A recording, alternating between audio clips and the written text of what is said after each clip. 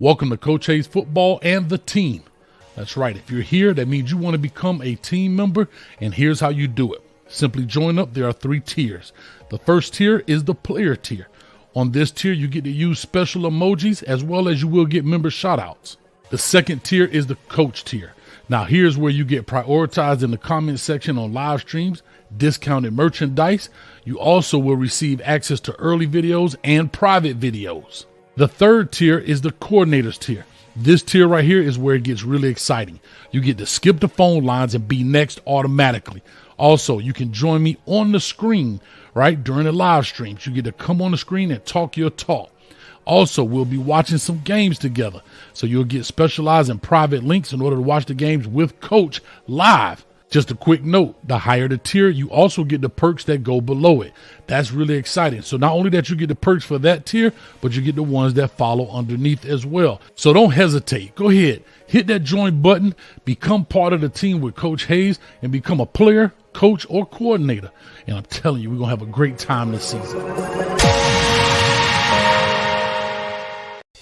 Sports fans are gearing up at Interstate Sports, your home for officially licensed fan gear. We have jerseys, custom frames, team signs, draft tumblers, and more. For every sports fan's needs, visit interstatesportsgifts.com.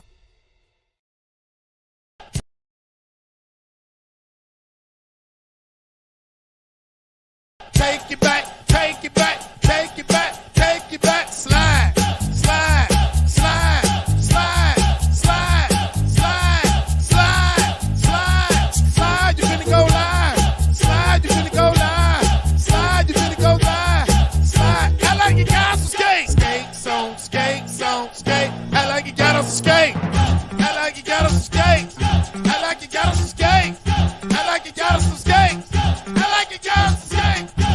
But the jet, let's pull off with you, slide ding, ride ding, dad ding, moving with you, drop it with you, time about the green light, let's go. What's up? What's up? What's up?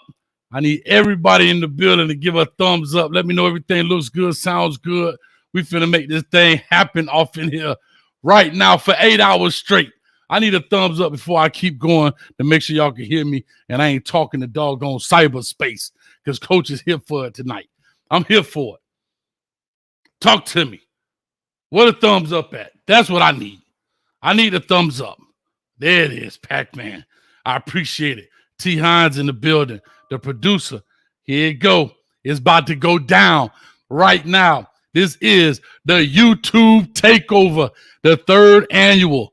8 hours straight sitting in this chair, making it happen. We bringing all of the great Miami Hurricane YouTubers on here. We got them all coming. We got Alex Dunno from Locked On Canes. We got Canesville coming. We got Miami Mayhem coming. We got Miami Flow coming. We got You Heard coming. You Talk coming. T2Y coming. Storm Warner coming, Hurricanes O and them, LJ and them boys coming. If you name them, they coming. And if they ain't get invited, that's Coach Hayes' fault. Come anyway. Hit me up and I'm going to send it to you. Everybody on his way. I'm trying to tell you, 8 hours. I'm doing a whole shift sitting in the chair. From 4 till midnight is on and popping for these Miami Hurricanes in the building. We got to support these boys. Coach Coop might be coming through. Ain't no telling. Huh? Ain't no telling. I'm ready up. All gas, no brakes. You're 100% right about that. And I'm going to tell you how fast I was moving, man. I'm talking about literally just sat in the chair, sitting at a red light. You understand me? Sitting at a red light, trying to make it happen. And I'm like, hold up, hold up, hold up. I got to make this thing happen because I ain't got time for it. I ain't got time for it. Get out of here with those commercials. I ain't got time for it. All right, here we go. I got to do this real quick. I got to get the chat up in here. Coach got a lot going on. Y'all just don't know, boy. It's tough. It's tough out here in the streets for old Coach right now. All right, here we go. Hold on. Let me put this back up here at the top. Whew. I'm super excited, guys. My Canes out there winning. All right, here we go. I got it. Get this crap out of here. All right. Whew. It's a lot going on. I don't think y'all really understand what's happening right now.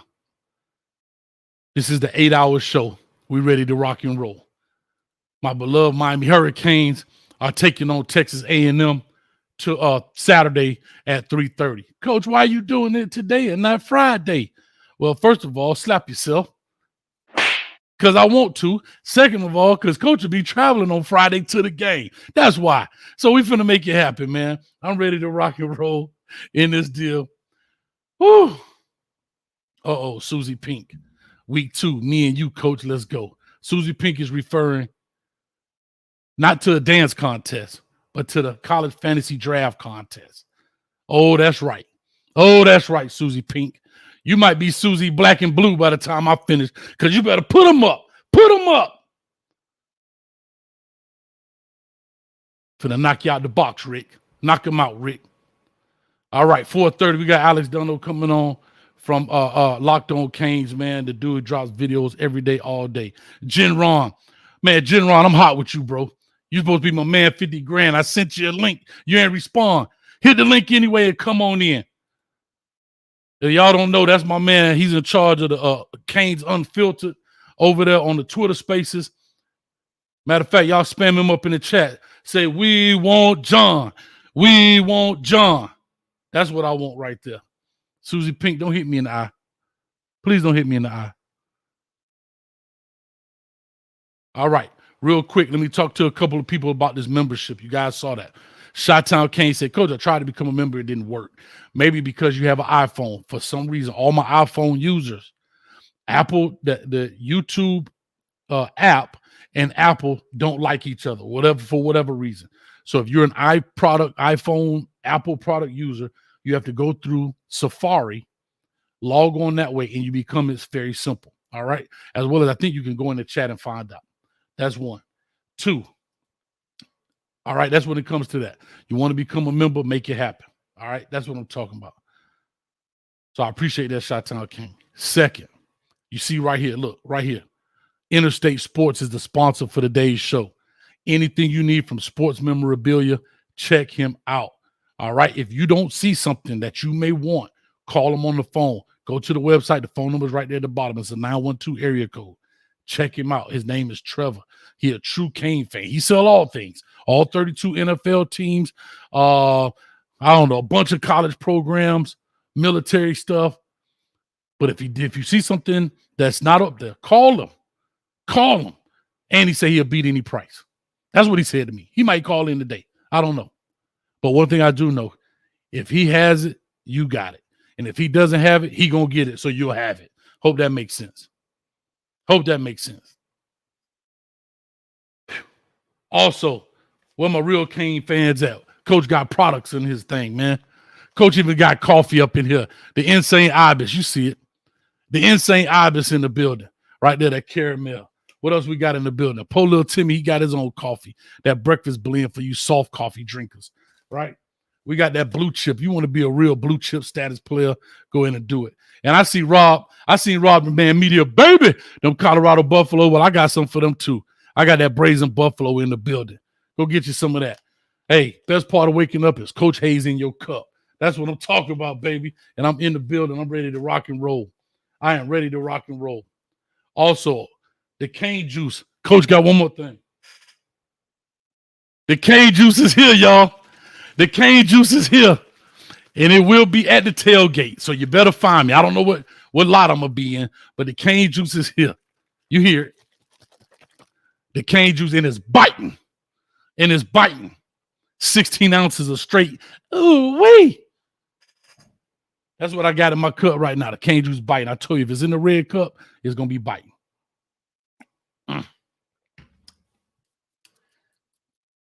I don't know if I can last 8 hours. Straight up. Hopefully I can. I know I will. I never let anybody down, and I ain't going to start today. My man V12 going to be in the building at some point today.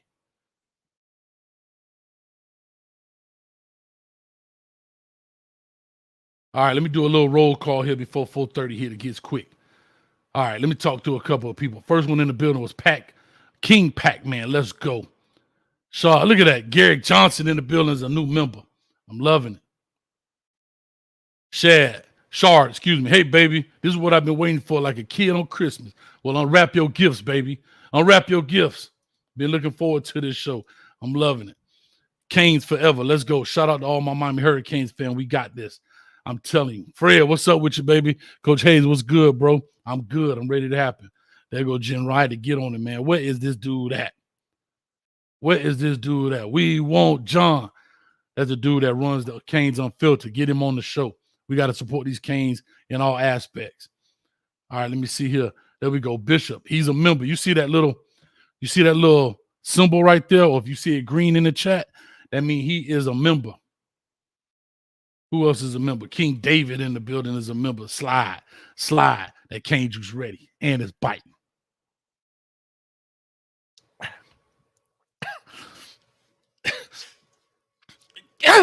Let's get it, baby. Cheyenne says they don't understand the Shamar thing. Seemed like shade from him. Hey, I get it. He on the other team. What are you supposed to say? Go Canes? Heck no. Slap that dude. I still love you, though. But hey, he on the other team. He's supposed to talk trash. T. Hines, the producer in the building. Shauna Boo. I hope that's a lady, because if that's a dude, like my man said in tennis, I can't be calling no man delicious. I ain't calling no dude Shauna Boo. Hope that's a lady. Shauna Boo, give me a thumbs up if you're a lady. If you're a man, get a thumbs down right away. Right away. Coach, what's the beef with the U in South Florida school players in school? I don't know. Maybe because everybody can't go to the U. Everybody can't go to the U. That's why. KC Kane fan. Man, thumbs up. Uh-oh. What I dot? Got Tanisha in the building. I see you. IMAX in the building. Coach Hayes in the team. We already talked about becoming a team member. Hit the join button. It's right down there. There's quite a few people in here. Dade County. I got to give love to my members. Dade County, where I'm from. Me too. How about that, huh?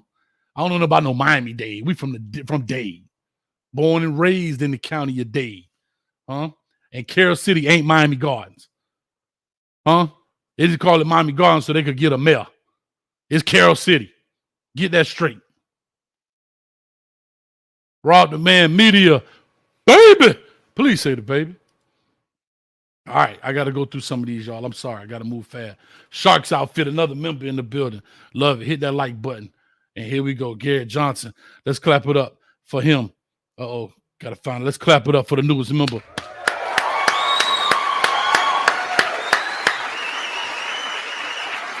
Newest member in the building. Warren Hills, can't wait for this show in the game Saturday. I'm telling you, it's going down. Coach going live. I even got my microphone. I'm ready. I'm ready to interview people. Huh? What you think about these Miami Hurricanes whipping on these dogs? Coach got his own microphone. Come on. Talk to me. Got my own. Man, y'all stop playing with me, man. Come on. Another member in the building. Brian Sanan. What's up, Coach?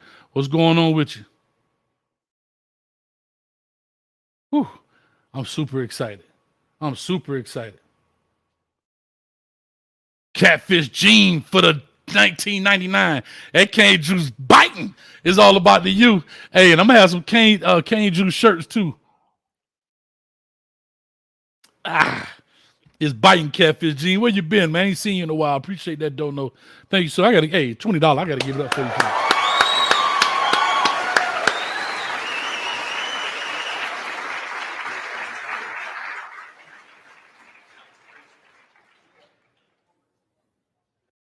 Slow Folks, CWO, another member. Yo, what's up with you? All right, hold up. I just missed something here. Did I miss it? No, it ain't come in yet. Hold up. Do I see Bishop? Hold up. Wait a minute. Wait a minute. Wait 1 minute up in here. Do I see something I ain't never seen before? Bishop Newkirk has gifted 1 membership to the channel. I appreciate it, and I don't know what it means. So Coach got to get on this game. Does that mean you gifted somebody a membership and I can give it to somebody? I don't know, but I'm going to find out. I got 8 hours to figure it out. So Bishop, thank you. I have no idea what it means, but we're going to find out. Thank you, thank you, thank you. All right, here we go. We rocking and rolling. Let's get into this deal a little bit. Coach has pontificated enough in regards. Shout out to E. Brown as he bloviates over his applesauce, his medicated applesauce.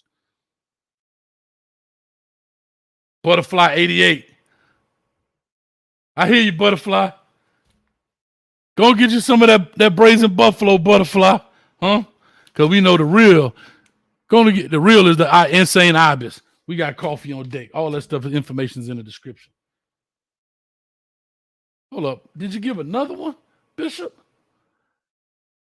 Smiley. Where have you been, Smiley?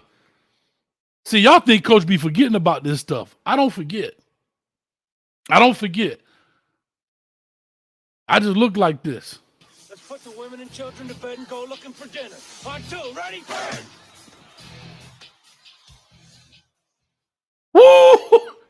I don't know what just happened, but somebody else just, Chris Young has gifted. Hey, man, I can't keep up. Chris Young was gifted. All right, here we go. God, I can't keep up, guys. So, Bishop, you've given another membership away. And Chris Young just got it.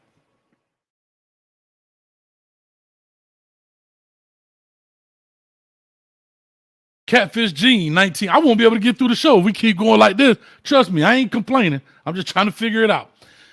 1999. Yo, Coach, let me know. I'll be the first to buy one of those shirts. You'll definitely find out real quick, boy. Appreciate you again for the night. Come on, man.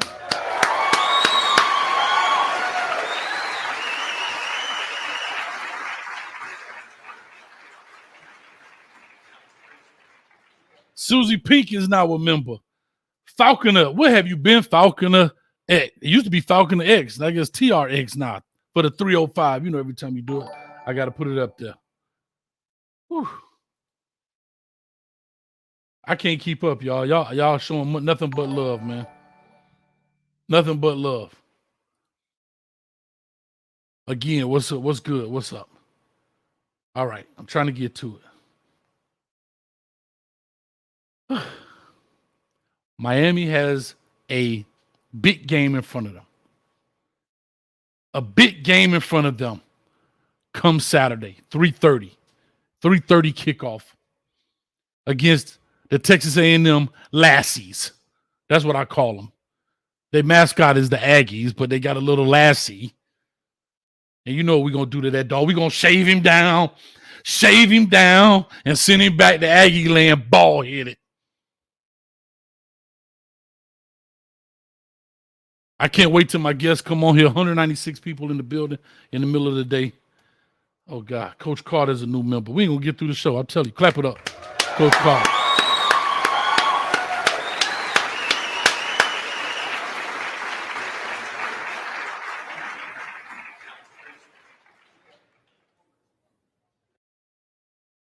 Oh, can't keep up. Chris Kane, another member, says, Old Yeller. Old Yeller in the building. And as you see, as you become a member, you can use all the different emojis. We got Mario screaming. We got the U symbol. We got the cane juice cups. Whatever you want. As we add more members, we can add more emojis. We'll go in the chat and let me know what you want later. But anyway, let's get it going. I can't get it started. I've been on here 19 minutes and can't get it started. The Miami Hurricanes got a big game against them. I watched Texas A&M's press conference with Jimbo Fisher. And he seems to know all of our players. He was naming them by name. He didn't say, that receiver looks good. He talked about Kobe Young. He talked about Tyler Van Dyke. He talked about the running game. He talked about Mark Fletcher. He talked about our players on first name basis because he know he better watch out. Because we ain't coming for you. The you is coming for you. Understands that.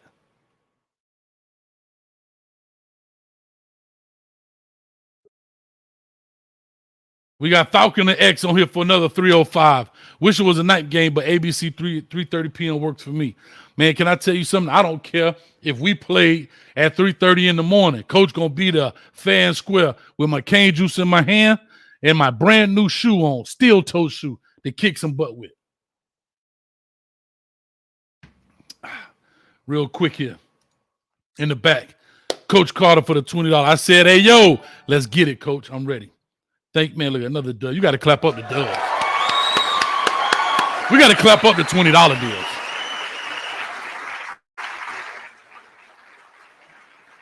All right.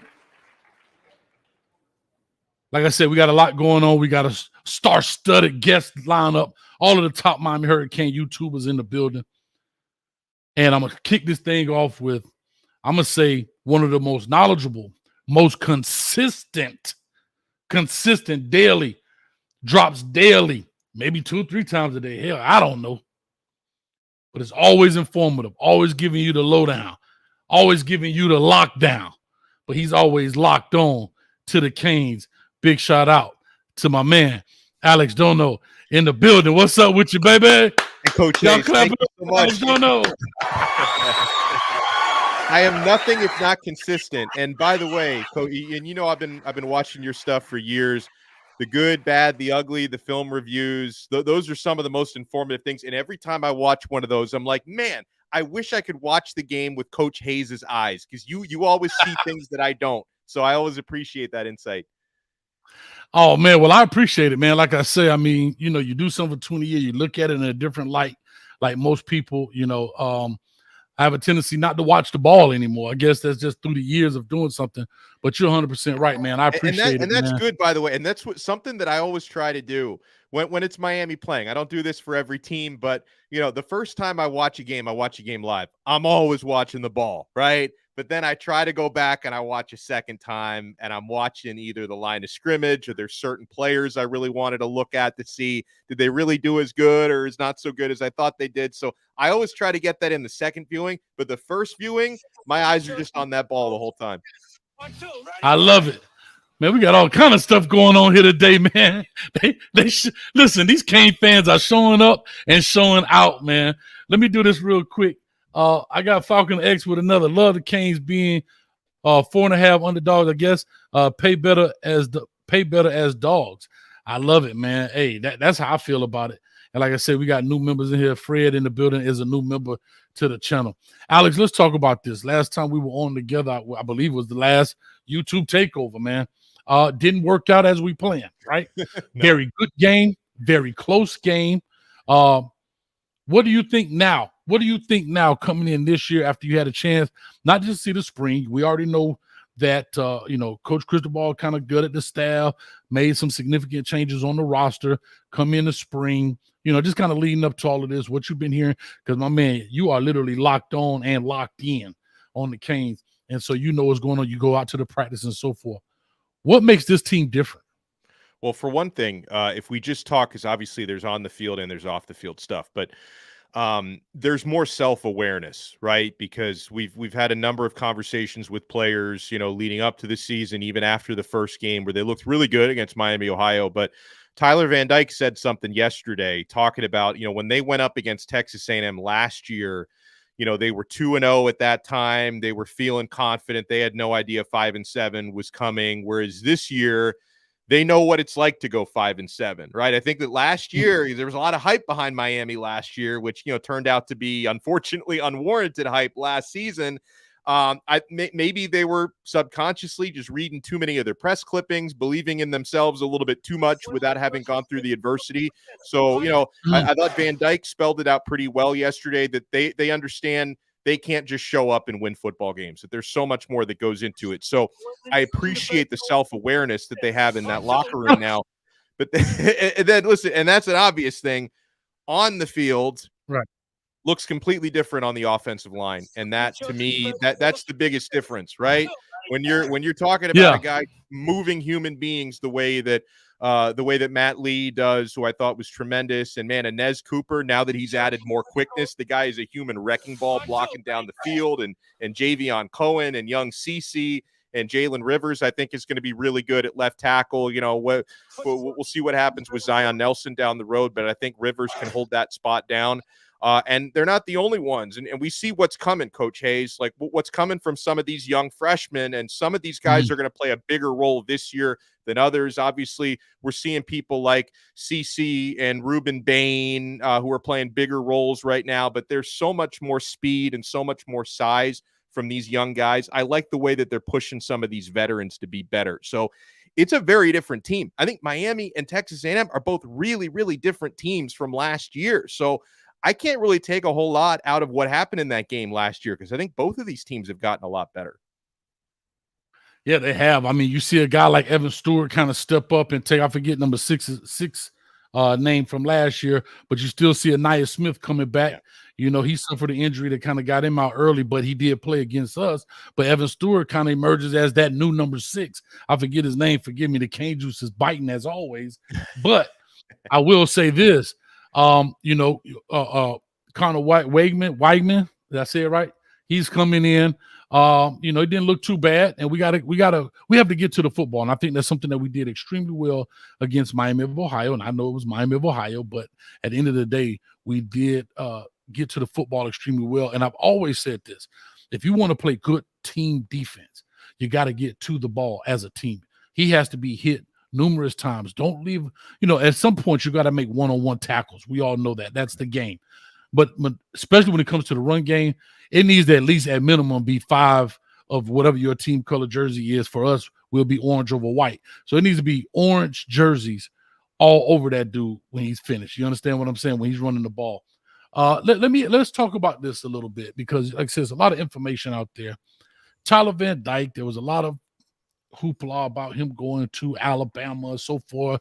He comes back and so forth. And I guess Coach Cristobal, I don't know if that's all just talking hoopla. I'll leave that up to the experts. But I'll just say Coach Cristobal did his job and kept him at the house and kept him here. What does Tyler Van Dyke have to do this year? Not just this game, but this year to woe over these top execs in the NFL to say he's an NFL caliber guy? Because we know what he did in 21. We know what he did in 22. I've always said this. Tyler Van Dimes in 21, Tyler Van Dam in 22. What is he going to be in 23? Well, I think for him, obviously, he's not going to wow anybody with his mobility. He can pick up a few yards here and there, but he's definitely not a dual threat quarterback. We know that. Every NFL scout already knows that. I think his ball placement is consistently good. I know a lot of people were talking last week, oh, did he have that much zip on his throws? He had like some tape on his finger. So, hopefully the more he throws downfield, because he only threw downfield twice last week. One of those got a pass interference penalty. The other one was intercepted, right? So he's going to have to take a lot more deep shots. So we're going to get a better idea how that finger and how that zip is coming from his throwing arm this week. But that's obviously something. And I've seen this guy put zip before. I mean, TV Dimes was hitting deep balls left and right in 2021. And a couple times last year, in the North Carolina game, he was hitting deep balls. So I know he's capable of doing it. And, I just think showing everyone this year, because it's easy for NFL scouts and GMs to kind of gauge someone's physical tools, right? Because you get to work these players out. They're going to see him presumably at the combine in some way, shape, or form. Right. So you can judge the measurables. It's fine.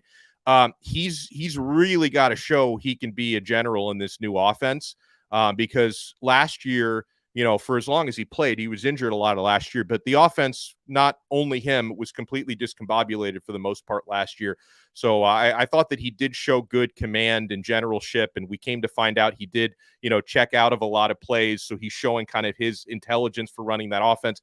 That's got to continue this year, because I think this is the type of offense that Tyler Van Dyke can thrive in. And then obviously, if you're trying to be a first or a second day pick, you're going to have to put up some stats. That's just how you get everybody's attention, right? We've seen TVD put up, high 300s. Even he was nearly 500 yards against North Carolina last year. So, we've seen him put up big stats before. Maybe those opportunities will be not quite as plentiful this year with how good the running game looks, but that's only going to make his efficiency easier. So I think if he can execute that offense and he can hit deep shots consistently again, that's going to be kind of the case he needs to make, that, he can be someone that NFL teams are going to look to be drafting in April.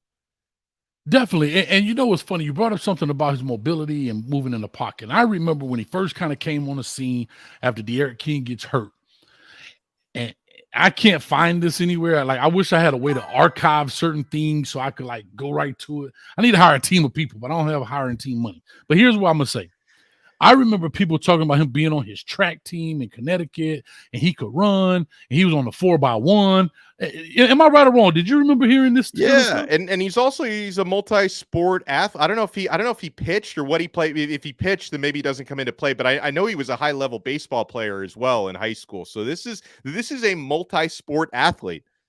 And so what baffles me, I guess, is one of the biggest things I think people say is that he's not mobile. And I'm like, where did he lose that? Because coming in, again, we're not saying he's Ja'Cory Brown level of athleticism, but he's not Dan Marino either, right? Like in that sense, right? Where he just stuck back there because he got rods going through his Achilles and everything else and getting his knees drained at halftime. But I'm just saying, like, I remember him running the one up the sideline. I forgot who we were playing. Like, he has some ability, and it seemed like all of a sudden it's like, my feet are stuck in concrete. And I think Tyler Van Dyke has that. I think he definitely has more mobility than what we're used to, but subconsciously, I think sometimes we make comparisons to guys when a new guy comes on the scene that's very athletic in a Ja'Cory Brown, right? In that sense. So we make those kind of comparisons to say, oh, well, he's not mobile.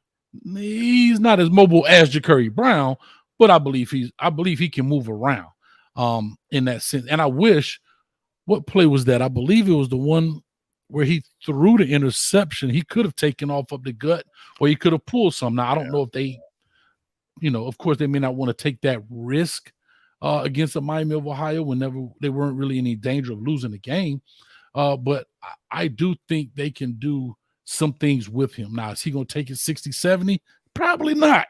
But he could definitely take it 6 or 7 to keep the chains moving, if that makes sense. Yeah, no, I agree with you because I remember, especially, going back to 2021, maybe we saw it a couple times last year, but we didn't really see a whole lot of positive yards last year, period. But yeah, I can remember there were these games in 2021 where like Van Dyke got on the move. He starts running upfield. It's like he's not moving very fast, but they're still not tackling him. So he's got a little quickness. He's got some elusiveness to him, when he goes to that. So I don't know. Maybe we'll see more of it in a game like this week.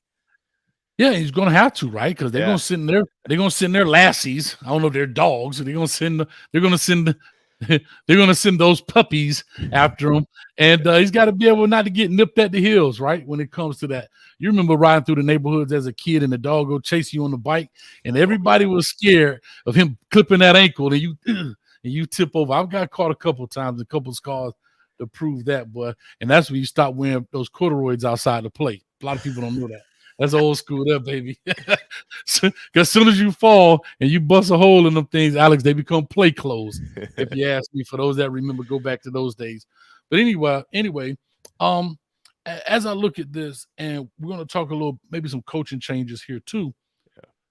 But the offensive line, we know that's Coach Cristobal and Coach Mirabal. They're the best of friends. That's their baby. What do you take from what you saw last week with Francis Maui Goa? Francis Maui Noah, now I'm hearing it's not a Goa, it's Maui Noah. So I hate getting people's names wrong because I just feel like it sounded disrespect, so I always try my best. So Francis Maui Noah, starting as a true freshman, 17, 18 years old, whatever he is, and holding his own. Do you think he's going to have some challenges this week in going against a Shamar Stewart and some other big-time names, knowing that Texas A&M has put some linemen out into the league? Yeah, they're going to try because I'm sure when you look at this matchup as a defensive coordinator, you say, okay, they've got a true freshman starting for them at one of the most important positions on the field. I know it's not the blind side, but right tackle is still really darn important. So they're going to test him, like guaranteed. They are going to try to test Maui Noah, and up to this point, I know that.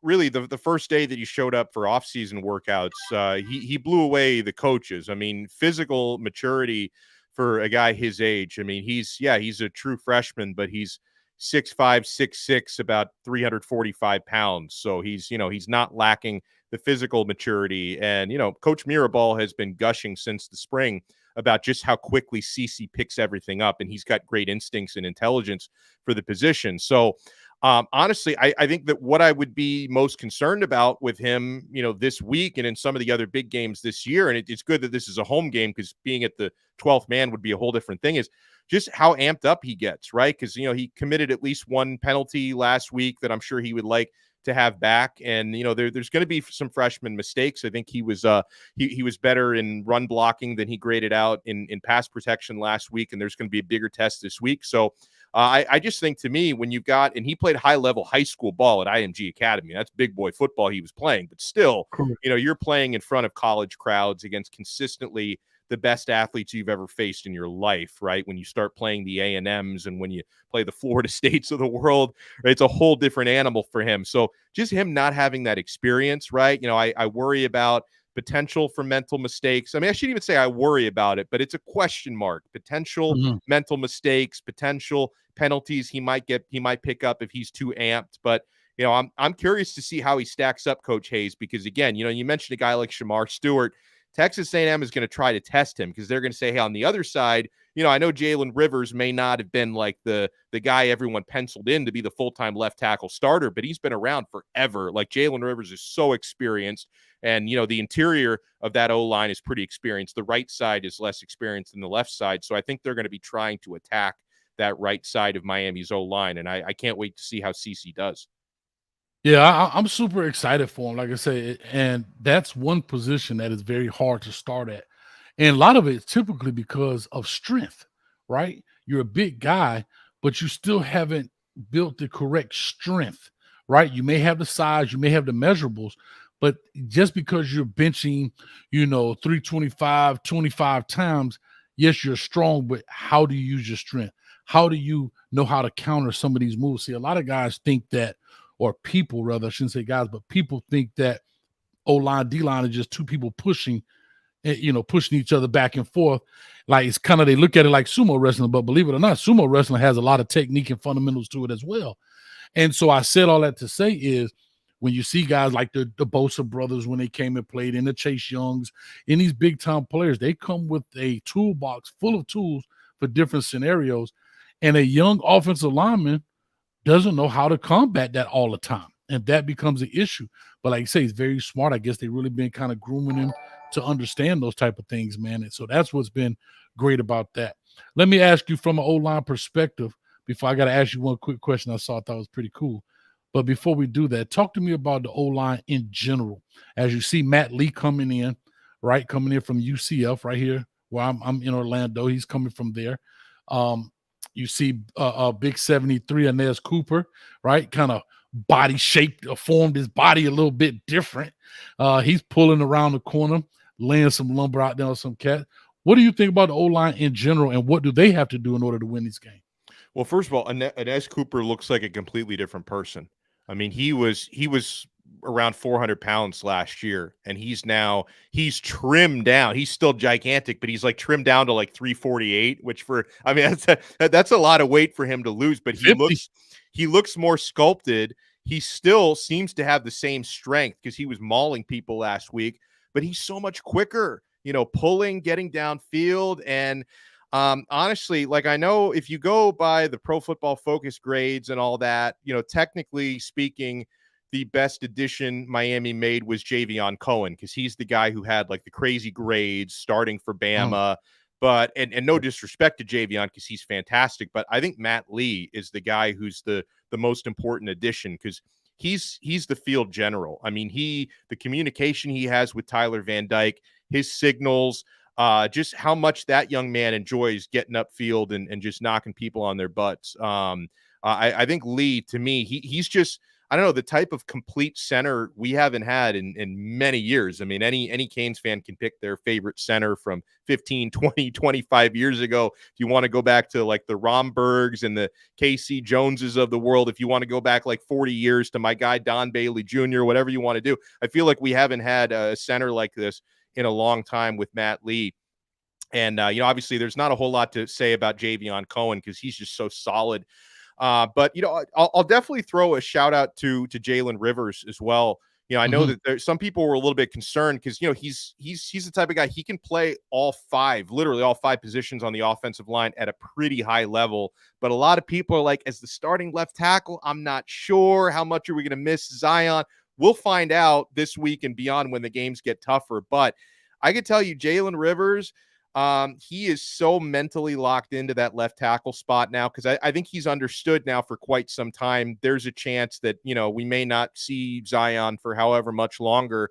And, Jalen kind of had to mentally prepare to be the starting left tackle. Still was doing some cross training, but he even talked about, during fall camp when we spoke to Jalen about how, his strategy for kind of losing weight in order to be a little bit more mobile and get accustomed to playing left tackle and the amount of mental reps he's worked on playing on that side of the field. He's really taken this transition seriously. And again, like I don't know if he's like a 5th-year junior or a 6th-year junior, because that COVID year, I can't keep track of anybody's eligibility anymore, but he's been with the program for like 5 years now, Jalen Rivers. So his experience, he looks fantastic physically. And I think he's doing a fine job at that role. And then the most important thing is Coach Hayes, when it comes to an offensive line, these guys have to play as a unit. Like, they have to play as one. And I think they showed me that the first week, right? And again, against Miami, Ohio. But I even felt like, I watched Texas A&M against New Mexico. I didn't feel like their O-line was maybe in as much sync as Miami's was the first week. So, for as bad as that O-line was last year, and at one point they were down to just 5 scholarship guys on the O-line, but as bad as they were last year, so far, I think this year's group, they're just meshing together a little bit better. And I hope that stays the same way because, Mirabal and Cristobal have great track records over the years with offensive lines. So I have no reason to believe this one's not going to be, great like the O-lines they used to have at Oregon will be. Yeah, real quick, man. Gonzilla for $4.99 says, this is where Zion Nelson's absence is puzzling without knowing the full story. Unfortunate. It's time to get tight ends blocking and releasing, and I'll get into those guys in a second. But for Zion Nelson, I heard there's some kind of degenerate knee thing where it's bone on bone. I don't know. I'm not in the training staff. But I hate it for players like this. I hate it when this happens to them. Because he's probably been doing this since he was 5, 6, 7, 8 years old. Hell, even if he did it when he was 10 years old, right? That's 13 years. I mean, I want people to really understand the scope of what it does to play this game. If this young man has been playing this game since he was, let's say, 7 years old, okay? It's 2023. That means he's been doing this game for 16 years. See, people don't put that in perspective, right? I mean, putting a helmet on for 16 years. Bro, that's half a retirement right there. Just to get to a place where your longevity might be 3.5 years. Yeah. I mean, think about the sacrifice you put in, 16 years of something. And I started at 7, 8. Some cats been playing since 4. But anyway, you think about this, man, and you go somewhere to try to play this, and then these type of things happen, and it's like, golly, bro. You're not here to question, and you believe in what you believe. However, I know for him, mentally, it's got to be tough. He was projected as a first-round pick and all of that kind of stuff. You go out with this injury, and it's just tough, Alex. Yeah, and just to kind of piggyback on something you were saying, I don't know the full extent of his injury either, because they keep that stuff pretty close to the vest. I had heard something similar to what you were talking about, Coach Hayes, and I know whatever it was, I think he had some kind of a setback probably during the offseason, because I know the timetable for him just kind of kept changing, right? Where maybe a few months ago there was optimism he'd be ready for the start of the season. Clearly he wasn't. I also we haven't been able to watch practice in a couple weeks now since fall camp ended, but I did notice there were some fall camp practices where he did have pads on and was doing some warm-ups but not full team drills. So like he's making some kind of progress, Zion. So I'm hoping for him, and I'm praying for him that he can get on the field, because it's not, I can be selfish and just want my team to be the best they possibly can be, but I also need to think about him, because this has been, like you said, his life playing this game, and he wants to be able to play it at the next level as well. So I hope Zion can get right. I appreciate the fact that the depth on the offensive line is getting so much better that, you're able to plug and play a guy like Jalen Rivers who can do the job pretty well. And then Coach, it's only a matter of time before the pancake honcho is ready to get on the field more consistently. He got a few snaps out there last week, but I mean, you're watching your left tackle of the future. And, for him, a little bit more of an adjustment than there was for someone like CeCe Maui Noah, because Maui Noah, he played IMG Academy, right? He was playing national powerhouses several times per season, whereas Okunlola, the honcho, he comes from a smaller district in Massachusetts, Thayer Academy. So I think just the adjustment from the college level from the high school level to the college level is just a little bit bigger for him. But at some point, Pancake Honcho is going to be ready to be the starting left tackle of the future. So past, present, and future. Well, present and future, I should say, not so much in the past. Miami's offensive line depth is in a much better spot. Very much so. Let me get to this question right here. Appreciate you, Gonzilla. But if somebody brought this up, I thought it was interesting. I got to ask you. Hold up. Here it is. Tattoo Terry, I remember, says, Donald's hat says Italian Stallion. Talk to us, man. There's a story behind this. Yeah. So, really, really great dude who I hope he gets some opportunities this year. Michael Perino, who's a walk-on running back, works really, really hard on the scout team. He got some reps in the spring game. Young man he's up from the New York area, New York Italian family. My father's from Italy, so we have that whole Italian connection. And, over during the spring, I was able to have Mike Perino on for an interview, and I spoke to his father as well. And then I went out to the spring game. His father, they had these hats printed up because they call Mike the Italian Stallion, and his father gave one to me, and I've been wearing it off and on for the last 6 months. I freaking love it, man. And I want my guy Mike to get some opportunity. Well, not too many, because again, we want that starting backfield to be healthy. But whether it's special teams, whatever it is, I want my guy Mike to get some opportunities this year. I love it, man. So that takes me a great segue into the running back room, right? And as we talk about injury, we know we have a guy named Javonte Citizen who suffered some injury. Apparently, there's still something there. Again, we know Coach Cristobal keeps things tight to his vest when it comes to injuries, but there's still something there. In so far as the injury world, in my opinion, I don't know this to be factual. Haven't talked to anybody, and even if I did, I wouldn't spill the beans. But he's another young man that I say to myself, okay, didn't play last year. Unfortunately, fingers crossed, if he doesn't, now he's 2 years removed from taking a snap. You know what I mean? Like a live snap. And it's like, and he was such a highly touted guy coming out. I think we flipped him out from LSU, I believe, if I'm not mistaken. Because he's LSU, he's a Louisiana guy. He's a Louisiana kid, yeah. Yeah. So, I mean, and it's almost like, man, did somebody sprinkle something on me, to keep me out of here? But and he's the one that threw up this U. So I got to give him a fresh slap. Slap him up. He threw up the Utah U. Oh, and no, not I didn't see that. Oh, yeah. When he committed, he did like this. When he committed, he did like this. I'm sure I saw that then. I must have blocked that. I was probably so happy he committed that I blocked that out of my memory. Yeah. So I had to go ahead and slap his hands down and say, hey, man, we the capital U. That's the lowercase U. Get that crap out of here, man. But no, anyway, we just said that to be being funny. But, yeah, he's another guy like that. Don Chaney gets a fourth string go in the game last week, I believe. A lot of people look at things for what they are for face value and don't really look at the strategy behind it. Shout out to Ellen in the building, the producer. What's up, baby? So, and I saw that work made you late. Hey, this is your job.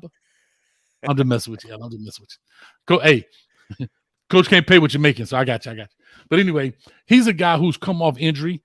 And people are like, oh, he's fourth string? Well, you have to remember, they're easing him into this deal. They don't want him to go and take a brunt of these things. He's had some problem with the injury bug. You want to make sure the bug is still not around. And, man, did he look good on that one run, cutting it back, pulling through a tackle, got behind the shoulder pads, and punched it in.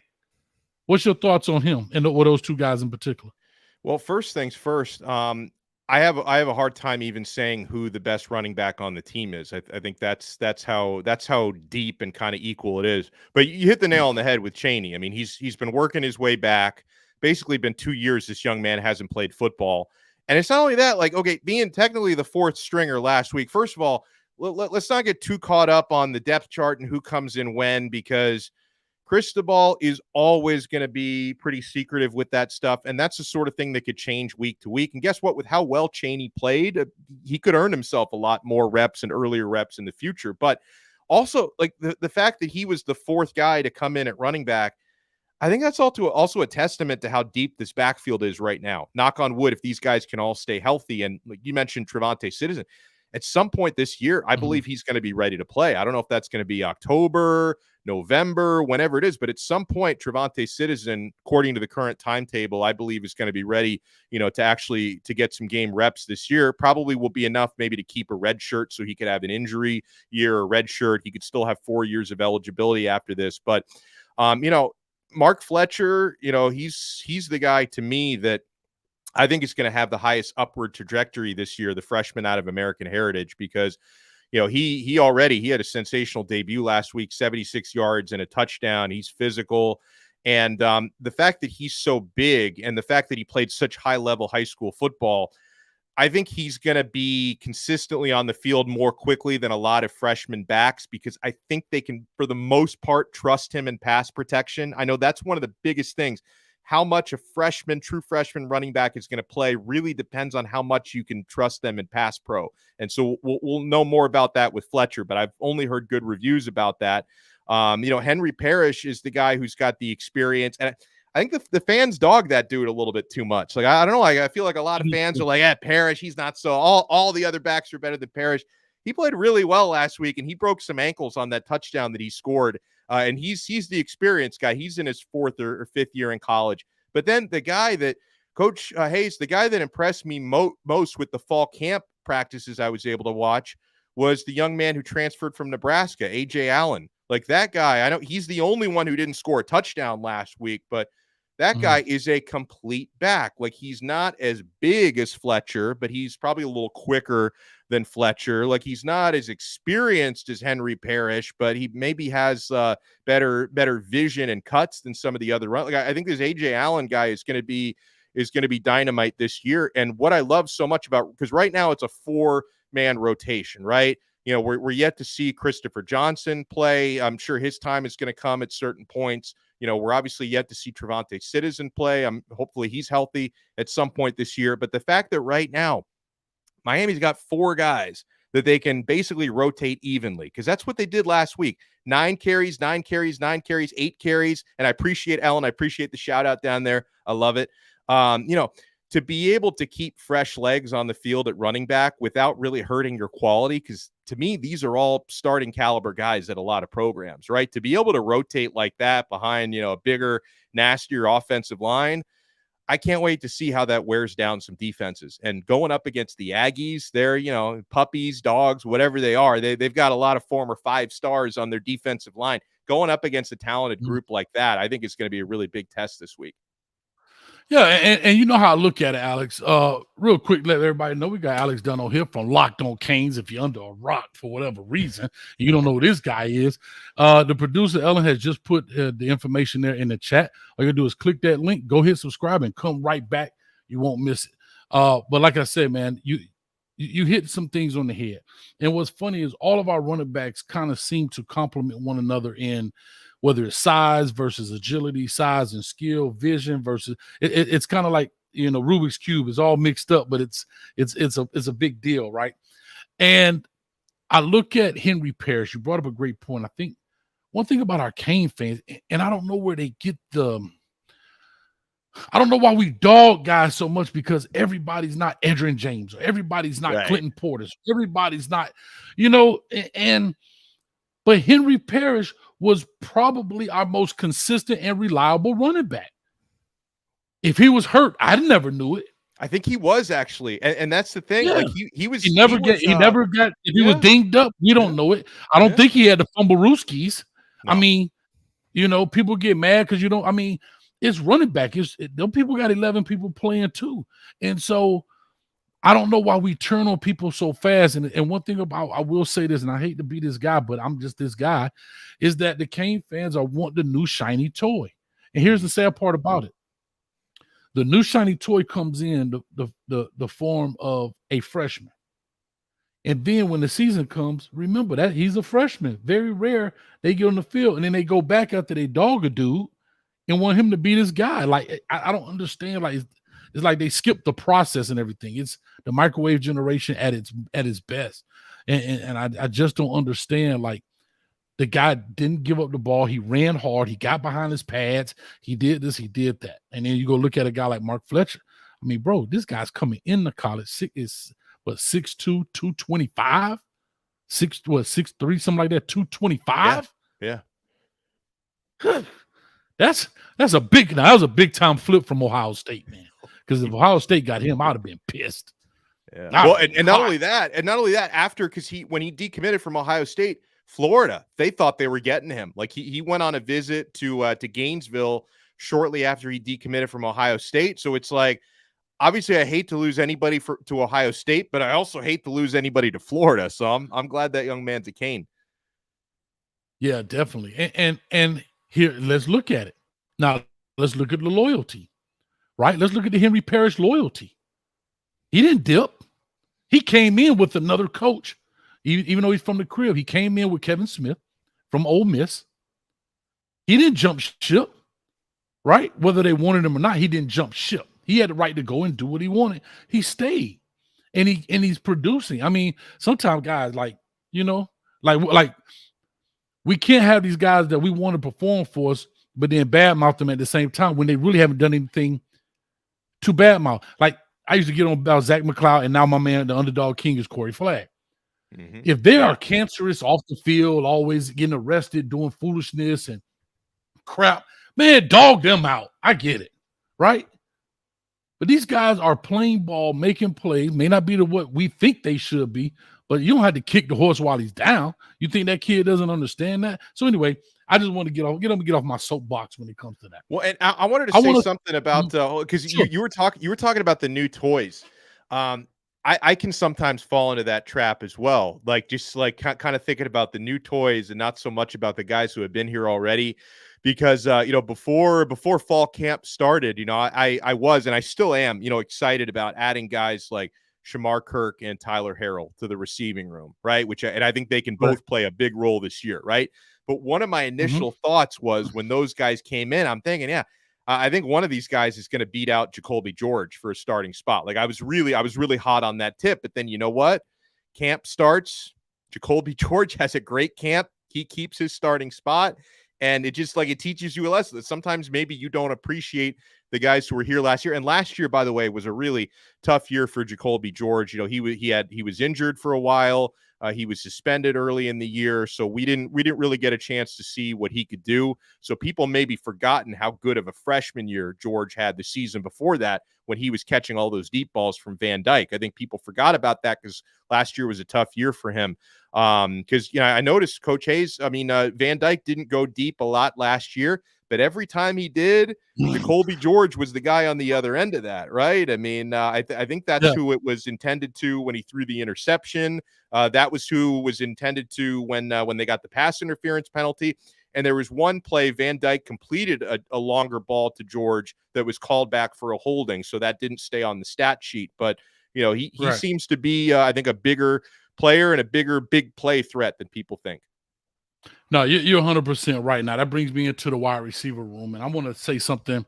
I was on I think it was a space or a Discord, and I was talking about, there's been a lot of talk about Tyler Van Dyke in love with Xavier Restrepo and his roommate, and he's got to do better. And I've always made this thing here, Alex.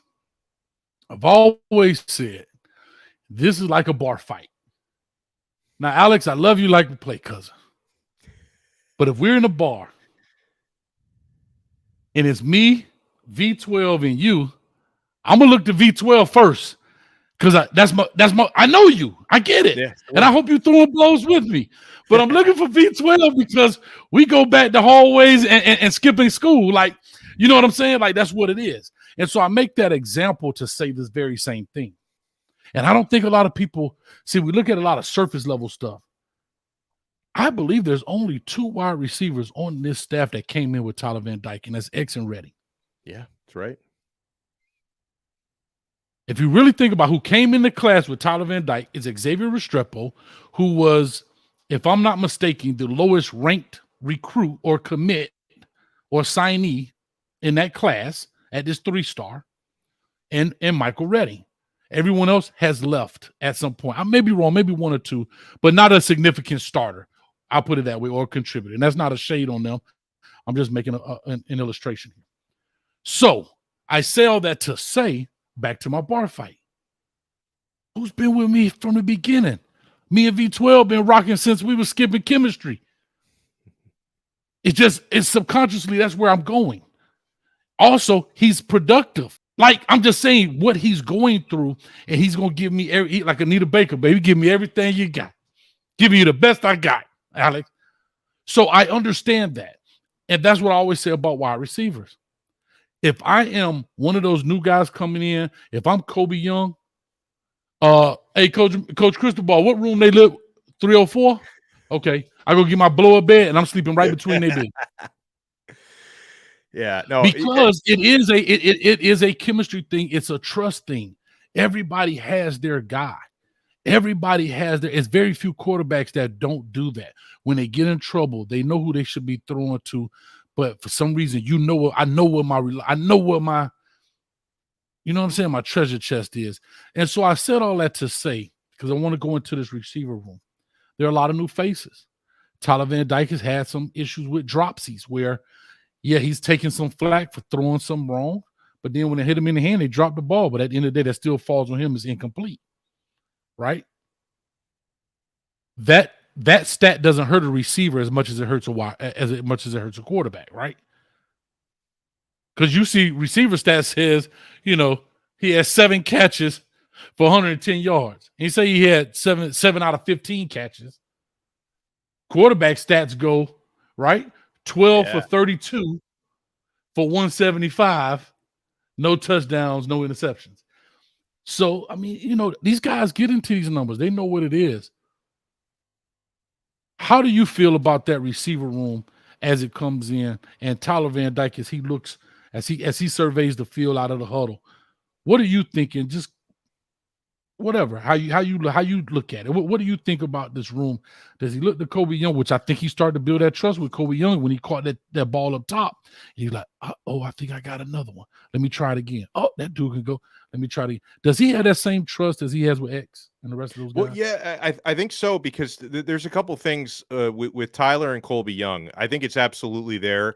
Now, Colby didn't play the entire second quarter last week because he was getting treatment, yet he still was Miami's leading receiver. And I would imagine if he played, and by the way, the second quarter when Colby was getting treatment was the worst quarter Miami had offensively. And I don't think that's a complete coincidence. I think him not being on the field at that time affected the game, and he probably would have had 1 or 2 more catches at least had he played in the second quarter.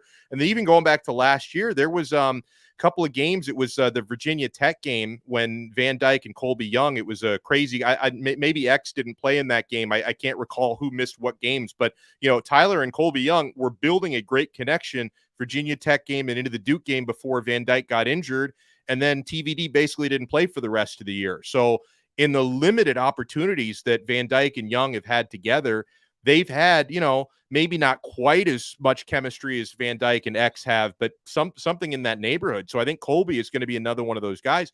I'll go back to what you were saying about Restrepo, in that, I couldn't have said it any better than when you talked about the V12 thing and how these guys go way back in their roommate. I could have said that any better myself, but you also said something important there, that Restrepo's been reliable, right? I mean, he's not had the dropsies that some other Miami receivers have had over the last couple of years. He's been the most dependable, one of the most dependable players on offense when he's been healthy. He's also very dependable on special teams. So when people wonder, like, man, don't we have somebody a little faster to catch punts and kicks?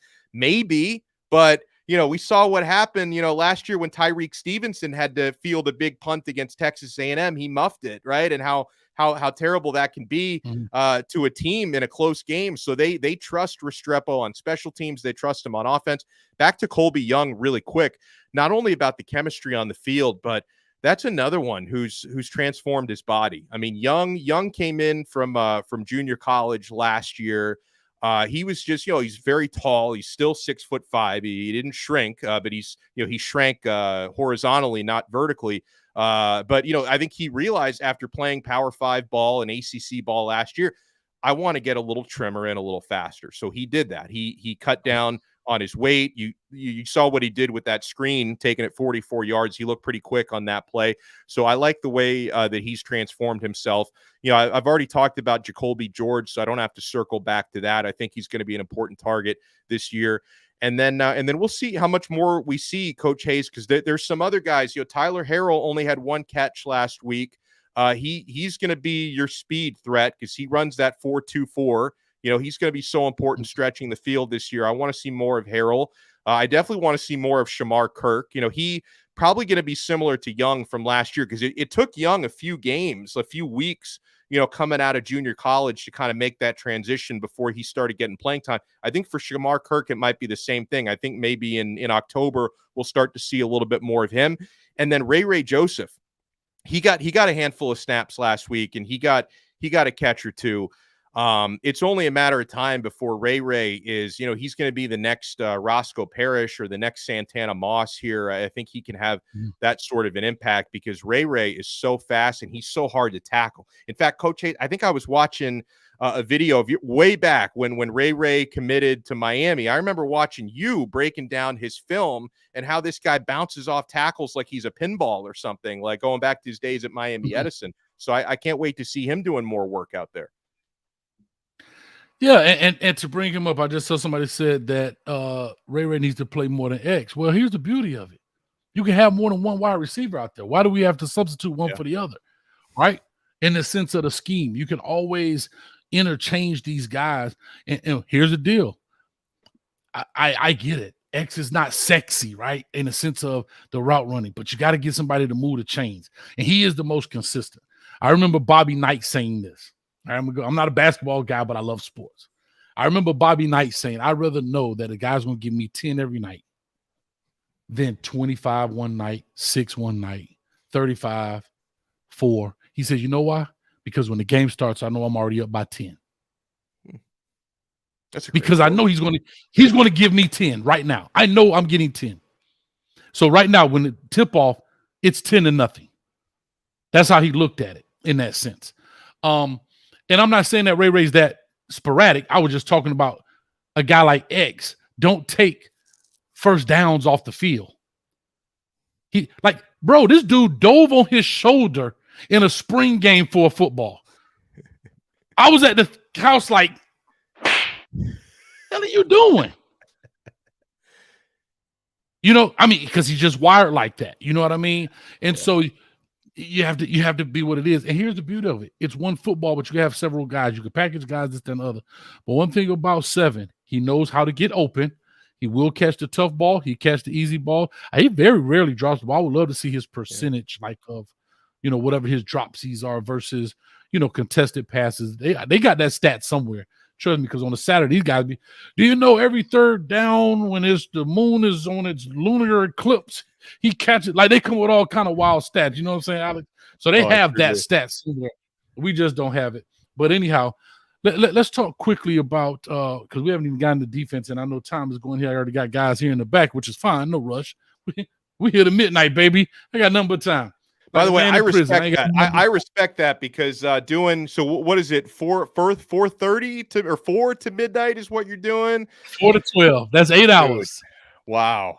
And you're good. And I know I wish I could stay with you the entire time. I do not have the sort of endurance that Coach Hayes has, but I know later tonight I'm going to be putting this on around 10:30. You're going to have the same energy you have right now when I'm half. Still rocking, baby. Listen, well, when you leave, just put me in your pocket, man. Turn me on and stick me in your pocket, man. And I'll be riding right there with you. Wherever you go, I'll be with you, man. At least till midnight.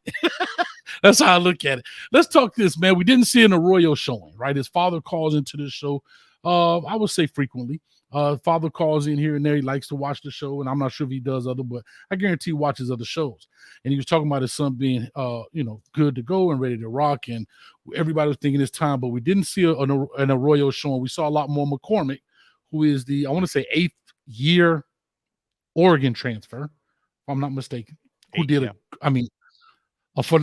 he did a phenomenal job blocking. I can tell you that. Now, I don't know if his hands made of concrete when it come to catching, but I know they made it concrete when it come to blocking, because he was rocking some cats out there, man.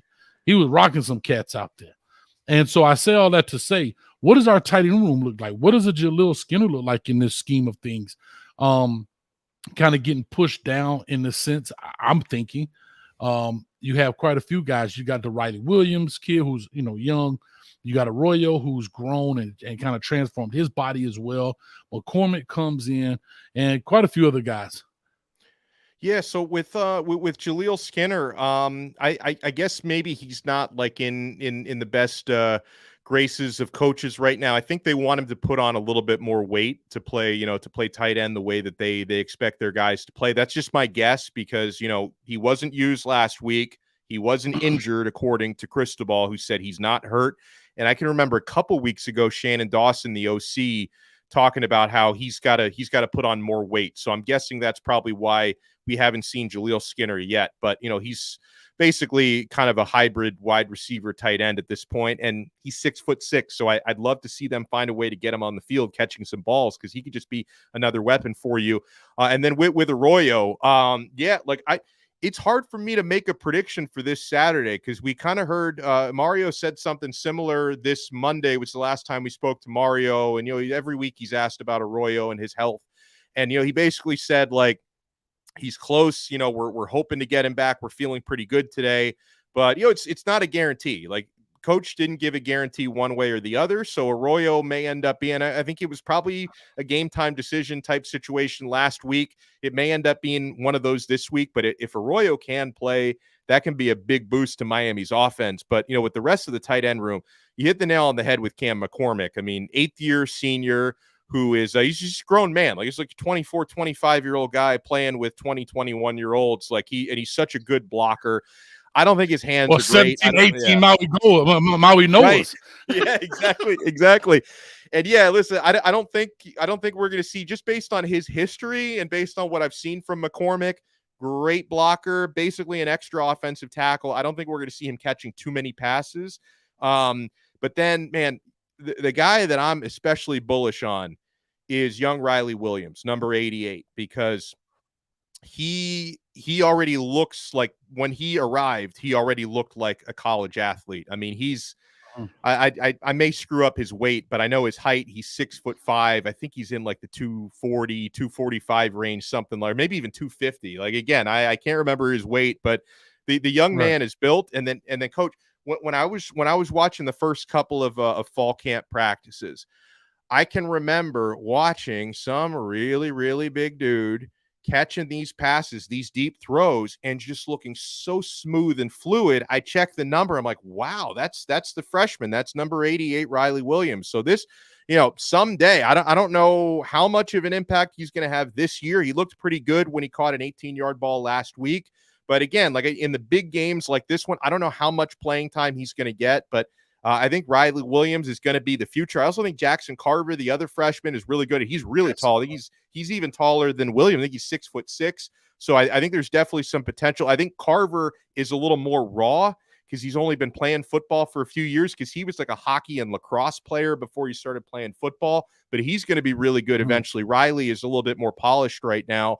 And then, to me, it's like, even if you don't necessarily have like 5 tight ends who are rotating in the big games, if you can at least get like a 1-2 punch, with Arroyo back healthy, because they're being very careful with him, I think is what they're doing. They don't want to risk, re-injury or anything like that. But if you can have Arroyo and McCormick, and then maybe mix in some playing time to a third guy like a Jaleel Skinner, then there's no reason why Miami can't have one of the better tight end rooms in the country, because like the talent is there. It's just about getting everybody healthy at the same time and kind of getting everybody, getting everybody in the good graces of the coaches at the same time. But the talent is there. Yeah, it totally is. And like I said, I understand why you do things the way you do when it comes to roster management and putting guys in. And here's what I want to say here as we rock this deal in, because we kind of talked about offense, and I guess I'll just stay on it here. But a lot of people have to understand this. When you don't see freshmen early, you have to remember there's several things happening. And I need you to confirm something for me if you can or cannot. But anyhow, I'm going to ask that later. But you have to remember they have 4 games. You may see a showing in some guys and maybe not. you have to try to manage this thing properly because injury is inevitable. And what you don't want to do is burn a guy's red shirt because he played 4 games at Miami. I mean, 4 snaps at Miami of Ohio, Right. and that became his 5th game. Yeah. Right? That became his. I just call it what it is. Ja'Cory Brown is a perfect example. We burn a kid's red shirt because he plays in a game where he took 2 snaps to run the ball. I mean, I'm just calling it what it is. And I think the Hurricanes learned from that. That we burned a guy's red shirt so he could run the 3rd and 1 play. And we lost a whole year off of this dude, and he wants to, according to Canesville and Footballville Street and them guys, he wants to learn how to play the position. Mm-hmm. So now he's in a pickle because it's like we're trying to keep his red shirt so he can have another year when we could have did that last year. Yeah.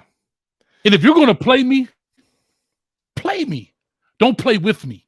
Meaning, if you're going to play me and you want me to go in and play, let me play the rest of the 4th quarter where we're up significantly against a Bethune-Cookman, right? 70-13, where it's clearly out of hand. It's clear, meaning the score is out of hand. We clearly got this win. Don't put me in there for 3 plays when maybe somebody gets hurt. And now I played my 5th game and now I burnt my red shirt because one of those 5 games I did 2 plays. That would piss me off beyond pissed offtivity. And I don't even know if that's a word, Alex. It is. Like, now. I'm being real. Like that's real. So here's what I want you to confirm if you can. The reason I brought that up because now we know in bowl games, a lot of players don't play. And that would have become a lot of these players' 4th game. So see what I'm saying? Yeah. Where they've played 4 during the season, and now because player, not X as in him, the variable X, decides not to play, now you have to put me in because there's nobody else. Now I played my 5th game, now I lost my red shirt. Yeah. So here's now the question. I heard this, and if you can't confirm this, I can't say this is actual or factual, but so what I heard was because coaches complain so much, they said bowl games don't count towards your 4 games. Ooh, I don't know. I don't know the answer to that. I heard that today. Huh. Okay. Because I was having the same conversation with somebody, and they were telling me because coaches complained enough, the NCAA said, well, we're not going to penalize guys because your roster kind of gets gutted due to kids not wanting to play in the NFL. I mean, play because they're getting ready for the NFL draft. I don't know that to be actual or factual. So please don't Twitter me to death. Don't take this as a snippet and say Coach Hayes said. No, I'm asking because I don't know. And if you don't know, I totally get it. I understand. Yeah, maybe, and this is going to be a shot at my own team that I love so much. Maybe if Miami had played in a bowl game last year, I could have learned that if that's a policy or not. But I don't know, man. Now I want to look into it because it would make all the sense in the world, because like you said, there's just going to be a lot of guys who are going to opt out for the bowl. Even like some guys who are probably not going to get to the NFL, but maybe think they're going to get to the NFL are going to opt out for the bowl game. So yeah, to not have to burn a red shirt. But going back to what you were saying about Ja'Cory Brown, it's unfortunate he couldn't preserve the red shirt last year. It seems to be the objective this year is to not only redshirt Ja'Cory Brown, but to also redshirt Emory Williams. It's a great plan. It only works if Tyler Van Dyke stays healthy, though, obviously. Correct. Right? Because if TVD can play in all 12 plus games this year, I mean, let's just say 12, because maybe the bowl game doesn't even count. But if Van Dyke can play in all 12 games, then you need somebody to come in. Obviously in the Bethune-Cookman game, you're going to have to play more. You're going to play more than one quarterback in that game, I would hope. But you should have plenty. You got 8 games between the 2 of those guys, right? Emory and Ja'Cory, 8 games between the 2 of them. That should be more than enough because I think Miami's better this year. I don't think they're good enough to blow 9 of their opponents out to where they're going to need a second quarterback. So I like the plan. And I think probably people maybe read in too much to Ja'Cory not playing last week. Now, first of all, obviously Emory Williams deserves to get some opportunities because the young man looks great. So he looks, and he went 3 for 3, had a couple of big boy throws out there last week. But I know a lot of people are like, wait, they went with Emory, not Ja'Cory. That means, they must hate Ja'Cory and he's no longer the second team He was lined up as the second team quarterback in the warmups, Coach Hayes. So I think what's happening there is for as much as we all love Emory Williams, I think in the back of the coaches' minds, they know if something does happen to Tyler Van Dyke, Brown's going to have to be the next man up because he's got experience that Emory does not have. So why would you throw Jakari, who's trying to redshirt? Why would you throw Jakari Brown out there to play a few snaps against Miami, Ohio, when you're potentially going to need him in some bigger games this year and try to keep that redshirt? So to me, that, again, I'm not taking anything away from Emory Williams, who looked great out there, but I think that was as big of a reason why Brown did not play is they're trying to redshirt him this year. They're also trying to redshirt Williams, but you want to save Jakari's 4 games for ones that probably matter a little bit more because of its experience. I totally agree. And like I say, when you see that, a lot of times we take things for surface level value for what it is and not really understand the strategy behind it, right? Oh my God, Emory Williams has jumped Jakari Brown. I don't necessarily think that's the case. There's, like, to your point, they're saying, hey, look, we're here to manage this thing properly. I think we mismanaged it last year, right? We did a bad job. I just call it what it is. We put the young man out there. And big shout out to Falconer X. I'm sorry, I keep calling Falconer X 305. We got to go 305. He only donates 305. So good. So pissed off Tivity, you are a vocabulist. I'm a vocabulist, if that makes sense. You know what I'm saying? So, that's where we are. So I say all that to say this, Alex, you're 100% right that sometimes we see it for what it is. Odell says the NCAA has issued a one-time blanket waiver to allow football bowl subdivision players who are redshirting to play in the postseason without counting against the 4-game limit. Wow, that's great. So hold on, you got to put disclaimers. So Odell J, if this is factual, you got to, because you can't say yeah. So we're taking this at face value to what you're saying. So technically, they could have 5. Well, I will say, unless Odell J happens to be, maybe he's a lawyer, but if he's not a lawyer, it looks like he cut and pasted that from hopefully a very official. So, like, if he cut and pasted that from an NCAA press release, as it seems like he probably, unless maybe he's the attorney who drew it up, I don't know, but he probably cut and paste. There, you Googled it. All right, there you go. Because that's got to be a cut and just the language there. That's got to be a cut and paste job. Yeah, definitely, man. Real quick overall, before we go ahead and push on, got the other guests here in the back. Not rushing you off by any means. 429 people in the building. Thank you all so much. Oh, man, this is great, man. This is the U-Tube Takeover. We've done an 8-hour show. We already been in for 1 hour and 22 minutes and 43 seconds. We got to go all the way till midnight, baby, and I'm here for the games. Let's talk about this last piece. Shannon Dawson comes in, offensive coordinator, coming out of Houston, if I'm not mistaken. We know we got it off with really the recruiting staff, except for Mirabal. We moved Coach Stephen Field off the field into, a recruiting role, and we upgraded one of the analysts or whatever from Oregon as the tight end coach. What are your thoughts as Shannon Dawson comes in? Do you like what you see? Are you okay with it? Do you want to see more? One of those surveys, sometimes, always, most of the time. What do you think about this if you had to fill out this survey? I definitely want to see more in games, right? I mean, listen, we've only had one game, and the Red Hawks were giving the Hurricanes pretty much everything underneath, so there wasn't really a lot of need to throw the ball deep downfield, and the running game working the way that it was. So and Dawson admitted it, they didn't use many of their plays. Like, I think they used a very small percentage of the playbook. So I definitely would check off the wanting to see more box, but up to this point, the players seem to legitimately like Dawson. I mean, I know players are always going to say, yeah, our new coach, he's great. They're always going to say that. But you can kind of tell when the players are just saying that because they have to, because that might have been the case with the guy that was coaching the offense last year. You could tell that these guys legitimately, they enjoy playing in the Dawson offense. And Tyler Van Dyke, to him, he seems to feel like it's a breath of fresh air, that this is something that's going to suit his talents better than the Josh Gaddis offense from last year.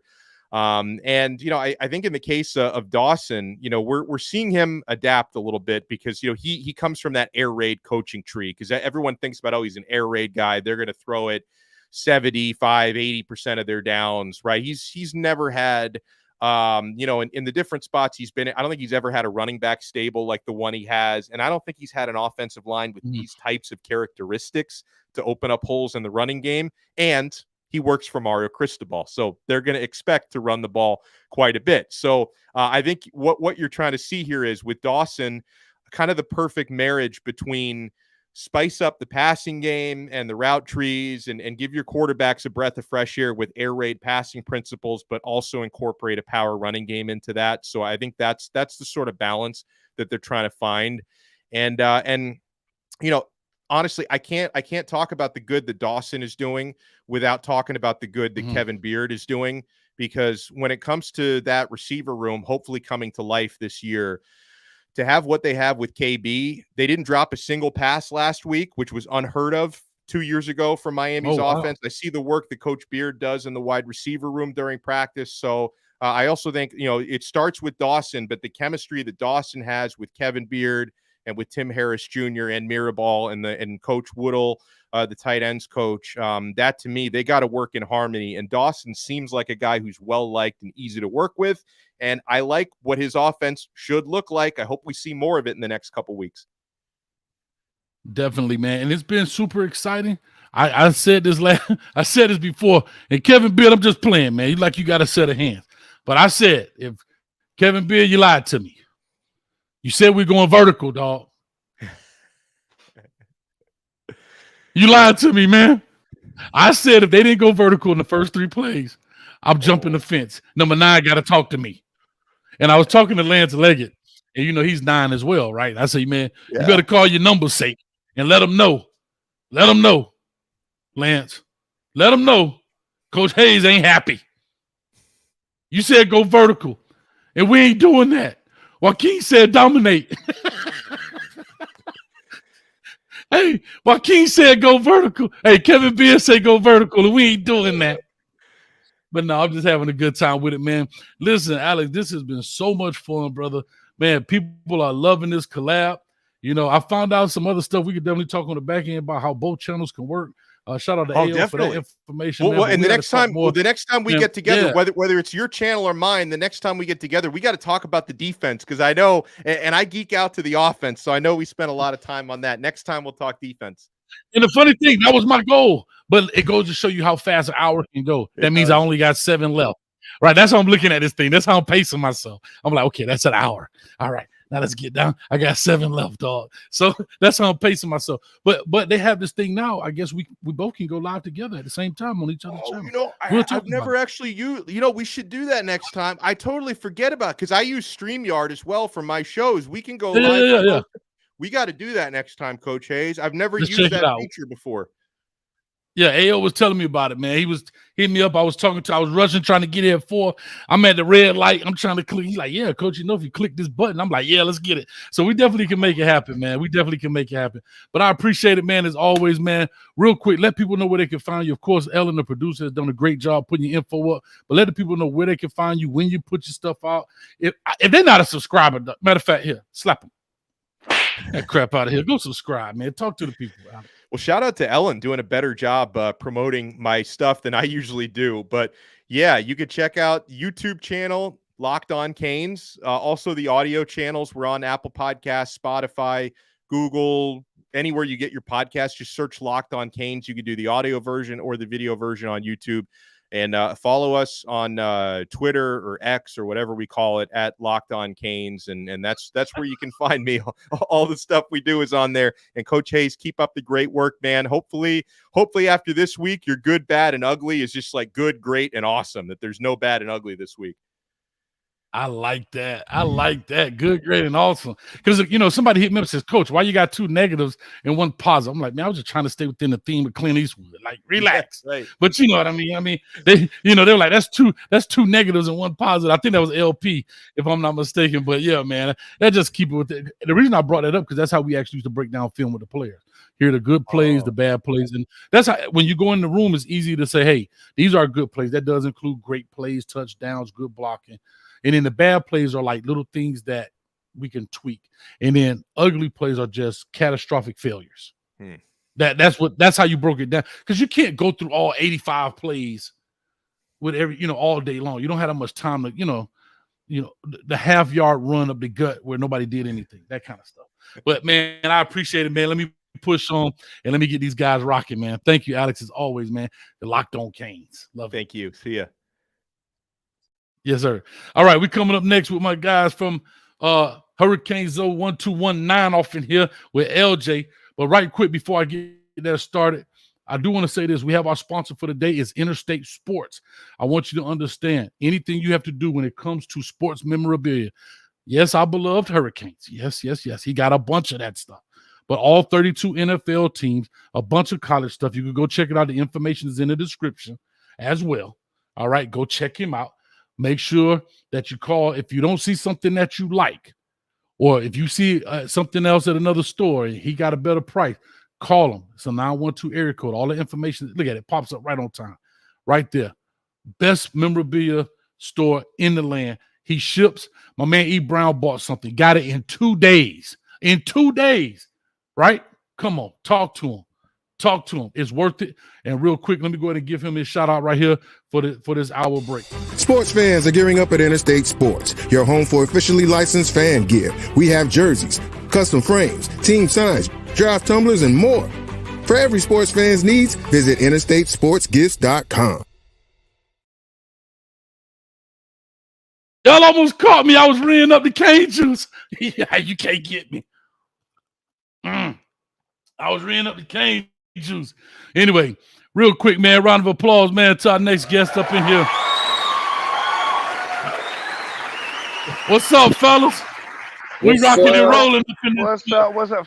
First off, I'm gonna give a shout out to me, the best Miami Hurricane YouTube out there, you, Coach Hayes. But I'm gonna give a shout out.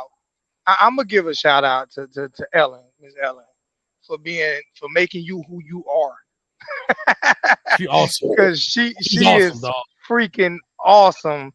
Ellen, I love you to death. Keep doing what you're doing. If it wasn't for you, it wouldn't be no Coach Hayes. It'll be a Coach Days. You know, I'm just mad. Hey, I love you, both, man. But you know, Ellen, shout out to you, Ellen. Love you to death, man. And Coach Hayes, what's good? What's really good? I got my co-host in here with me, LJ. What's going on? What's really good? I'm good, man. Listen, man, we got Zoe. I know you've been on a little hiatus. I know you've been doing some things, man. I reached out to you. I always say, Coach, I'm in there like swimwear, bikini style. Always. Especially for you, Coach. You weren't supposed to respond to this. You're supposed to be like, Coach, not the bikini, Coach. But anyway, we in here. I'm getting in shape, Coach. I'm getting in shape. I don't know. I might be in the walk. I might be in the walk with my shirt off in about 2 more years.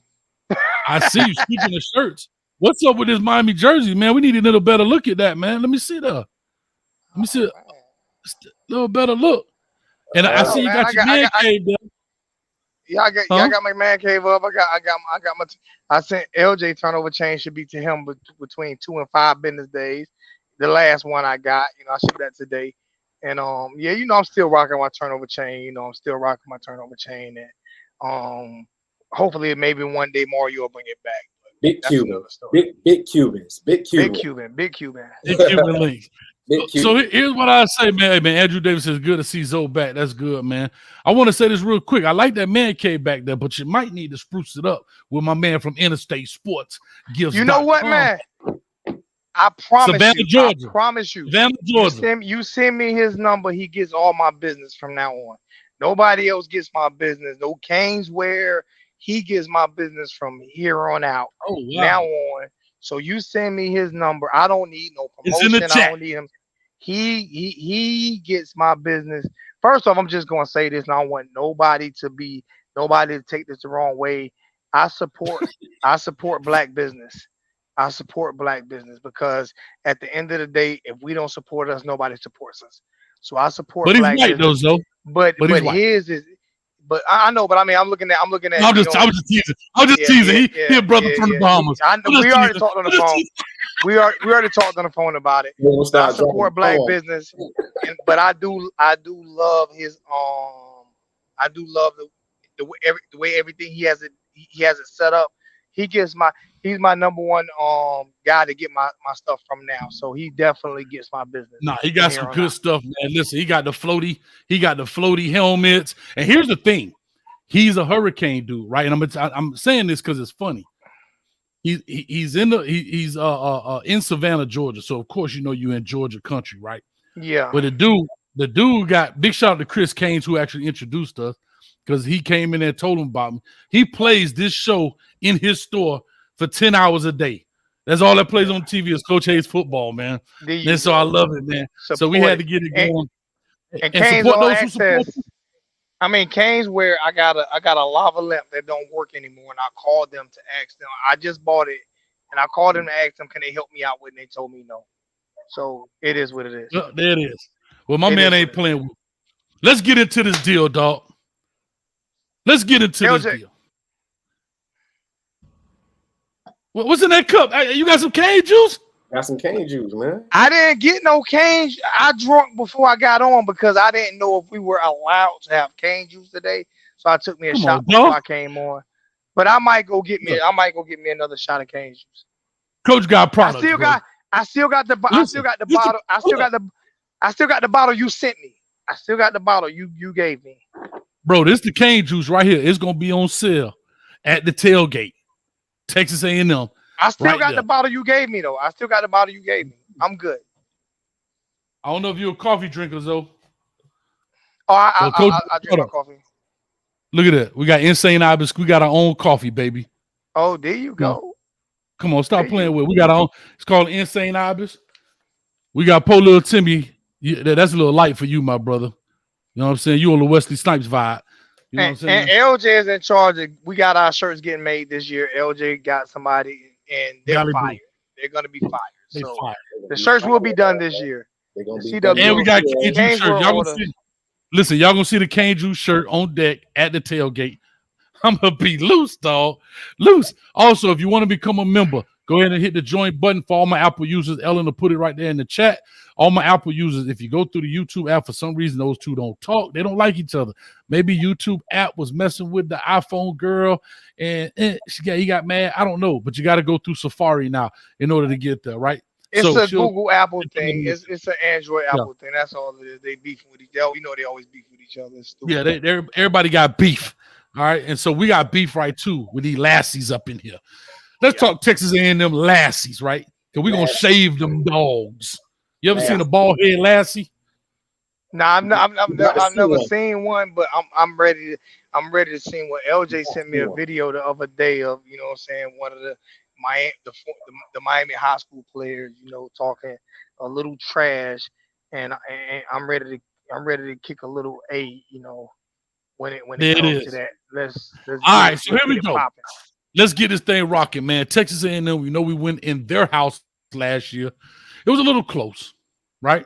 I think it was a couple of mishaps out there in the building. We talk about the punt with Tyreek Stevenson. He drops it. Woo, woo, woo. But remember, they dropped one as well. We got to get to it. But it's a new day, right? A new day, baby. A new day. So with this new day, let's go back a little bit in time. We know Josh Gaddis, the Charlie Strong, the Kevin Steele era. Mario Cristobal goes in. He guts it. He gets rid of several players. I kind of talked about this with Alex Dunno from Locked On Canes. But I want to get your take on it. He comes in, guts it. Shannon Dawson comes in. Lance Guidry comes in. We bring Kevin Beard back, Miami Hurricane great. Of course, Jason Taylor gets promoted to the ends guy when Wright leaves and go, I think, to the Texans or wherever he went. We bring in quite a few people, okay? Let's talk defense since we kind of talked offense last. What did you say something real quick? Like, what did you see last week? Go ahead. I'm sorry. Can I say something real quick, like about offense? I'm get this little tidbit real quick. Like, all black lives don't matter for Josh Gaddis, and it is what it is. You know? This guy. So that's fine. That's fine. But he's gone. We're gonna treat Josh Gaddis the same way we treat Manny. No, but we're gonna treat Josh Gaddis the same way we treat Manny Diaz. Because if we go back there, this is what I got to do to you. I'm just going back last year. I'm just going back to last year's game. I just felt like, you know, if we're gonna compare last year's game, this year's game, I think it's gonna be a better game. That's all. Well, this is what I'm gonna tell you. If we bring up Josh Gaddis or Manny Diaz, coaches. Back in the days when I was young, I'm not a kid anymore. But some days I wish I was a kid again. Back in the days. There you go. Them days done. So my Yeah. question now is, after you see Miami, Ohio play against Miami, Ohio, yeah, we know they didn't open up the playbook. Yeah, all of those wah.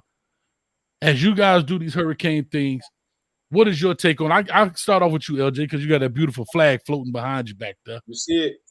Talk to me, man. What's your thoughts on defensively going into this game? What did you like defensively from the Miami Hurricanes? If you had to say, name your top 2 things you saw. Top 2 things I saw was getting to the ball and tackling. Yeah, it was gang tackling. I saw a lot of gang tackling, pursuit to the ball. I saw a lot of high energy like snaps. It wasn't nobody lagging, too much lagging. But those are my top 2 things. But it's definitely more. It's definitely more to this week than last week. That's all right. Well, we're gonna add to it. Zoe, what were your top 2 things you saw defensively that just stood out, and you can't use his 2? So make it your 3 and 4 if those were your top 2. My top 2 things, offense, defense, is actually easy. They seem more prepared. They just seem coached up a lot better. They just seem more prepared. There wasn't the lackadaisical effort that happened last year. I don't think they took, even though, like you say, we didn't see a lot of offensive plays and defensive plays. I think the plays that they did, they did very well. It just seems as if they were coached. They were coached up, and they were just more prepared for this new coaching staff. That's what I take away from it. Yeah, and I can say this, right?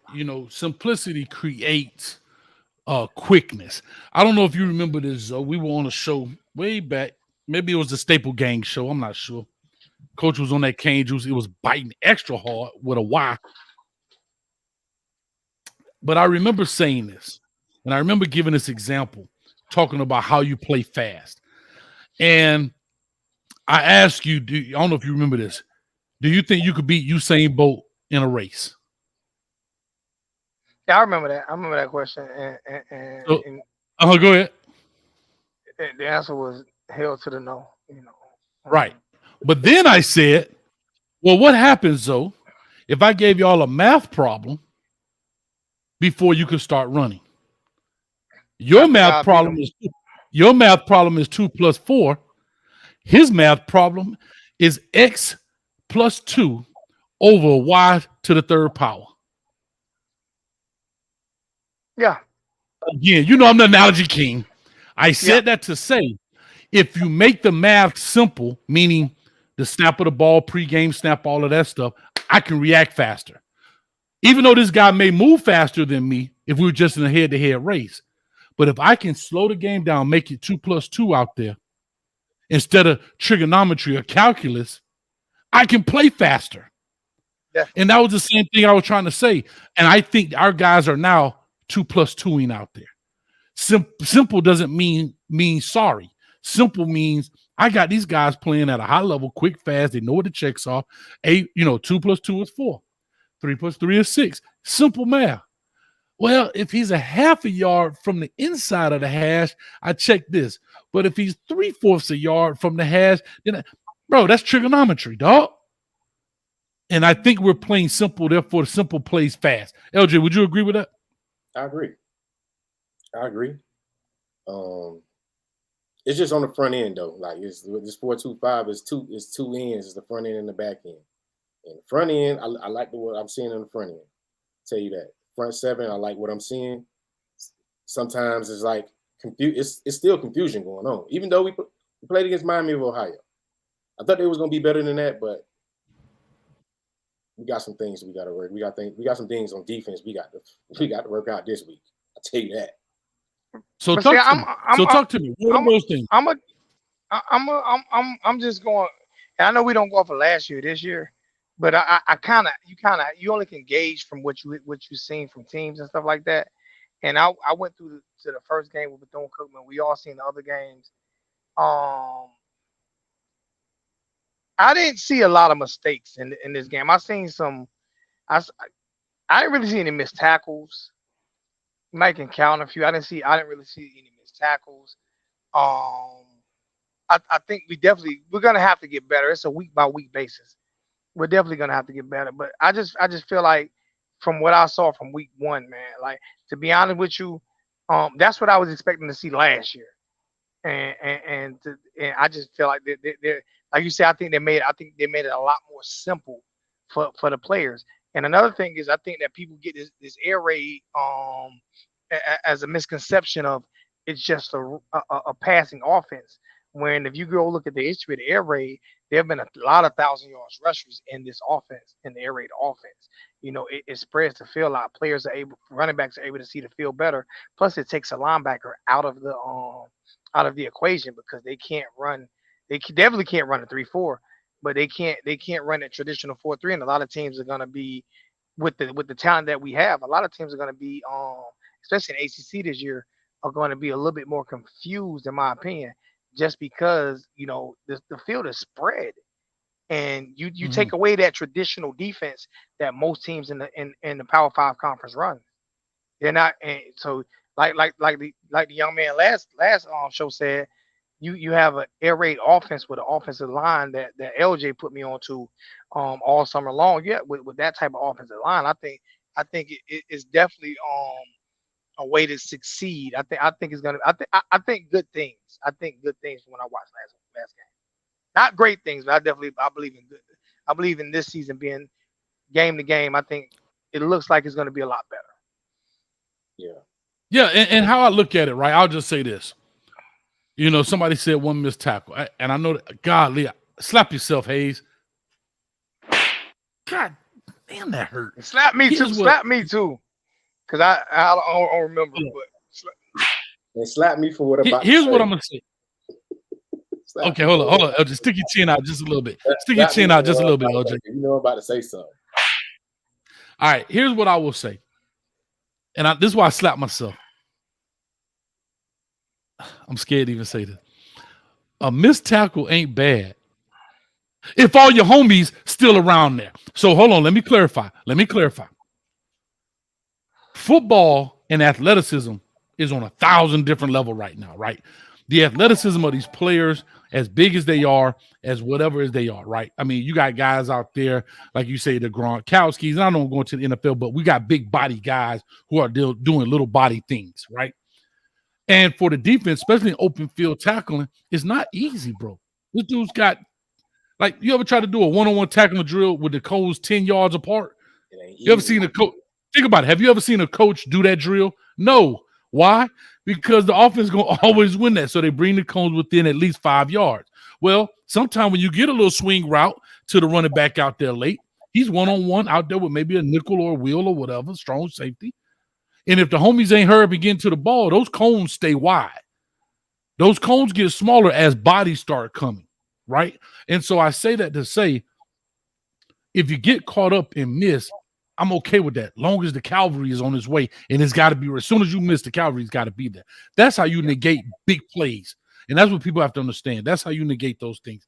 So that's why I slap myself, be honest with you. I slap myself but Coach Hayes said it's okay to miss tackles. No, that's not what I was saying. I was just saying that if you miss it, long as you trust the homies are there, right? And you got that vice tackling. Hey, I went on the inside leg, he and gave me one, but I know that Cam is coming this way, or I know that one of the Brown brothers is coming. I'm okay with that in a sense. Also, somebody said we only had one drop pass, which is big. Here's what I'll say. Here's what I will say on defense, and then LJ, you can take your slap and you run on with it. The only thing that I don't like, I have to be honest, is the drop back end as much as I saw it. I saw it quite a bit. And what I believe what was happening, I'm not here to try to spill the beans about the Canes, but I think you were trying to create a 3-4 on the run. What does that mean? I don't line up in a 3-4, but I created on the run. And what that simply means is typically when you saw that drop back in, that's back old LeBeau, right? Who created the zone blitz where you bring two and you drop the end off to this side. Well, what they were doing was still bringing maybe three. We'll have four on the line, bring three, but then drop this golf to create a 3 down front on the run, as they call it.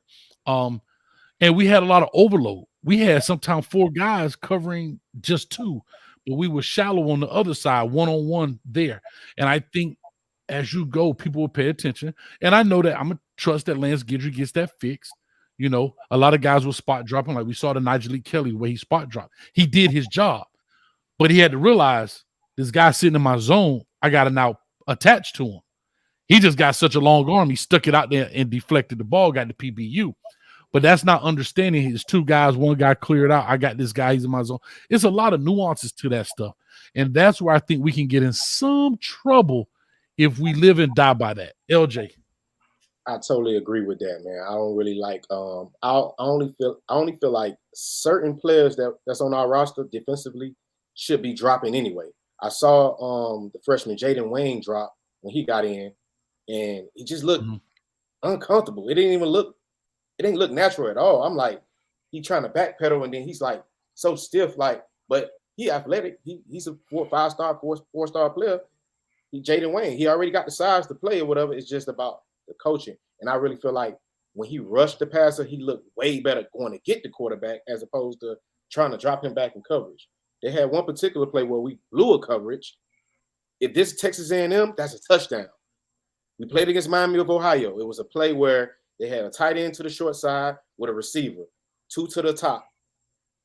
They tried to drop they went man. I think they went man, and they tried to drop Jabari Harvey. They tried to line Jabari Harvey up on a tight end, and then the other receiver went like on a skinny post with the corner of Devontae and trail. So like the tight end went like up to the deep third part of the sidelines and caught the ball over Jabari Harvey. He just looking around like, yo, y'all ain't teach me this or whatever. So what Coach Hayes is saying is like, everybody shouldn't drop. Like we can do that with Nigel Kelly. I like Nigel Kelly dropping because he's long, but we should. But I give him credit for switching it up because the last DC, didn't switch it up. Back in the days when I was young, I'm not a kid anymore. Couldn't make in-game adjustments. Wish I was. Couldn't make in-game adjustments. He just couldn't. It was one way, old school, and if that didn't work, we lost. You know, but at least Guidry is like switching it up. I saw him switching it up. I feel like we got some things confused, and this week we don't have the luxury of doing that because Texas A&M has. I think we're gonna be straight in the run game. The run game, I think we're gonna be able to contain that because their running backs we ain't got no big bruising back. 230 running, they don't have not one 230 running back. All of their running back is like scat back type running backs. Probably one, Le'Veon Moore. He's probably the biggest one, but he's the third string back. And they got our South Florida hometown kid, Amari Daniels, starting at running back. He's not a big running back. Amari played over there at Central, Miami Central. He's with Jimbo. Jimbo stole him. You know, they got Owens backing him up. He about the same size, number 2. Then they got Le'Veon Moss. He's the biggest running back. So with Kiko, Coy, and Wesley, they gonna handle that. With our D-line, they're gonna handle that. We're gonna be tight. I'm not worried about that. I'm worried about the secondary. I'm worried about these 5 wide receivers they got. I'm worried about Evan Stewart. I'm worried about Musa Muhammad's son. I'm worried about Aeneas Smith, slot receiver. He's how you said Brashard Smith? That's their Brashard Smith. He returning punts and all. I'm talking about Noah Smith, 6'6", 200. He running slot plays down. He catching like Randy Moss. How are we gonna line this defense up to stop the 5 touchdowns that they threw last week? They threw 5 touchdowns. And who did they play last week? New Mexico, but we played against Miami, Ohio. Okay, I'm just saying. They played against New Mexico. New Mexico got probably. And I don't want nobody to think I'm hating. I'm gonna say this real quick. I'm hating. I'm gonna say this.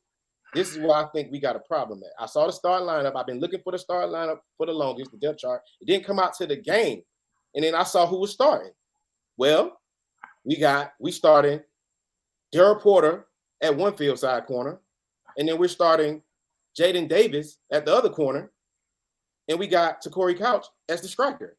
So those are our 3 corners that we got out of there. Mind you, Darryl Porter is like 5'10", 185, 190. He got good, nice size. I'm cool with his size or whatever. Jaden Davis is like 5'8", 5'9", 185, 185. I'm cool with that. I'm cool. You crafty, But okay, then we got Corey Couch, another 5'10". I think he about 190 now or whatever. He look big out there or whatever. I'm gonna give him about 190 or whatever. But we talking about receivers that's 6'6", 200. Evan Stewart, 6'1", 195. Musa Muhammad, son, he's a big 6 feet receiver. Anaya Smith is the smallest one. If we go against Florida State, they got Keon Coleman, 6'4". They got the other receiver 6'7". So I'm saying if we're gonna start Jaden Davis at a boundary corner, like from the Miami Ohio game, if we're gonna start him as a side, like he got to play farther back. We giving up cushion. It's gonna cause problems or whatever. We got bigger DBs on our team. I like Jaden preferably at striker. I think they should rotate him and Corey at the striker and let him run the alley. But when, like, let's say Noah Smith scored on a deep route, what they like to do is they like to run their slot receiver deep. Then they like to run the top receiver closer to the sideline. They like to run them short, and they like to run a go route, but they widen it out so it's a longer throw. We got to have dudes to be able to run with that route because that route gonna kill us if we don't have help over the top or we don't play it a certain way. They got players. And I understand what you're saying, LJ. I understand what you're saying. I'm about the cornerbacks and everything. I don't have an issue with the corners, right? None at all. My whole thing is you know what negates all of that? A pass rush from your front four.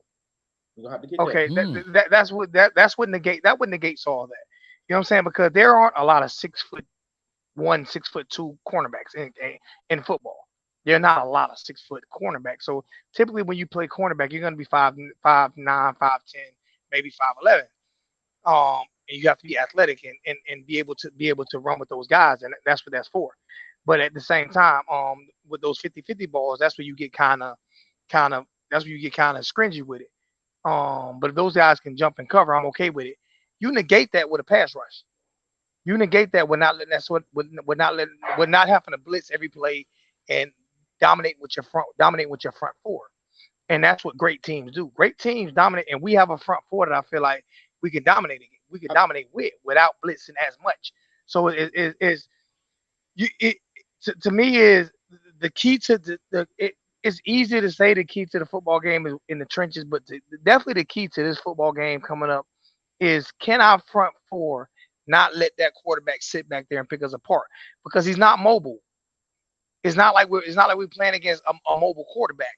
So you get that pressure from that front four, he gets that ball out of his hands quick, and now it might be a pick six and things like that. I do like what we're doing on defense because he has exotic blitzes. He doesn't blitz. He shows a blitz and he backs out of it.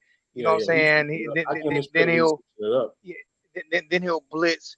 I didn't see a lot of blitzing on third down, which I do like. You know what I'm saying? Not seeing a lot of blitzing on third down, but let that front.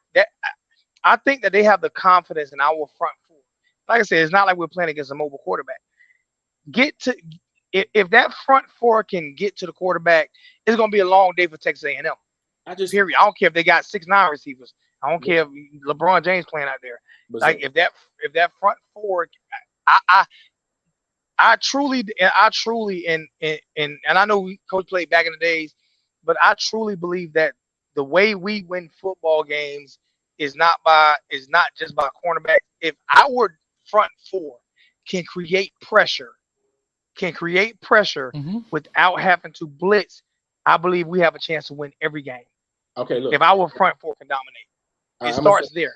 I'm gonna say this, right? Go ahead, LJ. Go ahead. Mm-hmm. Okay, the Texas A&M last year, I've been doing like I got some friends that went to Texas A&M. I spent time on College Station or whatever like that, so I know a little bit about the Aggies, you know. So Texas A&M last year, they had like the #1 ranked recruiting class of all time or something like that with Jimbo, right? They offensive line that they played with last year wasn't even their true starters. You know what I'm saying? So this the talk that's coming out of College Station that they finally got their projected 5-star consensus players who they got on that offensive line healthy. So they trying to see. So basically what I'm saying is our D-line is good too, but they good too. So they're gonna neutralize each other. So we're gonna be able to get pressure, but even if if this quarterback, I see this quarterback, like I seen he doing play action. He's the only quarterback I seen going to center this year. He went on the center like 2 or 3 times throughout the game. But I'm saying, like, on play action, I feel you with the pressure, but I'm just saying, if they in shotgun, no matter how good your pressure is, if this quarterback just getting the ball and just throwing it up, throwing it deep, and they going to get it, the pressure that neutralizes the pressure. So either way, I'm saying we still got to have air support to cover that. There's no getting around that. If that quarterback get that ball and throw it up, and he good, he gonna put it on the money. If it's there, they gonna take the shot, and the pass rush ain't gonna have nothing to do with that.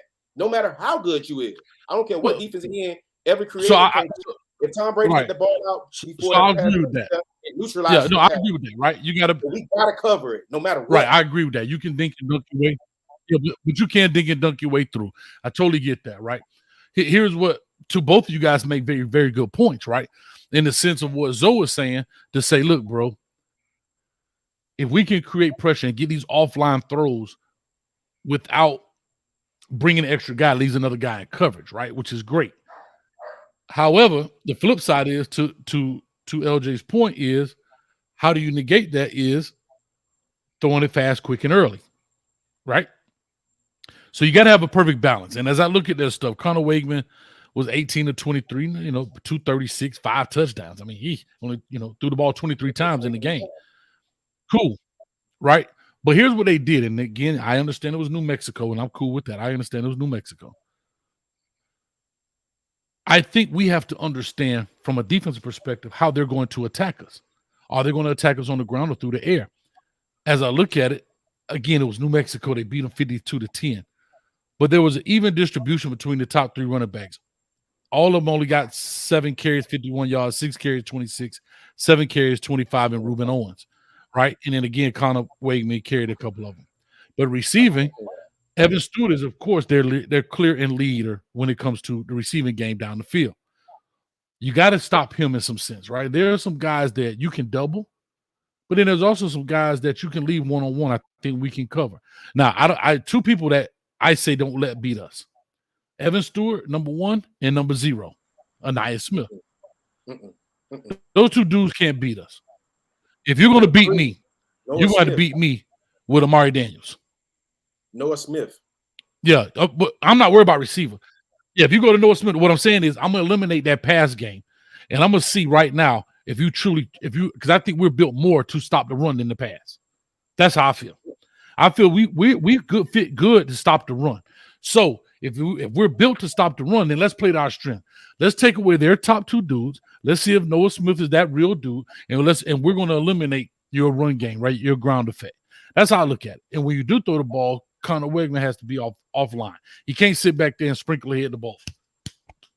Yeah, because my whole thing is that we actually sit down and break down how, because did we actually sit down? Because I didn't watch the game, so I'm not going to sit here and lie like I watched the game. I watched both games, so I'm not going to. Yeah, I'm not going to sit here and lie like I broke it down and watched the game. But like I said, I can guarantee you, like you say, getting rid of the ball quick negates the pass rush, but getting rid of the ball quick also negates them going deep, because it takes a few seconds to get deep. You're not just going to drop back in 1 second and then throw the ball deep. I don't know no receiver. I don't think nobody on A&M is Randy Moss. You know what I'm saying? So I mean, it does take a few seconds, and we do have to stop the running game. But I put a lot of pressure. I put a lot of pressure on our front 4 in order to take control of this football game, and and that's on the defense side of the ball. But and the one thing I do like about Miami that I've seen from this game, and I think that's going to be throughout the season, is being able to rotate the way we can rotate, so players don't get tired. You know what I'm saying? So being able to rotate helps a lot as well, especially in that front 7. You know what I'm saying? Well, really front 6, because we don't run 3. We don't run 3 defense 3 linebackers anymore. So really in the front in that front 6, I believe that being able to rotate those guys out, frequently is gonna help as well. You know what I'm saying? And we have to give it to him. The way he times his blitzes can definitely create a lot of, because you're gonna have to blitz. You're just gonna have to be able to time them. You know what I'm saying? So what I'm looking for is when he blitz, when he don't blitz, and really, to be honest with you, like you say, Coach, our strength is stopping the run. But our strength is always also getting upfield with our defensive linemen. And they get upfield. And it's not just about getting interceptions or getting sacks, but knocking balls down, putting pressure, getting pressure in his face. You know what I'm saying? To where it makes him uncomfortable. You're gonna have to make the quarterback uncomfortable. If you let him sit back there and be comfortable, then it's gonna be a problem. There is no cornerback that can cover for 4 to 5 seconds. I don't care who it is in college football. There's no quarterback that can cover for 4 to 5 seconds. I mean, that's just not going to happen. There is no not consistent. Right, not consistent. Yeah, exactly. Right. Yeah, it's just not going to happen. So if you see a quarterback back there holding the ball for 4 or 5 seconds and then complete a deep pass, then that's a defensive line problem. That's a defensive line problem or a miss. Maybe he didn't blitz when he should have blitzed. But if you get, I think the time is like 2.7 seconds of getting that ball out your hands is what it is right now. You have to make that quarterback get that ball out of his hands. If you let him hold that ball for 3.5, 4 seconds, it's gonna be a problem for any team. Period. I saw him one time go trips, and he did a play action pass, and they wasn't running the ball like real crazy. So I don't even know why New Mexico even bid on it, but he did that. He threw the pass back there. I agree with plays like play action passes or whatever, but like I said, in the shotgun, they getting this ball out in a half a second, a second and a half, and it's going deep. And they bombed it up last week. It was bombs over bad. Guess what? I mean, if that's the case, then guess what? I mean, if we clearly seeing so from our safety help, right? If I see his catch and throw, I mean, I'm not worried about the run unless his sprint drawing me to death. You know what I mean? Exactly. Other than that, if I see you catching and throwing, what safeties, you got to go to work, bro. Like you got an All-American. That's what I want you to do. So go be All-American, baby. That's what I want. That's what I want you. I want you to throw the ball in the second and a half. I mean, if I know you, that's what I want you to do. I want you to get back there and get rid of that ball in the second and half. And like you said, if our safeties don't get picks on that, then it's a problem. That has nothing to do with the cornerback because there's no receiver getting open in the second and a half. You saying Bolt ain't getting open that quick. If I'm going 15 in or 10 ends out and I'm in shotgun and I get that ball, all I receive, if I'm a big 6'4" receiver and I know my route, I'm running that little corner route. Once I start running, I already done made the move. It's the ball already coming. But my whole thing, that's where the adjustments. There is no pass rush that can get to that.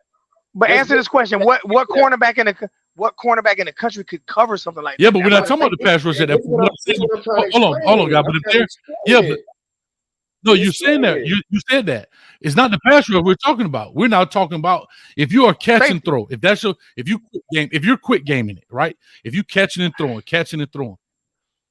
we're not worried about pass rush. What we're saying is the safety help should be there, or the bracket help. How are they deemed to play it?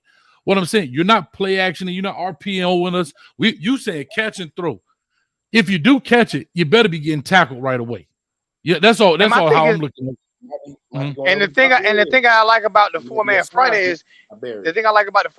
is if you're just catching and throwing it like that, he's gonna have to throw it over the linebacker, the striker. And he's gonna have to put that ball into some real tight coverages because the defense. If that's what you're doing, then I want you to be. If I'm a defensive coach, I'm loving it because I'm having my safety. I'm having my safeties and my linebackers and my strikers sit on that all game. So Miami of Ohio game. I watched the game. So I'm telling you, I've been studying this striker position since Manny Diaz brought it over here, and it's basically a DB, a corner that they beef up so he can play who has quick agility, sideline to sideline, short spaces, speed. He's playing the nickel. He's basically a traditional nickelback. And he has to cover this alley. In the game 3 times, I saw Miami of Ohio go for the same route, the same play. But it's just like their players is like 5'9", 5'10", whatever. But I'm talking about Texas A&M, a 6'6" receiver they line up. But you're saying the same. You're saying the same thing I'm saying with. I've been seeing us put Jaden Davis and Corey Couch. Like, are we going to match them up against the 6'6" dude, or are we going to take the Amari Brown, the Devontae Brown, and match up size with this? Is this going to be? I will hope so.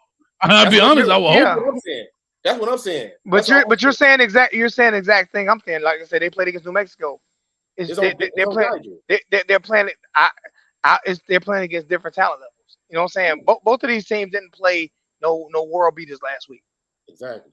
But Miami of Ohio is a better team than New Mexico. But we run the same. Right. Let me push on a little bit because we're running out. Brother Jay Blaze for the $9.99 says much love, Zoe and LJ, Coach Hayes. I appreciate it, Brother Jay Blaze. Much love. All right, let me love, do this. We got people getting ready to come on in, man. Hey, I appreciate y'all coming through here, man. All the people in the building, all of the right here, the teammates in here, man. Right here. If you see them in green, that means they part of the team. I'm loving it. Let me ask you this real quick, guys, as we push on. We talk a little defense. We go offense if we get there. But on defense, let's talk a little defensive line. We know Jafar Harvey came in with a sack. We saw Wesley Bissing with that blitz. We saw a Bain sighting. I don't think he had a sack, but I know he had maybe a pressure or hurry in that sense. How do we attack? Let me ask you this. Let me go back a little bit so we can talk some. How do you think we attack the offensive protection? Because that's one thing you have to always understand. If you're going to beat a team and get to their quarterback, you have to understand how they protect their quarterback, right? Do they protect their quarterback with slides, with man-on-man, right? Do they fan block? We have to understand how we get there. Here's what I like about our defense. We have a guy that can beat a man on both edges. We have a Najee Kelly on one side, which, again, I know we dropped him in this game. Hey, Lance Gidry get the big bucks. I'm just Coach Hayes, right? However, I think his specialty is to go get the dude back there calling plays. Wow. 12, the same way. Jafar Harvey, the same way. Quarterback. Ruben Bain, the same way. Najee Kelly, the same way. Maybe it's another guy I might want to drop back somewhere like a linebacker-ish type body that I want to put in. And if I feel like moving some guys around, I don't want to get into to scheme because that's his. And Coach Cristobal we trust. So he's got to make that fix. However, who do you think on the defensive line this game has to turn on and take over for that pass rush to you, Zoe? I'm bringing this to you. Like you said, bringing the pass rush without having to blitz a guy. Who do you think which one of those linemen has to do that? I believe both of the bookends that you mentioned, to be honest with you. Okay. I believe because our tackles can definitely get upfield. But I believe the reason why I say the bookends is because I believe both of them is because, you know what I'm saying, even if you can't get to the quarterback, you take those outside throws away. You know what I'm saying? You know, you coach that, coach. I coach defensive line linebackers. You know, you coach that. Get your hands up. You know, those guys are long. You get your hands up. I believe. I don't believe we beat them by blitzing them a lot. You know what I'm saying? Because now you're leaving open lanes and all of that, and I don't want to see a lot of open lanes. And like LJ said, you leaving open lanes. Now you have a lot of quick slants. You know what I'm saying? If you can beat them with those bookends, it makes it so much easier for those tackles. Those two bookends definitely have to get up. Like you said, forget dropping them. Forget all this drop back coverage. LJ said it earlier. Forget all this drop back coverage. Get upfield with those bookends. And I believe if we get upfield with those bookends, we'll do a good job on the defense side of the football. All right, real quick. Chris Forbes, former player. What's up with you, baby? You got the Miami Bites out there. He says they went slide pro with Amari at tight end, picking up the backside. LJ, what's up with you, Chris? Anyway, LJ, what's your thoughts right there? How do we attack this? He says the bookends. Do you agree? Find somebody different or what? Then I'll give you my opinion. Nah, I say tell them boys to go get the quarterback, and we ain't playing no games. We ain't doing no faking. We ain't faking the funk. We going to get the quarterback, and if you want to drop anybody, you drop the linebackers or whatever, or maybe pop in the linebacker and center linebacker or whatever like that. But all I know is them four that's down and that one that's up, they need to be going to get the quarterback, or somebody need to be setting the edge. You know what I'm saying? Because I ain't seen nobody setting the edge or whatever. We need somebody to set the edge. And we need them getting their hands up, but we need them to go to get the quarterback. It ain't no playing around this week. Every play, them four should be going to get if you want to switch. So it's funny. Don't play with them. Do not play with this team, man. Jimbo got them boys. If they get going, it's gonna get ugly. And then I'm gonna be. I I try to tell y'all. Like, hey, don't play with it. Don't play with it. Don't play with it. Don't play. Listen. So we talk about setting the edge, right? And I brought this up in the good, bad, and ugly. I don't know if you guys saw it, but we did a lot when we dropped back in. When we dropped those guys off, trying to create that 3-4, we did a lot of slanting and stunting and so forth. But we did leave an edge. And here's what I don't like about it. And this is my personal opinion. The quarter, we don't get enough pressure with it, where the quarterback slides himself to one side. And now, to Zoe's point, you can't cover for 4 or 5 seconds back there. So now there's no guy setting the edge. If they're coming from depth. So if that guy who drops off and that quarterback gets out of the pocket, okay, that turns him on, football speak, turns him on, and he goes get the ball. He still has to get from point A to point B to close that ground. And that's why, as I looked at it, I talked about it in the good, bad, and ugly. And hopefully you guys went and saw it. If not, go check it out. But we got to have edge setters. And Connor Wake, man, he ain't no Michael Vick. Exactly. But he's got enough mobility to extend the play. And that's something we have to do. We can't put guys in bad situations from a schematic standpoint. We want to be able to stand hard out their chest. I don't care what defense ends in the game. I do not care what defense ends in. I do not want to see a defense end drop this game. In the player, you have to set that edge, but and in the passing game, I'm going to go with one. I'm going to go with one guy in the passing game that needs to play sideline to sideline because he's capable of doing it. He's the best defensive back we got, and that's Cam. Kitchen, he has to be able. Hold on, let me get my take on D-line. Oh, hold on, let me get my take on D-line. Yeah, we definitely get slip there. It's Leonard Taylor for me too on the D-line. Leonard Taylor. I'm not going to no other D-line, man. LJ, don't you, Leonard Taylor. It's you. Don't you do it. You took my man. That's not what you said. No, you can't have everybody. You can't have everybody. Don't pick this man. So here's what I'm gonna say about Leonard Taylor. No, you pick somebody else. You took my man. Here's what I'm gonna say about Leonard Taylor. Leonard Taylor is a player. Here's what Leonard Taylor can do in this game. Leonard Taylor can be a player who makes a bunch of plays but doesn't have a lot of stats. Leonard Taylor is a guy who can make the play but not make the tackle. Leonard Taylor is a guy that can slide and make them change their protection. If you get him at that 3 technique, I think he's athletic. I think he's agile enough. I think he's technical enough to defeat the 3 technique. To defeat the guard at the 3 technique.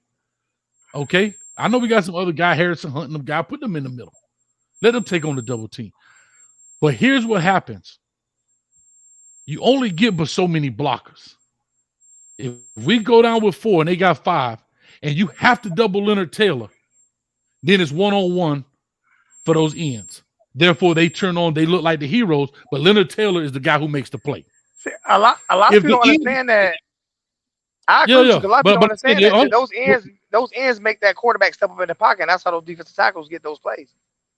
Yeah, but here's the deal. You make him step up. But he himself can change protections. Here's what I'm gonna say. If he does that and they keep a running back in to help now make it 6-on-4, well, hey, I got to double up. Let's just say Najee Kelly on one edge, right? So I double Najee Kelly with the tackle. I double Leonard Taylor here. We double the nose. It's one-on-one with the other end. Well, he's got to eat. See, what Leonard Taylor did by defeating the guard by himself, he's drawn more people to help block because – see, I'm telling you why Leonard Taylor could be the key to this defensive line. He won't get a lot of stats out of this defensive line, but he's going to make a lot of plays, meaning changing the protection, doing all of these things, right? In the sense of watch Leonard Taylor. If he can draw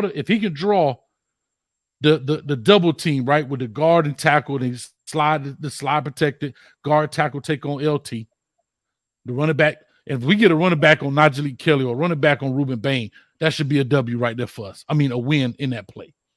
See, Coach, one guy can change. That's what Aaron Donald is doing. No, that's what Aaron Donald is doing. Yeah. Aaron Donald is changing. You know what you're doing, though?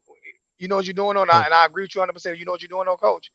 Now you're making them change their whole game plan because that's not what they want to do. Yep.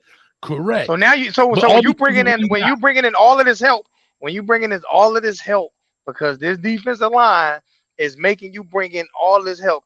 Now you're taking receivers off the field. Yeah. Because you can't play 14 players.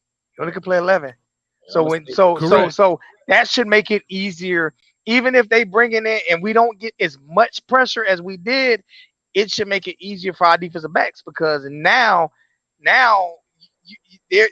there's no excuse. Like you having to bring, you don't have 4 wide set. Now you only got a 2 wide set, because you can't replace, you can't bring in a extra tight end and a running back and still run a 4 wide set. And now it's 2 on 4. Now you got 2 wide receivers on a safety, on 2 safeties and 2 corners.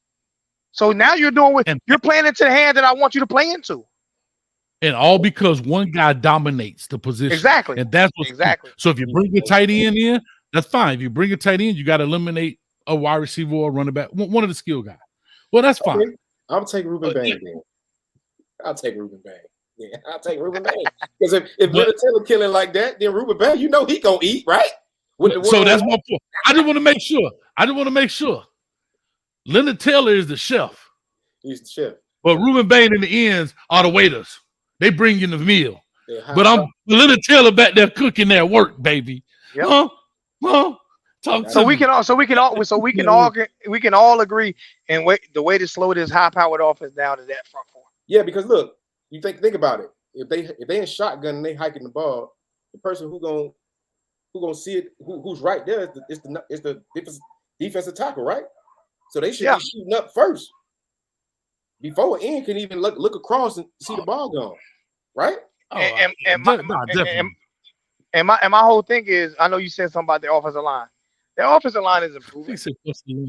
Their offensive line are a bunch of high school players that they're not proving in college football yet. So they got to prove to me that they can stop our defensive line. This is what they can talk. They can talk all that talk. They can talk all that talk. They were supposed to blow us out last year, and the only reason we lost was because I ain't gonna say no reason because we ain't talking about last year. Mm-hmm. But they were supposed to blow us out. They were supposed to blow us out then.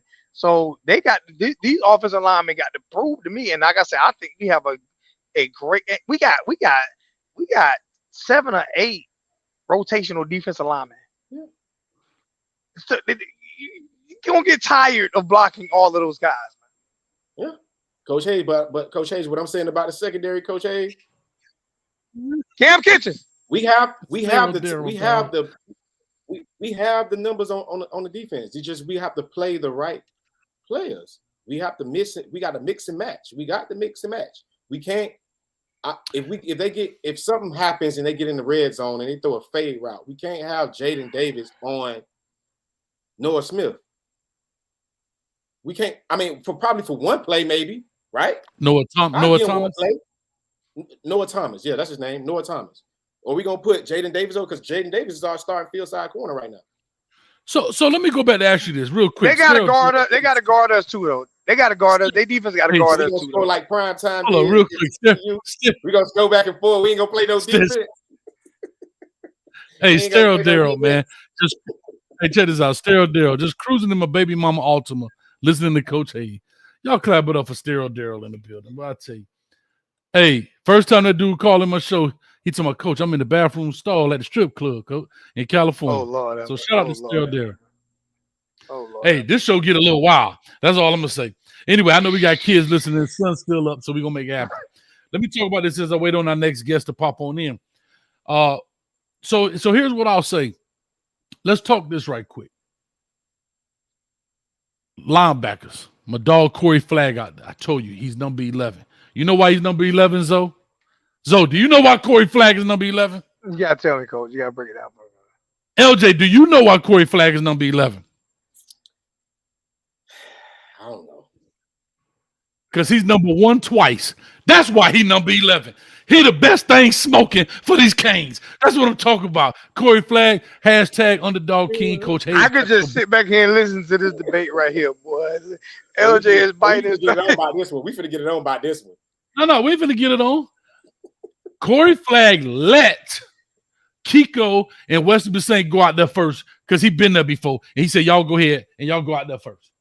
Y'all go ahead and start the game. So I want y'all young bucks to feel what it feel like to be a starter. Kiko not a young buck though. No, for the Canes Kiko- he is. He's an He young, older He's buck. not a he young to the Canes. Kiko, That was hey, his first time running through the smoke. Kiko. That was his first time running through the I smoke. like Kiko. That That was his first time running through the smoke. He should have That was his been first time running through the smoke. Hey, coach. So, hey, if let I me- was, let me Coach, I have ain't gonna my lie to you. moment. If I was drafting Kiko, Let me have my moment. God doggone. Y'all ain't gonna steal my joy. All right. Number 11. you ain't gonna keep slapping me like that, coach. You ain't nobody keep putting your hands on me. Y'all ain't gonna keep talking about Corey Flagg with 2 G's. You know why he got 2 G's at the end of his name?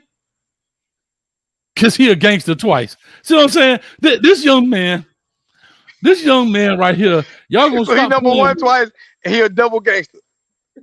He a double G. That's right. Y'all stop playing with him, dog. Y'all stop playing with him. Man. And the reason I say that, hold on, the reason I say that, I got to get y'all next guest day on here. Again, as I talked to Alex about this earlier, I understand what people are saying, but I do want to say this in all respect. We as a fan base, I'm not pointing any fingers to any one particular person, but we as a fan base, we got to stop bashing our young men because they don't live to your expectation. I agree. And I'm I not agree saying you 100%. guys, I'm not saying LG, I'm not saying Zoe, I'm talking about it. Because a guy doesn't live to your expectation, you can't bash the dudes because guess what? We'll be the same one that talk about Zach McLeod made a 53-man roster with 3 sacks in the game, but yet we the same fan base that told him he won ish. Hey, coach, I agree. This is why I go play by play. This is why I go play by play. But just I let him don't- fade in this is why I the tell you, win. I don't- Just let him fade on. I just say, listen, the play will the play account, but nobody's perfect. I can guarantee you, if we go back and look at Ray Lewis, Sean Taylor, and Ed Reed, they've missed a lot of tackles coming up in college football and in NFL. I can guarantee you. And the difference today compared to back then is we have social media, we have all of these replays, and we can More and we can access, see it's more access, and we can see every single play that was missed. But I keep going back to the 2001 National Championship year, the last one that we played. We were Don't one make me play do it. away from not. Don't make me do it. We were one play away from not making that game against Boston College. We were one play away. They were on a 2-yard line. We were one play away from not making that game. So I agree with you. I'm not bashed. That's why you don't hear me say what player is better than the next. Any player that gets in, I just feel like they need to do their job. I'm not going to bash these kids. That's it. That's not. All right, let me that's do not this, who I am. guys, because I got it. You were 100% right. I gotta Hold up. say something. You got literally 30 seconds. You got 30 seconds because I got the other guys in. Okay. It's 6:34. Go ahead, LJ. Say your piece. You got it. I'm not bashing the players or whatever. I'm just a realist, and I want the program to be winning. And if I say a player should be starting, he shouldn't be starting. I mean, it ain't no hard feelings or whatever. And I heard Mr. Alex Dunno with his guy number 30, Pernelli, he want to get playing. I feel like he should get some special teams or whatever. But first thing first, we here to win, baby. I'm 20 years, man. I ain't got time to be playing. I love the Rudy story, but this ain't about Rudy. This is about winning. So that's all, man. Rudy. Nah, you're 100% right. But I'm not, again, like you said, that's not geared towards anybody. But we do bash guy. Like you know what I mean? We do bash our own. Like they already get it from other fan bases, and we self-inflicted wounds, bro. You know what I'm saying? And I'll go on about that. But guys, real quick, let everybody know what time y'all come on, what y'all got going on. Ellen gonna put your stuff up in the chat. And I'll be getting the You Heard guys on here next, baby. All right, we Canes World Order, Harlem Hurricanes, though, the real Uncle Lou from the ULJ. We go on every post game. We follow Coach Hayes every post game show. As soon as Coach Hayes is off, we're going on probably about 5 or 10 minutes later. So on Saturdays, I don't know how to work on a Thursday night or something like that, but typically on Saturday games, as soon as Coach Hayes go off, Canes World Order is going on. I'm gonna give myself a shout out. I appreciate all these YouTubers out here right now. I think Coach Hayes was probably the only one that didn't know me, but we started this and we definitely going. I thought he was a Zoe. Yeah, we started this YouTube for the University of Miami. And I'm gonna say this real quick, like I'm gonna let it get off. The reason why I started doing YouTube for University of Miami was because of 940 Wins would not allow fans to call into their channel. They said they don't like Miami fans calling into their channel. So we decided to do our own thing back in 2013, and we've been doing it, and we enjoy it. And like I said, we're going every Saturday after Coach Hayes is when I'll go on. The reason why I'm saying that is I'm shadow banned for some things that I did that I shouldn't have done. So my link doesn't go out a lot. So I am shadow banned. So as soon as Coach Hayes go off is when we go on, and we'll definitely keep up, try to follow him in greatness. Period. That's it. Change world order. Y'all cool, man. LJ, thank y'all, man. Zoe, I appreciate it. I'm here till midnight, baby, and we got them rocking and rolling. We got a star-studded cast.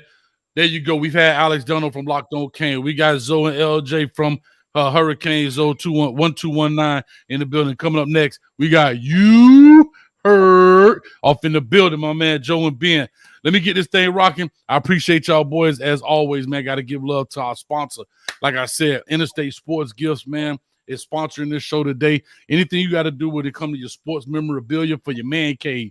Yeah, I think Ellen got a she shed, and I think Reggie bought Ellen a she shed, so she got to go get that thing laced up right quick. They got car covers, floor mats. Chris Kane when he got some doggone a big U for his windshield. Anything you can think of, they got it. So go check it out. Also, if you don't see something that you want, go give them a phone call. It's a 912 area code. It's on the website. Make sure you check them out. I'm going to play this real quick, and then I'll bring on our next guest. Thank y'all so much, man, for coming through, and we'll catch y'all in a little bit, fellas. Peace. Sports fans are gearing up at Interstate Sports, your home for officially licensed fan gear. We have jerseys, custom frames, team signs, draft tumblers, and more. For every sports fan's needs, visit interstatesportsgifts.com. Like I say, go check them out, man. Here we go, baby. That's 2 hours down. Huh? Coach got 6 to go. And I ain't leaving the chair. I got cane juice. I got coffee. I got Insane Ibis coffee. I'm going to be here for a while. I left my Snicker bar at the store. Hold on, where's my cane? I got my cane juice right here in the building. We ready to rock and roll. It'll be at the game at Texas A&M. You hear that thing. It's biting, too. All right. Here we go. Last but not least. Third, but not last. Got to bring in my guys right here. You heard. Yo, Coach, where your 5-hour energy at, man? 5-hour energy. You need a bang. You need all that. Need an IV, fam. I got it right here, baby. It's cane juice, dog. Look, you type that thing in. Hey, sometimes you let it sit like this. Yeah. You know what I'm saying? Yeah. Taking little naps when the commercial breaks. Yeah. Don't make me go back to my old way. You know what I'm saying? Coach, you know what? You go. Yeah. Let's find that vein, bro. Find that that vein. vein. Yeah, you gotta find that vein. Coming up next. Yeah. Okay. Absolutely. What's up, fellas? How y'all doing, man? I appreciate y'all joining us on the U-Tube Takeover, the 3rd annual 8-hour show where we just come together as all Miami Hurricane YouTubers and celebrate these boys during a big showdown, man. How y'all feeling, man? Feeling good, man. Feeling good. How you doing? I'm good, man. I love it, man. You ready to rock and roll? We've been in the building. I know y'all been in the chat. I'm checking y'all out on Twitter. Y'all go check the boys on Twitter. I know Ellen, the producer, put y'all information up and stuff, man. Over 400 people been averaging in the show right now. It is 6:40 p.m. right now, Eastern Standard Time, so we're a little late, but man, we got the 12 to go. So I'm ready to rock and roll, man. Real quick, Joe and Ben, let people know who you are, where you been, how you coming through, and let's get this thing going. Let's talk some Canes. Big you heard, man. You heard. We drop every Monday. We drop every Thursday. We just love the Canes, man. We're fans. We're not insiders. You know, we're not experts. We're just fans, man. We talk about the team we love every day. All the time, man. You know what I'm saying? Shout out to our third guy, CB, man. Can't make it. You know what I'm saying? He always getting that extra time in, man. Yeah, we just like to chop it up, man. Try to dive deep, not just look at the surface of the plays, just kind of understand the players more and just be fans about it and keep it real. Keep it a buck. Keep it a buck, baby. You know what I'm saying? As they say in battle rap, let me give you a buck. Yeah, y'all think the coach don't know about that. I know what I'm saying, son. I'm from New York, son. Yes. I'm giving out check marks, son.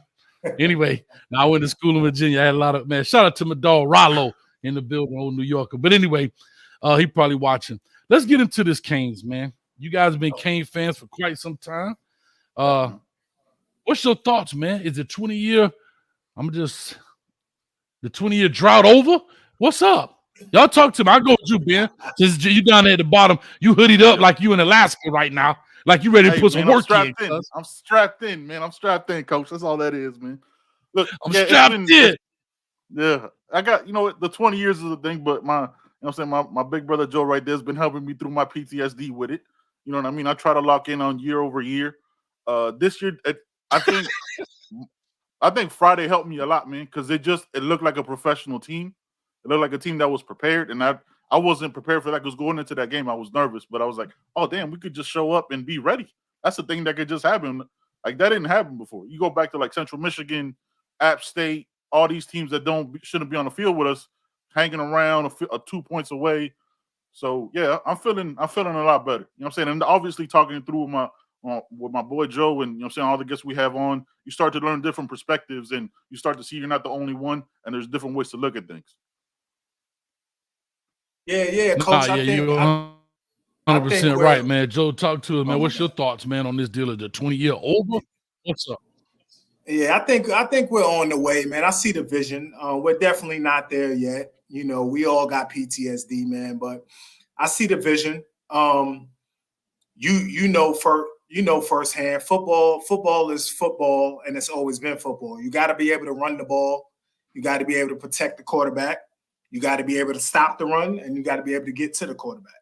So both lines of scrimmage have to be, stout, and you have to have depth. You have to have pieces to back up the starters, man. So where it looks like we're building that depth, the starting 22 look good, but you got to have people to come in. So it looks like we're building that and building that and building that. So we should be able to compete.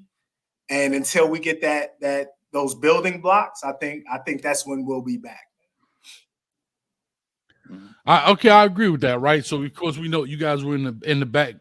I'm gonna call it the orange and green room. They call it the green room, but it's the Canes. Like the orange and green room in the backpack. y'all in the back and y'all heard some of that stuff. Do you think what we saw, kind of I guess to LJ's point, was what we kind of saw was that matchup, or is that what we're gonna see every week so far from a defensive standpoint? Because his worry was the kind of receivers we're going to see, right? In the sense of maybe Corey Couch matching up with this guy being a bigger body guy. You know how that is, just matchup. Will we potentially see a different type of guy on Noah Thomas? Yeah. So, I think it's definitely matchup, man. Coach Guidry is going to listen, any good coordinator going to match up, right? So you shouldn't see the same thing every week because you're seeing different teams every week. So I think it's definitely going to be a matchup thing. I think he'll recognize who can do what, who should be playing, who, what defense should be. It'll be a matchup thing. It's definitely not going to be what we saw Saturday. I don't think so. No. We can't do that. No. No. No. All right, Ben, talk to me. Yeah, I think it was a matchup. I think we got to realize that we have a coordinator that's willing to adjust and call the game plan to the team we're playing, and you have different chess pieces on the board. So you're not going to play a 6'2", 6'3" corner in a Devontae or Damari Brown when you're playing with 5'10" wide receivers. You're going to go smaller corners. And it's like, I don't want to say he's a genius, you know what I'm saying? Like, I know Joe knows him a little better getting to see him, but you're not putting the tape of how Damari and Devontae move and how they come out of their breaks covering, right? You're just putting, you know what I'm saying? You put in Jaden Harris, you put in a Jaden Davis, the Darryl Porter, players like that. So that's all they got to study off of. There's no film on what the scheme is of the corners. So it was definitely a matchup thing. You're gonna put a bigger corner on a Noah Thomas. Noah Thomas was good, but there was no safety help over the top on any of his touchdowns. All of them were one-on-one. Like, Miami's not gonna do that. So yeah, it was a matchup for sure. Yeah. So let me ask you this: Chalupa Batman. I've never met him. I watched him on UFC. Listen, I watched him on there. He was scheduled to be on. I'm not sure. Maybe he got some things happen, and that's fine, right? I would love to meet him. I love his interviews. I love his breakdown. He's into something I'm not into, the anime stuff, and I don't get it, but I get it, right? I don't understand it, but I do understand. And so I love his enthusiasm about it, man. I do want to try to help him in a sense grow his channel because he was talking about doing some videos and whatever. Man, so guys, so Ellen has already put it in the chat. Go over, and if you don't mind, find Chalupa Batman's channel as well. We're gonna go over there, and everybody leave here for 2 seconds. Go ahead and subscribe to that thing. And when he come on, he can be like, "But coach, we done hit 1,000, baby." That's right. Let's make it happen. All right, because I like he's a good dude. I said I've never spoken to him except we text about this deal, but I do love his energy and I like his vision. Not realizing he's in Texas, right? Something like that. Yeah, he's in Texas.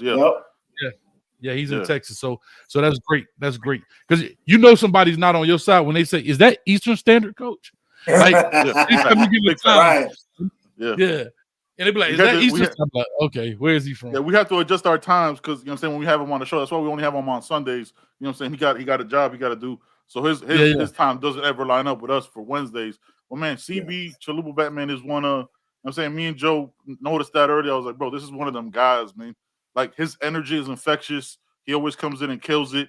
And he just knows so much. A lot of times I just sit back and let Joe and CB cook because I'm learning. You know what I mean? I'm just learning. I'm like, I'm letting CB do his thing. His evals are crazy. And you can see, like, the players that want to reach out to him. You know what I'm saying? Like, that's my guy, man. More than thankful that he joined the U-Hurt squad, man, for sure. Absolutely. Yeah. And what the one main question I wanted to ask quite a few, but one of the main questions was, what does Chalupa and Batman have to do with one another? I want to ask him. I just want to ask him that one day, real quick. Let me give love here to Falcon the X or TRX. Excuse me, I'm still using Falcon the X. 305. You got a whole 305 up for him. Plays smart, kept skill, plays undercover. You know, he only donates 305, and I love it. And I love it. Smart. I love it. Yeah, great. He keeps it low and consistent. I love it. And he knows how many times he did it. It's genius. Yeah. It's smart. Genius. Right. Hey, even if he's on the Cajuns, he's like, Coach, hey, 305. They probably got like an autofill. You know what I mean? Autofill. Daryl Page says, I thought Batman was his last name. Nobody knows his last name. His actual name is his Twitter handle, but his nickname is what everybody knows him by. So nobody calls him Corey. Everything is Chalupa Batman or CB. He's gonna have to tell you how he got that nickname. I have no clue. That's one of the questions I wanted to ask. But anyway, like I say, he does a lot of good breakdown stuff, and that's great. I'm telling you, hey, somebody said Ellen is quick. I'm telling you, she be on it, man. Look, there it is. Chalupa Batman TV. Yes. Excellent. Subscribe to that right now. Yeah, I think Ellen is like Swordfish. You know how with Holly Berry and my man had all the computer screens, and she's like, she's all over it. I'm loving it. Anyway, let me go ahead and get that. Let me see. Hold on, let's see what Fred say. A coach is his favorite snack to eat while watching Batman. Chalupa is a food. Chalupas. That was a Taco Bell. Wasn't that a Taco Bell? Yeah. Chalupa thing. Yeah, that was a Taco Bell thing. And I wouldn't be surprised if that's what it is. Because he eats wild stuff. He eats wild things. He eats wild. I stayed away from Taco Bell. That thing had me Taco hurt me. Oh yeah. It'll clear you out. It'll clear you out. Yeah. They need to be sponsored by X-Lax. That's what they need to be sponsored by. But anyway, let's get into this deal, man. Right? Let's talk a little bit. We kind of talked offense. We kind of talked defense. Let's talk about a position I think that is huge right now. And I want to go back to this. I want to kind of go back to the running backs, if you guys don't mind. I don't have a schedule. Like, people are like, well, what's the topic? We just talking. If you want to be like, Coach, I don't want to talk about, let's talk about this. I'm cool with that. I'm here to 12. I'm here for all the fun. So here's what I want to say. I want to talk about the running back room because I said this last year. God dog it. Back in the days when I was young, I'm not a kid anymore. But some days I sit and wish I was a kid again. Anytime I go backwards, I got to play that because that reminds me not to do it. But however, I thought that the running back room was our strongest point, and it quickly crumbled. It quickly, like, just dissolved right in front. Like, you ever tried to hold, like, cotton candy or something and it get wet, and it's like, that's how I felt. Over. Yep. all this cotton candy you put in your mouth is this big when that's how I felt. You know, we had Rooster. He started having fumble issues. Don Chaney, he gets dinged up. Henry Parrish the most here. Javonte Citizen, he was already out before the season. Like before the season, I thought that was our rock. And as it went on, it was like, do you guys feel that way this year? Or is there another group that you feel strong about? Maybe I'm just talking. I'll go with you, Ben. No, I definitely feel. Look, I'm a big trenches guy, and I'm a big punisher. You know what I mean? Like I think this year it's not that, because with a Don Chaney already looks stronger. Like he's not a guy that you got to run that much, and just having him rotate in, he's gonna stay fresh. I feel better about this year because last year we had questions. Like Rooster was cool, but it was like you line them up. Parrish is kind of similar, right? But Parrish is a little bit more dependable. You know what I'm saying? So. He's CB. Yo, CB, drop it in the comments real quick. I'll get back to my point. Why is your name Chalupa Batman, fam? I know you're gonna come in, man. Yeah, come on in, man. Hit that link, Why you driving? Let's go. Even if you're here for 2 minutes, we got to talk. I want to talk to you, though. I never talked to you before. I'm starstruck. Yeah, for real. Now, yeah, I feel better about this year's running back group just because of Mark Fletcher and AJ Allen. If I'm keeping it a buck. I think they complement each other well. And you could see, and I talked about on the last pod that dropped on Monday, you could see how much better Henry Parrish looked in that second and third iteration of his carries because he saw the holes differently. Like, I think they're competing, but they're also trying to make each other better. Because Henry Parrish, that jump cut that he had where homeboy sat down and never got back up because he just laid there. If you watch the tape, that's it. It was an outline around his body. It was a wrap. So you put him there, and Henry Parrish didn't have that jump cut last year, so he looked better. Yeah, I feel better about this. And then towards the end of the season, probably get Javonte Citizen back for a couple games. Man, I feel so much better about it this year. But that O-line is why I feel so much better about it. You know what I'm saying? Like, that's what it is for me. All right, real quick, Chalupa says he's stuck at work. Well, guess what? Good for you, because I'm here till 12. So the link is open, dog, till midnight Eastern Standard Time. Hey, CB, as they affectionately call you. I'm here later than Johnny Carson, baby. So ain't no excuse, dog. Anyway, like I say, there's no time limit, man. Come on, jump in. I just love to talk to you because I do appreciate what you do, man, and what you bring to the U family and to the U table, man. And I love the interviews you have with these young men. And guess what? You got to be something about you that they'll trust to come on your channel and talk to you, man. Absolutely. And that's huge, right? That's huge.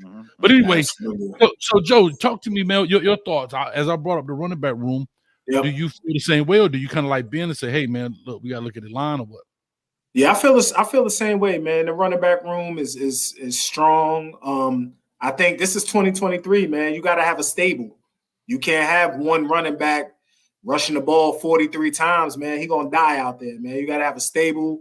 You know, Cats is running 80, 90 plays a game, so you got to have at least three running backs giving you, equal touches or staggering the touches or something. So I feel good. I think each running back brings something different to the table.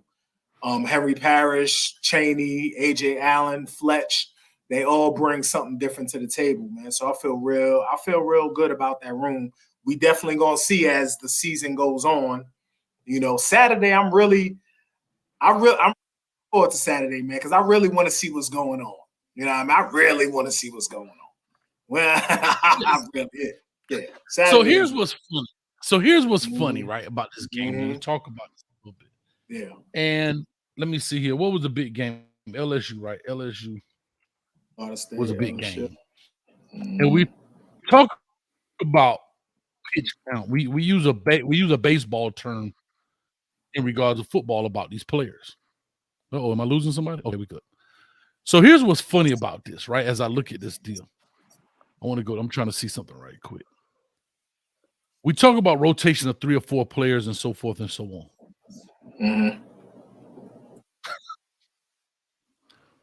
LSU, Florida State. And I'm talking about running back carries. Like, okay. I remember Ricky Williams getting the ball 49 times one game.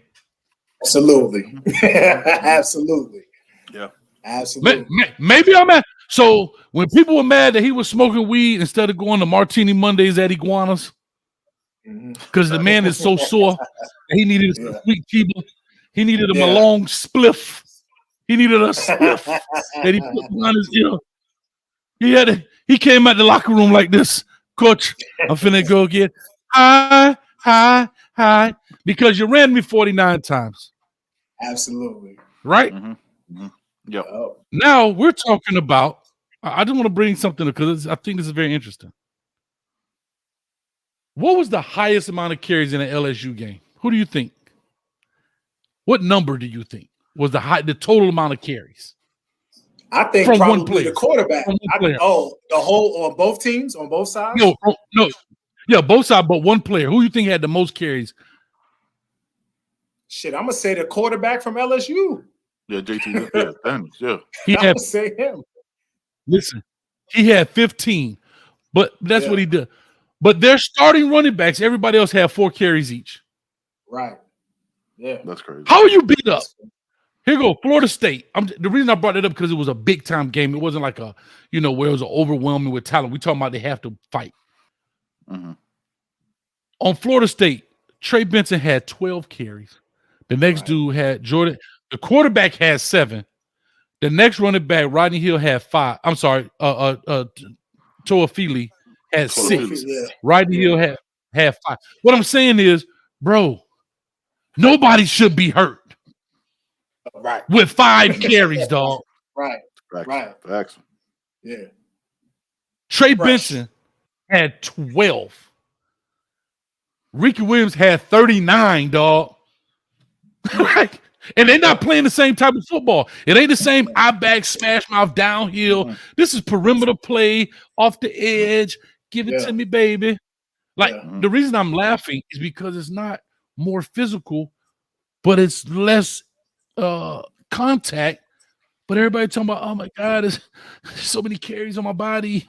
I'm like, bro, you had 4 carries in a football game, dog. Yeah. 4. That man had 3 carries a quarter.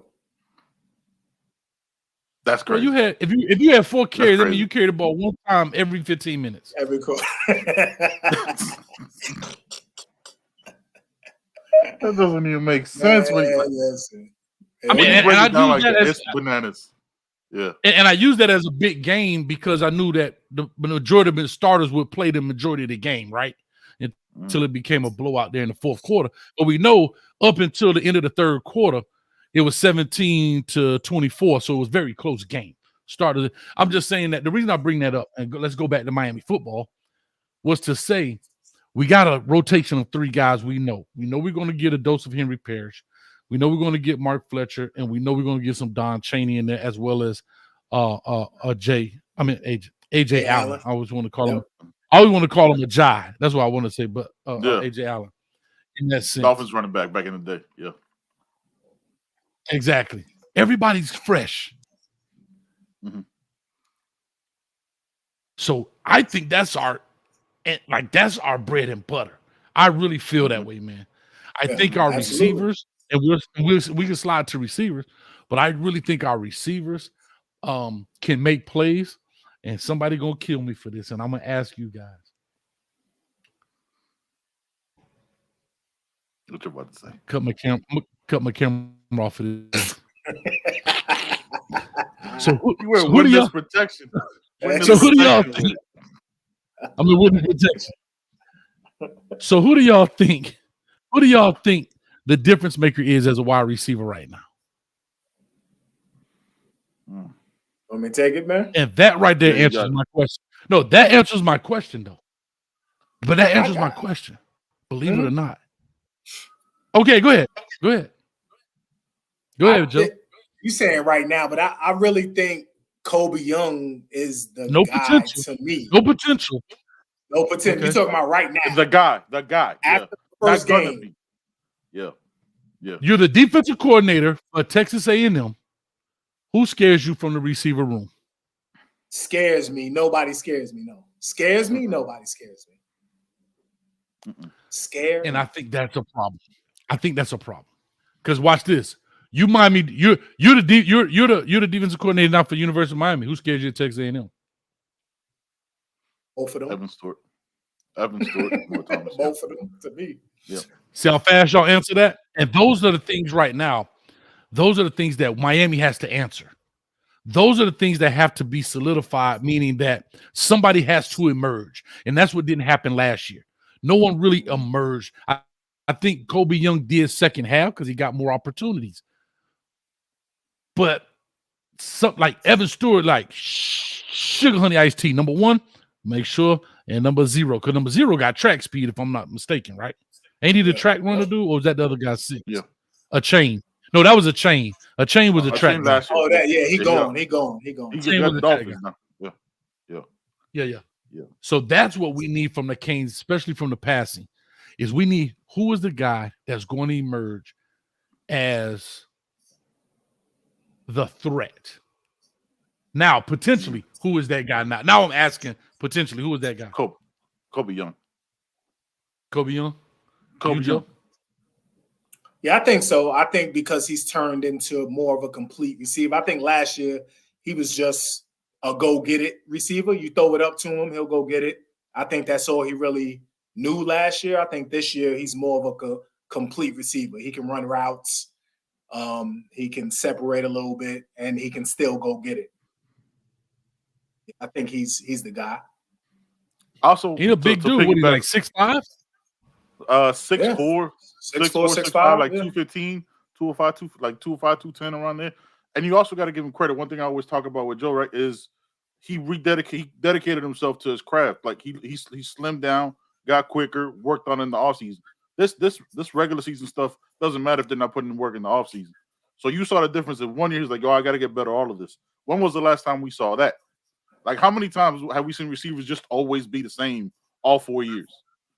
Right? Like, nobody really comes up and develops. You had the players developing like their 5th or 6th year because of COVID. You know what I'm saying? But that didn't really happen. Like, in one offseason, he's like, I got to get better at this. When you go back, like, I'm going to go off. I get tired of the fact that a JUCO player comes in and gets a starting spot after 4, and he's going to be our number one guy. We've had guys here 4, 5, 6 years that have always like, this is gonna. Don't be a fan later. I'm gonna be the guy now. Fam, you're 23. Like, you should have been the guy. You should be in the league. So to that point, I don't know if you guys were listening. I was speaking on I believe it was a Discord. I believe I was on a Discord one night, and I was speaking to them, and I was talking about Tyler Van Dyke and this love relationship with Restrepo. I'm trying to say Xavier Restrepo, and I put it together. Also Extrepo. a great name. That's also a great name. Extrepo. Extrepo. Yeah, Extrepo. Let's just grow with it. So as you said, here's what's funny though, Ben. The receivers that he came in with, there's only 2 left: Michael Redding and Extrepo. Yeah. And Michael Redding was hurt last year. I don't know if he really produced to what he was supposed to be, but X-Man has been the most consistent. As somebody put in the chat, the most productive insofar as catching football. And like I said, this dude out here diving for plays in the dang at the drive pink state. Full out, like, full out, just about to smash a collarbone. About to smash a collarbone. Yeah. But because that's who he trusts, he's been with the longest. And you bring up a great point. We got Charleston Rambo comes in. He's the man, but 1 year gone. Mm-hmm. Now is it Kobe Young? Because he didn't really play the whole year, which he did. But I mean, so far as emerging as a guy, was the second half of the year. Yeah. If he balls out this year, peace to the gods, he's out. Gone. Now what? Gone. Mm-hmm. Like, so the questions are, where do we going to get the homegrown bodies that build up with us? You know what I mean? That build up. I get the transfer portal is something new. People can live and die by that. And I mean, we've definitely seen it there in Colorado, right? Guys come in and transfer transform their whole team. However, we got to get some guys that quote unquote get it from the mud and ain't been bought from the store. Sure. Yep. If that makes sense. They do. Daryl Page say Coach Hayes don't like Kobe Young. DP, you better stop it. From? Where did you get that from? No, nothing to do with nothing. Where did we hear that at? That didn't even happen. That wasn't even like a thing that was communicated. You got 8 hours, fam. Better listen. I knew that was coming. Hey, I knew that was coming next. Watch this. Stop it. He got us. He got it. Dude. You know Daryl Page when you call him. Yeah. So anyway, no. So I'm saying all that to say I'm gonna keep going back to this, and I don't know why I'm so hell bent on this young man, but I still think Brashard Smith can be the man. I truly believe that, dog. I don't know why. Maybe I'm stuck on this highlight tape from high school, and I saw the stuff he was doing, and yeah, he's playing running back and all that good stuff. But I think that dude, he's a guy offensively. I think if you give him the ball, you're like, oh, it's touchdown. Mm-hmm. Yeah. Yeah. Like, I'm going to say this, and God knows this is not shade.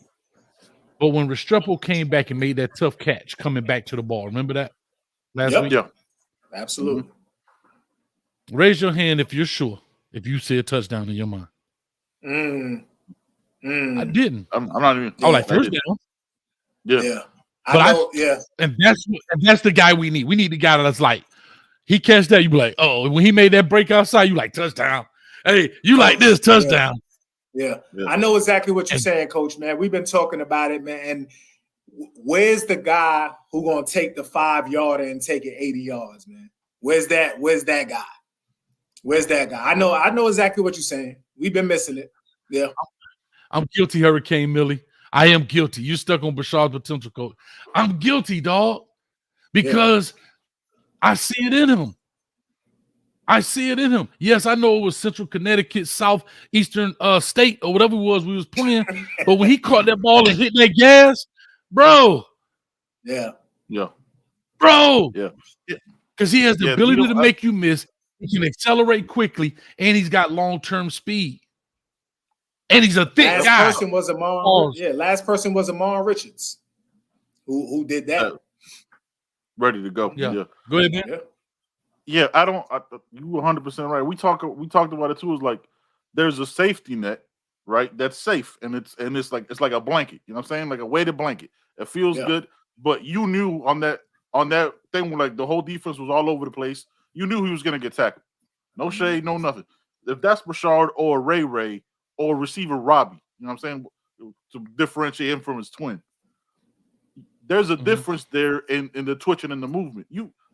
That's what we've been missing. So there's a lot of guys that are just like safetiness and they'll run the right route, but there's nobody who really scares you because of it. And I think those guys are too young now. And the safety net of his trust with TVD is what keeps Brashard not on the field. If we're keeping it a buck, right? Like you're gonna put X because TVD feels safer with him on there than putting a Brashard where like they'll highlight that one drop that he had at Texas A&M last year. And you know what I'm saying? Like, that's it. But then they excuse everything else and not give him any more. It was a bad one. That was harsh. Yes, that was a harsh one. Yes. It wasn't great. I'm not saying it, but like he doesn't get that many opportunities to get a routine, you know what I'm saying? Get a routine and a habit with TVD. He doesn't get a get back. He's like, no, you gotta sit down. Sorry. X, you're gonna get all the X is out for 8 weeks. What do we do? Like? Let him play. Let him get the burn. Yeah. But I think Ray. I just think he's a guy that if you give him now routes, you give me balls now spots. I think and somebody said he's a thick guy. Yeah, I said that, but I was trying to say he comes in at 200 pounds. Yep. He's not, and this is again, no, not the Ray, but he ain't 165, 170. Yeah. Think about it. This dude is 35 pounds heavier. Yep. No, you're right. 35 pounds heavier. And he can pull away through things. He can. Hurricane Millie, you 1,000% right, man. I'm in love with Brashard Smith. Pause. I guess. Anyway, real quick, JR says, I'm telling you, man, I just seen some greatness out of him. B_R, I guess 499. I believe Jacoby George can be that guy if we can give him the ball in open space. Do you think Jacoby George has the twitch? Because see, a lot of it is about twitch, right? A lot of it is not about just taking guys deep. It's about a guy that you can get the ball here, right, short, middle, intermediate routes, and deep balls. At any given moment on this field, this dude can hurt you. That's how I look at guys. Do you think Jacoby George has that ability as well? I'm just asking. Joe? Yeah, I see it. I see. Here's what I see with Jacoby George, man. I see quickness. I see good route running ability. I see the ability to get open and separate, but I don't see after 3 steps he's gone. You know, the explosiveness. You know, once you get the ball, you could take your first 3 steps and you're gone. I don't see that out of him. But I do see quickness. Yeah, he got to get going. Okay. But I do see quickness and the ability to get open. You know, I do see that out of Jacoby. I think he'll be solid. Solid again, another solid piece. You know. Yeah. Mm-hmm. Yeah, with Jacoby. All right, go ahead. With Jacoby, I think he runs great routes. You know what I'm saying? I think he gets the separation that he needs to get, but he just never. Yeah, like Joe said, he's not a 3-step guy. He's like 5 to 7 steps. And when are you going to get 5 to 7 steps by yourself in football?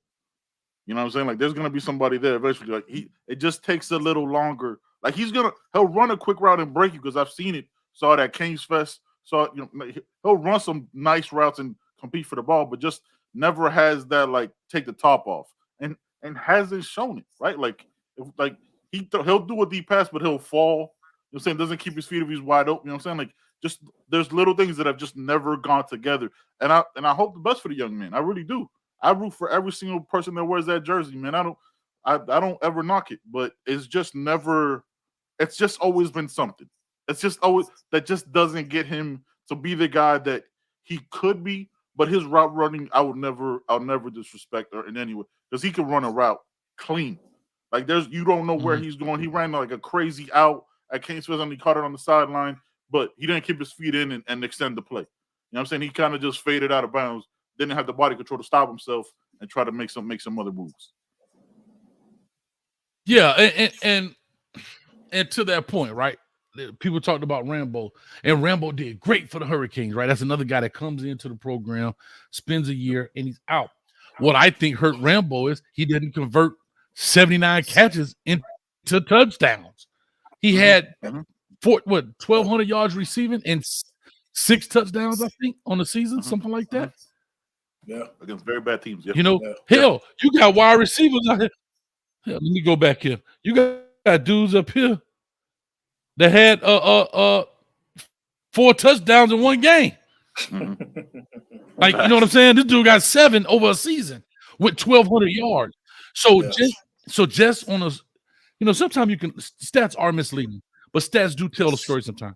If I had to just look at the stats and never watch one of the Miami Hurricane games, that tells me he's a possession receiver. That's what that tells me. Well, if I never watched the Miami Hurricane game and I just looked at the stat sheet and I said, okay, 1,200 yards, 7 touchdowns, 8.6 yards a catch, possession receiver, without watching the Hurricane game.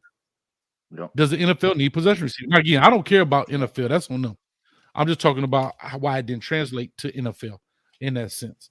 And if you're that small, did great for the Hurricane. But we still don't have that guy. If you're that small, you got to be more than the possession. I just said we still don't have that guy that's electrifying. Like, facts. Yeah. Right. Yeah. And so where I see is until somebody emerges, we have to be a systematic offense. We have to be a systematic offense that wins games, which we can be. There are systems who wins games, right? It's not always one guy. But until that guy emerges, we have to schematically whip people's behind through our philosophy and toughness and all of that other good stuff, right? Yeah, that's just Let's change gears a little bit because some people will talk about TVD, but let's talk a little defense. Safeties. I haven't brought them up yet. Let's talk a little James Williams. Let's talk a little Cam Kitchens. What are you guys seeing in there? What's your thoughts? What do you guys see? I tell you, with James, I see more of a leadership role. You know what I mean? Like I think Cam's doing his thing, but you saw James on that West sack. On that West sack, you saw James drop down and communicate with him. That's one thing that I see, like just from the secondary and the safeties, just communication. Mhm. You know what I mean? Like I don't know, Coach. You see the game way different than I do. You know what I'm saying? I'm still learning how to watch the game like y'all do. Like just seeing it.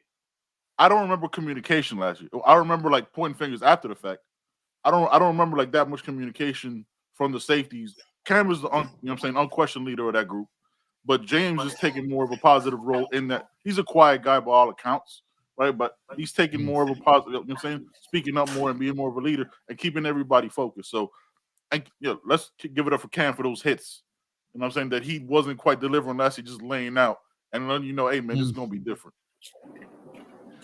Yeah, I like I said, I always thought when it came to Cam Kitchen, when I watched his highlight tape and I broke his tape down at Northwestern, I always thought he was a middle of the field safety that was rangy as hell, right? Like he can get sideline to sideline. And that's what you're starting to see from him, right? He can reduce, he can be a reduction safety and get down in the alleys and make those plays, and that's great. But I thought his biggest asset was his ability to go from middle to sideline, anticipating routes and combinations. And that's where you saw him make a lot of his big plays on the interception when he came down and made that game-winning tackle there to stop the game. I forgot what it was. We went all black, I believe. NC State. But anyhow, yeah, NC State, yeah. So those kind of games there, man, those are the type of things I see. When it comes to James Williams, I've said this many times before, and people want to say this, but how I look at James was, and people whip my behind about it verbally. Coach, because I said I would love to see that big old dude put his hand in the dirt and go get the quarterback. That's just me. Everybody like because that's where I saw his highlight tape. His hand wasn't in the dirt, but he changed the game in high school coming off that edge. You couldn't throw the ball. You couldn't run the ball. He was so impact. See, that's back to, I don't know if you guys heard when I was talking to LJ. That's a guy that makes plays without creating a stat. Right. There are people. Right. We said about LT. There are people that change this game, but it'll never be written down because there's no stat box for that, right? Absolutely. Yep. And that's where I thought his speed, his athleticism, his range, his reach, his just physical imposing will on cats, and to be that big and as agile as he was huge. Now I get it. I totally understand why. Everybody wants their name called, right? Nobody ever wants to go down. I totally get it. But I thought at coming in at 245 at safety, there was some question marks, and it came into the man concept. What about him playing, hitting, tackling? Got that. Could he lock up with a Josh Downs from North Carolina?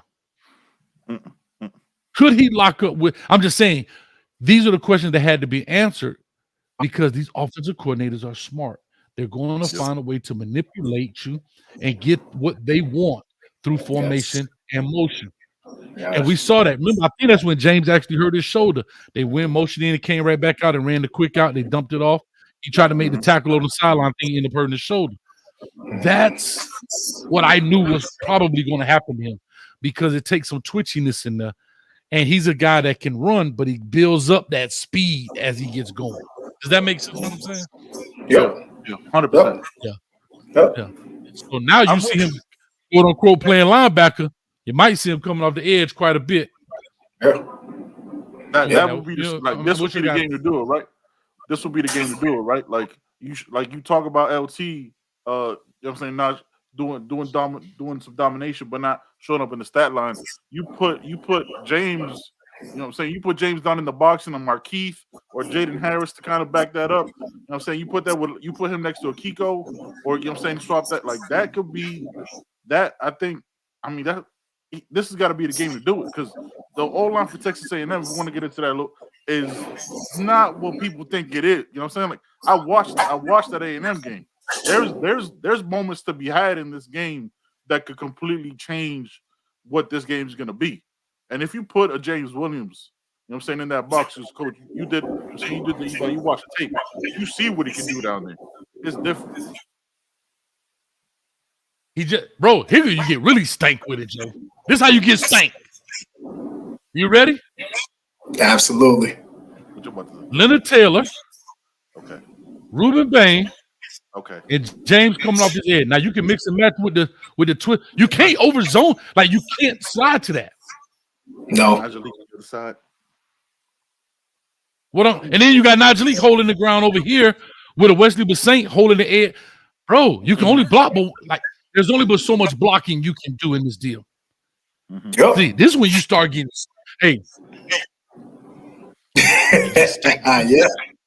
Yeah. Hey. That should be the signal. It's gonna get stank. I'm just saying that's when you start. So that's when you start maximizing abilities. So now I got Leonard Taylor at the 3 technique. He can stun inside to the A gap, right? Then I got Reuben Bain lined up, head up on the tackle. He got to respect this. Boom, he gonna flash him and step outside, hold the edge. You bring James Williams 1-2 flashed up, bring him inside. So now what does that happen? He either flush him to Reuben Bain. Leonard Taylor eats cookies over here. But here's the best part about a 6'5" James Williams coming down the gut. He makes the tackle, but he also takes away passing lanes because he's 6'5". Yep. And then you got Wesley Basaint coming this way. Now, mind you, how many people did we bring? Hold on, watch this. How many people did we bring? James, Reuben Bain, Leonard Taylor, Wesley Basaint. Yeah, you only brought 4. And you still can drop. You still can drop your end 12 Jafari Harvey if you want to drop him off, or you can keep him on. You still only brought 5. You're gonna tell me still got 6 even if you block 5 on 5 or 6 on 5, there's still a 1-on-1 blocking there somewhere at 6 on 5. You're gonna tell me none of them can beat one of them? Man, come on, dog. Yeah, come on. What's a blow? I'm tired of it. That's stank. Absolutely. I'm going like this for that one. If that happens, I'm gonna go like this. Yeah, it's nasty. That's nasty. Oh, just the stank face. Oh, like you heard a crazy verse, coach. Like, oh, God. Oh, Gidry's can do that though, right? Gidry's known to do that. Like Gidry's known to keep you on your toes. So that'd be And I hope they watch it because that I would love to see that front four. I would love to see that front four with just a couple times. Like, they're not going to know what to do. And the beauty thing is they already play on the field together. Mm-hmm. They already play on the field. I ain't gonna lie to you. I just thought about it like now. Like I'm not watching tape saying, let me put him. I'm just really thinking about players making plays, beating the 1-on-1 block. I just be honest. Mm-hmm. That's how I'm looking at it. But yeah, man, like I said, we had so much fun, man. As I look at this, there's so much from the safety perspective. What do you guys think about?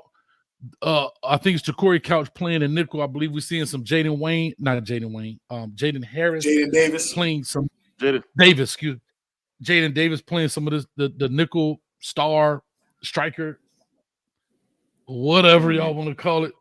That guy. Yeah. What's your thoughts on that and that matchup? How does that look? So last week, if we're just going off of last week, I think Corey Couch has some struggles in the slot a little bit last week. He was matched up with the number 10 kid and Larvadan. It was tough for him, so I would like to see, I would like to see someone else in there at the slot get a chance, see what they can do. See what they can do. We could throw Jaden Davis in there. We could throw Jaden Davis at the slot, see what he can do. He's seen a lot of football. He's played a lot of football, man.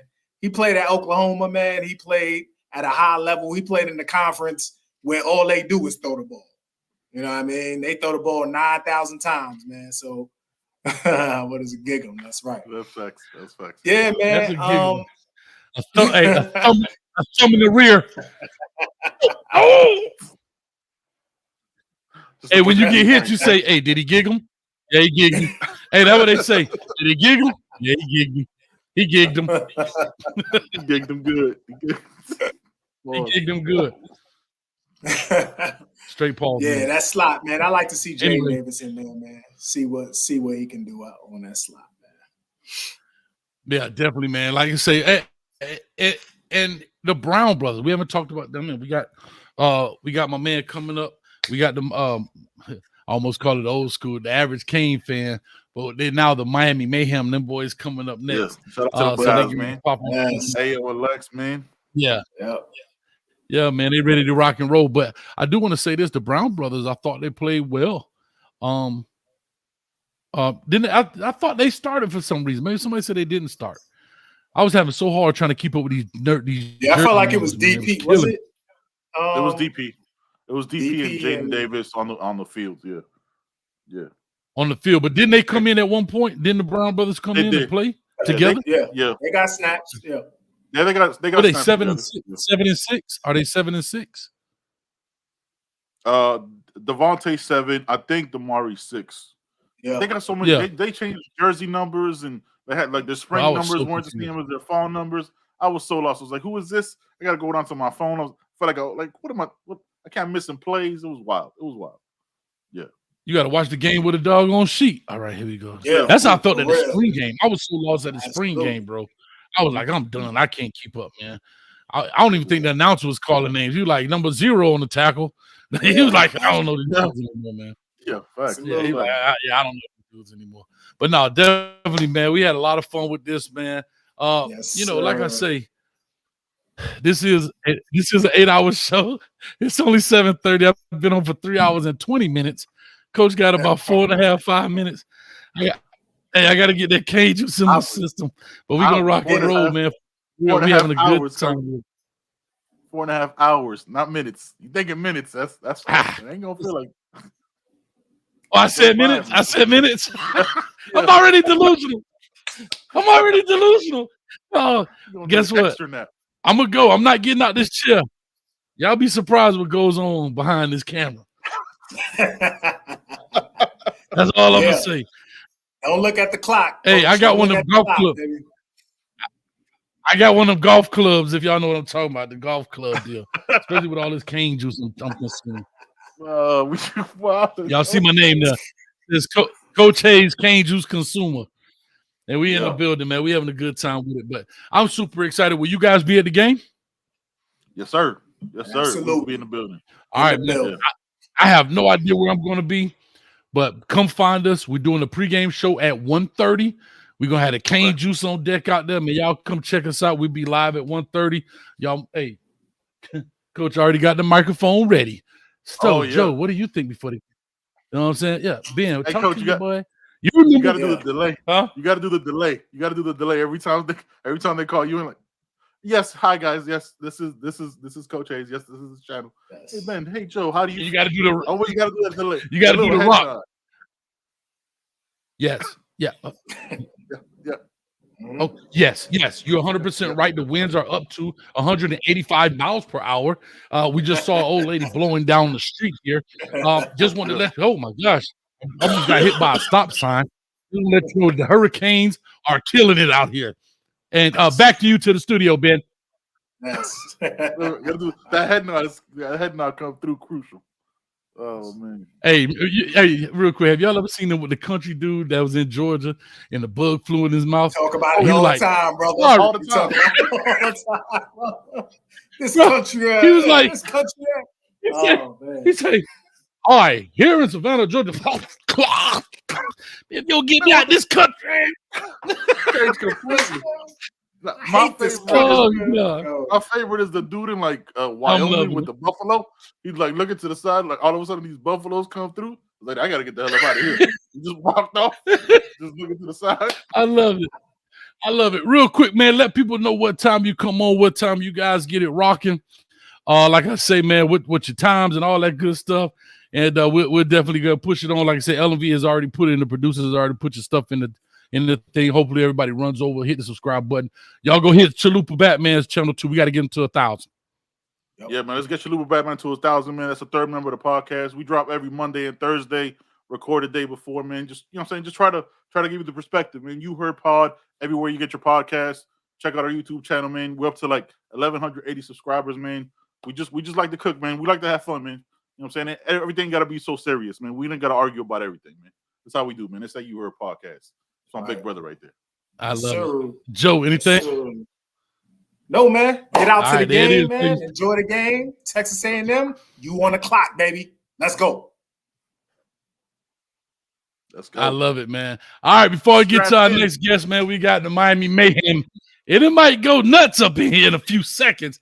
All right, we're going to have this thing going to be bananas. Also, we got quite a few, but of course, I got to give love to the sponsor every hour on the hour because my man ain't playing with it. Real quick. All right, guys, appreciate y'all, man. Thank y'all so much, man. All right, let me do this, man, real quick. I appreciate it. All right, real quick before we get started, anybody here looking to build a man cave, go ahead and do so. A she shed. I think Ella got a she shed in the back. Go get your stuff on the she shed. You understand me? The man cave, stuff for your car. Interstate Sports. Look at it right here, right on time. All the information is in the description below. If you don't see what he has on the website, call him. It's a 912 area code. It's in Georgia. Call him. He don't care what time of night it is. And I think he'll beat the price. So go ahead. We got to support those who support us here at the channel. So before we go, we're going to bring it right back. We're going to make this thing happen. We got some great guests coming in the building. Oh, my goodness. Y'all killing the bandwidth up in here today. We got great guests coming up here in the building, man. We got Miami Mayhem and Sebastian Lane off in here, and we only halfway through this deal. Been averaging almost over 400 people every hour. So let's make this thing happen, man. Real quick, let me go ahead and get this guy the quick love, and we'll be right back. Sports fans are gearing up at Interstate Sports, your home for officially licensed fan gear. We have jerseys, custom frames, team signs, draft tumblers, and more. For every sports fan's needs, visit interstatesportsgifts.com. There it is on the hour, baby. That's what we got going on. We even got cane juice. It's going to be at the Texas A&M game. You see it. It's ready to rock and roll. That's what's in my cup. You know, if it's red, that means it's biting. That's all I'm talking about. Anyway, let me shut up and let me bring in some real dudes up in here, man. Let me bring some real dudes in the building. I'm going to bring one guy up here in a second. But I got some real G's up in here, man. I appreciate you guys coming to the third annual U-Tube Takeover. I got my man Lex right there from Miami. What up, Mayhem. Good morning, good evening, good evening. I got roster edits in the building from Sebastian Lane. And you know who else I got in the building? I want to battle. I want to battle. I said, hey, yo! I got Ayo up in here, man. What's up with you, baby? Where's the Oracle? Where's the Oracle is always here. That's all I need to know. Listen, the Oracle is like oxygen, baby. She's everywhere and nowhere at the same time. That's all you she's my oxygen, though. I mean, I feel like by the end of 23, we're taking her away little by little. Yeah, she hit a rock and roll, man. How you guys feeling tonight, man? I'm blessed. You blessed? You ready to rock, baby? Ready. Hey, Roster, I gotta say this, boy. You killing it on the edits, dog. You killing it on the edits. I'm loving fire, it. bro. I'm loving. Y'all clap it up for the edits, dog. One love. All right, let's talk a little bit because I know we got another special gentleman in the building, but I do want to let people know before we get to him because I may want to get him in and get him out because he may have some other obligations. But I do want to say this real quick. Lex and Ayo, you got. Matter of fact, let me do this because it just makes more sense. Sorry. That's my OCD. I was getting confused. My OCD be tripping. Like I move this pen on my desk at least 55 times a day. All right, here's the deal. So you guys had a show called Average Cane Fans, right? Show for the Average Cane Fans, and you changed it to Miami Mayhem. Talk to us real quick who you guys are, where they can find you, all that quick stuff real quick, and what the show is all about. Yeah, I mean, I feel like we were the Average Canes fans, and then we kind of stepped up our game up, so we kind of had to step the name up too.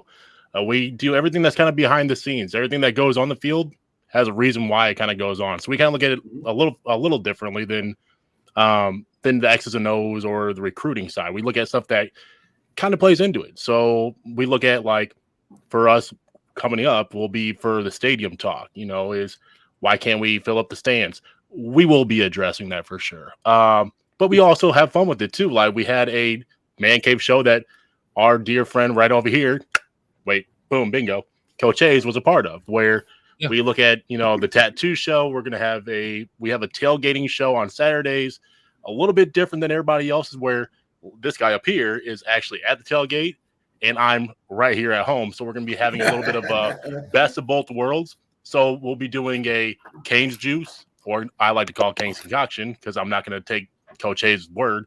And we also do an appetizer for the game. So us at home have a crowd around us too.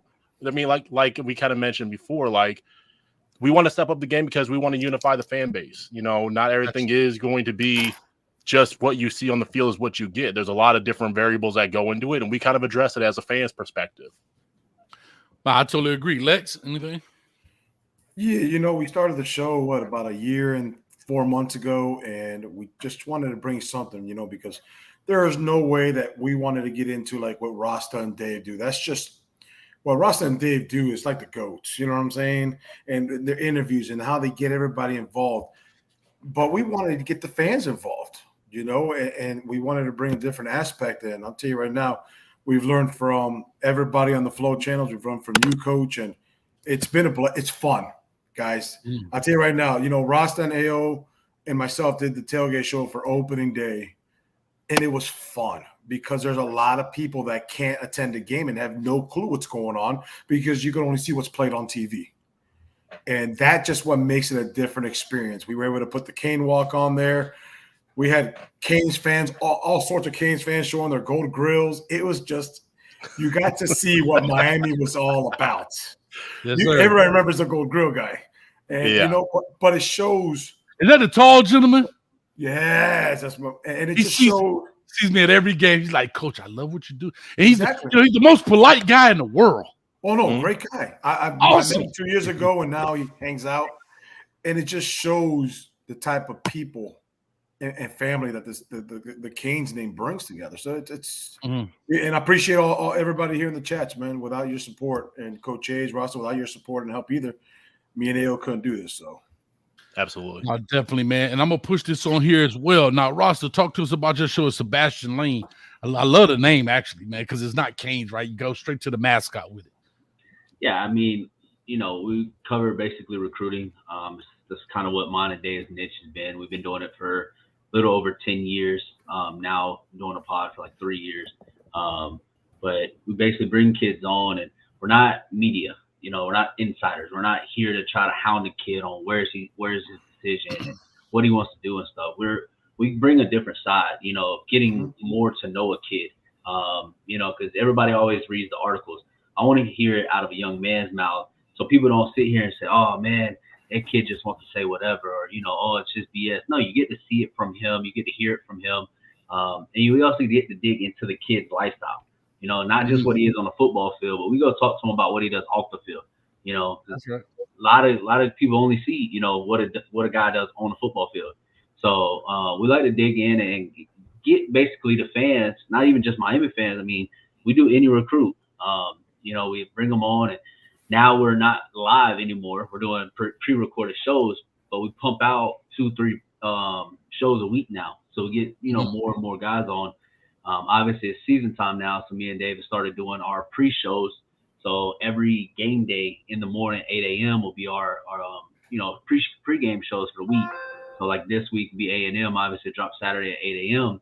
So, we're also on podcast form now. All the Miami Flow media. Shout out to AO over here. He's kind of dug into that a little bit. So we're not just a YouTube show.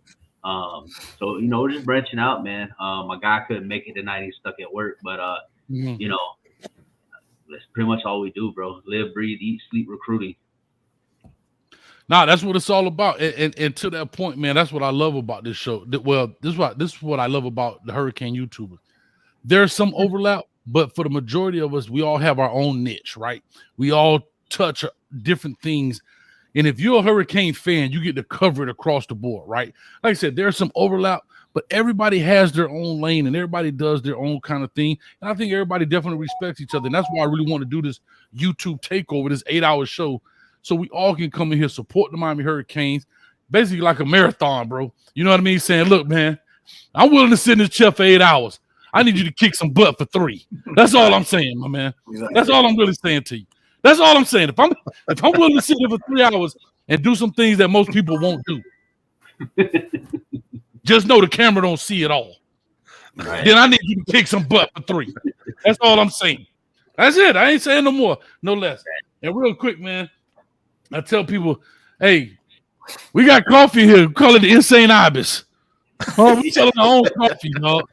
Just call it Insane Ibis, man. What you know about this, man? We got poor little Timmy. He got his own coffee too, man. What you know about this, nigga? Poor little Timmy. Dude, I need a bag of that.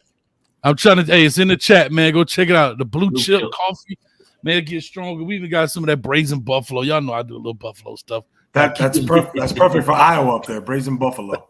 I'm gonna tell you, dog. Listen, we got it working, man. We got cane juice, but it's really good. But we have fun. And we have a lot of fun. I'm gonna be live there at 1:30. What time do you guys do your tailgate show? What time? It's gonna matter on the game time, but we're gonna try and go about 20 to 30 minutes before the Canes walk. So I think that if it just got released today, it was at 12:45. 12:45 for the Canes walk. So we'll be on about a half an hour ahead of that. Oh, okay. Well, no, I'm not going until 1:30. So let's make sure we finally. I make sure I didn't go near your block. I know where I'm going. I got no. No, you're welcome to stay in it. I'm trying to get y'all to come on in it. Come on and let's go. The reason I say that because, like I say, I want everybody to come again. A part 2 of this thing. Let's have fun and let's just show love to it, man. That's what it's all about. But anyway, let's bring on your guest that you have here. I like to bring him on. Let's talk to him for a little bit. I did want to give you guys an intro, and please, Lex, do me a favor. Introduce this gentleman as we bring him on to the show. Yo, I'd like to introduce somebody Rasta knows very well. Miami commit, Nino. Hey, Nino, you're muted. Yeah, unmute yourself. Sorry about that. Hey, Nino, man, I'd like to bring on our UN commit. He was nice enough. I've been messaging with him.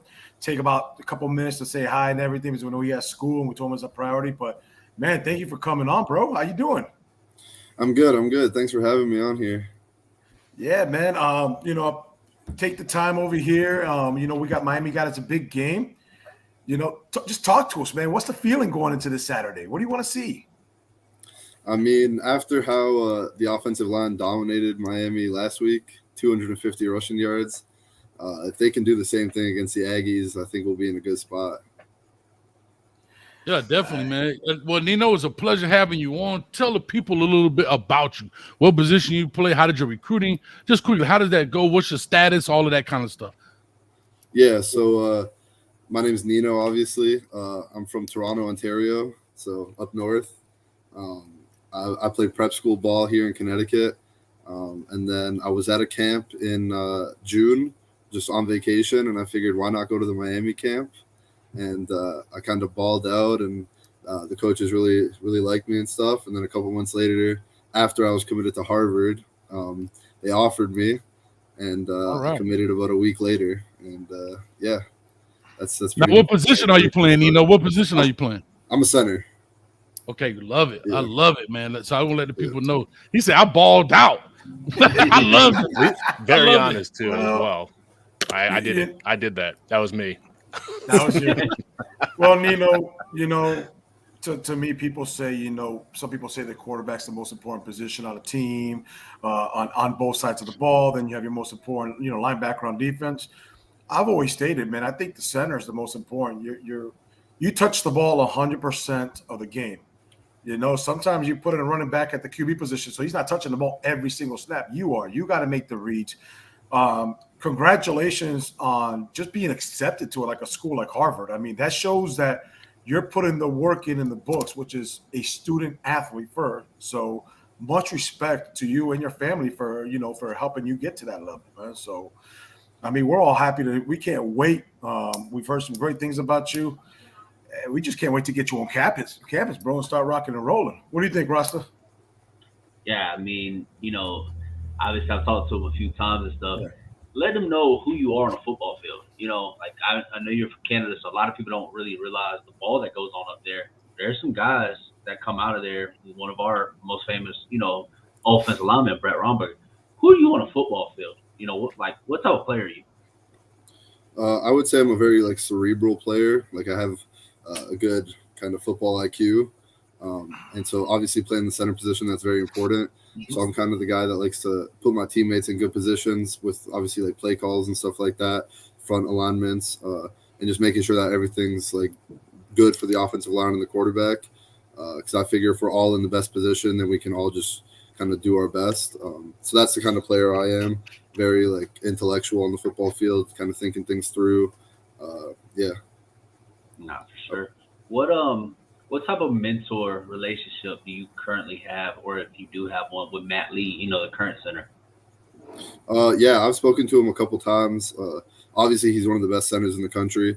So following up a guy like that, just some of the advice that he's given me over the phone and stuff like that, it's been very helpful. Just because he's playing the game at the highest level right now, and he's like he most likely he'll be drafted or end up in the league somehow. So learning from a guy like that, you really can't go wrong. Any information he gives me, I'm soaking it all in, because hopefully that will be me in a Miami Hurricanes jersey. So when do you graduate? 2024. No, but are you graduate? Are you come in the spring or you come in the summer? I don't know how your school works. Yeah, so I'm a post grad, so I've already graduated high school. I'm just playing the football season, and then I'll be early enrolling in Miami in January. Right, because you guys are prep. You do the prep thing, so it's kind of like the 13th year type deal. Yeah. Look, man, I'm going to the real question. I don't know what they got going on. How in the hell does Mario Cristobal get you from Harvard? What does he go in and tell your parents and say, you know what? This is Harvard. Or to you, baby, I want to know what conversation Cristobal comes into your living room and says, ma'am, I know Harvard got all that going on, but do you got this going on? What does that sound like? Yeah, he's kind of talked to me about how a degree from the University of Miami still holds weight. It's better than Harvard. I said it. You've been drinking a lot of just throwing it out there. You've been drinking a lot of King's juice. Crazy. Yeah, but he told me, obviously Miami is a very academic school. The ACC as a whole is just a very academic conference. And he told me that I can accomplish anything I want in the classroom, regardless of what school I'm at. And so Miami was just the way I could get the best of both worlds with the high level football and the high level academics, especially because I want to get into medicine long term. So Miami has their own medical building, and Florida is a very lucrative state for medicine and stuff like that. So I can tell you this: the city of Miami keep the trauma center rocking, baby. You got plenty of experience. I can tell you that, boy. Listen, man, we keep Ryder Trauma Center on par. But listen, I'm super excited, man. I'm glad you made that choice. I totally get it. I understand, but it's hard to lure guys away from a Harvard education. I get it, right? This the whole deal to come there play ball, and you say, man, I'm finna head all the way down south here, and I'm putting my trust in the Canes, and you'll come down there and snap the ball, man. I really appreciate it, man. It was the I weather. wish you nothing. It was the weather, Coach Hayes. It was the weather compared for Harvard. Hey, listen, it's a little cold up north. Hey, listen. I moved to Orlando. We got 4 cold days, and that's 3 too many. I'm about pissed. I'm moving home. Nino, let me ask you a question. You're coming in the spring. Matt Lee going to the league. We don't know. Could be this year, next year. Miami had the highest snap counts for all true freshmen in the entire in week 1 of the entire college football. I mean, doesn't that show you that if you come do your work and you're the best, that you're going to get your opportunity to play early? Mm-hmm. Yeah, I mean, early enrolling is a big part of that because I'll be able to work with the guys, learn the playbook from January. So I won't have to come in as a true freshman in August, let's say, and try to cram all that in while getting adjusted to university. So early enrolling definitely would help that situation. But yeah, I mean, the coaches have said if you're the best guy, you're going to play. Doesn't matter if you're a freshman or a 5th-year senior or a COVID senior. It doesn't matter. If you're the best guy, you're going to play. and because they want to put the best team out there. So to do that, you got to put the best guys on the field. I love it, man. You're hearing it from his mouth what he was told, and it's like you said, Rasta. It's not on paper. It's not in an interview. You're hearing it from him. The best team will play, and that's bringing back the Miami ways, man. Ayo, man, we got to have him on the show. We brought him on Coach Hayes shows. We got to bring him on Thursday. Coach Hayes standing on the spotlight right now. Hey, man, it's you guys. You guys got it all, man. We just meeting in one spot. We gonna make it happen. And I gave you credit, Ayo. If I wasn't at that red light talking to you, I told him I'm on the phone. It is like 3:57. And I'm at the red light talking to Ayo, like, bro, I'm trying to hurry and get home from work. I'm trying to. Oh shit, I shouldn't have said that out loud. Oh, y'all ain't hear it. Y'all ain't hear it. Didn't hear a thing. 4:15 that was. Anyway, with that being said, man, Nino, for real, man, dog, I wish you nothing but the best, man. I'm telling you, you're gonna do big things. Can't wait to see you with that U on your helmet, man, out there at Green Tree, man. We're gonna definitely talk and we're gonna see what's going on, man. But I'm happy to have you. I'm glad Lex and Ayo invited you to come on to the U-Tube Takeover. I don't think there's anybody else that's willing to sacrifice 8 hours in this chair for that team. It's true. Yeah. I don't know too many people that are doing that right now. Even them Harvard guys get up and go get some. Hey, them Harvard guys get up and go get some coffee. Not Coach Hayes. I'm ready. And he's had a gallon of Cane's juice, and he's been on that chair for 8 hours. They don't do that for Harvard football. I can tell you that. Yeah, There's a whole different breed down here, man. Nino, I know you got to go. You got to get ready for. I know you got to get your. Are you trying to make it down for any home games or an official visit during the game or anything? Yeah, so just because of the New England prep schedule, a lot of our games are on Saturdays. So making it down is pretty much next to impossible. And just our bye week just so happens to be Miami's bye week. Oh, damn. Yeah, so I don't think I'll be able to make it down to a game.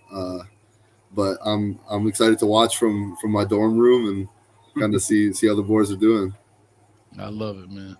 All right, Nino, well, we appreciate you, man. We're going to talk some Canes football up in here and what we expect coming out this Saturday. Real quick, what do you expect this Saturday? And we'll let you go after that. What you expect from this Saturday? I think Miami will dominate the offensive line, the line of scrimmage as a whole, really. Defensive line, offensive line, I think they're going to dominate the Aggies.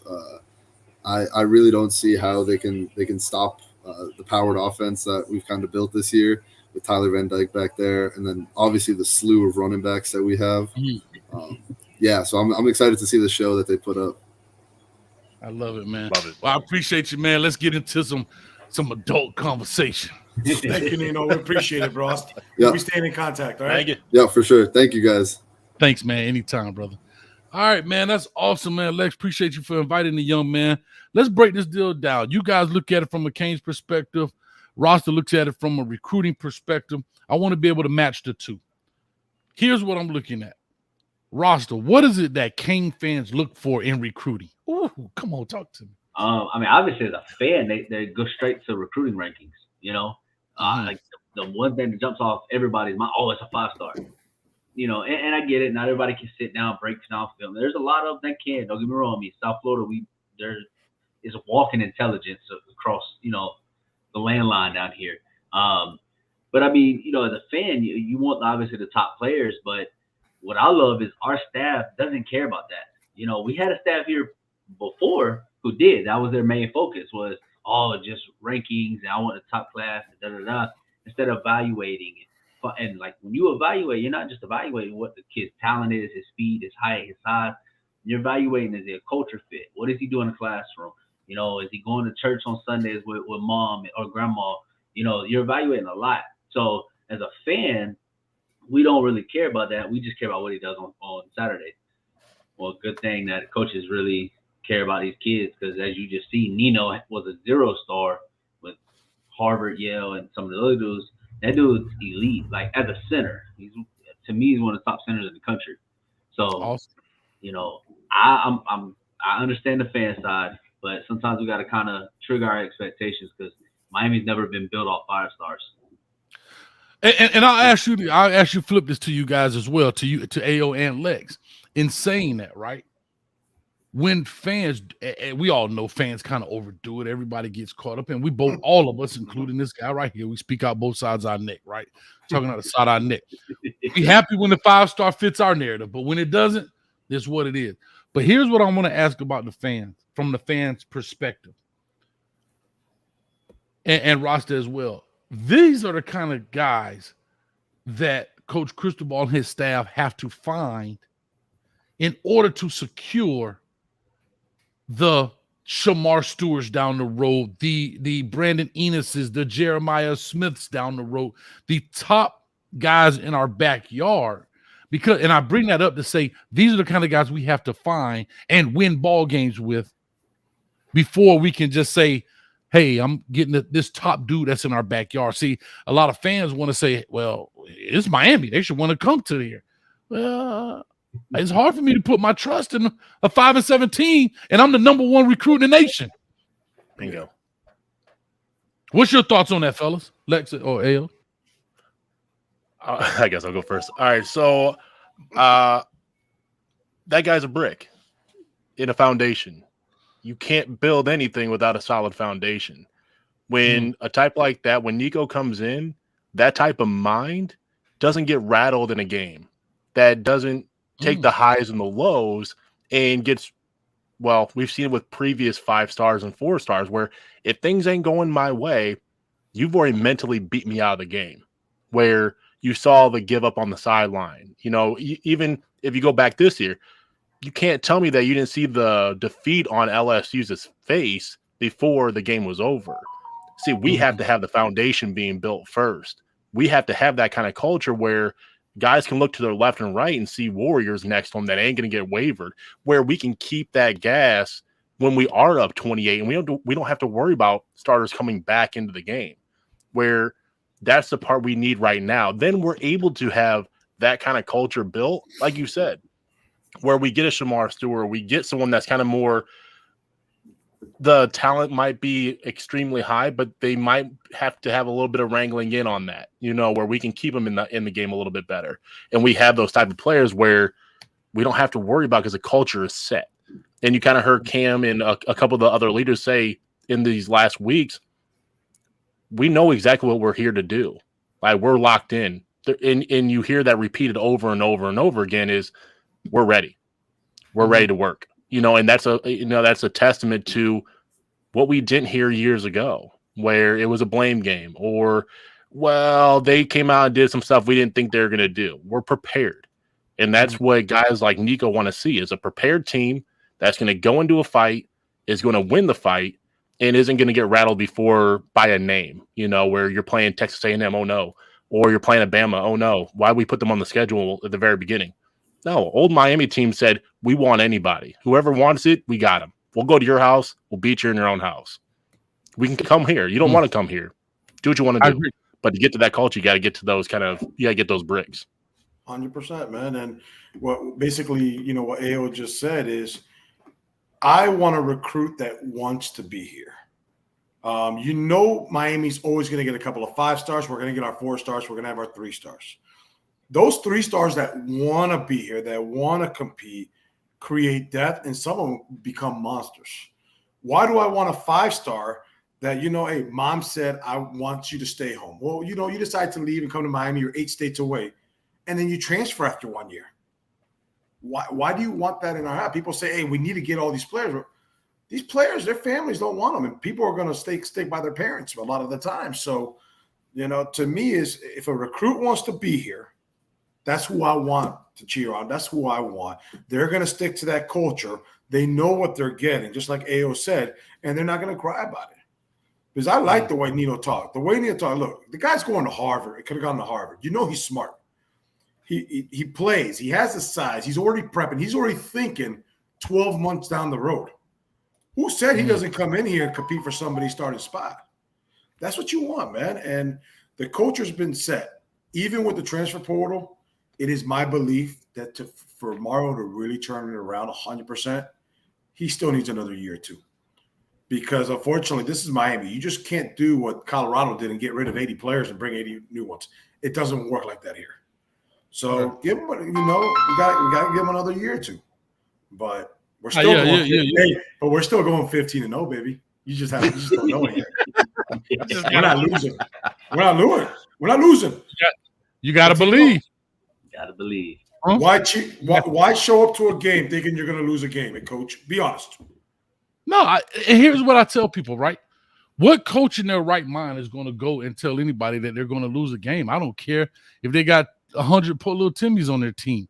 They're never going to walk in and tell those guys, hey, guys, just win one for the Gipper and just go on and take this butt whipping. If they so, they've already lost. You know what I mean? Exactly. Everybody believes they can play, and everybody believes they can compete. And that's another thing about fans. What fan thinks a coach is going to say that? The coach from last year said we're going to win this. We said we're going to win this. Fans are fans.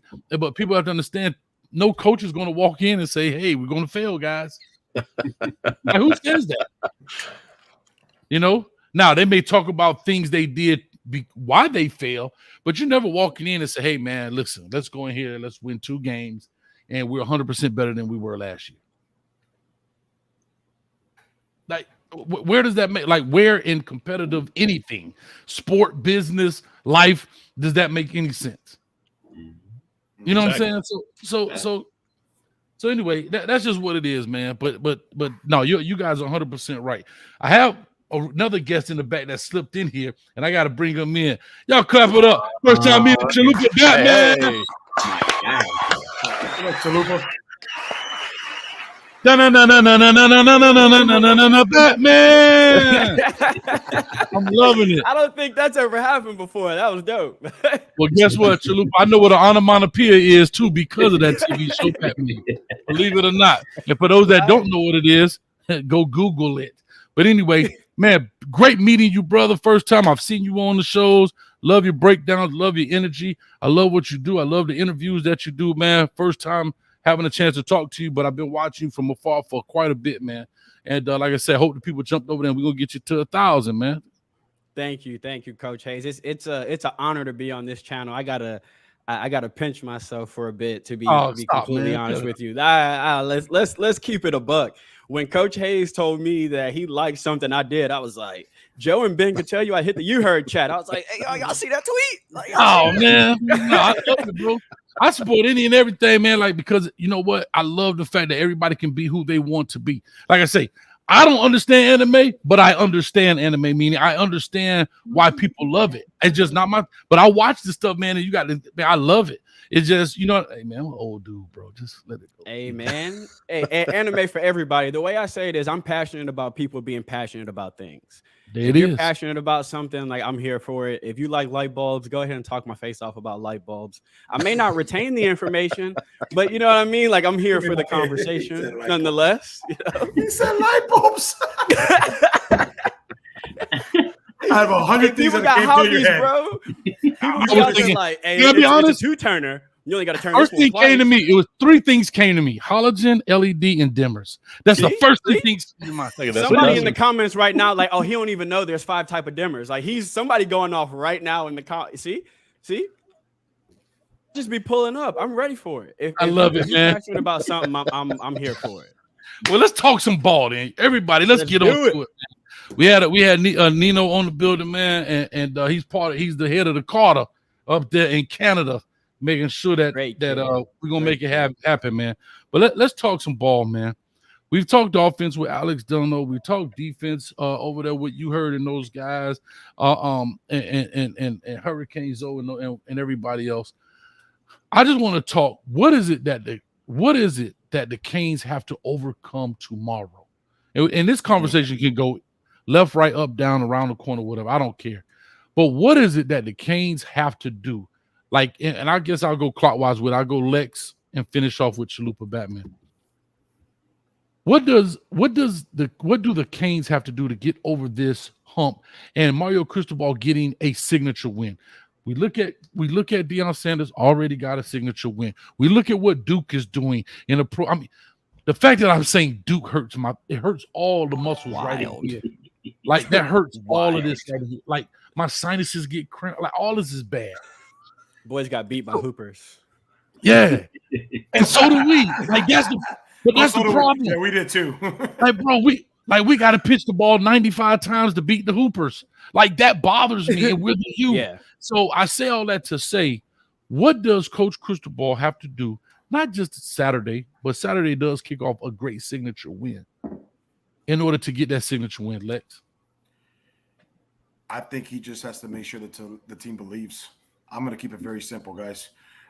There's no X's and O's for me. It's believe. If you look at the talent that he's brought in, that he was able to bring in only after being in for a month or two before the last signing class and the transfer portal last year and what he did this year.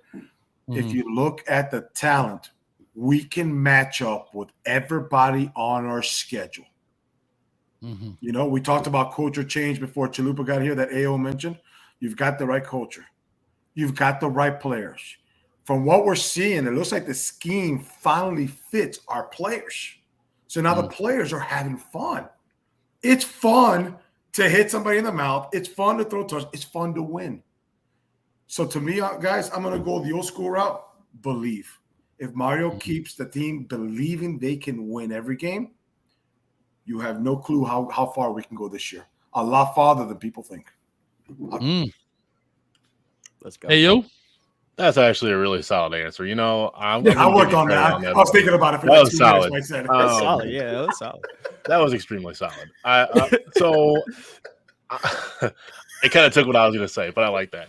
I'm going to go kind of the same type of route. I'm going to go with mindset. Is you have to be able to stay pretty temperate. You know, where it's going to be a haymaker fight. You know, they're both going to punch, and we've seen a lot of times where a Miami team in the past gets punched one time and they're out. You know, we saw that on opening games a couple times over the years. Where how long has it been since we beat a SEC team? It's been about 10 years now. So we have to keep the distractions out of our mind, be able to jump into these games and say, you know what, there's a high and there's a low, but we can stay. If we stay in the middle, we continue to fight through and dominate, and that's how you win the game. Is 4 quarters of keeping that mindset where it really needs to be. Yeah, Rasta, talk to us. Honestly, man, I don't think it's as simple. I think this Texas A&M team is probably the best team we'll face all year, and that's a straight slap shot, whatever you want to call it, to Florida State, because I think they're some bums, and I don't think Clemson is worth the crap this year. But honestly, I think it comes down to coaching. You know, Coach Guidry versus Coach Petrino, Coach Dawson versus Coach Durkin. You know, like our coaching staff is going to have to scheme these guys. It's talent is we're there, they're there. So it's going to come down to who can out scheme who, and you're going to need a guy on both sides of the field, whether offense or defense, to be a guy. He's the guy. You know, we didn't have those guys before. Guy that can just take over the game. You know, like a Cam Kitchens is going to have to step up and play the best game of his life. TVD probably going to play the best game of his life. You're going to need somebody on each side of the game to make those plays. I don't think it's just walk in and go play ball and it just happens. Nah, bro, it's football. All right, love it. Chalupa, talk to us, man. I'd say a 2-parter for my answer. The thing the team that I think Mario and the team needs to win this game and to get the ball rolling on the season, and one word is forget. Forget last year. Forget the noise of this is what happened against A&M, or this is what happened the first time we gave up a touchdown. This is what happened the last time somebody else missed his assignment. Hey, that was last year. Forget about that. And they have to overcome adversities. We saw last year that they did not overcome adversity last year. We saw the body language. We saw one mistake snowball and then carry over into other games. It's going to happen this year, and it'll probably happen in this game. How do they respond to being down? How do they respond the first time the offense is not working and they have to make adjustments? Is there guys in that huddle that's like, oh man, we shouldn't have went with this OC, or do they have the mental toughness and the belief, to go back to what Lex said, to trust the process and to overcome adversity? That we didn't really deal with any adversity against Miami of Ohio. That was a TCOB game. We took care of business and went home. But if they're going to build the kind of program and the kind of culture that they want to build, That starts with overcoming adversity. You ain't winning every game 38-0. That's not happening. So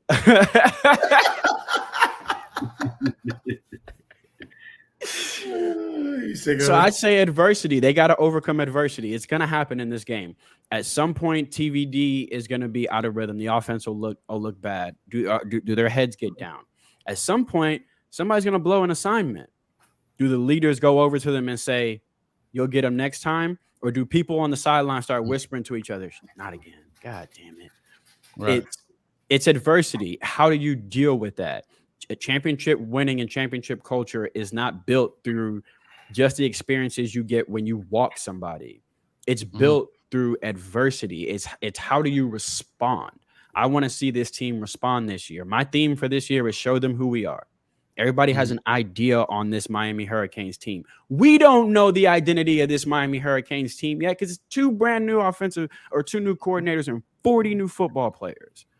So our job this year, in my eyes, show everybody who we are. Let all these other teams talk. Do our talking on the field and show them this new version of the Miami Hurricanes. We have to stamp our identity. And I think this is a great game to stamp our identity. No, I totally agree. Flo, make sure you bring a motorcycle and a neck brace when you take them to the office. That's all I'm gonna say.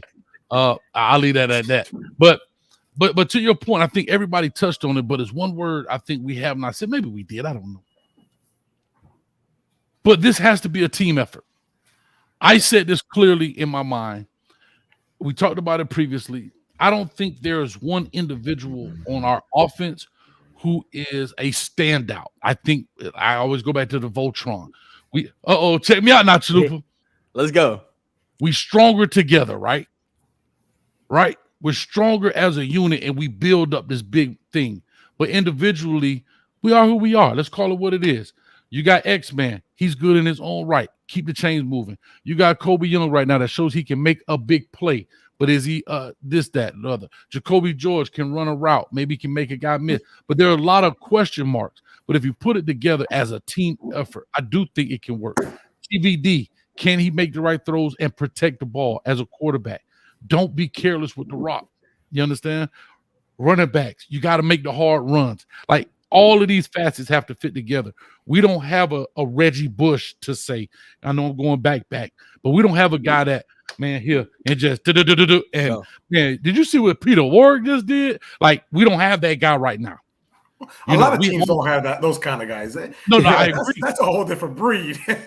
No, I agree. But we, oh God, I'm sorry. Hold up. Back in the days when I was young, I'm not a kid anymore. But some days I sit and wish I was a kid again. But we did, Lex, and that's the problem. We're so accustomed to going back in the days and saying the Santanas, the Reggies, the Andre Johnsons, the Edrin J. Like, we had a plethora of those guys, and now we don't. The last guy that really stands out to me is Duke Johnson. Was the guy at any given moment, at any point on that field, from the inch-yard line with his back against the wall to the 1-yard line, could make a play at any given moment. At any given moment, you like, this could be to the house. Or if you ever saw him get even with the linebackers, that safety ain't got a chance. Yeah. Even if the safety had the angle, you already know he's finna get cut back on. He's gonna get studded stuff. Like, you knew he wasn't getting caught. One-on-one, that's done data. You better have 3. He beat me himself in high school, and we had him for a 37-yard loss. That's true. That's true. Slap Duke. Duke. Now, that's my man. Duke. Listen, Duke was awesome, man. But Duke was Duke. Like, that was the last guy that we was like you got to hold your breath when that dude get the ball. Right. And that's what we so if we don't have that guy, we got to know how to play within the unit and keep each other and pick each other up. Now, defensively, we have to get to the football. We have to be punishing. I need that dog right there. That's the dog I need out on the field. Put 11 of them dogs out there with a helmet on and get to the ball. Are you going to make a mistake? Yes. But how you eliminate mistakes is we finna jump this dude. No, it's not a one-on-one fight. It's 11-on-1. Pressure. If you have the ball in your hand, you're going to get punished. You're gonna get, like that's the mind. That's how you win big ball games. You eliminate big plays by getting to the football. Because big plays are gonna happen. Athletes are too good, too athletic, too agile. We got some phenoms out here, right? Yeah. But you can't outrun all 11 of them. You know what I'm saying? You understand what I'm saying? And that's just what it is. That's how I look at this deal, man. And that's how I really want to look at it. Let's talk a little Tyler Van Dyke. They said there was some issues with his finger. He was hurting or whatever the case may be. If that's the case, I hate saying this. Yeah. But I'm a journalist now. That's what I'm gonna blame it on. With no schooling, no professional education in it, but I am. Everybody else do it. You can do it. Everybody. Yeah, why not? Hey, man, you know I'm finna take a shot right now, right? That's right. If Jason Whitlock can do it, I can do it. Let's go. But anyway, what do we need to see from Tyler Van Dyke from a passing standpoint to be successful in this? Can we see the same performance we saw last week in the kind of balls that we saw? Chad, you know what I mean? No.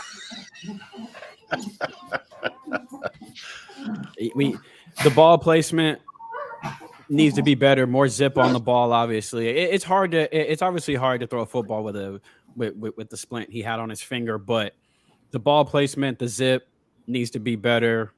He looked comfortable with the short to intermediate stuff. The timing looked good with him and Colby George and Colby Young and Jacoby George. All that stuff works. It looks good, but we knew that worked already. What we want to see is what the scouts want to see from him. Can he deliver under pressure?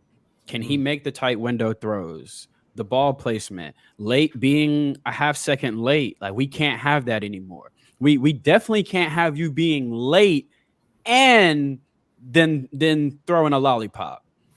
Like, there's quarterbacks that get away with that, right? Matthew Stafford gets away with it, but that's because he has a rifle attached to his right arm. You cannot be late and then put that much air under the football. Can be late and light. You have a deficiency. You then have to pick and choose. We all watched late Peyton Manning with the Broncos, right? Zip was gone. Boy was balling. Why? Ball placement, timing. You don't need a Matthew Stafford arm to be successful, but if you don't have one, the other things need to be crisp. Your footwork needs to be crisp. Your accuracy needs to be crisp. The timing needs to be right. We need to see TVD in control of this offense. We know we can run the football. We know we have an improved offensive line. But what we need to see, I keep saying we're going to go as far as 9 takes us. We need to see, like Rasta says, somebody got to take this thing over on the offensive side. It needs to be 9. Are you that guy that Pro Football Focus projected you as? Are you that first or second round quarterback? Are you the guy that can start to bring this team out of the funk that we've been in the past couple of years? I'm not saying to bring us back to the promised land, but somebody got to get that thing kicked off. Right. Is 9 that guy? I think a game like this answers that question. I don't think we have that answer yet. We've seen him be really successful one year. We saw him struggle last year. Injuries were a part of it. We did him no favors on the offensive line. But what TVD are we getting this year? I don't care about last year or the year before. That don't win me no games right now. What TVD are we getting this year? How is he with pressure? Ooh, boy, he poured all the juice. He went like this. He made sure he got it all out of the bottle. Hey. Go ahead, coach. Bingo. Oh, It's like that. Hey, I'm here for a long time and a good time. That's right. That's what I'm talking about. But I think we need to see TVD in control. We need to see 9 take over this game. We need to see what we all thought we were getting going into last year with TVD. If not, then it's time to start talking about, maybe he is who we thought he was and not who we thought he was. It is. All right, Roster, what's your thoughts on 9? Like, you know what I mean? Does this I guess this is the better question. Does this make or break, like solidify him as moving on to NFL, or he's just going to be a Miami Hurricane quarterback and finish out the season? Is this Yeah, that I game? mean, yeah, I mean, it's definitely a game that the scouts are all tuned in for. I mean, it's probably one of the best defenses he'll face, and he's going to bring it. You know, we keep talking about, oh, is he done? You know, is that one good season and now he's over, or is he able to develop? You know, he always stares down his receivers. He can't put zip on the ball. I mean, there's so much questions for TBD. You can answer them all right here. You know, obviously you still got 9, 10 more games to go finish, but at the end of the day, I mean, you're supposed to get better. So this is supposed to be a good game for you. The rest is supposed to be elite. You know, you're supposed to develop. So talent wise, I mean, he's got the arm. You know, like obviously NFL prospects want him. He's going to get drafted. So he's still going to go to the NFL. He'll be an NFL quarterback. Just depends, will he be a starter, will he be a backup, or will he be a scout team? You know, and I think you use this. You know, this is an SEC defense. It's the best one you'll see all year. How do you do against it? Because it's not just the D-line, right? Like Clemson corners look horrible. Florida State's DBs look horrible. These DBs can cover. They're fast. They got size. They can tackle. You're facing one of the better defensive coordinators on your roster or on your schedule. So, I mean, this game for him, it means a lot, bro. You know, this is one he can put on that tape and send it to somebody's front office. I heard that. Hey, yo, what's your thoughts on this? Is this the make and break game for TVD so far as propel his career and becomes Tyler Van Dimes, or what? You go get that trademarked, you better start backing it up. I think that's the thing is you have Holy shit. I'm sorry, he trademarked the Tyler Van Dimes? Trademarked it. Correct, this week. It's trademarked. Yeah. So my favorite movie of Remember the Titans, attitude reflects leadership. It absolutely does. On the field, if TVD is him, then our team is going to carry with him. And you've seen it on prolific offenses throughout college football throughout the years. A quarterback can be very average, like the one a little bit north of Miami, but if he can take those hits, deliver that ball, do whatever, for whatever reason, he just gets the job done each and every damn play, those other players will rally to run through walls for that guy. And that projects your offense even further. It is on him because he is the offense. This is a quarterback-friendly offense. This is his offense. He can call things at the line. He can audible. Everything you want. You want to show people your NFL caliber? You have no excuses now. This is the mentality you came here to have. So it's all on him, but that's why you get in this position. That's why you like being a quarterback, is because that team rallies around you. And you know what? We rally around them. I mean, think about it. Your favorite player is usually a quarterback. You know why? Because they give everything they got on that damn field. And that's what we need to do too. If they're putting it on the line, then we're putting our asses in those stands too. So it's on both. Yeah, Lex, how do you view it, man? You know, as you view this deal too, because I'll give my point when you finish. You know, we don't like talking about injuries and stuff, but has TVD really looked the same since his first shoulder injury last year? Does he? Because then he tried to come back and then he get hurt a little bit more. Has he really looked the same since then? Yeah. And what Chalupa said is, you know, his arm strength maybe is not what it used to be after these injuries, but if you could have your timing and your scheming and all that, you could be just fine. There's plenty of quarterbacks that made a great living in the NFL with, okay, well, I can't throw like a Brett Favre or something like this, but I know that if I put it here, here, and here on this timing, this timing, this timing, it's all going to work. It doesn't matter who you are. Kellen Moore won a lot of football games. Yeah.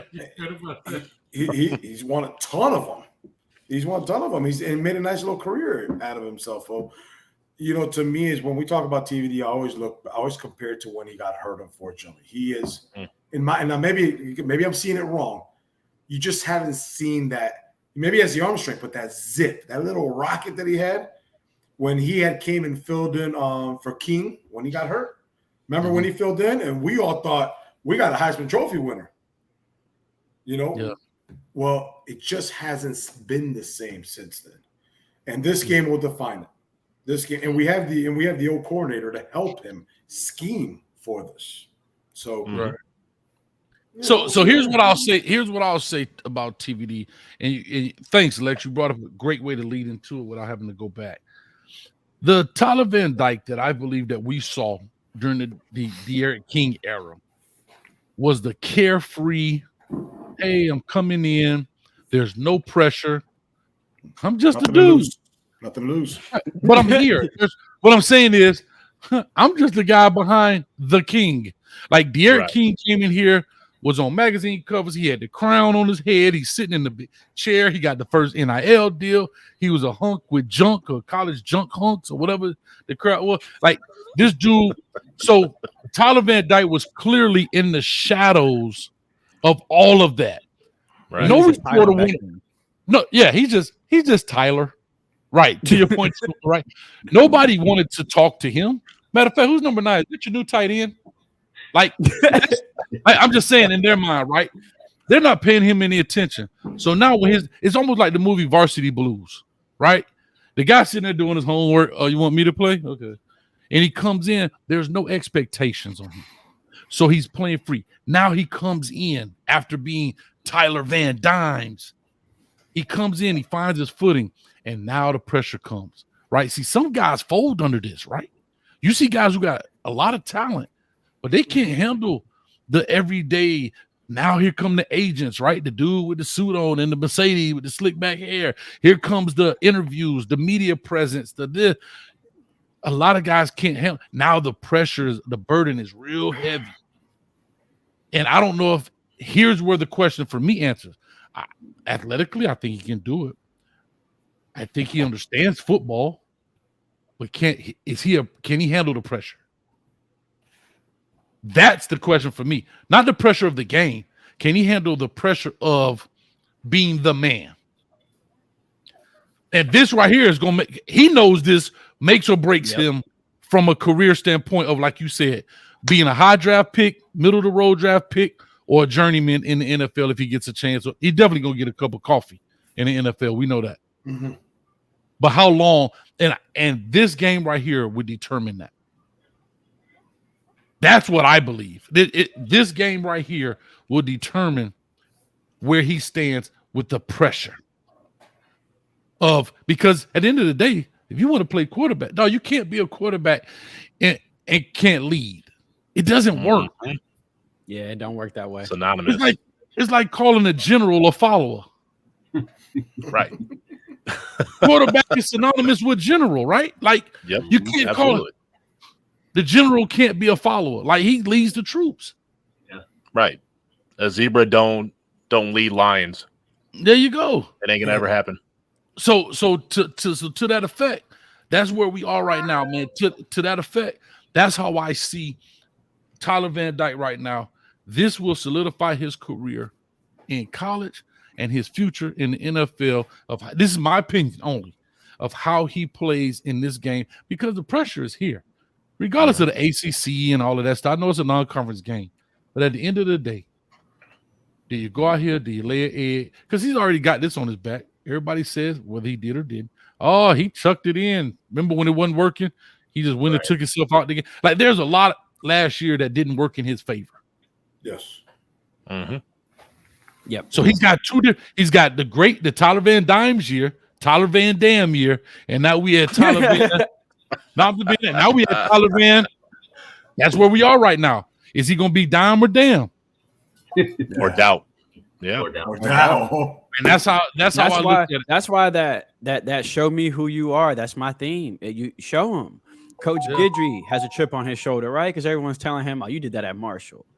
Coach Dawson has a chip on his shoulder because everybody, he got that fluky offense they ran at Houston. Mario, chip on his shoulder. Oh, he can recruit, but he can't coach. Right. TVD, is he TVD or, was that hype? I think there's so many guys on this roster where it's just show them who you are. Even our phenomenal freshman Ruben Bain, who was criminally underrated and not given his 5th star. So they didn't think he was the best pass rusher in the nation. Show them who you are. Exactly. They took your 5th star, Jaden Wayne. Show them who you are. Oh yeah, there's so many guys on this roster You know what I'm saying? That they have the chance to just show them who you are. Hey, James, they say you can't hit out here. Show them who you are. I think from top to bottom on this roster, we got so many guys that it's proven time, and the coaching staff and on the field. It's the year to show the country, show the scouts, show the program, show us who you really are. I love it. Well, guys, listen. We at the 8:30 mark. I got my peoples in the back. We throwing blows, baby. I don't even know what hour this is. Oh, 4 hours and 23 minutes. I'm halfway there, baby. I'm halfway there. So anyway, hey, like I say, I appreciate you guys coming, man. I'm gonna definitely see y'all at the game. You know what I mean? Lex, Ayo, I know you up the road a little bit, baby, but you're gonna be there with us, man. Rasta, hopefully I see you as well. And Chalupa, I know you're not there. You in Cane Appetizer Week 2. What's that? Talk to us. Oh, that's the drink? That's going to be the appetizer. So we're going to do loaded fries, baby. So these are going to be your ingredients. It's going to be waffle fries and pizza, baby. And for the Coach Hayes, the juice. It's going to be Corona, Kool-Aid, because we're going to be drinking that Kool-Aid this weekend. And you know what? Tequila, Bacardi, Limon, rum, either or. And I'm gonna show y'all how to make it on. And I'm gonna show y'all how to make it on Saturday. Grab the ingredients. Let's get this going. I love it. I'm so lost. I don't know what's happening right now. I got canned juice bottles everywhere. You saw me throw one already. Hold on, don't worry about it. We got more coming. I got more. That's right. Exactly. Just another one. Hey, Coach Hayes, before we leave, what's your score prediction? I tell people all the time, put the Cajuns in the yeah, baby. Yeah, baby. Oh, we're going straight to the vein with it. We're going straight to the vein with the Cajuns, dog. I only live 30 minutes from you. Hold on. From you, Coach. I only live 30 minutes away from you, and I felt that in my house. Hey, man. I'm in Texas. I felt that. We're going straight to the vein with it, man. We're going straight to the vein. Well, listen, man. You said score prediction. Oh, good one. I want to hear your prediction. Yeah. Sugar honey iced tea. Let me get I'm gonna give a 28-24. Ooh, Canes. I like that. 28-24 Canes. 21-17 Canes. I like it. I don't think it's as high scoring as people. I don't think it's that high. 21-17. I think one of those touchdowns is pick six to the house. That's why I lose my 27-24 Miami. My bad, Rasta. Rasta, what you think? What's your score prediction? Yeah, that's on Saturday morning. Me and Dave got a whole show. Plug. I will say my score is close to Coach Hayes though. Okay. Chalupa? I'm going 31-24. Okay. Nice. 31-24. I'm loving it. All right, real quick, man. Your stuff has been plugged. Yeah, your stuff has been plugged. Ellen, the producer, has been plugging it. But like I said, let people know just quickly. I'll go with you guys, Lex and Ayo, Rasta, and then Chalupa. Let them know where they can find you. Head them over and hit that, and we're going to go ahead and we're going to get our next group in. There you go. Wait. Yeah, you could find me at Lex ACF Crew on Twitter. You know, we got our Miami Mayhem page on Facebook and Twitter. Ayo, go for it, big dog. Linktree, LINTR /Miami Flow. That's all of our links, all of our social media, all of our podcasts. Everything takes you one click right to it. So you'll find everything, anything, and all the upcoming. Love it. Rasta, talk to us, baby. Yeah, I mean, you can find me on the same thing. Obviously, the Miami Flow brand channel, our podcast, on Twitter, Rasta Edits. I got Visit Edits dropping this week. Kids are dropping them left and right now. Game day edits for all the high school football and stuff like that. So tune in, man. Can't wait. It's an exciting week. All right. And Chalupa Batman, before you answer, is that correct? Chalupa is because of Taco Bell? No. I'll make this quick. I'll make this very quick. I'll do it. That's what they said. That's what they said. I was watching earlier. I know you want to know, so I'll make it quick. So there's a show called The League. Is anybody familiar with it? It's about fantasy football. That Okay, guy. so me and my friends, we got a long running fantasy football league, and we're fans of The League. So on The League, they named one of the guys' sons Chalupa Batman, CB, as a joke. So if you look at my Twitter, my actual Twitter is my government name. It's my full government, but it said Chalupa Batman like above it because it's a joke for me and my friends. It's not something people ever called me in the past. Like I have a nickname between my friends, and it's not Chalupa. Dono started calling me Chalupa Batman on Locked On Canes.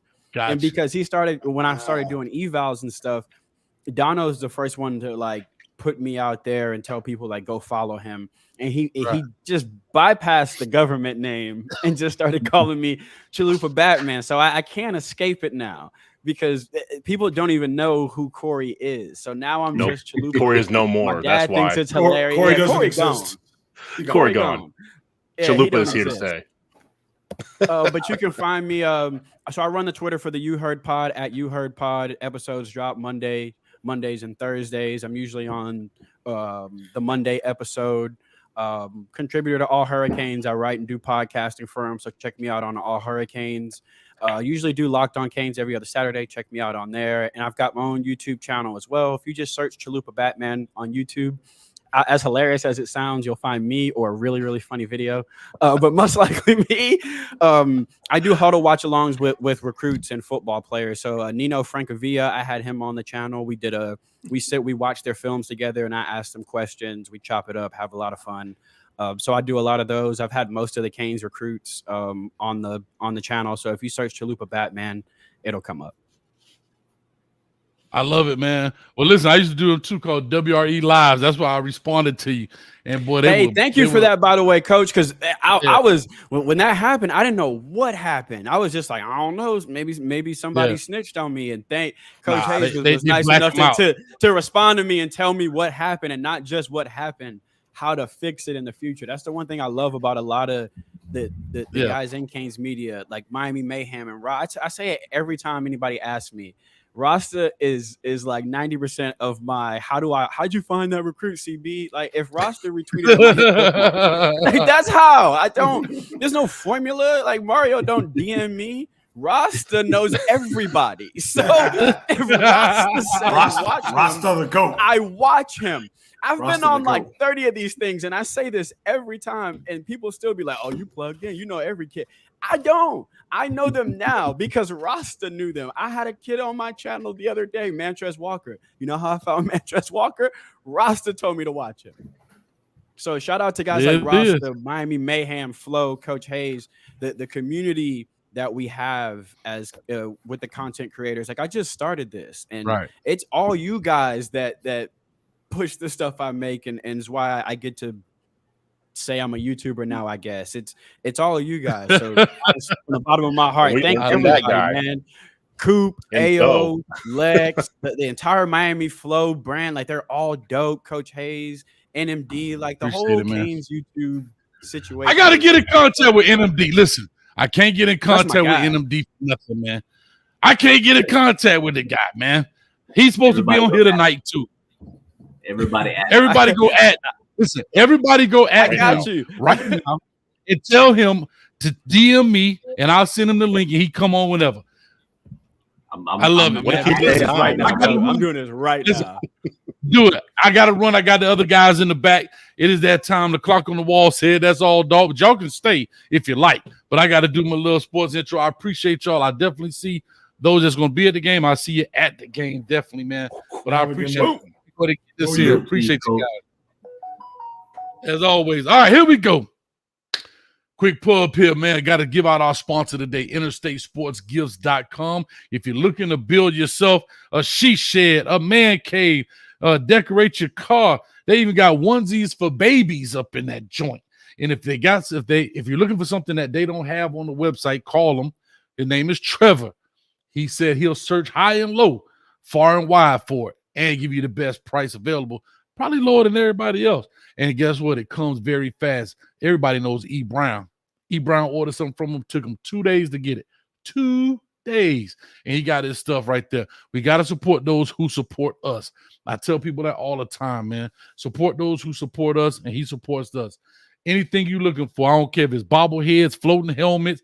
They got signed helmets. They had jerseys. I think he had an Ed Reed jersey and a Sean Taylor jersey. Not sure if they're still in the building, but you definitely got to check him out. Right here, quick word from our sponsor, and we're coming back on our next segment. Sports fans are gearing up at Interstate Sports, your home for officially licensed fan gear. We have jerseys, custom frames, team signs, draft tumblers, and more. For every sports fan's needs, visit interstatesportsgifts.com. Back. I ain't gonna tell the people that's supposed to be here right now. I tell you, boy, with friends like that, who need enemies? But when you have friends like this, who cares? Because they always come in for you. Coming to the stage, my dog V12 and my dog T2Y, aka Big 3 T2Y, in the building. What's going on with you, baby? Talk to me. Oh, both of y'all muted. You muted up, T2. We can't hear you, 12. I can hear you, T2. Can you hear me? Yes, sir. Yes, sir. Yeah, you loud and clear. I don't know what 12 over there looking like a V6.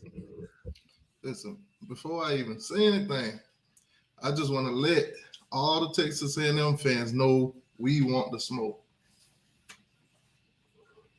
Do you want smoke? There it is.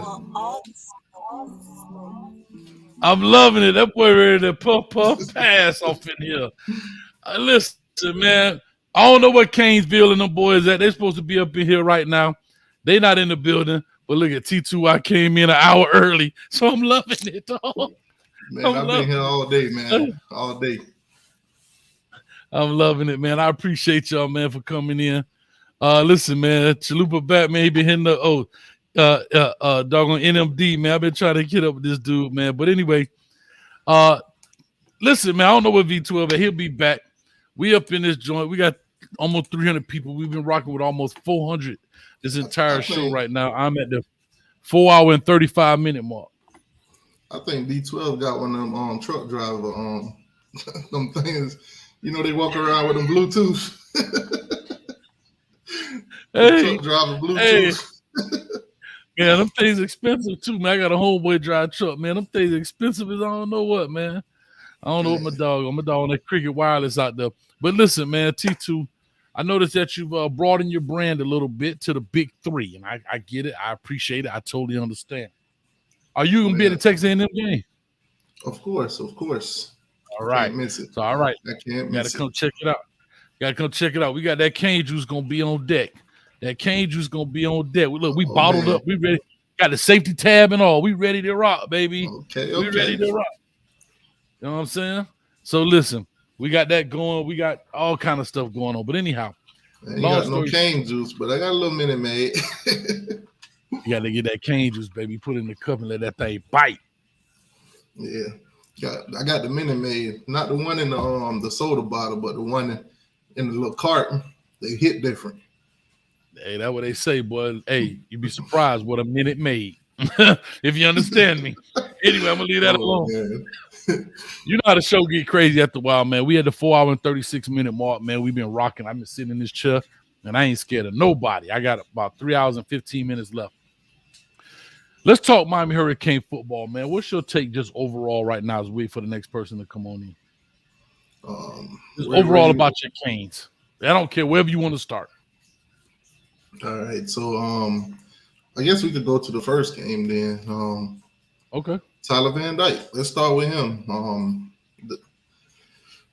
Started off on a little negative right now. The interception. Floated that thing. I don't think Texas A&M got the best secondaries or anything like that. But if you float it like that, they definitely gonna get it. And more than likely, that thing could be taken to the house. So that's one thing. Tyler Van Dyke, I think he gotta get the ball out a lot quicker. You know, stop second guessing himself, because I do see him second guessing himself still. Huge improvement though from last season, but still kind of second guessing himself. So hopefully that's something that, they've been going through this week, try to get them to, settle down a little bit, read, and then, protect the football. V12, most definitely. Yeah, it was, but I mean, it wasn't gonna happen again. Last time we came on, had these difficulties. I think there's something going on with that computer downstairs, so I had to switch computers. So you can hear me now? I'm assuming because y'all responded to me. What's up? What's up? You know what it probably is? Go next time you get on that computer, go to your volume button. Okay. And click on it, because most of the time that happened to me too. Okay. I'm gonna be coming out of my mic. That's like I can't hear nobody. But then when I click on why is it feeding it to my mic? All that T2I don't make no sense. Do what you need to do, V12. Go to your computer, take this cane juice bottle, and pour that jar right on the computer. And it'll work. It'll wake up. Get a new one. Man, that computer gonna be screaming touchdown. There you go. So like you say, you talked about Tyler Van Dyke. We just kind of chopping it up. We've been on this thing almost 5 hours. We've been chopping it up. And somebody say you got V12 got that poor little Timmy computer. You ain't lying. That's true. That's true. All right. So here we go. Talk to us. So we were talking a little Tyler Van Dyke. I don't know if y'all heard the last segment where I was kind of saying this may be his make or break game so far as how it goes for his college career, his opportunities as he may go on to the next level. I think it's more of a him issue and how he handles pressure. I think he has talent. I think he understands football. I just think he lacks some confidence. That's my personal opinion about his ability at this game. What's your take on that? And then we can push on the other aspects of the game. Well, I think a lot has happened over his entire career. I heard some of what you were saying, and he's had one of those up and down career thus far. So this season, I think this is a make or break year. You mean one game? I think this entire season is going to be one. We'll find out how he's going to do if he's going to go to the pros or not. I think he'll be all right. I think that you said V12 went to the West Wing of his castle. And there we go. Thank you very much, Chad. I appreciate it. West Wing. No, I think that he's going to be all right, man. I think that as the talent, because he sees the talent, they're surrounding him with better talent. The running game is going to help him a lot, I believe, this year. Help him settle down, so on and so forth. So I think having a new coach and having some kind of continuity, better talent, a running game, I think he'll be a better quarterback. He has the confidence. He's always been more of a stoic type player, but I don't expect him to act like Shedeur Sanders and run around and smile all the time. But he's a stoic type, Peyton Manning type guy. He's not going to do a lot of smiling, but I think that he's a competitor and he'll do a lot better this year. Yeah, I think I totally understand. Go ahead. I think the run game is what's going to really support Tyler Van Dyke. Last game you seen, if you look at the numbers from the running back, attempts wise, all of them had about 9, except for Don Chaney. I think he had like 8. So obviously, we got 4 running backs we're feeding. Now might be a little bit different because it's Texas A&M. Miami of Ohio, you get those options, but I think they might, try to single down to maybe 2, maybe 3 guys running it. You might not see that kind of that division in the snaps of the running back. Somebody get hot, might have 16, 17, but I think the run game is what really going to have to support Tyler Van Dyke because I believe that's our strong point. Cody Young, like I said, after the game on the Miami Ohio game, saw him in the back, took a couple photos with him, everything like that. But he had that thigh iced up. He had it strapped up. So not quite sure, what's the extent of that. But we definitely going to need the receivers to step up because if he's not one of our weapons out there, then, it might be a slow night passing. Mm-hmm. Yeah, I agree with you. I'm sorry. I'm trying to read this thing. I'm trying to get I'm trying to see my man come up in here. Let's talk a little defense because there's been a lot of questions. We can talk in regards to some linebacker play. We kind of touched on Kiko, Wesley Basaint. Y'all leave Corey Flagg alone. 12. You know why Corey Flagg was number 11? T2. You know why Corey Flagg was number 11? Sorry, I'm trying to shoo my daughter away. She choosing the wrong time to come ask questions. That's all right. You know why she called. You know why Corey Flagg was number 11? Nah, you're gonna have to enlighten me. Because he number 1 twice, baby. I keep telling people this and they don't want to listen to me, dog. Oh, Coach Hayes, you definitely a dad, because that definitely was a dad joke. Oh man. Hold up. I told that joke 4 hours ago, and Susie Pink's still in the building. Hey, Susie Pink's still in the building. That means she been rocking with your boy for 4.5 hours. That's like, oh God, I got a monster back here. I didn't even see this dude, man. Who is this cat, dog? Who that? Stevie Wonder? That was a Wild Wild West. Stevie Wonder? A Wild Wild West. I go downtown, 125th Street. Hey, Streeter. Stevie Wonder. Hey, Streeter. I just come to say I met you two little badass kids at the game the other day. Hey, I'm still. Hey, I'm still waiting to see us go vertical, man. They said they have to, though. They said they have to, though. They said they have to. They said that thing was 200 something on the ground. Man, you told me they saving it for Texas A&M. Well, here we They are. ain't had to say nothing. I mean, I don't know. You go to the grocery store, pull out all your credit cards, and be like, when you want to use. You pull Hey, out all what you got to use. Hey, T, if it's my first time using it, I'm finna buy a steak. Man. I ain't finna buy no oodles or noodles. Listen, you know that thing loaded on the first swipe. Loaded. What's the farthest pass they threw? 6.2 yards. The one that got picked off? Yeah, but that was kind of across the grain. Like, that was across the field. Yeah. Okay, what about Restrepo? When that thing was in the air, all you heard was it went deep in Restrepo, right? That one time. Kind of like a fade route, though. It was kind of like a catch. And we talking about 5-step drop and I don't know. I think what was more impressive, I don't know, I guess because I was right there on the field and he ran to us, was that damn first play, the hitch route, and somebody get the ball and go to the house. Because we haven't had that happen in a while. Like, we ain't had them type athletes, that type of blocking. You know what I'm saying? That was the first pass. Yeah. I mean, it was a jailbreak. Let me ask you, Street. Nothing wrong with it. Is we gonna have him? Is we gonna have him for this game? Because he was iced up now. Oh, he got to play. He got to play. I mean, he got to go out there. He got to play. He got to play, even if he's a decoy. Okay. Street. I'm gonna tell you what a downfield vertical when we think of it. Mm-hmm. When Utah played Florida, the very first possession of Utah, that's pulling the pin out of the grenade. Maybe if somebody would have walked in our stadium and been like, "Look at this last stadium," and put it on Twitter, maybe we would have vertical on it. Hey, I like that. I like it. I like it when Utah. Hey, don't even know what I'm talking about. I don't. I'm lost. Talk to me. Whatever. Man, so the guy Princely from Florida, he took a photo of the stadium and said "little ass stadium." So after they got whooped, no, Utah. Okay. So after they got whooped, Utah put up a picture of the victory and say "little ass dub." Yo, the clapback was real. All I can tell you is it was 100 yards in that little ass stadium. That's all I know. That's all you need.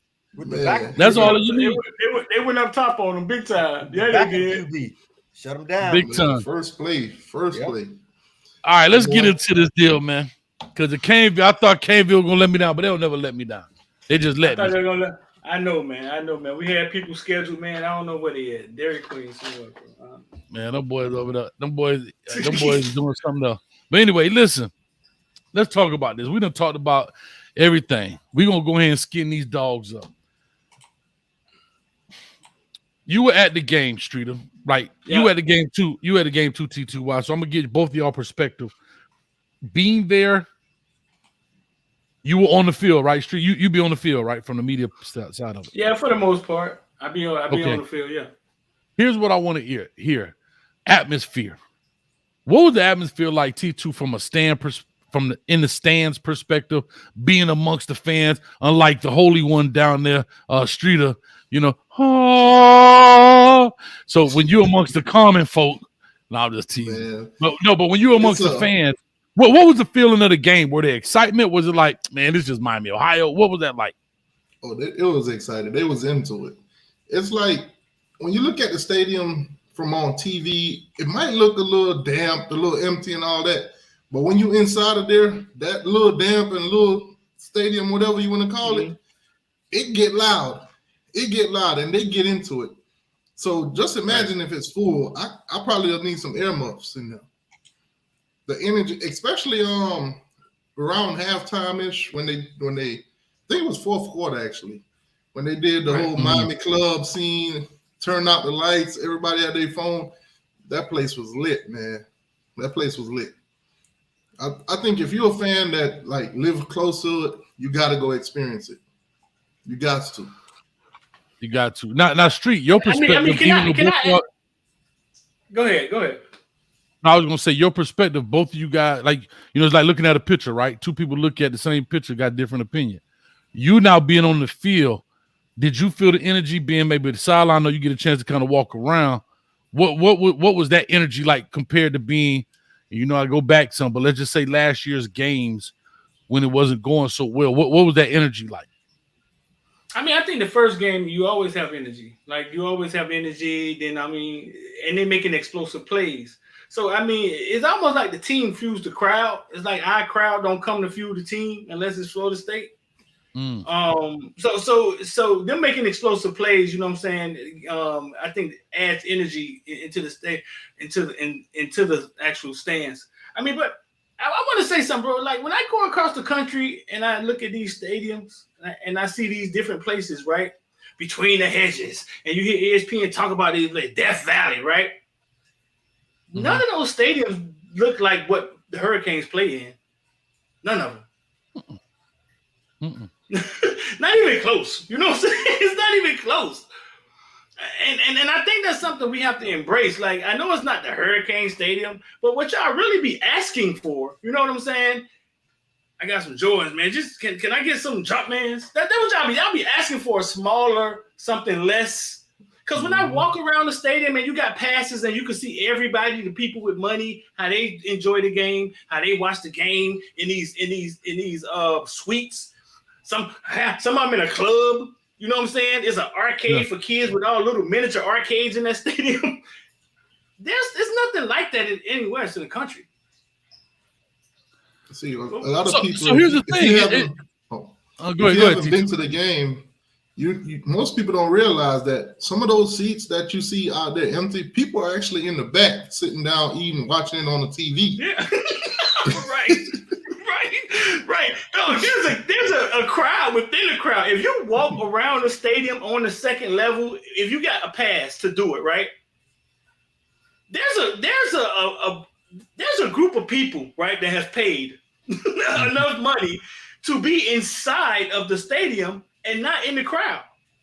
Right. You know what I'm saying? They may have kids. It's a whole arcade, bro, for kids, like miniature games, like for kids. So the stadium is so plush that it's almost like they've made it to where you don't have to be in the stands, and now they're crying about people, you know what I'm saying, in the stands. But I think that's the difference, right? But Street, that's the difference between college and NFL. So when you hear about the hedges and you hear about Death Valley, that wasn't no different than the Orange Bowl for us. Orange Bowl was a crap stadium. Let's call it what it was. Like, it wasn't anything spectacular about it except what happened on the field. That's what made the Orange Bowl and the neighborhood it sat in, right? The atmosphere, the environment, you parking in somebody's front yard, giving them $10, hoping your windshield's still there when you get back. They ain't steal your rims off you. You know what I'm saying? Like, that's what made it what it was. It had nothing, because most stadiums are crap because they're so old. When I say crap, they're not lush. They're just what they are. Aluminum seating, right? And a football field. You go to Michigan, ain't nothing spectacular about Michigan Stadium, dog. except it's a big stadium, holds a bunch of people. It got aluminum seats, and they run out and hit the banner. Yeah. Texas A&M, I was surprised, dog. They had benches. Like they didn't have assigned seats. They were because they revamped it, but they just revamped it from Johnny Manziel. They just redid it. Remember when Johnny Manziel, they redid it. But dog, the Orange Bowl didn't even have a damn replay screen. I don't think that little my computer monitor bigger than what they had at the Orange Bowl. Right. So I say that to say this. That's why I say that to say this. The Canes haven't won in a long time, right? Mm-hmm. When that stadium gets full, when it gets full, it is really, really loud. It's rocking. And at that point, it's probably the best place to experience a football game. Mm-hmm. Just got to beat somebody. It's that overhead, dog. That's what helped them too. When they built that overhead, when they built that roof type system, that junk do get loud. 12, you all right, baby?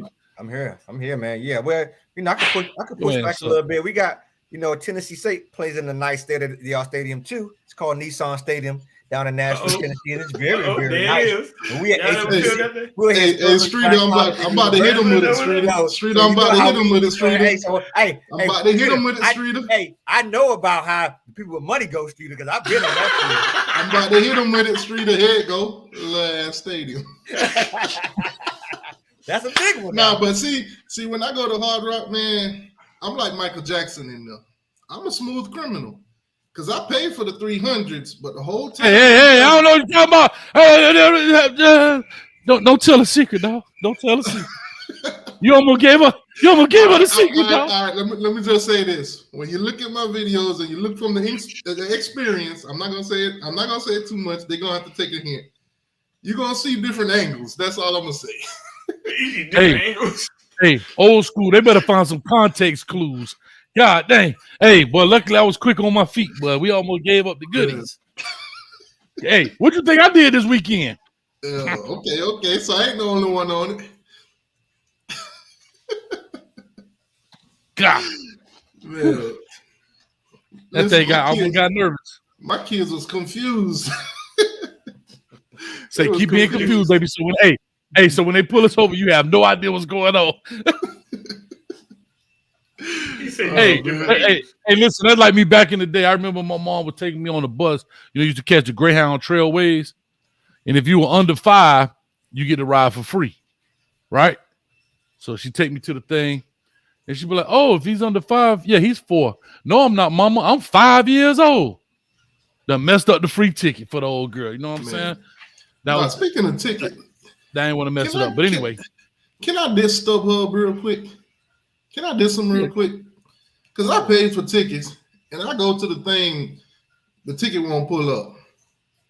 I tried about 100 times, it won't pull up. So I emailed them. I went to the box office and just bought some new ones.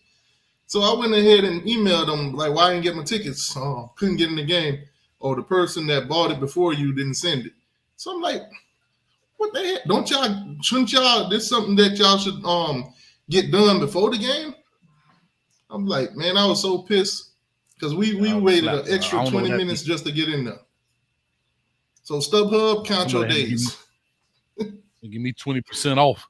But anyway, let's talk this thing out, man. So Texas A&M, oh God. 12, let me ask you a question, man. What you need to see from this receiving core? We've talked about it before earlier. What is it that we need to see from this receiving core, bro? I said it, man. I think they caught the ball well. Of course, they're going to be a different type of defenders with the Texas A&M team, so we have to be physical with these guys in the SEC. Also, I want to see how they perform with, Power 5 DBs getting that separation. So we continue to catch the ball, run the routes, and block. Because I don't. We spoke about it earlier.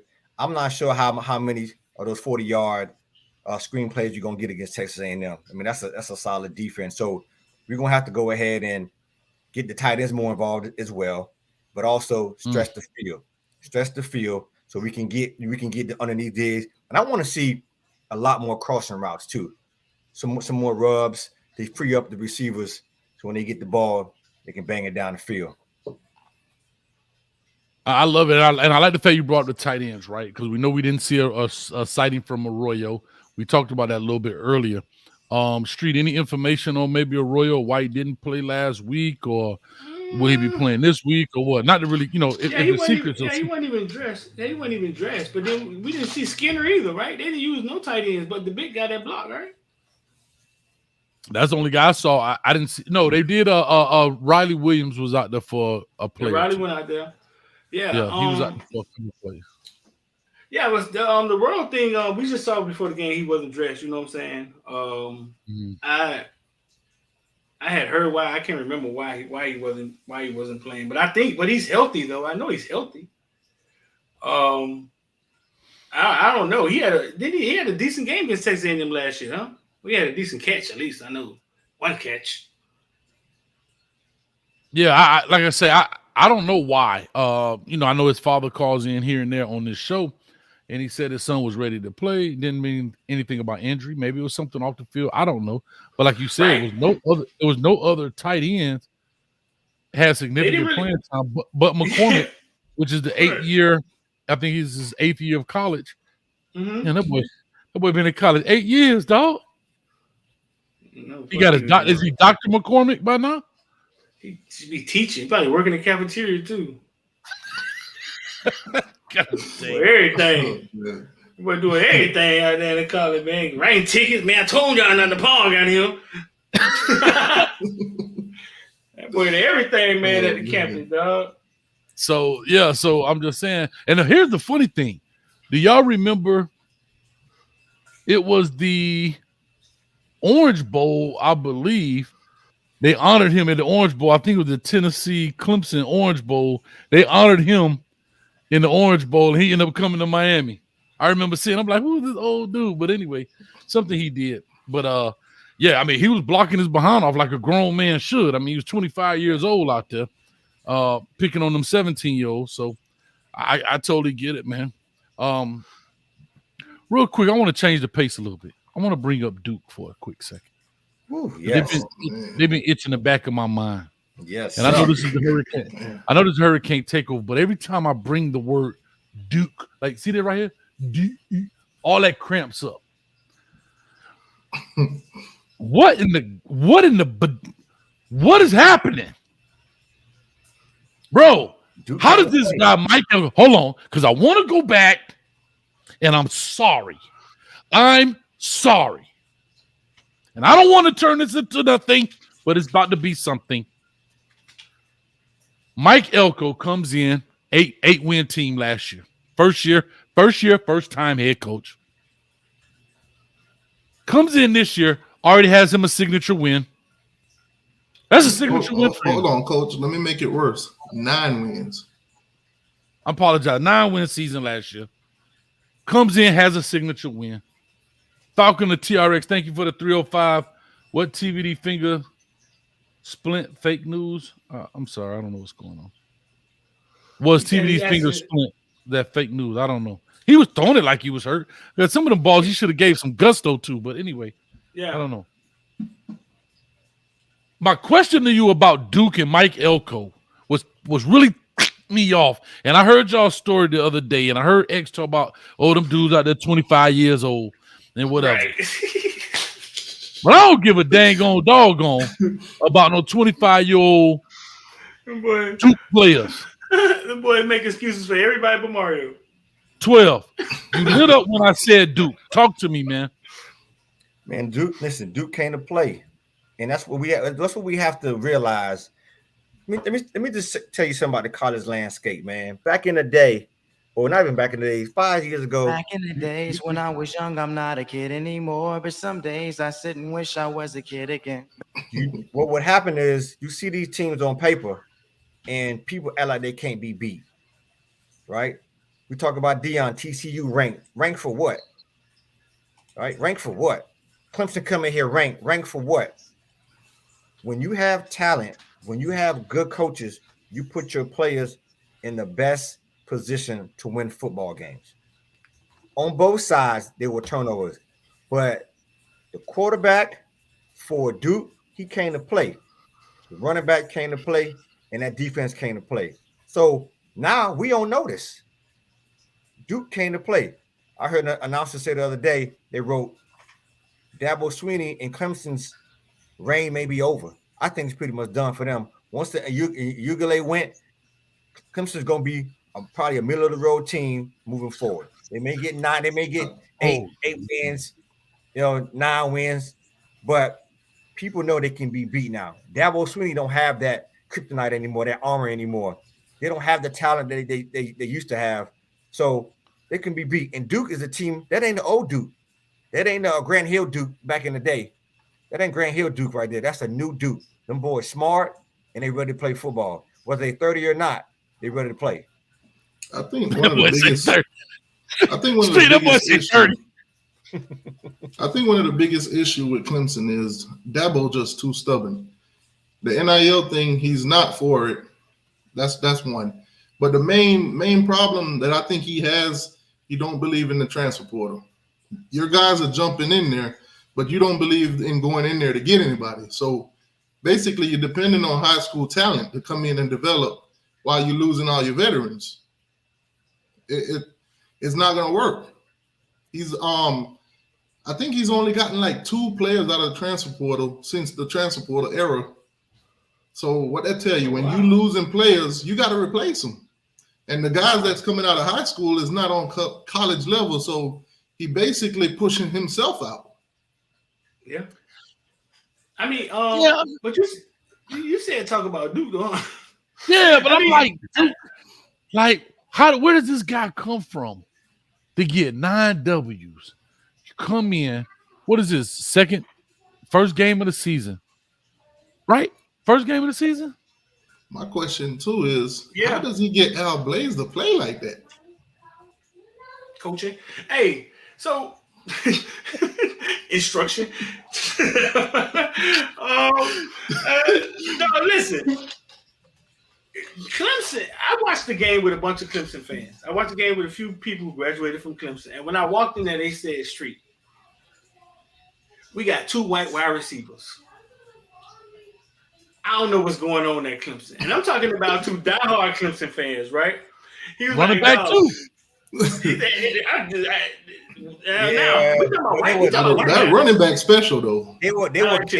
They were capping because Hunter Renfrow was one of the best they had with Deshaun. So tell them cut that out. They had a couple wide receivers with Hunter Renfrow with there. So tell them cut. I couldn't have been there with children. I would have cut the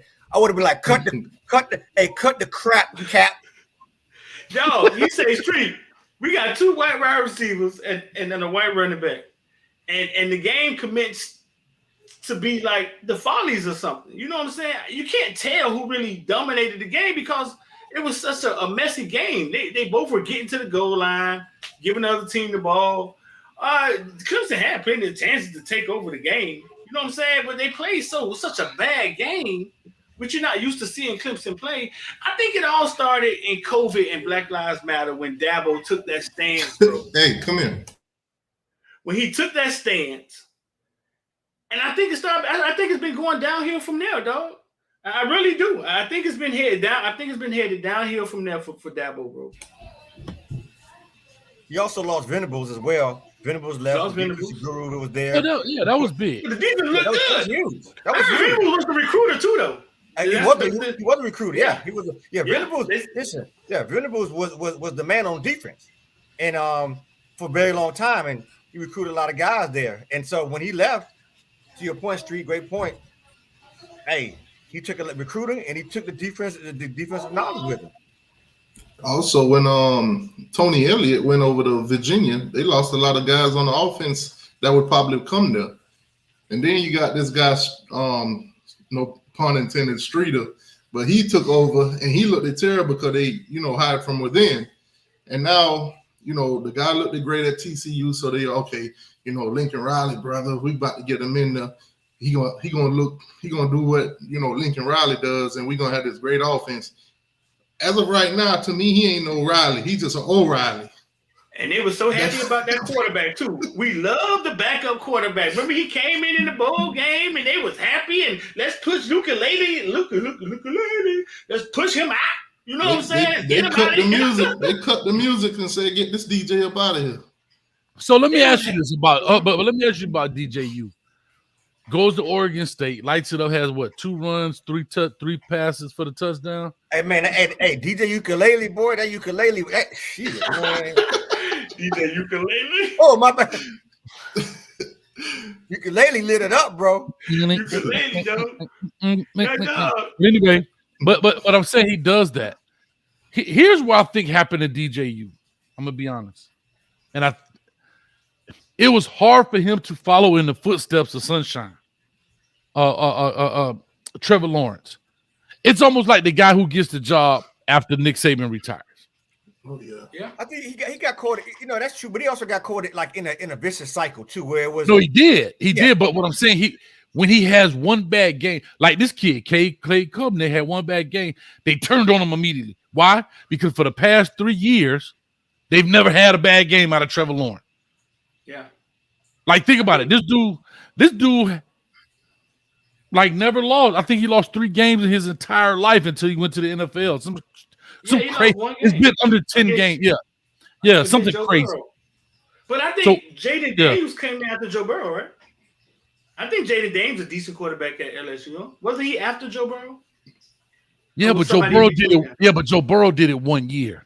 It wasn't 3 years of just lights out.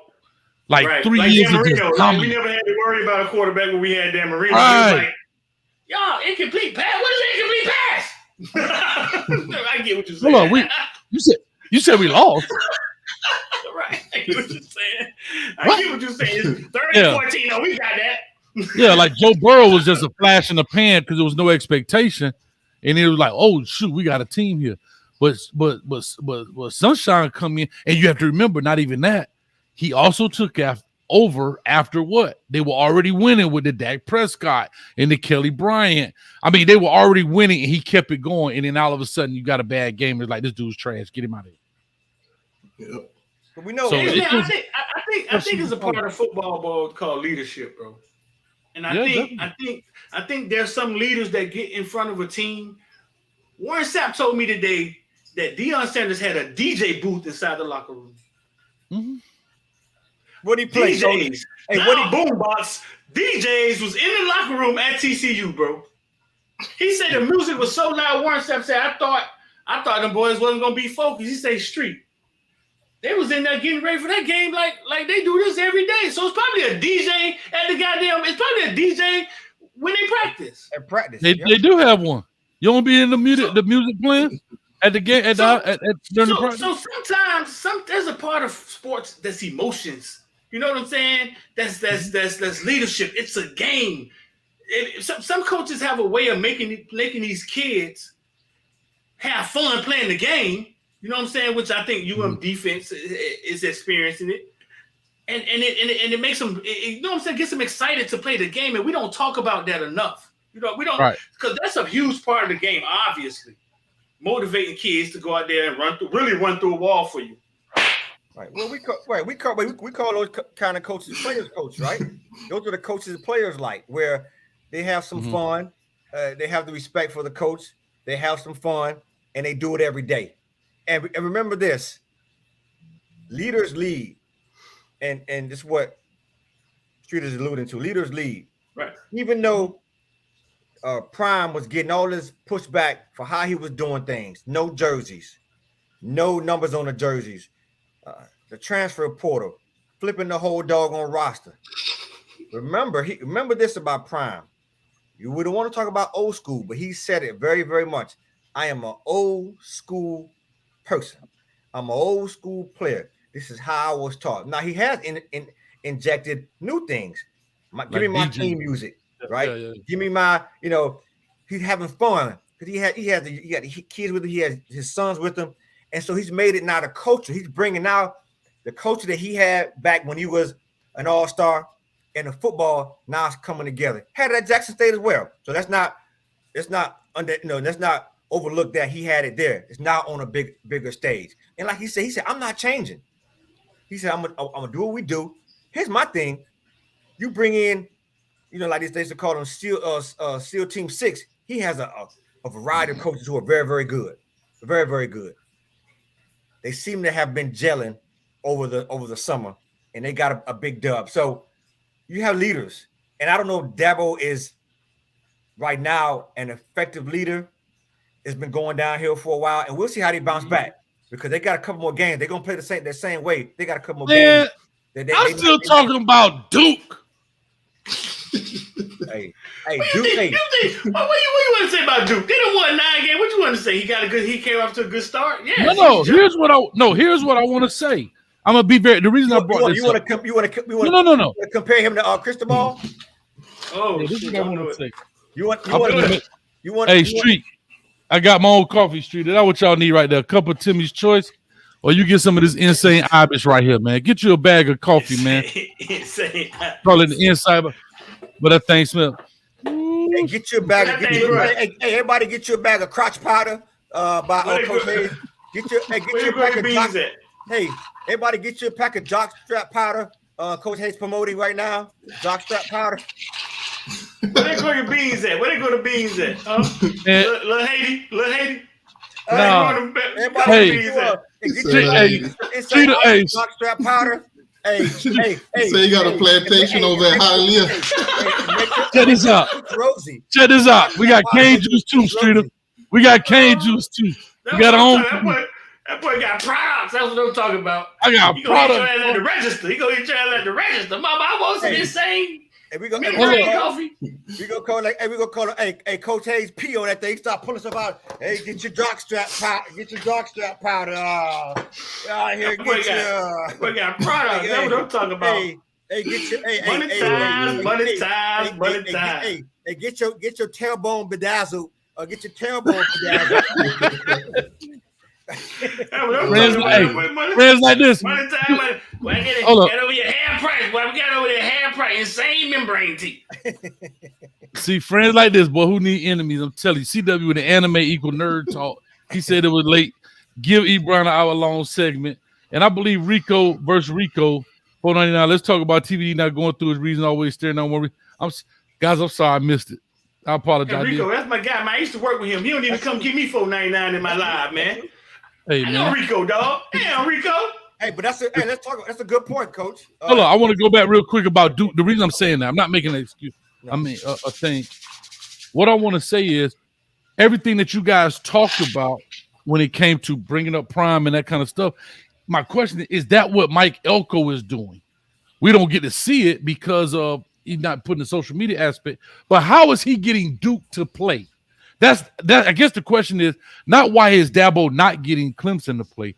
More of the question is how is Mike Elko getting Duke to play at this? I'm gonna just call it a high level, bro.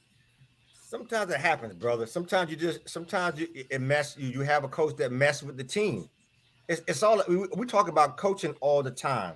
It matters. It matters a lot. That's the leader, and your team takes on your persona, your identity. That's what happens. 12, mother. Get your tailbone bedazzled. Hey, I call you my brother, dog.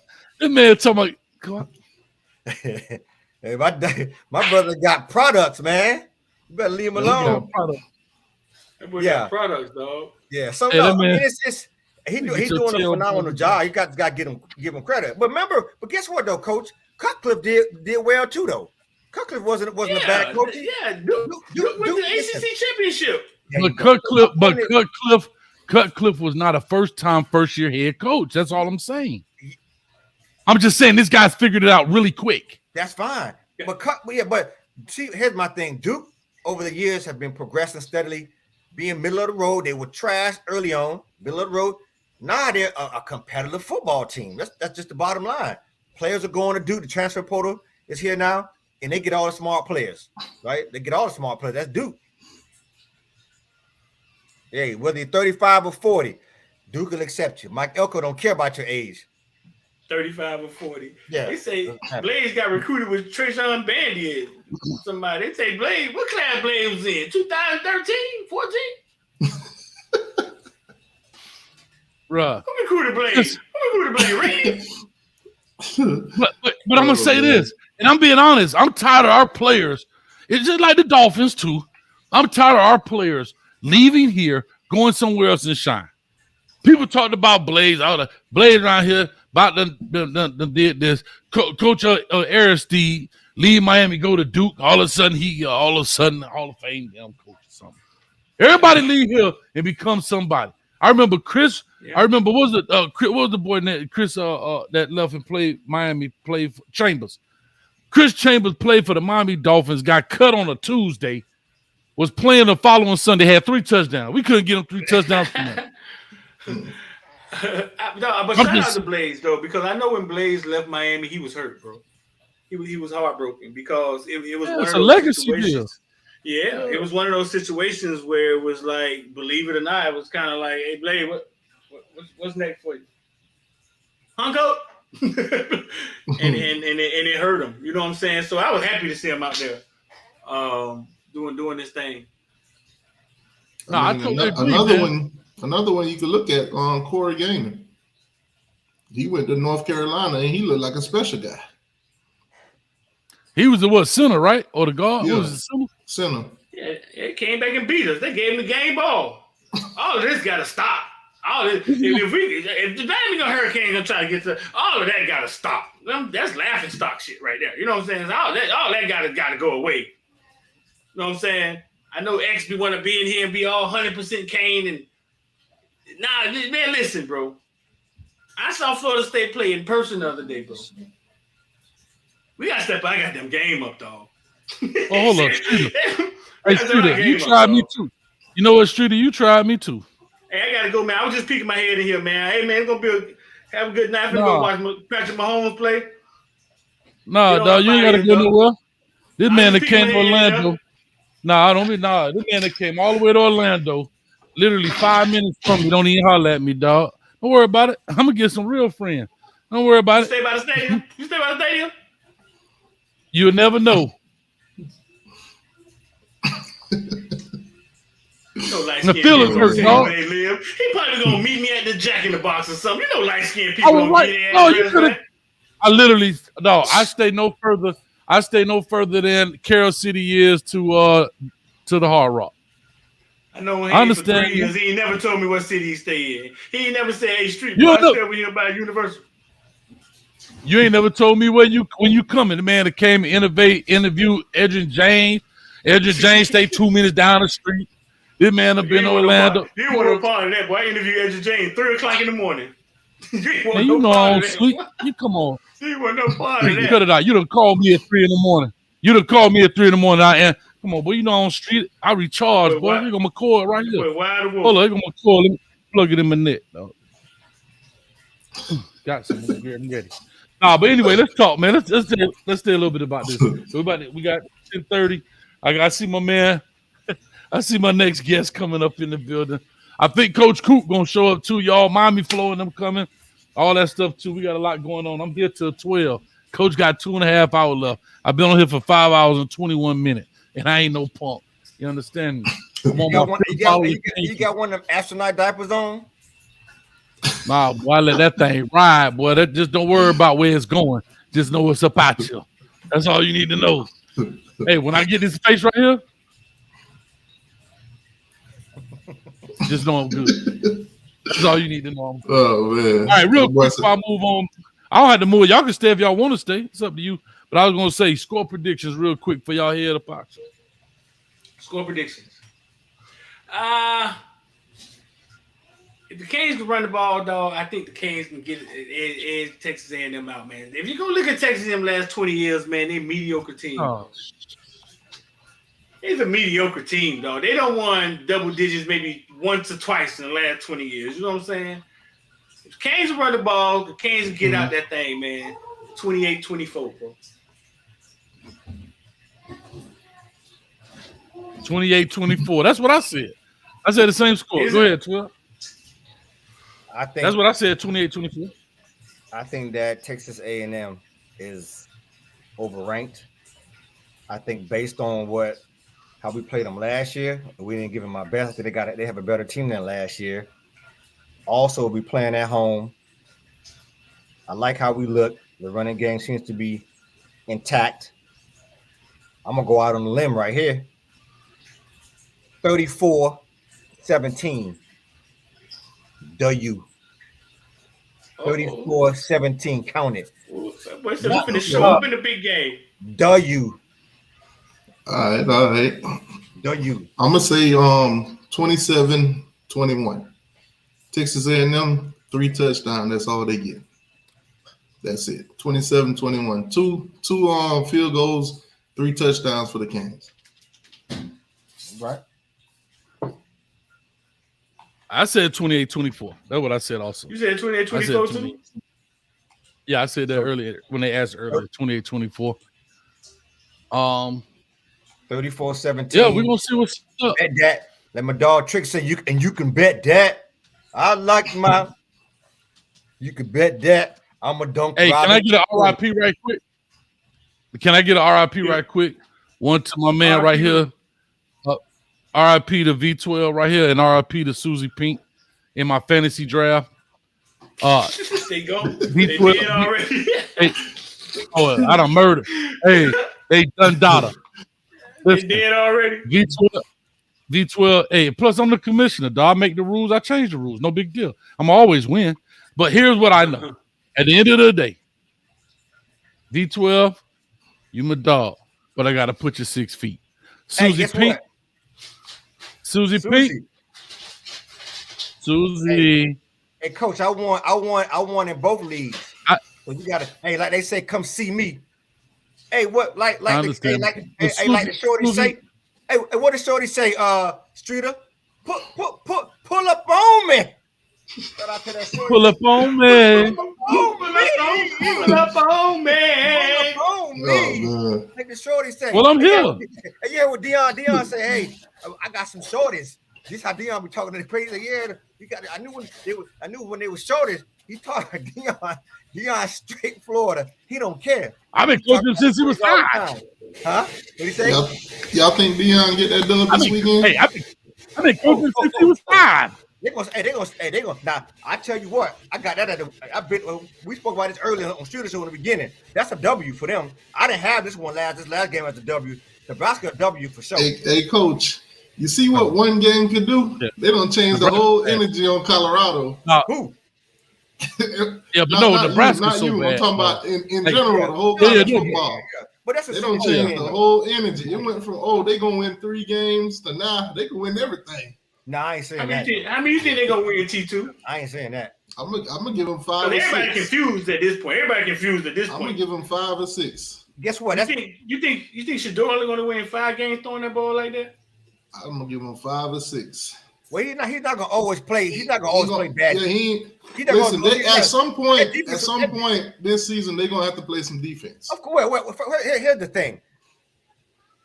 TCU was horrible defensively, and so was Colorado. So there's some Achilles heels there on both teams. Nebraska is the team to beat them.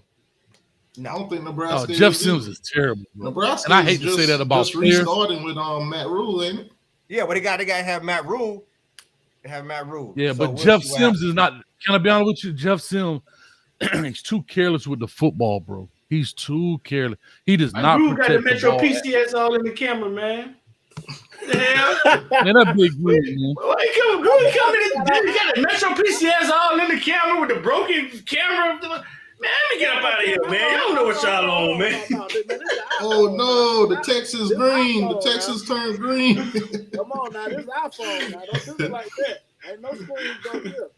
Hey, why them Texas turn green, man? Crazy. Listen, man. Here's what I'm gonna do. You out to it? I mean, you out? Yeah, I gotta get up out of here, bro. I know, but real quick, plug your stuff. About the new Caneville channel. It's a new Caneville channel, man. We almost at 1,000 subs. Y'all come check that out, bro.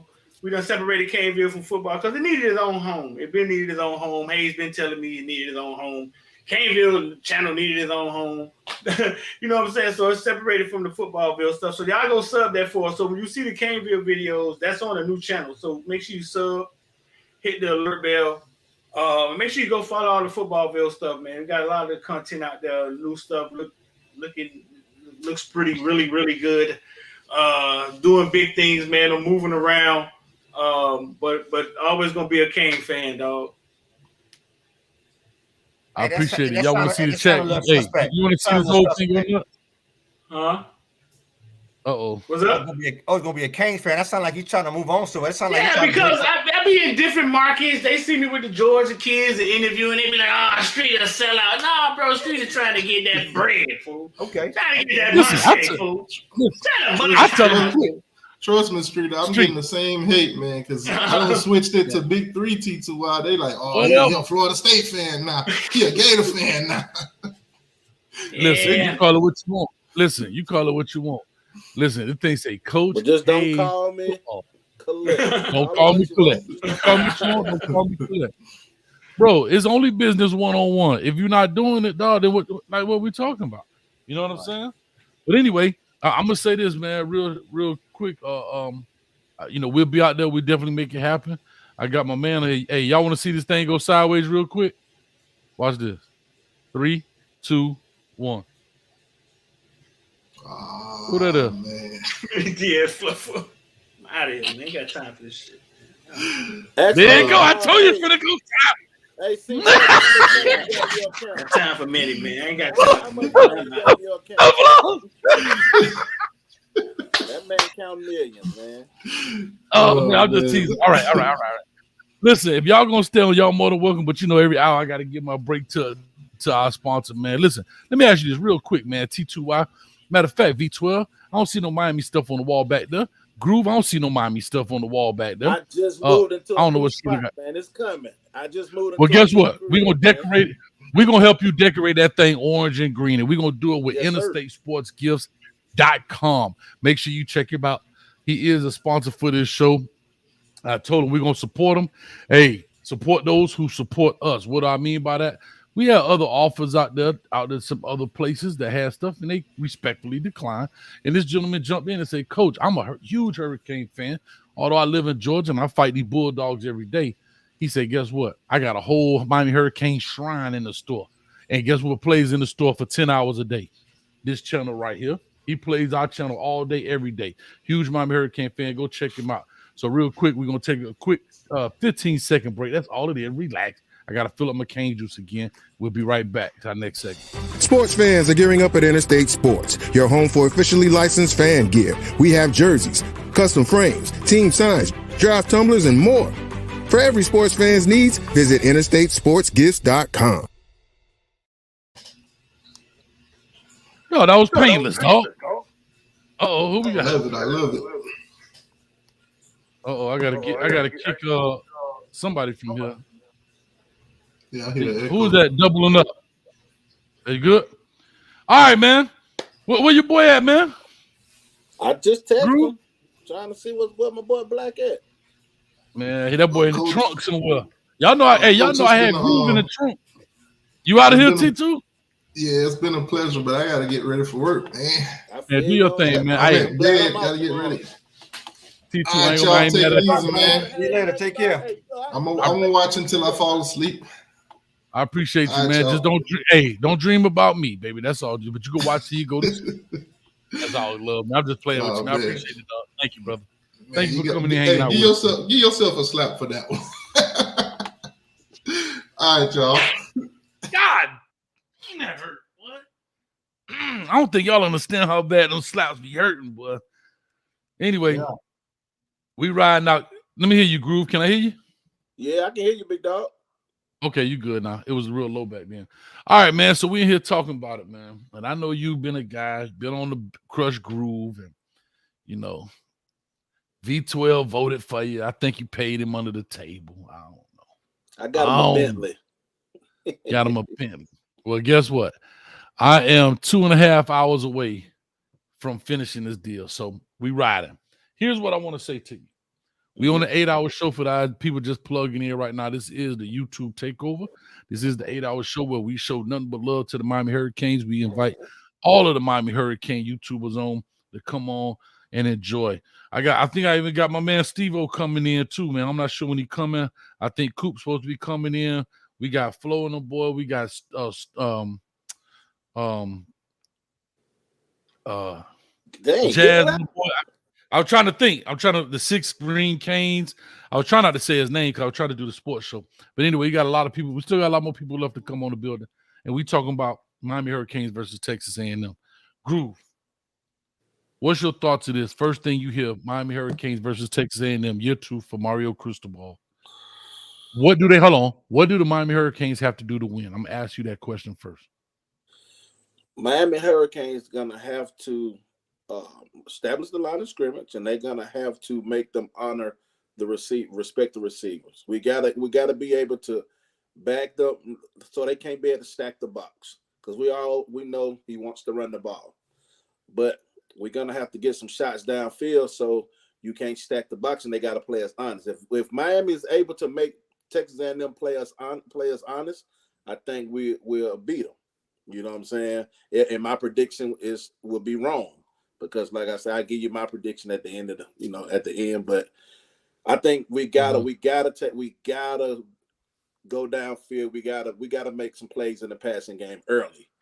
We gotta be early. I want to see aggressive downfield attack. If we aggressive, far as passing the ball, taking deep shots, I think that's the key to victory right now. We're not gonna beat them running the ball. We're not gonna beat them running. So you're saying that we have to have a passing attack. If you had to break that into percentage, what would you say? 50-50, 60-40? I said we got to be, I say 60-40, or I say 65-35. I think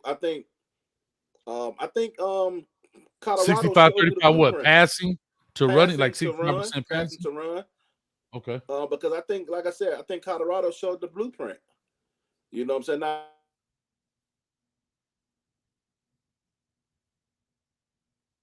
they started to break runs late in the game to seal the game. You know what I'm saying? So I think we're gonna have to do that. I think Texas A&M is very stout up front at the front seven. It's not gonna be. We're not gonna see those gaping holes like we saw against Miami of Ohio. You got 5 stars across the board, and it's gonna be a grind. And yeah, we can't. That's my. We can't play behind the sticks. We can't. We also can't. We're gonna have to get creative in the playbook now, because I saw what was going on, and I counted just to remember. I had that screenplay in my dreams that night. That's not gonna work. Exactly. 7, 8, 9 times. You can't keep going back to that same play over and over and over again, because as consistently as they did against Miami of Ohio. I understand what Groove was saying. He's right on with this. It's a different, I said in the last segment, this is a different type of defense. This is a different type of competition.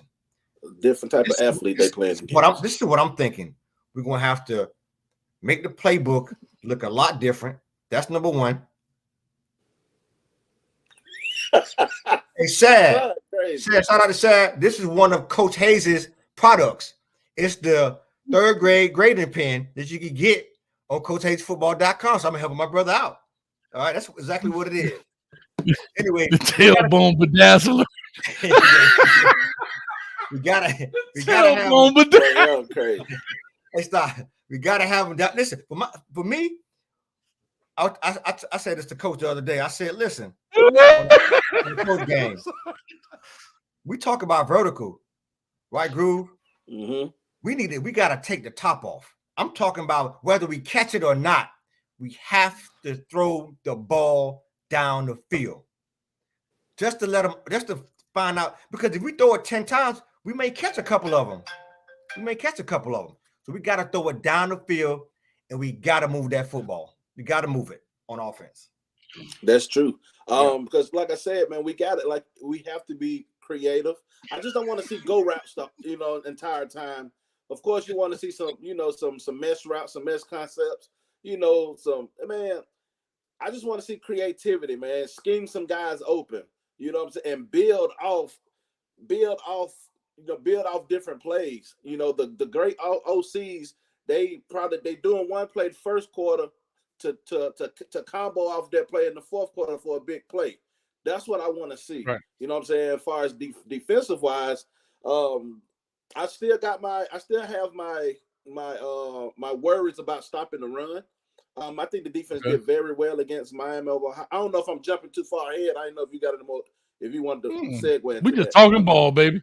We just talking But ball. yeah, like last game, man, they Miami, Ohio, they wasn't athletic enough to take advantage of some miscues I saw far as in the running attack. But Texas A&M, they got the guys in the backfield and the offensive line to execute, and they also got one of the best offensive minds actually calling the plays. Jimbo's not calling the plays. Jimbo You think Petrino? You think Bobby Petrino's a great offensive mind? I think so. Or is he a great head coach? Huh? So there's a difference, right? Like I'm just asking, I'm just posing questions here. This is not necessarily my belief, but do you think he's a great offensive mind, or do you think he's a solid head coach? Because it seems to be wherever he goes, he kind of wins. He turns programs around, and so does he turn around. He turns motorcycles around too. I think if you look at his offense, he turns women around as well. Offenses were productive.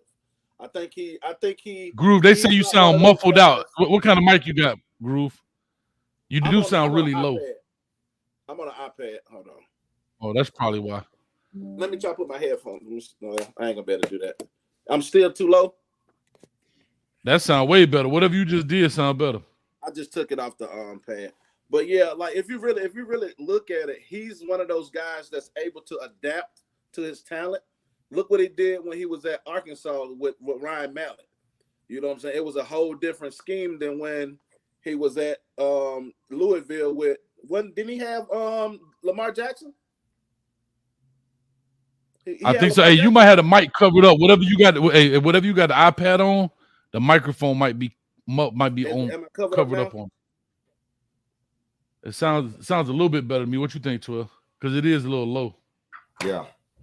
Hold on, let me try to cut this mug up.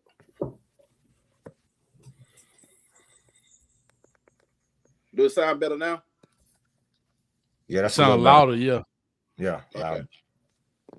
But yeah, if you really pay attention to his offenses, even when when he was at Louisville compared to when he was at Arkansas, he adapted to his talent at that position.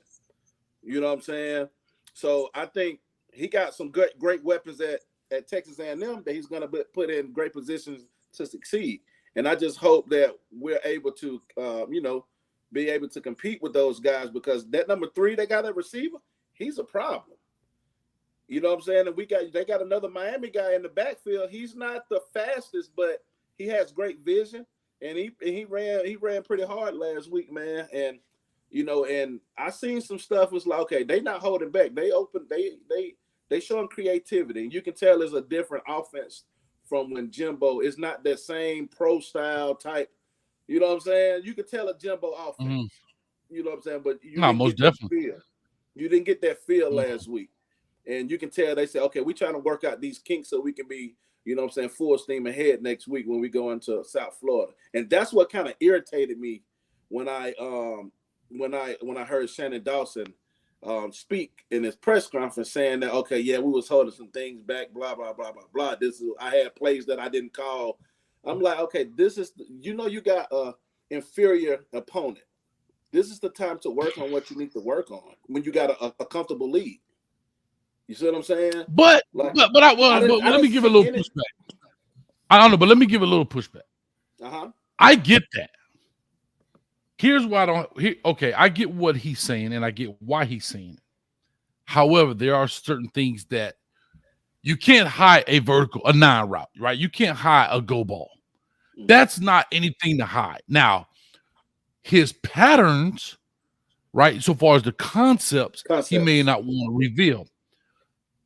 But the trips to the side, single receiver this side, single high safety, throw the go ball is not anything that is special. Like, there's nothing proprietary about that. Everybody does that. So that's where I kind of understand where we didn't take a vertical shot. Now, if you want to go through certain concepts with wheel routes and all that, and you don't have to, I get that. But I don't like the fact we didn't take a vertical shot straight up, just one-on-one. We got it straight one-on-one. They got a single high safety, and you just take the vertical deal. You can run whatever you want to the trip side, knowing I got, say, Kobe Young to the single receiver. Like a 9 route is a 9 route. Everybody runs them. You're not hiding that. I understand him saying, hey, no need to run these concepts when I don't have to. We already beaten them. I feel comfortable. I'm cool with that. So in one hand, I get why he said that, but the other hand, I did want to say, hey, can we complete the vertical ball? And I said that last season at the opener, we never took a vertical shot. And the whole, remember that 12? And the whole thing was, we're hiding it. We're waiting to the big game. Well, damn, I don't know how to gauge this if I'm TVD. I don't know how to gauge the vertical ball. That's what I was trying to get to. And that's what I was getting to, because I don't know how to gauge if I'm putting too much air on it, not enough, you know, that kind of stuff. Because the 9 is the 9, bro. A post is a post. But the concepts you may want to hide. But the individual route themselves, bro, you think Utah was like, oh, well, we're going to do this? No, they still went for the gusto. Threw that damn post ball and almost knocked the wheels off them damn Gators. And it's like you need to get some camaraderie on the field in game time situations. It's okay to have timing at practice, but timing at the game is different. You know what I'm saying? Mm-hmm. It's because I agree. You see what I'm saying? And that's the issue that I had. It's kind of like, okay, you're missing opportunities. You don't have to show everything, but just show people like, okay, yeah, this is the new. This is what we're talking about offensively, and then it gives your recruit something. It's help you recruiting wise too. Okay, yeah, Miami offense is different. You know what I'm saying? Like if your offense good is offense good, you don't have to hide nothing. You feel what I'm saying? Mm-hmm. You don't have to hide anything. Just me personally, that's Mm-hmm. how I feel. I didn't see Chip Kelly holding, you know what I'm saying, holding stuff back. I didn't, you know what I'm saying? You don't see Lane Kiffin holding things back. You see, okay, dang, he just schemed this open. You know what I'm saying? This is the time to work on what you need to work on. And like I said, defensively, man, I like what I saw as far as the pass rush. I did like that. I really like that. Those two, that Bain kid he's gonna be a good one. I think by the middle of the season, he's gonna really come into his own. I think he's nice. He's like that. But I like the aggressiveness I saw. 12, anything? Yeah, I like Rastafari Harvey, man. I think he plays very well. He I mean, he was you could tell he's gotten better. He's gotten stronger. He's getting some push on the end. He gets some push on the end. But my groove now. Let me ask you this. Now I want to ask you this. Let me say something about this. I already know what you're finna say. What about the DBs? I'm not sold. Me either. Why you think about it? Big shout out to Smiley in the building. Smiley been hanging with us. Hold up, Smiley been hanging with us for almost 6 hours. She's been from the beginning. Big shout out to Smiley in the building. Smiley. All right. Can you put back Smiley to the picture DB. back up? Come on. Yeah, they gotta stay up there. Put Smiley picture back up, man. Let that stay up there for a while. What's wrong with you, coach? Keep Smiley, please. Put her picture over your face, coach, so we can talk to Smiley. What's up, Smiley? Nice to see you. They may have a package for JB this game. It's gonna be a great year. No, the DBs, I don't think we saw enough from them. But we don't see. They're gonna be tested. They're gonna be tested, and they're gonna be tested early. Yeah, early too. And also 12. Yes. You say Rastafari Harvey. That's my way. And you know, try to get this dude out of here. You know, one thing I didn't like that I saw in previous. I didn't like seeing what's the kid name? The defensive end. I didn't like seeing them in coverage. I didn't like that. I didn't like seeing Najee Kelly in coverage. I didn't like that. Yeah, I didn't like to see that because a good offensive mind gonna take advantage of that mismatch. You know what I'm saying? And we got to be careful with that. We can give up a big play because he's not used to having to cover in space like that. He's a hand in the ground type guy. You know what I'm saying? But I didn't like we saw a couple that. of. I ain't gonna lie to you. I will say this. I brought this up probably in hour 1 or hour 2 of the show. For those just joining us, this is the 8-hour U-Tube Takeover for the Miami Hurricanes versus Texas A&M, just to let you know. But I thought it was a lot of it. We saw a lot of it. I thought it was a way of trying to turn a 4-down into a 3-down team, right? You're trying to turn an even front into an odd front without the blitzing package. And you lost the edges. We lost edges. A better quarterback makes us pay. And we lost edges on that. I saw it one time, like you said, Najee Kelly did it. You see Jafari Harvey when they ran that wheel route in the void. I don't know if you guys want to watch The Good, Bad, and Ugly. His mind was, yeah, but there's rules to letting people cross your face. If you cross your face, you got to take them.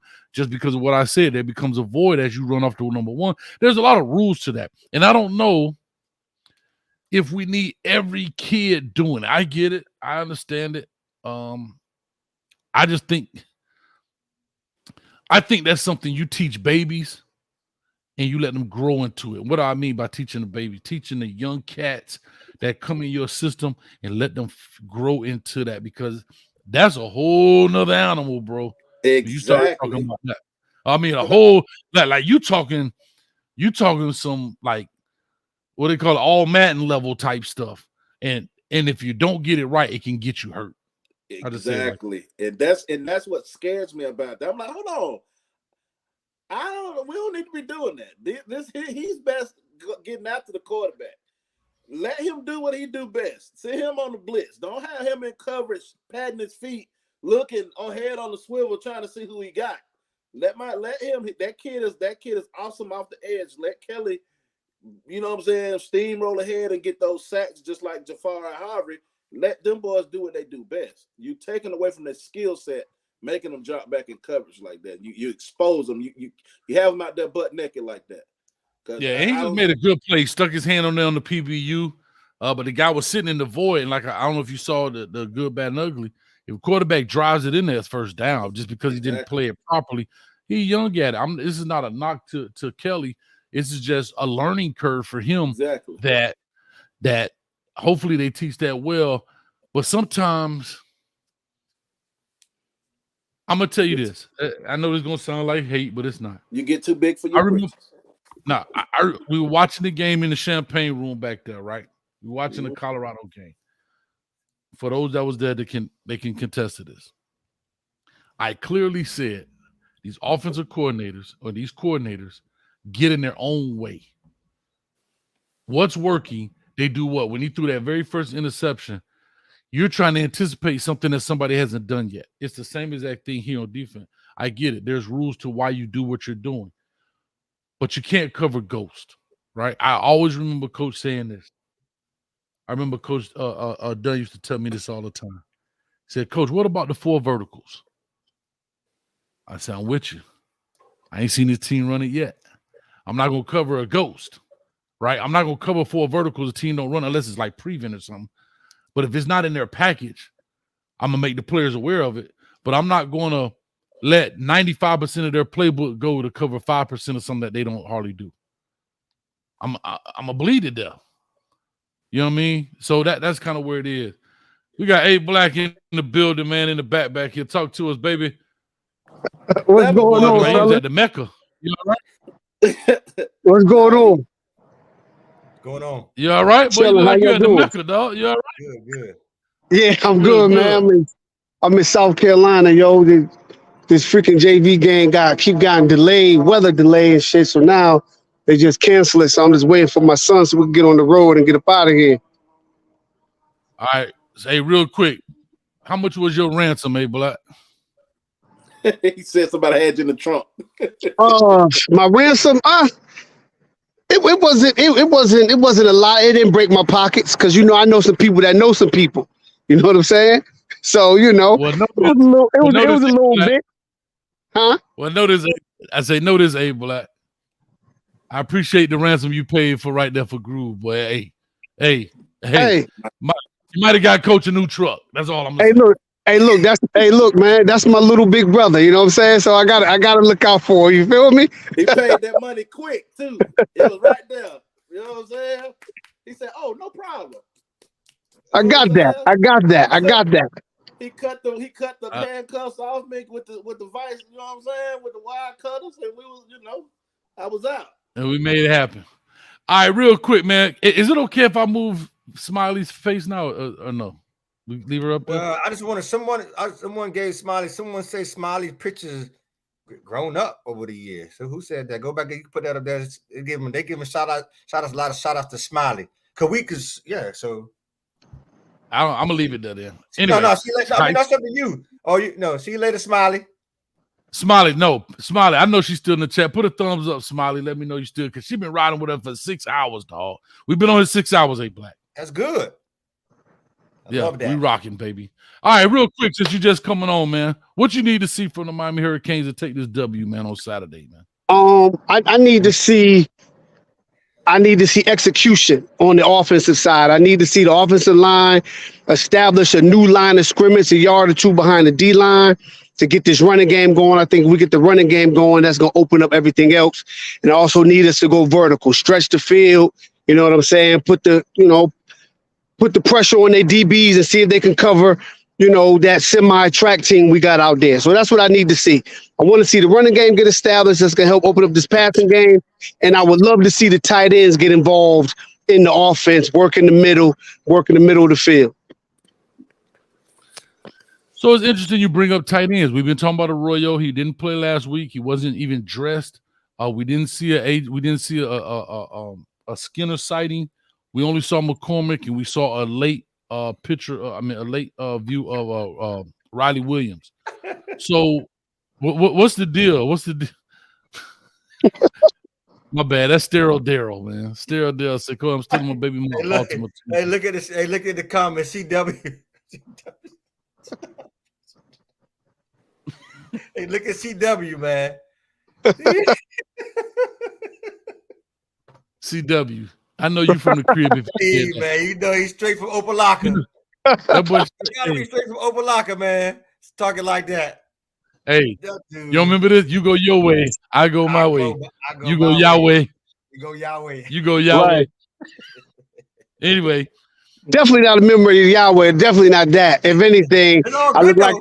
If anything, I'm rocking my Comedic King crown right now. But anyway, yeah, you talking about tight ends. Go ahead, Coach.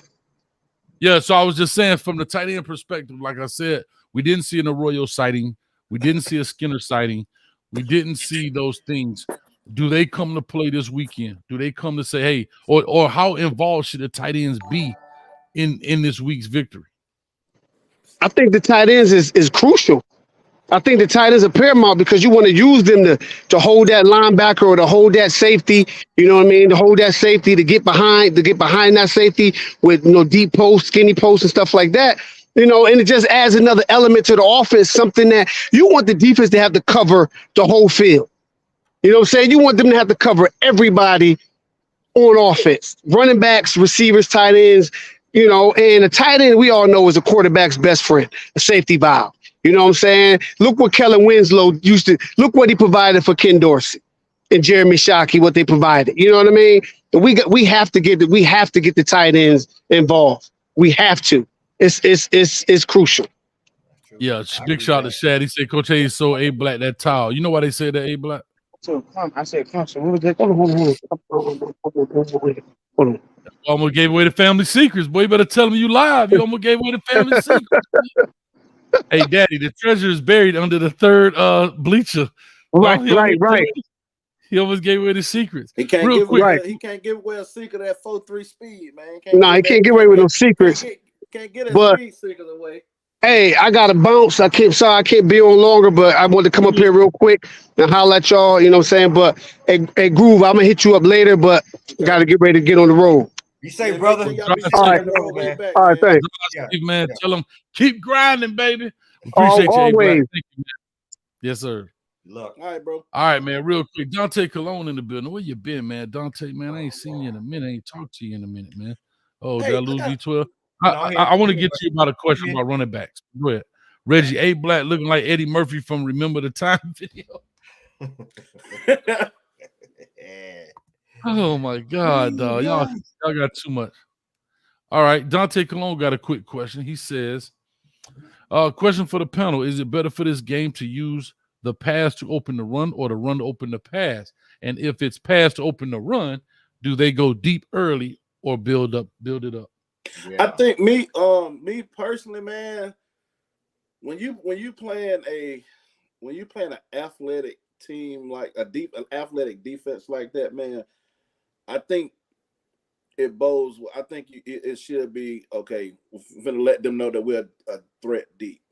You know what I'm saying? Mhm. So they can't just pin they. You know what I'm saying? So they can't just load up and try to use their athleticism. You got to give them something to think about. Sure You know enough. what I'm saying? So that's just me. I think I think you gotta throw it first. You know what I'm saying? Because they built to stop the run. They built to stop the run. I second that point. Okay. I think you throw it and Mhm. throw it often. I think the first 8 plays of the script, we go 6 pass, 2 runs, and you let them know you spread them, and then you spread them like it's the first day of Yes, band camp, and then that's you it keep right there. and you go, you keep it moving, right? Make them have to spread. Spread them like what, 12? Spread them like what, 12? Spread them like what, 12? First day of band camp. Wow. Man. Yesterday's price is not today's price. Hey, we are off the chain. Hey, man, listen, but we in real form. I'm ready for the game. Listen, but yeah, we got to go. We got to go. Groove, we got to go early. Script them 6 plays. Let's say spread them like pancakes. I think our most successful early will come across the middle in the middle of the field. I think the middle of the field. I think if we establish the middle of the field in the pass game early, that is going to be very very. I think I said earlier we have to can't be afraid to throw some crossing routes, man. We got to be able to cross them up a little bit because I always told Coach this: if you see a lot of times how teams beat us, we got to give them back that same medicine. Put them together. Let's cross them up a little bit. Let's do a lot of crossing plays, then get it to them, and let them run, run after the catch and keep it moving. So I think, if Dawson say if he's real, he held something back, we have to see what he held back. And I want to see it. You got to be down the field. See that. Yeah, I got to see that because if you come in with that, because I heard the same BS with Gaddis last year. Oh, yep. We holding it back and shit. We get in there and don't take one shot in the end zone against Texas A&M last year. That's true. You know what I'm saying? That's true. And I need to see some returns in this return game, man. Our special team still does not look like it should look, man. Like we got to do something about that. That's going to be another key factor: field position and making plays, special teams, man. We gotta win that facet of the game. All right, Gru, let me ask you this from the running back's perspective. So question though, right. do you oh, my bad, go ahead, Coach. I was You gonna got say, it. Can't biting. do you feature other, like, because we featured 3 and 4 last game. Do we feature Ray? We got to get him more. I think he may have like a end around or maybe like one or 2 plays. Do we feature? Because if you take a look at Ray, is similarly built to Edwards for Colorado. It can move, very shifty. We get the ball in his hands more early too. I just thought about something, man, and we can use this as an extension of the run game. Yes. Throw the quick routes to the back. Yeah, to the back. Yeah. You know what I'm saying? That's an extension of the run game. That's just a toss. You don't have to always. Man, they all you. Bruh, you ain't gonna never live this down to. I ain't say that. Well, yeah. 12. But hold up. like a lot of angle Smiley. routes and Never. But what was your question about the backs though? All right, so here's what I'm gonna get. Go ahead, Coach. Smiley back in the building. I know you left for a minute, Smiley, because you were supposed to give a thumbs up. That means you left and then you came back. It's because your picture was up there for a long time. 12, I think he screenshot it, and then I think he went to the Groove, bathroom. No, man. Yeah, whatever he did. But here's what I want to say. Oh gosh. So from the back standpoint, do you think that the running back is our strong suit right now on the offense? That is all right. And rephrase that from the back standpoint. That can you rephrase that whole question from the back standpoint? Like Just rephrase it. Yeah. Well, how much cane juice? Y'all Okay, been do you drinking think, cane juice for 5 hours? bro? Hey, we got that thing bottled up. We ready to go on Saturday. It's bottled and ready to rock. We got listen. So you It's see here. how you do, Hayes? You ain't even let me know. You supposed to send me a sample. That's I'm supposed true. to get a sample. Come on, That's now. true, Coach. Ain't nobody sampled that, Coach. I did. Trust me. I did. Listen. I sampled it. Listen. But this thing here, I got plenty of empty bottles in here.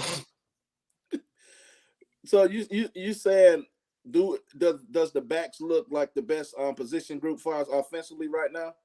No. What I was saying, somebody said Kane was biting. Yeah, no. What I was saying is, I'm asking you: do you think our running backs are the strong point? I'm trying to rephrase this because rephrase that. What's our strongest position? Wide receivers or running backs, in your opinion? What do you think? I mean, we only got a sample size of the running back, so right now you got to go back. We wasn't able really to see what the receivers could do. Okay, so let's go with running back. Fine. So Henry Parrish gets a lot of flack in this deal. I don't know why people get mad at Henry Parrish, because he's not Edgerrin James, because he's not everybody's not there. You can still be a serviceable guy, but you may not be the most dynamic dude in college football, but you can definitely be a serviceable back. Am I right or wrong about that? You're right. And you know what irritates me about this fan base, man? They do this every year. Because if you remember, everybody was hyping up Parrish and dogging Rooster. Right. It happens every year. The newer guys are always the better guys. Fletcher is my favorite recruiter of last year's class. Do I think he should be the starting running back right now? No. Because it's more to it than just running the pigskin. He has a lot to learn to be a college running back. Did he look good? Yes, he looked great out there as for a freshman against the type of talent the type of talent he was playing against. Do I expect him to do that against Texas A&M? Yeah, in spots, but I don't know if he's at the point where he can just dominate a game. You know what I'm saying? The game from that spot. But I think that Parrish is savvy enough that he will be effective this game against Texas A&M, because he doesn't take unnecessary punishment. He has great vision. You know what I'm saying? Because in games like this, you gotta see it quick and you gotta get there because they're so fast. You don't have time to wait to be too patient, if that makes sense. You gotta make a quick decision. You gotta make a quick decision. I totally get it, and I think Parrish is a guy who, through his experience and through his playing, gets that. Do I think he's a Reggie Bush? No. Do I think he's maybe the top running back here in college football? No. But he's a guy who is reliable, and that's huge. He doesn't have the fumble rooskies, right? Knock on wood. Everybody go knock on some wood. He doesn't have the fumble rooskies. He protects the rock. See, some guys have guys that will take it to the house, but they'll give up a fumble, or they'll give up a big play. You know what I'm saying? Like, he's steady as they go. That's how I look. I got a prime example. But I'm gonna get my last piece. And he also showed some loyalty. His loyalty was he could have left. Remember, he came in from Ole Miss with Kevin Smith, and he decided to stay. He could have dipped when Rooster dipped and everything else. And from an experience standpoint, we would have had an injured Don Chaney, and that's it. Because right now it's Henry Parrish. You bring in AJ Allen. Is it AJ Allen? I said right, the running back. Ajay. I call him AJ. Maybe it's Ajay Allen, right? Which is another transfer. Then you have who comes in now? The third one is Mark Fletcher, a true freshman. And then you bring in injured Don Chaney right now. So the only experience you really have is Henry Parrish. And as a fan base, we kicking his ass to sleep. But that's always the new is better Kane fan thing. You know what I'm saying? But a good comparison I feel like is Dallas Crawford. You remember him that he played safety, then switched to running back when Duke got hurt and did really well. That's who Henry Parrish reminds me of. He does everything good. He's not exceptional at anything, if that makes sense. He's Correct. He's still good, reliable back. And that's what he's a steady, Dallas reliable Crawford, back. Yeah. Yeah, what's I agree with his that. name? Dallas Crawford? Because he's a coach now. He's a coach. He at Georgia, if I'm not mistaken. He's a coach now. He was Yeah. Oh, yeah. With the little, he had dread. He had dreads. Yeah, he had the dread. He the one that won the game against North Carolina. Yeah. They Paris ran I like behind Duke. He played well. He plays well. I mean, I think he's a good back. Yeah. I think Harris is a good back. I think he does well. He's a balanced running back. Dallas And Crawford. This one. Dallas Crawford. Yeah, Dallas Crawford. Yeah. Need that cane. Somebody said need that cane juice recipe for the We ain't game. giving out no recipes, man. No, my brother. Hey, but we will be out there selling. You will be out there to grab your own, my brother, for a small donation to the Hayes Foundation. I'll put it to you like that. Man, I got products, dog. Hey, not only do I got cane juice, I got coffee. Huh? Check this out. Hey, you the new hustle man, man. You need to get your I drink tell so you. like hustle man. What's up, King? Listen, if you want to, hey, in the words of V12, if you want to get your tailbone bedazzled, I don't know why 12 said that. Oh man, 12, boy, y'all. I need some of that. I finna had to go get me some. I should have took me 3 or 4 shots before I jumped on, so I could be with y'all. Trying to tell you this right here. Oh boy, hey, this right here, we're gonna make it happen. But anyway, like I say, boy, hey, Master P told me, boy, hey, product over talent, boy. That boy they're selling noodles. I'm gonna have me some Coach Hayes noodles in a minute. There you go. Out here playing. Coach Hayes cologne. Huh? Coach Hayes cologne. I got some actually. I got some. No player. Hey, when you eat your Coach Hayes noodles, when you bite it, that job say skeet. Mm-hmm. That job you bite it and say get some. Right, you eat it. That's what it say.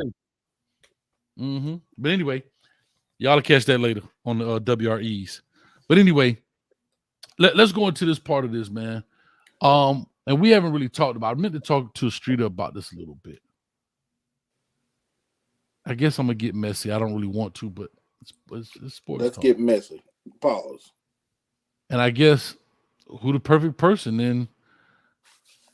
Big Grinch who stole Christmas. Not Big Groove, but I just keep everybody balanced, baby. I just keep everybody. All right, balanced. What happens now? I'll have to ask the same question I asked the Colorado fan base. Tyler Van Dyke breaks a shoelace. What happens now at this point? Well, from what I seen, you go with who we went with last week. I'm going Brown. Going Brown. Okay. So as Streeter has reported, he said that Ja'Carri Brown wants to kind of slow things down and learn the game, right? Where Emory Williams is coming in as a true freshman. Here's the dilemma. We all know it's football. Injuries are inevitable. Doesn't mean everybody's going to be hurt, but some things can happen. We know TVD has had some problems with his shoelaces before. I get it. Here's what I'll say. The reason I bring that up. Do you go with a guy that has a year of experience, or do you say, hey, I'm going to put this team in the hands of a guy where I saw he had 3 series? You got to go with the guy that started games for you. Okay. You feel what I'm saying? He's made plays in big moments. The Georgia Tech game, he led that team to victory. So the moment won't be too big for him. You don't really know what you. This is the thing that This is why I hate games like we had last week, because it gave a lot of people a false sense of hype. It give you a false sense of, okay, yeah, we're a great team. You know what I'm saying? Because yeah, Emory has 3 series, but what did we really get out of those 3 series? Because it was against inferior opponent. You feel what I'm saying? Like, okay, now let's see him play. If it was a conference game against a conference opponent, okay, I got to give him props on that. But it's Miami of Ohio. We did what we were supposed to do. Whoop-de-can-do. We're supposed to do that. Actually, I think the score should have been worse. Just being real. We scored 38 points against that squad when we should have been up 40 at the half. Just being real. If that was USC, some guys like that against that opponent, they're scoring 40. Easy. They putting the women and children to bed early. You feel what I'm saying? Like you gotta. But are we that pass around? Yeah, but I think the difference is I think this goes back to what I was talking about. Offense. Okay, good. But I'll just say that we don't have that guy yet. Nobody's emerged as this guy who just takes over the game. We are a team effort. But we have to create that though, Hayes. Well, yeah. But let me jump in. I think for me, sometimes as a football team, sometimes as coaches, we have to take chances.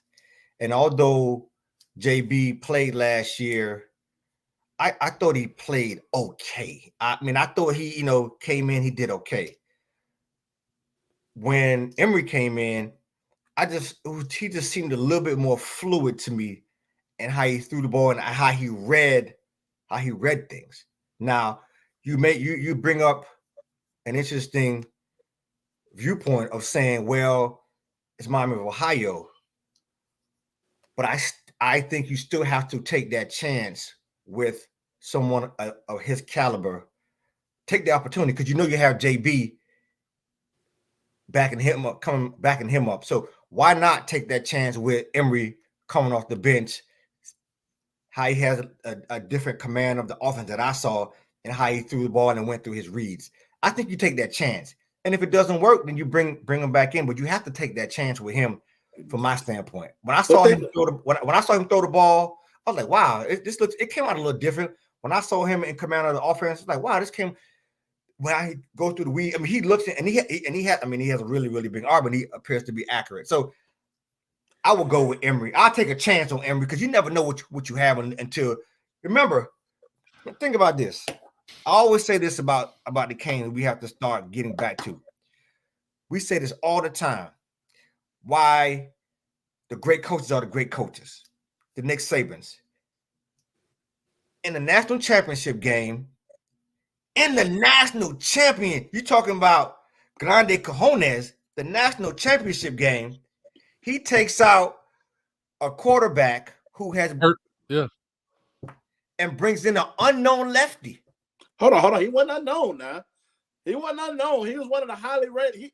What I'm saying, unknown. The difference, though. No, what I'm saying, but you can't compare. To Emory Williams. That's two different levels. Listen to what I'm saying. You're missing what I'm getting at. The opportunity to take a chance. He took a chance. Tua was not Tua as we knew him. Most people didn't know of Tua like that for the most part until he came into that game. He was a national high school recruit. Yes, I give you that. But as far as the name Tua, people they was calling for Tua the whole season. I agree, but people, but to he was gonna leave.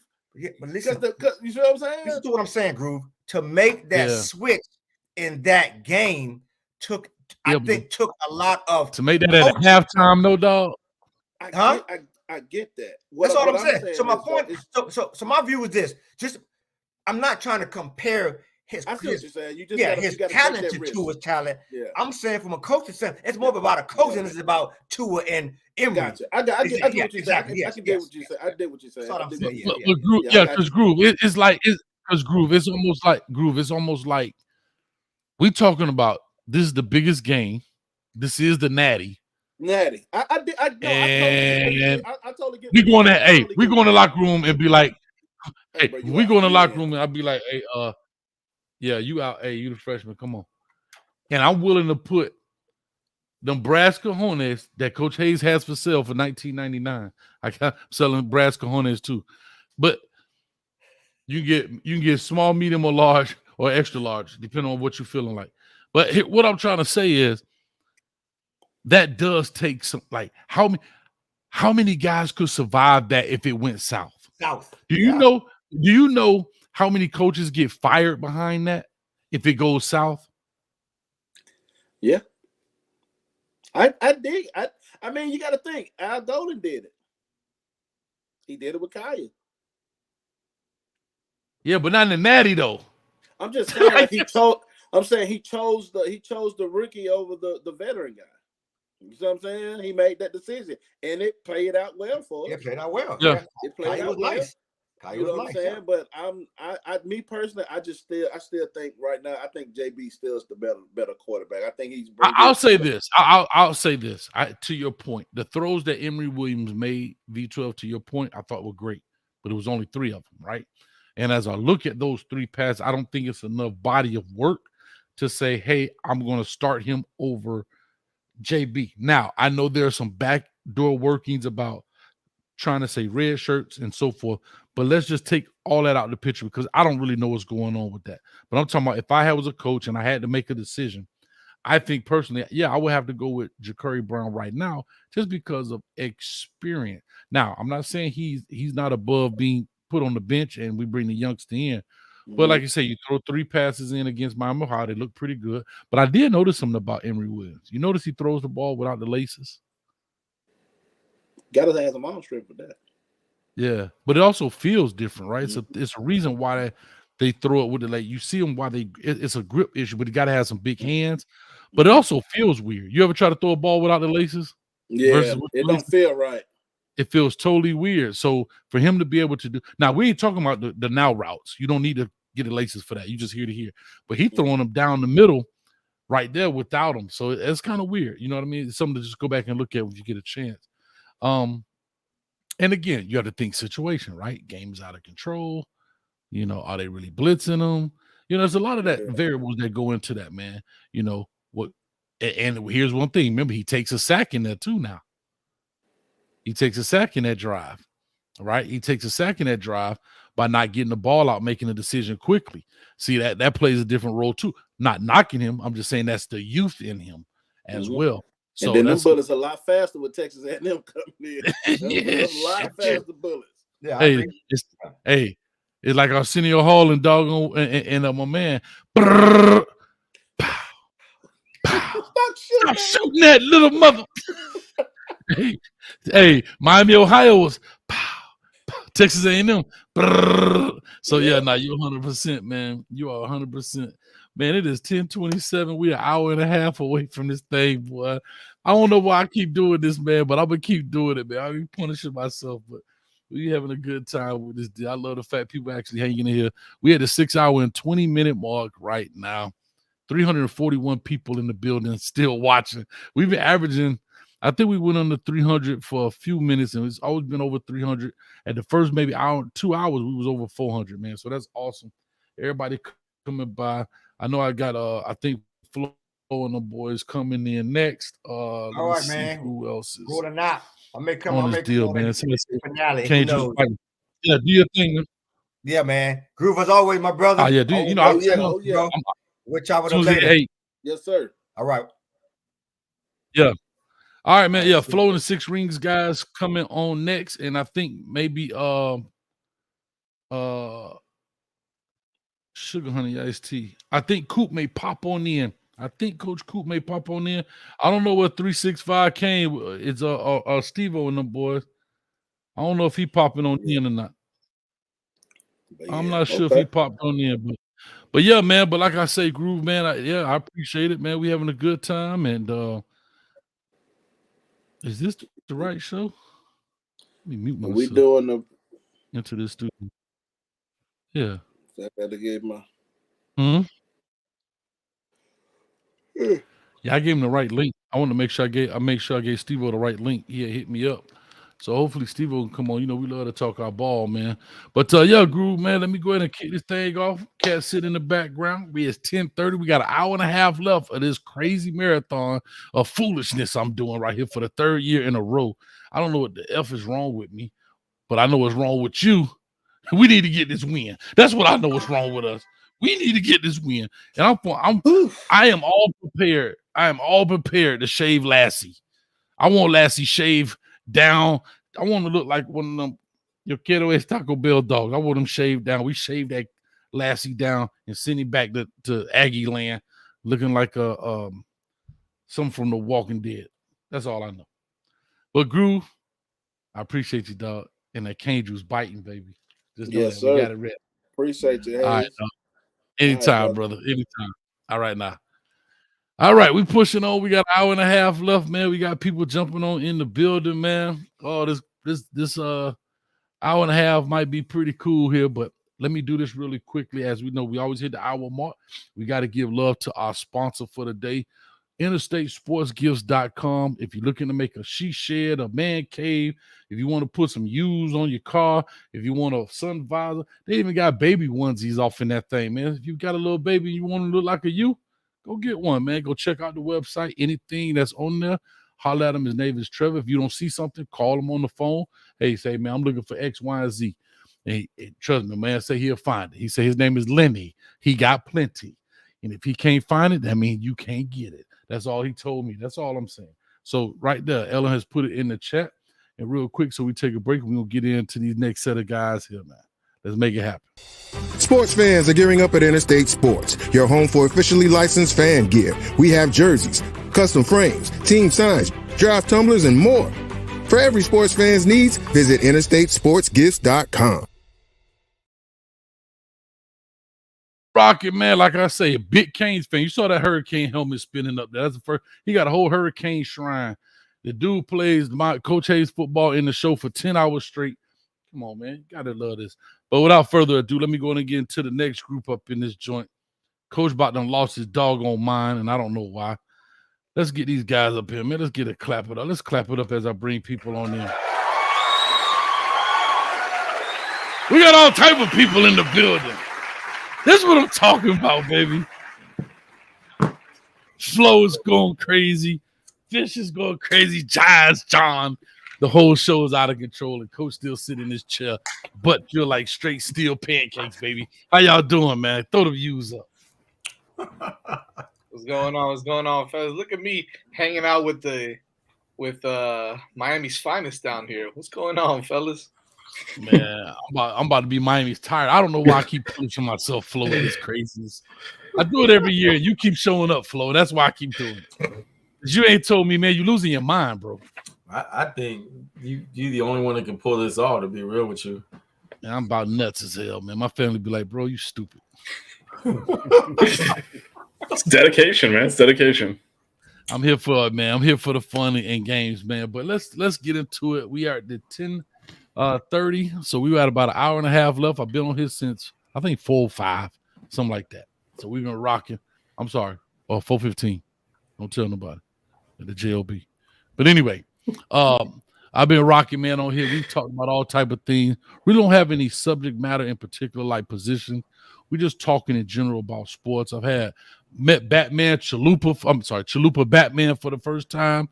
Awesome, man. Awesome dude. I like his work, but we finally had a chance to actually talk to him and really enjoyed that, man. So we had a good time with that. Let's go in here. Oh my God. Flo. What up? Cane juice biting, dog. We got cane juice backed up here, baby. We got cane juice packed in here, baby. We ready for the game, bro. I've been popping it in and out just to see what you got going on, and I still couldn't see. It's like you got drawers of them things. Like you open up a drawer, another one comes out. You open another drawer, another one comes out. Like I don't know what's going on. It's like a Pez dispenser, dog. You just pop the top and keep coming out, man. Stop it. Also, heard you had a special guest at the office, man. Bobby Petrino. Yeah, I'm gonna take care of that, bro. Because I've actually had some requests. Can I take them with me? And there's like a limit of Caucasians allowed in there. So you have to call ahead of time. You know what I'm saying? So here's what I need you to do, Flo. I need you to let him bring his motorcycle. I heard you. I'll Amazon you over a neck brace for the press conference. He's got to wear that neck brace for sure. Yeah, I heard him earlier say that. I was dying. And I know a girl with a makeup artist. We can make it look like he got a little bruise right there. We make it happen. No pressure. All right, let's get into this thing, man. Let's have a lot of fun, man. Coot might be dropping by. I'm not sure if he is or not, but it's all good, man. Real quick, Jazz in the building. Vish, am I saying it right? I know I came on the show the other day. Yeah, didn't really talk, man. Yeah, all right, that's man. right, Vish. Just like it's all right, Vish. I love it, man. Just tell people, for whatever reason they don't know, tell people about your channel, what it is you guys got going on. Yeah, Jazz, you want to take it? No, you take it, man. I got. All right. No, we're a part of 5 Reasons Sports, 6 Rings Cane Show. We do cover primarily Canes football Mondays at 8:30. So it's myself, Jazz, and then Larry Bluestein, who everyone better know Larry Bluestein, and Dan Gillette. Yeah, Blue. And yeah, we talk Canes football season now, so we're primarily talking about that. We do recruiting. We also cover baseball and basketball on the network. So one of the few people doing baseball and basketball. And if you missed the introduction to our show, we definitely do not show prep. See, I feel like every show since we said that, we've been show prepping. I know, right? Show prep. I mean, I feel like it became a thing, and then we're like, hold on a second, man. We really don't do this. And it was just funny at the time. So that's great. So I've asked this. I remember asking this question last year. I'll ask again this year, but I'm going to ask you, Vish, because you weren't on here before. What happens when we get the 6th ring? Do y'all become the 7th ring show? We still don't know what the 5 reasons are, so we're just making numbers up, man. I love it. And John, man, we got John from Cafecito and Kane, man. Speaking of Cafecito, John, you know Coach got products now. We ain't playing. Check me out, John. We got our own coffee. The Insane. Look at that. The Insane Ibis. We ain't playing around. Poor little Timmy got his own coffee. I gotta get some of that. Listen, man, we got the blue chip. We ain't playing. And we also got the Brazen Buffalo, baby, the Cowboy blend. Hey, man, look here, man. Master P told me products over talent. So that's what it's all about. Finna come out with some ramen noodles next. Who knows, man? I see that everything's in a brown paper bag, too. Hey, brother. just know we call it coffee. I got you. Hey, make sure when Petrino get pulled over, he have some of this blue chip. Make sure that's under the motorcycle seat. Won't see him ever again. Anyway, we're just having a good time. John, talk to us about your show, man. What you got going on when you come on and all that good stuff, and what you kind of feature on your show.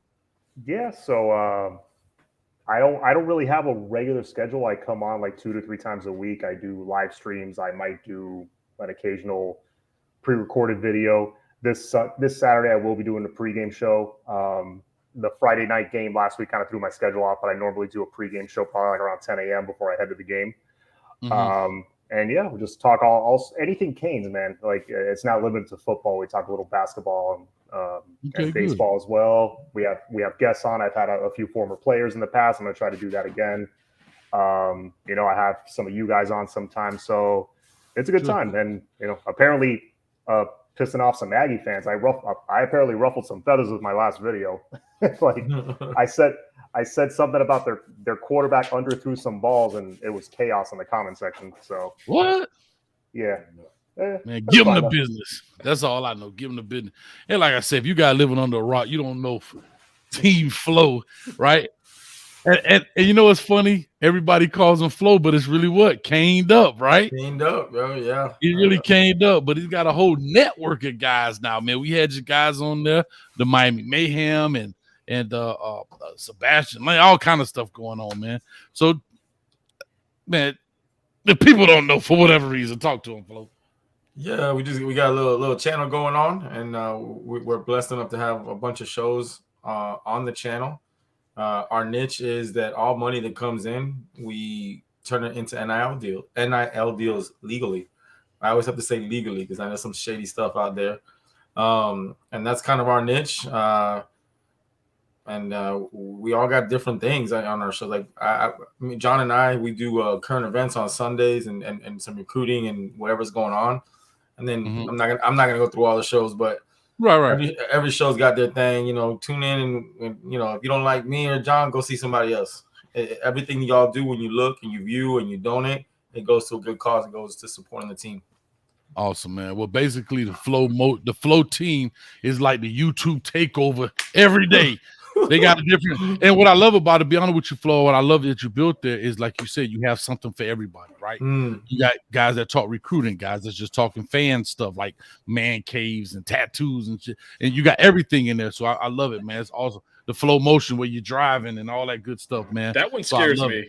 I can't watch that live, man. I gotta know you made it safe that I can watch the replay. I get a few. You know what's funny? I get quite a few people that tell me that they're like, "Yeah, I get a little nervous. I get a little nervous." I gotta know, all right, because Jasmine told me something went down, so I'm like, all right, flow's fine, so I don't gotta worry. I can actually pay attention. Otherwise, I'm like looking through the windows, like. I love it. All right, and last but not least, man, I thought we were just gonna be 5 of us, but here we go. We got 6, man. Talk to me. We got Coop in the building, baby. Attention, Coach Hayes. I'm going to need you to pull over for streaming while drinking cane juice. And Coop always figures out a way to make it interesting, man. I love it. Man, I thought I was gonna have to run, boy, because you know I got that, that Miami Magic, baby. I thought I had to get up out of here. Coop, what's up with you, baby? How you doing, man? What's up? Good to see you guys. I'm good, Fashionably man. late as always. It is what it is. You good to go, man. Well, listen, for Coop, like I say, this guy here, man, the diss track king. I loved it. Everybody loves it. Not this week. Not this week. Coop got us. Hey, Coop got me a copyright strike. Hey, they got me too. They got me on my own song. I don't feel. Listen, I just got a copyright strike on Caleb Williams 2 weeks ago on his high school tape. Bro, the dude's 3rd year in college. He got a Heisman already. Cut it out. Y'all doing too much. But anyway, man, I'm glad you guys are here. We in the home stretch of this deal, having a lot of fun. We just here talking about Texas A&M coming to the Hard Rock. We know we went to Aggie Land last year. I thought we played a pretty good game. I had a chance to hang out with Flo, right? We hung out at the deal in Orlando. I'm not sure you still gonna be here. Are they still doing that? Lex still doing that? They're doing it for the FSU game, yeah. Oh, FSU. Okay. Yeah. All right. So we had a chance to hang out there. We had some good deals going on, but I thought Miami played them tough last year, but that year is done. Let's just open this up, and I kind of go clockwise. I'll start with you, Jazz, in the sense of what did you see from the Canes last week that you kind of really liked? Like one part of it, whether it's offense, running backs, wide receivers, what up? Yeah, I mean, we all been talking about how, Miami of Ohio may have been a better test than, and again, we always got to preface it by saying no disrespect, right, to the Bethune-Cookmans of the world and all that, but this is going to be a little bit more of a test than maybe one of those teams to start off the season. So you got a nice little measuring stick as to maybe what we can look forward to in week 2 and on, right? And I think we've all kind of mentioned ad nauseum is what we wanted to see is some cohesion. We wanted to see that a little bit of a flow to the game, not too many penalties, not too many drops. I think just crisp and execution. Crispness and execution, and I think we got a little bit of that. Obviously, the running game was dominant. We saw what you wanted to see, which was them kind of wear them down as the game got deeper and deeper. You saw that, right? And then you saw Mark Fletcher come in, and then you saw Don Chaney come in. Emory Williams did his thing late, looked nice, and so Right. that's what you really wanted to see is kind of everybody get some experience. And take care of business. That's it. Bottom line, let's take care of business, move on, and get ready for Texas A&M. From a whole, I think the defense did nice, right? They only gave up a 3 spot, and I think that that's all we could really ask for in that game. Make sure everybody's healthy coming out. Make sure we executed. We got to cut down on some mistakes and whatnot. But I think overall, you saw some good things on both sides of the football. The offensive line was nice on the left side. I know we all talked about that also. So a lot of little things here and there. I think that this game is going to be a little bit more of a measuring stick for us. But I was happy with the way we performed last week, and I think they did exactly what they needed to do. Got you. Viz, talk to us real quick. What do you think in regards to looking at last weekend? We'll carry on into this week coming up. Yeah, to me, it's the physicality. Push them around. Their coach midweek was talking about how they were physically beat up, and it's like lucky they had 8 days off because they're just not ready to play. It's been a long time since you heard people talking about this Miami team that way. And what I saw from A&M, I'm gonna invite the same type of trouble John ran into, but they were able to throw it. They weren't really able to run it. They didn't look very physical last week for all the talk about how they were strong in their passing game. It was a lot of their receivers being more athletic than defenders and kind of them taking advantage of that. We should be much closer athletically in the secondary, and then if it becomes a grinded out game and a physical game, kind of like last year's was, this year I think that definitely favors us. So that's what I'm looking at to carry forward. I mean, it's not going to be as easy to push around A&M as it was to push around Miami of Ohio, but when you're knocking people 5-6 yards back off the ball on every play, that makes offense easy. And then when you win in the line of scrimmage defensively, and we saw that consistently last week, and to me, A&M didn't look like a very physical team last week, even dominating New Mexico. So to me, that's where we're going to go. It's a Mario Cristobal team. That's his plan A, is always going to be to hit the other guy in the mouth. But I think we actually have a good punch to throw there this time. I love it, man. Robert Clark for the 49 says, what section will everybody be in the tailgate? I'll be in the drunk section. I don't know what section you guys are going to be in. I know where I'm going to be. But anyway, you guys can answer that definitely in the chat. Flo, talk to us, man. What's your thoughts? I know you guys talked about this before, through your previous shows or whatever. But, if you just want to summarize, it'd be cool. Well, you talking about the Miami Ohio game, right? Yeah, just Miami Ohio. And just Right, what did you see? What did you take from it? I just I'm not a big like one game guy. I like to see three games, 4 games before I get any idea of really what's happening. It was nice to see that we were organized. It was nice to see that we ran into the ball. It was nice to see a different offensive scheme. It was nice to see a different defensive scheme. Like a lot of stuff we had heard, but we didn't know what it was going to look like in a real game where fans were there. Not like a vanilla thing that you see in a spring game or even in a fall game, fall camp. Excuse me. I think the main thing I took away from it was it just looked like the guys really took putting in the work in the off season, like the summer and the fall camp. You could see a lot of guys were bigger, stronger, faster, but it translated onto the field. It looked like, everyone's like, we're bigger. Yeah, the statistics say we're 6'5" and 320, whatever. But it looked we looked that way. A lot of times, we got a better team on paper than the team we're going to play, but it doesn't look that way. It almost looks like we're about the same. I didn't get that feeling, and there's no disrespect or no shade at Miami of Ohio, but I got the vibe that was like we're way superior because we are like that on paper also, and that's what I took away from it. But as far as like who we are, I don't know yet, bro. I ain't gonna lie to you. Okay, talk to me, John. Yeah, I did love seeing the physicality. Like Vish said, it was refreshing to see it against a non-FCS HBCU, that kind of level team, like against a legit Division I opponent, not named Duke before, pre Mike Elko. I hate Duke. Yeah. Yeah, I'm trying to think the last time we did that to a team. Maybe Louisville 2019. I think that was the last time our offense did that well. But anyway, just being able to line up and man for man, just imposing our will. It was nice to see. I was telling Flo, the first play was an 8-yard run just right down their throat. The second play was very similar. It was like, oh, we're gonna thrash these people. After the first 2 plays, I could tell. So that was beautiful to see, and getting out of the game relatively clean as far as injuries. Yep. No drops, even with it was raining, so with the ball wet, no drops, no fumbles.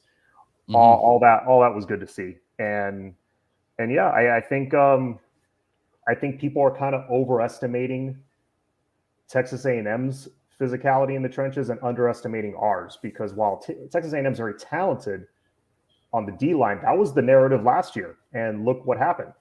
Now, granted, they're better, we're better, so that's going to be an interesting matchup that I think is going to be pretty even. The one that makes me nervous is their wide receivers. Our corners against their wide receivers, that makes me a bit nervous. Okay. Coop, talk to us, man, and we're going to just get crazy with it. Yeah, honestly, I'm in the same boat as the rest of these guys. I really didn't praise any specific position group too much this week. It was more just body language, energy, aggressiveness, confidence, just the way that those guys carried themselves on the field. It was very noticeably different. And again, I'm not going to talk about the running backs and the receivers and stuff, because at the end of the day, it was the Red Hawks, right? But just the way the guys carried themselves, they looked confident. They looked like they were having fun out there. They seemed to enjoy the offense and the defense, and that's a complete 180 from what we saw last year. So that was honestly my biggest takeaway from last week's game. Yeah, real quick, like I've always said, I thought this was a great team win, right? When you look at it, there was not one person who stood out amongst the rest, right? When you looked at Texas A&M, Evan Stewart stood out amongst the rest. Here, as I look at it, and again, numbers lie, but you can look at it for what it is. I'm looking at all of our running backs: Henry Parrish, Mark Fletcher, AJ Allen, and Don Chaney. 9 carries. Don Chaney had 8. I mean, that you can't get it even, like more even than that, right? In the sense of distributing the ball around in the backyard, right? And then Emory Williams, of course, takes 1 for -1 on the sack there. But on the passing, Kobe Young had 4. Strepo had 5. Jacoby George had 6 receptions. I don't know the target levels. And the rest of the guys had 1. So it was a great team effort. I said this before, and I'll say it again. I want to ask you guys, since it's kind of a different panel, and whoever wants to take it, take it. I still don't think we have a person that has emerged as a true I got to be careful with the word difference maker because people have different opinions about that. But we don't have a true athletic leader. Maybe I'll say that way. A guy that is the Evan Stewart of this team. Does that kind of make sense? Has that person emerged yet or no? You talking about wide receiver specifically or any position? I'm just offensively I'm speaking right now. For me, I would say I apologize, but I think Cam Kitchens has to be mentioned there. He's an all okay on the defensive side. That's fine. Yeah, okay. Well, let's go. I thought you said any position. I'm sorry. No. I was speaking offensively though. Yeah. My bad. Because Cam's that dude, bro. Like he's a difference maker. He puts him in the right spot. He don't miss tackles, and he'll make you pay for any bullshit ass throw that you try to throw. And he's 10 times better. I mean, you know this from watching. No one wants to give us any kind of accolades, and that guy, they gave him an All-American on a year that we were terrible. I mean, you got it, and anyone you talk to in the building, that dude lives in there. So I'm not trying to like bump him up, but I think he's deserved and earned the right to be like he's a dude. He's a dude. Yeah. Anybody else? And like I said, just open forum at this point. Anybody that steps out for offensively, I think it's Colby Young. He and kind of towards the middle of last year, he and TVD really had a rhythm going. He was making all the plays for offense. Then TVD got injured. He kind of disappeared, as most of our offense did too. And then he showed up again on last Friday. I think that rapport he has with TVD, I think he's the guy he's looking at first, and so I think he's the guy who stands out as he's been our best receiver really for the last 2 years now. Here's what I would say. I would say Kobe Young's got the talent. He's got right now to be that game changer, that game breaker. But I think when you look at it as a whole, I think what you need, and this may be an unpopular opinion, but I think it needs to be Tyler Van Dyke. I think you need to see 2 years ago Tyler Van Dyke. I think you need to see that again. Will we see it? I don't know, right? It's still left to be seen. And like Flo said, you got to see it over an amount of games, not just one game that he throws 5 touchdowns and then he kind of looks average in game 2. No, you're gonna have to see. I don't want to throw him in the same sentence or in the same realm as Caleb Williams, but you're gonna have to see that type of stuff from him. I think if everybody wants to see this team, kind of be better than maybe what a lot of the pundits are talking about already. So I think that it's got to be TVD. I think you got to have to see him take over games, find whoever it is open, make plays happen, make things happen on the offensive side of the ball. And I think that with Coach Dawson's offense and his scheme, I think it sets him up to be really efficient and really good. I think he's going to have to do more than just that, though. And if he does, then that's that game breaker, that game changer that we're looking for on the offensive side of the ball, because he'll make everybody else around him that much better. I love it. Real quick for whoever else answers, Third Degree 7, $5 says great show. Thank you so much, brother. Appreciate that. Anybody else care to respond? Yeah, I'll jump in. Yeah, there's no Marvin Harrison Jr. on this team. I'll tell you that right now. But yeah, I would say that I would agree the closest to that is Kobe Young. Yeah, just a big possession receiver that's reliable. He can go up and win 50-50 balls. He can get open and get you a third down. He's got a little giddy up to him now that he shed that extra weight. So he's not a number one in terms of he's a first rounder or anything like that, but he could be our number one, like maybe our version of this year's Charleston Rambo or KJ Osborne. Really, you give me that, give me the Xavier Restrepo security blanket underneath, give me a healthy tight end. That's right now is a question mark. You give me those three things and a good running game, I think we're set. Yeah.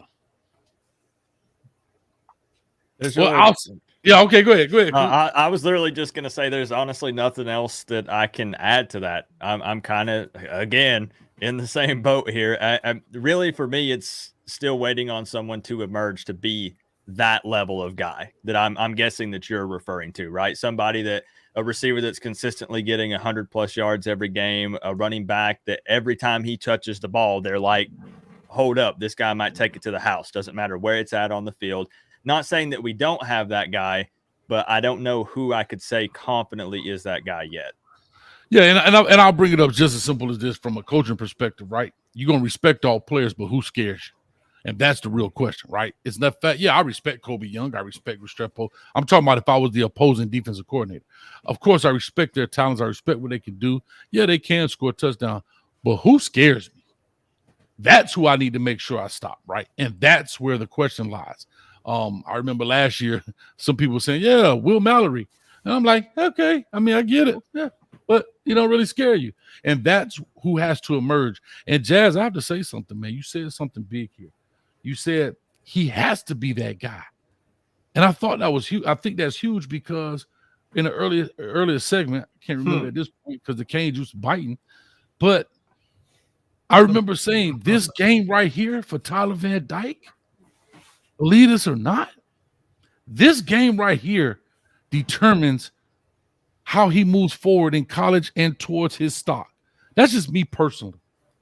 Because you've seen 21 Van Dimes, 22 Van Dam. Now, who is this guy this year? Does he fold? Or remember the old Michael Irvin speech? The good fold, but the great make play. That right there is what's happening to him. I'm not saying there has to be a win or a loss, but the performance has to be gotta be impressive. Because he doesn't win or lose the game himself, but his performance has to be up here in order for him to move on. If not, hate to say it, he's just a guy playing quarterback now, and we have to look forward. Do you think that it ever hurts the team at all that Tyler's not a super vocal guy? Just honest question. I think it does sometimes. And again, I love Tyler Van Dyke, so it's not trying to speak negatively on him. I want to add that. It's just I feel like I always look at the quarterback as the leader, and I know he can show it by showing out on the field also. But I know it's very well known that he's not the most vocal dude on the team. That's just how he is. I popped in on the segment that Coach was talking about when I was just going to see where he was, if he was still breathing in this marathon, and everybody on there was coming for TVD, and I'm not a pro or against TVD, but I think everything deserves context, right? So number one, right, he came in as a true freshman, not even prepared his first year, and he went off, right? And we're like, oh my God, we have a chance. Then right after that year is when they were talking about the Heisman that he got signed by an agent. Everybody knows who his agent is, and he fell in love. All that happened in that offseason. And then you bring in Gaddis as the OC. I mean, you got to have this. If you're going to keep it, let's keep it a buck all the way around. Sure enough. He wasn't himself in the beginning of the year. We all saw it. That offense was pretty bad with injury. It was whatever you want to call it. It was bad. We played UNC. When everyone was like, he doesn't have it anymore, and he throws for 500 yards, and then you're like, whoa, it's still there, but why is it? And then, the injuries and whatnot. Now, all of a sudden, he's in his third OC in his third year, right? And as a quarterback, that's a nightmare. That's a straight nightmare, because you're literally learning everything brand new every single year. And now he has, it looks like, a really good supporting cast. So I agree with you, Coach, when it comes to this game is a big deal for him. I think it's a very big deal for him as far as how he plays. But I have to say something, and so I can't. I was trying to remember the name. Somebody was questioning my man's arm. They were like, oh, you know, he doesn't have this guy's arm, and maybe because his finger. Anybody who's been at practice, You guys got a rifle, bro. He's got a cannon. Yeah. TVD's got a cannon. Like, what's the? And I'll ask you, Coach, because you're a DC, right? You know what's up. The hardest throw in football is from one hash, throwing the out. 10 yard out. Right. 10 yard out. Yeah. TVD flicks it. He just flicks it. I mean, that's how much he's got on it. Last game he had to take a little bit off because he had that thing on his. I was gonna say he threw a 10 yard out. It kind of floated. Right. But there was a throw just in the fall camp when everybody went to see the stadium, to see the scrimmage in the stadium, where he's whatever that was called. Right. He's on one hash and he actually moved a little bit even further away from the hash and he just flicked it. And that's when you were like, I think he's a pretty good quarterback with an NFL arm is what I think he is. We're going to find out this year what he really is. But anybody who questions that man's arm, his arm strength, really never watched him because that's one thing that he definitely does not lack. He has a 100%. He's got a cannon right there. Now, he's got to play ball, though. He's got to play ball. And that's kind of where we spoke earlier, right? Is I think it's here for him. You know, we talked about it. It's not his ability. I think he understands the game. He knows how to play the game. I think he can read defenses. I get that. Oh, he read this guy. I'm not getting into that. At the end of the day, he's got to find ways to win games, to increase his draft stock, but he also got to get the followers to follow. If you have followers and they have no leader, they're wanderers now at this point. Coach, I think people have selective memory. You know what I mean? They're and they should. Everyone has "What have you done for me lately?" mentality, which is fair. But you can't say the man can't do it because he has done it. Oh, of course, I agree. He might have just not been very good. No, I agree with you. You know what I'm saying for him is he has to now. Right now he's 1 for 1. He's on top. He's on down. Best 2 out of 3 right now. That's how I'm looking at it. Right, you're in the best 2 out of 3 in this deal because what's happening is we know how this thing goes, right? Unfortunately, in life, everybody loves a winner, dog. Everybody loves a winner. Unfortunately, yes, he has some things he has to go against. The 3 different OCs, the crappy stuff here and there. But at the end of the day, these GMs are looking at, like you said, what have you done for me lately? Right.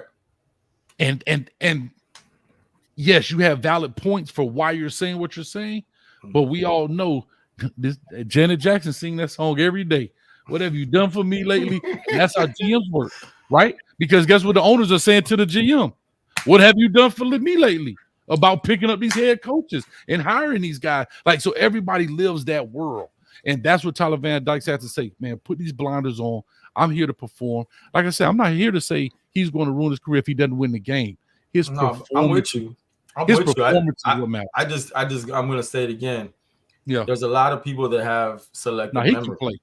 Yeah, and there's a reason he was a Heisman Trophy guy, candidate, whatever. And look what agent decided to sign him right after his freshman year. That dude don't sign just anybody, you know. And if you've seen the scouts that are at practice, you know what? Just ask this man. Let's see what he thinks about TVD's. Man, they tripping. He had 2 NFL throws just as Miami, Ohio. He threw that out route 15 yards to Jacoby before he even let out his break, bro. Let's chill, bro. Like, let's be real. Let's be real. Like, let's vibe. All right, real quick for our intro there, Steve. New King got 49. This TVD 4th year, 2 years with Lashley, 1 year with Gaddis. Now Kobe Young needs to be Emeka Emezi. Very good NC State wide receiver, big, strong, but not fast. All right, man. I appreciate the $4.99, man. We got a star stud right here to close this deal out with. Let's talk, man. Steve, how you been, baby? Oh, you were talking about me? Oh, I'm vibing, fam. I just got home from the field. When I seen it, it was like, oh, he going till midnight. I'll catch him. You know what I'm saying? I was just recruiting. You know me. I got a couple targets. I work out. You know what I'm saying? You know Don't tell nobody, Steve. I want to see you on the Miami Herald. Yeah, well, I mean, I'm just shit, messing with you. them boys know. Them boys know what I'm kids just I messing be with you, man. But yeah, Chris Gabney for $9.99. This is such a crazy view of TVD. Name one quarterback that could have succeeded under Gaddis. See, and not you have to remember, take the fandom out of it. I'm not speaking from a fan's perspective. I'm speaking from a move forward perspective. I get it. But do you think the Detroit Lions or the Arizona Cardinals give a damn that Gaddis screwed the kid career up? No, they're looking forward. Are you willing to put $50 million into a dude? I mean, just think business here, guys. Take the orange and green off for 1 second. Are you willing? Are you willing to do that? Would you put up $50 million of your dollars for somebody that kind of performed, regardless of the situation? I get it, Coach. Yeah, Coach. I'm not saying he has the ability. I'm gonna give you some ahead. pushback. I'm gonna give you some pushback because you know me. All right. I know you Talk will. to me. So you seen who Indy just drafted in the top 5, top 6. That boy can't throw to save his life. You're right, but you know what they do? What do they do, Coach? Though?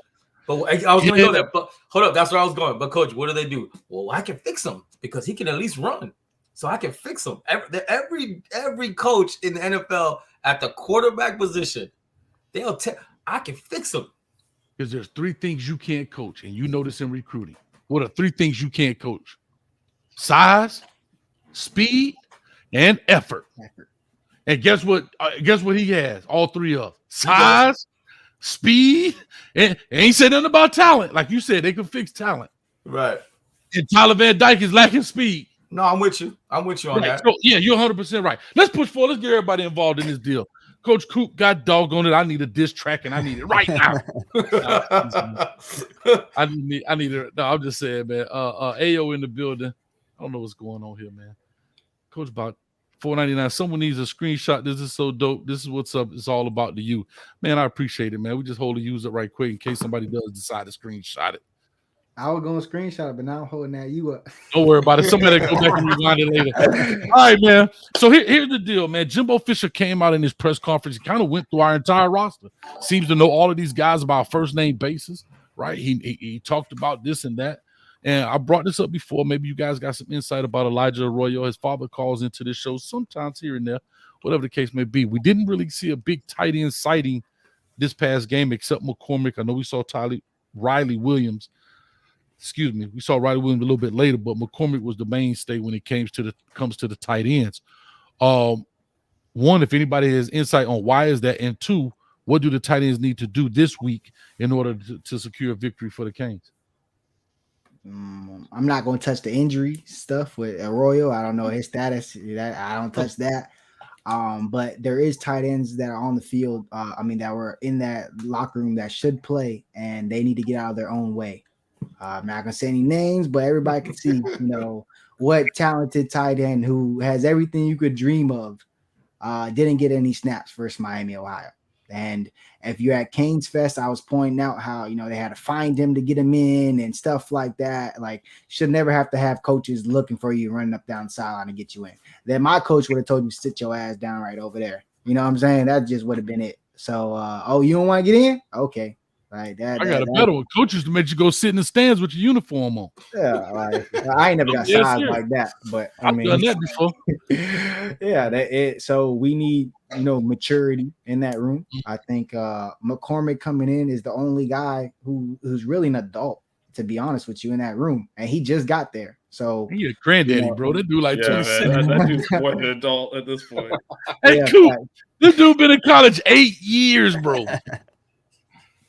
Yeah, I try not to laugh, bro, because it's a crazy situation, but also an inspiring one. Like, so much people would have called it quits with the number of injuries, because it's okay, like you have hamstring injuries, you have this dude's broken fibulas, like that's the worst bone to break, and pelvic and this and ACLs. I'm like, Jesus, bro, I felt so bad for him when I actually started reading like the years. I'm like, I could not imagine like the amount of effort you put in every off season. So just to recover, forget getting in football state. Exactly. Just to recover from a the rehab for the bone break. Yeah, people don't understand that. So I'm like, so it's inspiring because a lot of people would really call it quits at that point. You know, I made jokes too when we brought him in. You know, I'm mad cool with Khalil Brantley. That was my dog. I felt like they sized him and we didn't need McCormick. And I'll just be real with it. But dog, that boy really is coming in here and changing the culture. And like when it comes to blocking, I mean, bro, he's like an extra left tackle out there. You know, he blocked 3 people on that Fletcher touchdown. He blocked 3 people. Yeah. That's why he's out there. Like we said earlier, Mario wants that physical team, and we can joke about how old McCormick is, but he's filled out because of that. And it is like having another offensive lineman. He was killing people. He was just driving them. Again, that was the thing that jumped out to me immediately, and he was a big part of that, just getting that push on every play. And you know, I won't name the name either since Steve-O declined to, but you know, it's hard to see the other guy he was talking about doing any of that, and that's why he's not on the field too. I mean, this is an extra lineman blocking essentially, who can also catch the ball and do tight end things. It's having a grown man. All these other people, 18 to 22 years old, and he's out there. He's older. He's more physically mature, and it shows up. It shows up. He's a man out there. I mean, he's older than me. I'm not commenting on that part. I'm not commenting on that part. He's slightly younger than me. Just leave it there. Golly, I ain't mad at him. I mean, I get it. They talking about Van Wilder. They call the man Van Wilder. These people crazy, man. But Coop, let me ask you this. You saw Mark Fletcher. Fletcher, the freshman coming out of American Heritage, number 22. Bro, the dude is what, 6'2", 225, bro? A monster. Bro, you're 225. What is he, 18 years old? Is he an old guy? Is he an old freshman? Or is he right on par? Who knows? I think he's right on par. He ain't failed no grades. He right. That's what I'm saying. So he's right on. Bro, 225 at running back. I ain't this meals, man. That's my Spanish for the day. Listen, let me tell you something, man. This dude get behind his pads and get busy, it's going to be some problems. And I have to say, our gap scheme runs, the way we run it off tackle, the counters and so forth, look great. I have some questions about our inside zone. That wasn't really too happy about it. We can definitely discuss that. But off tackle with the guys pulling and Cooper coming around the corner and all of that stuff, bro, I'm telling you, it's crazy, man. What you think about that, Cooper, with Fletcher seeing him getting his opportunity fresh out the bag? It's exciting, and I have to say this may not be as important to some people, but I checked out an interview they did on Footballville with Fletcher, and he has a really good head on his shoulders too. And I think that's super important. He's got high football IQ, and to think about what we're seeing, just little flashes from him now, just think about the possibilities here. I mean, again, we're not going to crown somebody too early, but there's so much potential with that dude. Man, get the crown right now and put it on his head. It's tempting. I know. I made a promise this season. I was like, I'm not jumping the gun on anybody, on any game, on nothing. I just can't do it this year, but I'm excited. I love it. Put him on a stretcher, Fletcher. God dang, I'm loving that. That's my boy, little cousin. So I've been knowing him since Little League. I've been seeing him when he was a freshman at American Heritage, rocking that 27, looking ugly as hell. Didn't like the number. Bro, earned a new number immediately. I'm talking about he running through so much tackles. American Heritage had a 3-star receiver ended up going to Minnesota. We tried to recruit him, but we didn't really. Douglas Emlin went out to Minnesota. A bunch of coaches was there to watch him. Everybody was like, who the hell is 27? And somebody get me a birth certificate. He is not a freshman. Like he's otherworldly built. It just feels good because I'm thinking of a situation where it's like, I don't know, 3rd and 2 or 3rd and 1. And it's like, who do we put in there? It's like, well, Parrish could get in there and kind of make somebody miss. You could throw A.J. Allen out there. Fletcher could just bulldoze them. Chaney loves contact. I mean, it feels good. Yeah, I have to say this. John, let me ask you this quickly. These are the kind of guys, knowing he was Ohio State commit, these are the kind of guys where Coach Cristobal comes and flips, right? And I'm going to talk about a little bit of recruiting too. But these are the kind of guys that we flip. What do you think changed, if you know, or if everybody will jump in?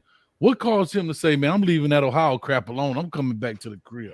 What was it that says, like Cristobal said, I got a real chance with this guy? I think more than anything, he was relentless with him. He just, I don't know what the exact deciding factor was, but I know even when he when he committed to Ohio State, like early in the recruiting cycle, Coach Cristobal didn't give up. Like he just kept chipping away, and sure enough, we got him on the tail end of a 5-7 season, no less. So that just speaks to the staff's work ethic. Again, just being relentless and following up and maintaining that relationship. And we all know how big this staff is on relationships. I mean, it goes a long way. Mm-hmm. Bro, hit that. I feel like I'm getting tried right here, Steve-O. 4th and 14. Is that what that is? We coming with the Dion. We coming.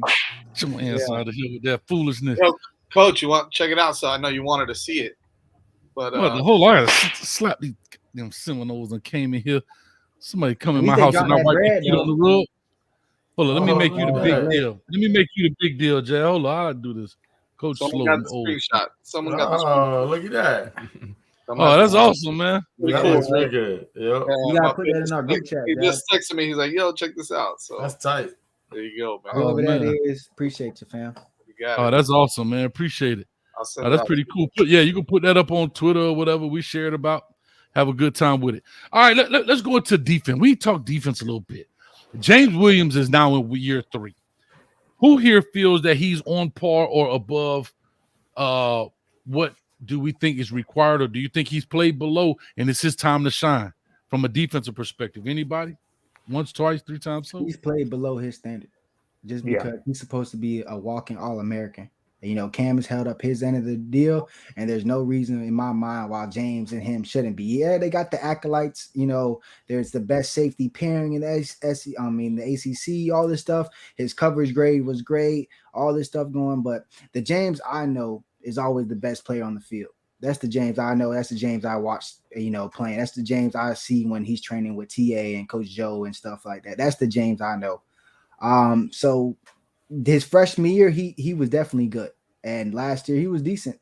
He had a shoulder injury, couldn't really wrap up, things like that. But still, he had to play better. I think he has to announce to the world that he's who I think he is, and but a lot of fans think he is this season. Like it can't be if he turns in a freshman year campaign. Yeah, would that be great? Yeah, because it actually was a great freshman year campaign. But he's supposed to be legendary, so nothing less than that should be his standard. To be honest with you, because he could do anything he wants to do.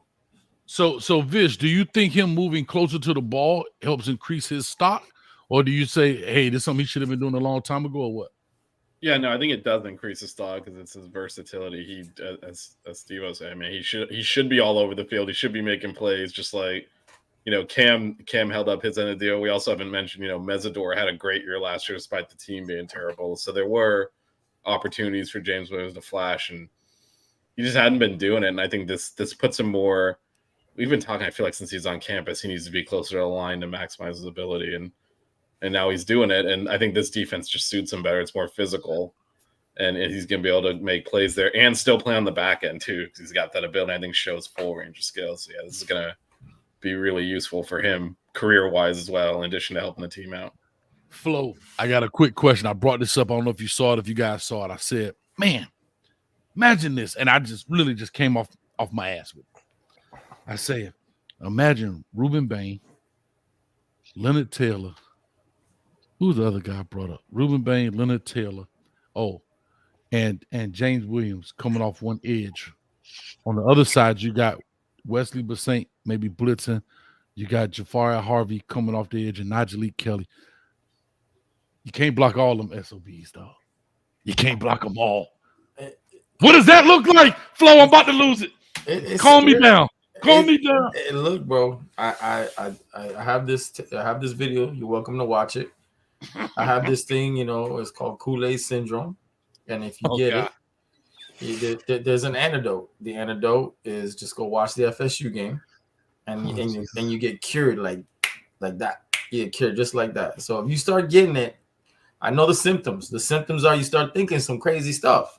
12 right? baby. And then you're to now on the real, like, listen, I need to see James tackle. I think if James tackle, it's a wrap. No pun intended. I did that by accident. I think he's all world if he starts wrapping up. Like, I think there's nothing he can't do on the field. I just got to see him wrap up. I need to see it. I want to see it in D1 football. not run as fast as you can and run into the dude. You know, because if we're keeping it a buck, I wish Steve-O didn't leave. There's a couple of times in that game of Miami, Ohio that he got left in his tracks in the open field. You know, so I love the man. I watched him grow up too, probably not as close as Steve-O did, but I gotta see it. I'm rooting for him. I got nothing but love for him. He's put a little weight on. He looks good. I just want to see it. I love it. John, I know you got to run. Let me ask you the last question as I get into these linebackers. I'll start you off here, man. Everybody's Kiko, and I'm loving it. Got a guy that seems to be physically imposing in the middle. We haven't had that in some time. Y'all gonna stop hating on Corey Flag. Everybody in here gets one because y'all talk about my flag. I asked the other question. John, why is he wearing number 11? Why is he wearing number 11? Yeah. I don't know. Why is he wearing number 11? Because he's number 1 twice, baby. Oh. That's why he's wearing number 11. That's what I'm talking about. Wow. Y'all leave Corey Flag alone. Coop, you like that one, Coop? That's pretty good. That's pretty good. All right. That's what I'm talking. Hey, hold up, man. Eleanor, hit me with some tomatoes. God doggone it. You know it's I thought it was creative. All right. So I'm saying all that to say, talk to us about the linebacker play a little bit. I know we had some question marks about it. We definitely had a chance to see him in the spring game, kind of show his burst. You know, we knew he came out of the West Coast, Washington, I believe, and he kind of, you know, has some sparks and some things there. Is he the guy? Is he the guy for the middle for this job? For now, yeah, definitely. I mean, 6'3", 230, and he can run. I mean, that's what I'm talking about. Like, we've needed that for a very long time. The whole room, really, it's like nobody is below 6'2", 225. Like, I love it. I mean, for the longest time, it's been everybody's been 5'11", 6 feet, 203, 207. It's like, no. That's not going to cut it at this level of college football. These guys, they have to be able to run, but they have to be able to, you know, knock some dudes on their ass. And weighing 203 pounds ain't going to do it at that position. Mm-mm. Yeah, we got, you know, and I understand why they kind of got light when there was a big recruiting shift in linebackers at one time where they were recruiting oversized safeties because you had to start covering the number 3, going vertical, especially the way they start playing quarters and you start going 3-by-1 and the guy going to the field. It's just a whole bunch of schematic things, but you're starting to see, y'all gonna believe me or not, you're gonna start to see the I-back come back in. We're gonna start recruiting fullbacks. Watch. In the next 2, 3, 4 years, you're gonna start seeing that because defense is always chasing offense, right? Why you think everybody runs 4-2-5? Because he's walking out there with 4 wide receivers. That's just what it is. And then people specialize in that stuff. Now you start saying, oh, your defense look mighty light. Let me go get one of these 240-pound fullbacks and put him in there. You got this little nickel back out here, and I'm going to lead up on him and see how his day ends. Like, we're constantly chasing, you know, cat chasing the mouth in that sense, man. But, John, I know if you got to run, man, I just want to say thank you so much for coming by. This is our 3rd annual. You've always been here, man. And Coach about tired as hell. I ain't going to lie to you, but I love it, man. And I'll be in Miami tomorrow, definitely, man. But hopefully I get to see you guys down there, and we'll have a good time, man. All right. Thanks for having me on. Go Canes. Anytime, brother. Go Canes. Yes, sir. See you, John. All right. Jazz, let me ask you this, man. It's been kind of quiet up there. Let's talk about this linebacker room as we start off with Kiko. Who else is in there? You saw Wesley Bassett. Who else should be playing up in that deal? Well, obviously you saw KJ Cloyd get the start with Kiko, and you know, yeah, a lot of people are talking about how, you know, how fast he is, but you know how big he is. Also, he's another guy that's, you know, 230 pounds plus, and that's had some injury issues, you know, but you know, just coming back healthy, coming back strong, you see how talented he is as well. So now what you're doing at this position now, which is something that you need to be doing, is building some depth, right? Because then you've got West and you've got Corey Flagg, and then you've got some of the young guys behind them, you know, that might start getting some playing time, Malik Bryant and, you know, Popo and Marcelius and whatnot. So you've got some talent at that position now. The biggest thing I think that has happened in that linebacker room that has changed the way they are playing, their physicality, not only Coach Guidry, but it's Coach D, right? Derek Nicholson. I mean, he's coming in and reshaping that linebacker room a little bit as well. So you see, how much they've kind of improved on that side. And I'm excited to see what a guy like KJ Cloyd can do when he's healthy. And he's already shown it a little bit in this first game. But again, I got to see it for 3 or 4 or 5 games on a consistent basis. I got to see this defense kind of do its thing. So I'm excited to see what we got there because obviously you saw West get that sack and, kind of running all over the field as well. And believe it or not, Coach Hayes, us at the 6th string, man, we got a soft spot for Corey Flagg. Blue absolutely loves Corey Flagg. He's like, he's been the leading tackler. I don't know why y'all talking trash about him. And I'm like, yeah. And you know what I say to that? Because I know you got to run to Jazz, but here's what I'll say to that. I get it. He's not sexy. He's not pretty. But he's not a cancer. And I'm big on not bashing guys who don't hurt the program right now. If he doesn't meet your standards so far as playing, but he ain't out there going to jail, being an idiot. He's not like so. And that's one thing about the Miami Hurricanes fan base, and probably a lot of them, but we beat our own players' ass. We killed them because of what? Because the new toy comes in and is sexier and prettier. Yeah. And that's what, but like can I be very honest with you? If I was Zach McCloud, I would never come back to the Miami Hurricanes. Fuck all y'all. I'm being dead serious. I mean, yeah. I mean, it's past 11 o'clock. I'm being dead serious. You've been out for 7 hours and 18 minutes, man, and it's getting to you. No, but I'm being serious. I wouldn't sign an autograph. I've always said this. I wouldn't sign an autograph. I wouldn't do nothing. Because the way they talked about Zach McCloud and the kid did nothing wrong. Here go the funny thing. He changes position and still leads the team in sacks. That ain't good enough. He goes to the NFL, makes a 53-man roster. That ain't good enough. Like, come on, dog. Like, we kill. Like Tupac, you say, America eats his babies, dog. The U eats his babies, dog. We kill our own players that have done nothing to this program. Well, and all they do is they give everything, right? They give everything for this program. And Flagg, when you bring Flagg in, this is the type of year as a redshirt junior where you're able to work on his athleticism and his body to the point where now it catches up to his mind. And I think this is where you see, linebackers like Flagg at this point in their career play their best football as redshirt juniors and seniors and be leaders on the defense. I say it all the time because everybody bashes Flagg, and I'm always the one to be like, yo, y'all really tripping, because I know how much work he puts in, and I know how much people respect him in the program. Even people that might play in front of him and get the start are not going to talk when he's talking. I mean, let's just be real. Like, it's real leadership.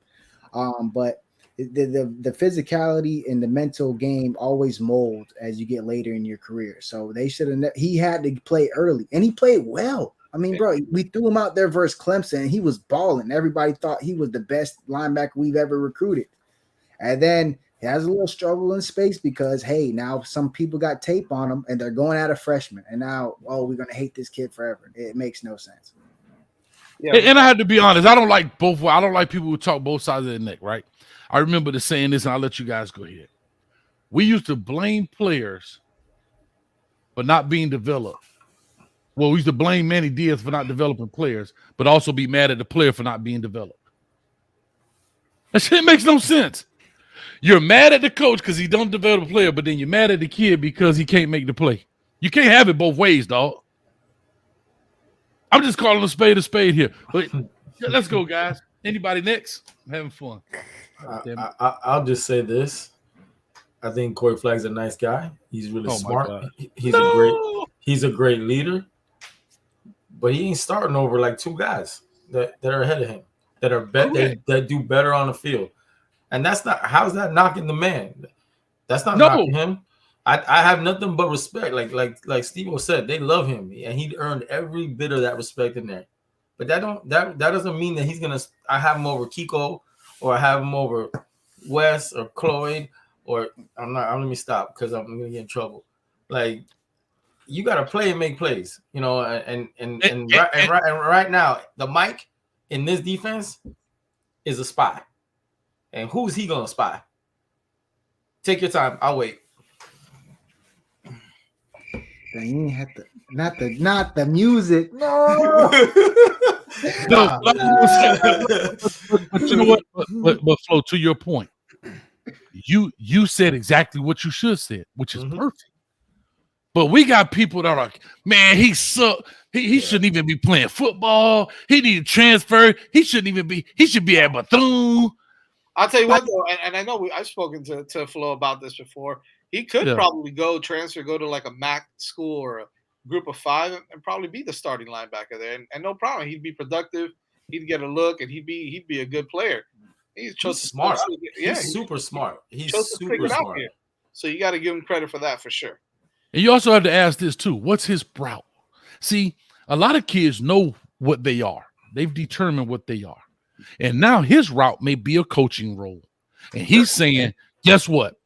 I'm finna stay here. Why? Because one of these two dudes finna be a bad mofo, meaning the coordinators, in a couple years. And guess what? I'm gonna show them that I'm dedicated. I'm a fighter. I'm in this. And guess what? Maybe Lance Guidry may become a head coach, or maybe Shannon Dawson may become a head coach, because most of those type of guys become coaches. So guess what? You keep saying how smart he is. So he's already planning his future. He's saying, look, I could go somewhere else, but really my NFL future is not there. I know that. I look in the mirror. It ain't it. I get it. But let me do this, become this guy, right? And let me start my career off here. Perfect. Bingo. All good. All gravy. Let's push on a little bit. Uh-oh, did I lose him? Okay, I got him. All right. Here's we at 11:30. So if you guys need to head out, listen, guys, if you guys need to head out, just let me know. My eyes about half crossed. Oh, Jazz, I know you got to go. Man, I appreciate you, man. Thank you so much, man, for hanging out with us, man. If anybody else got to go, I totally understand. I got like 10 minutes. I can stay like 10 more minutes, Coach. Appreciate it, guys. I'll see y'all on Saturday night. Saturday during the day. Maybe at night. You never know what night. Saturday victory party, man. Well, you might see me Saturday in the West 24 lot face down. I can't take it. Nah, chill. I'm like, green lot. Let's go. See y'all, boys. See you guys. Have a good night. Have a good night, big dog. All right, thanks, I'll guys. catch you out there Saturday.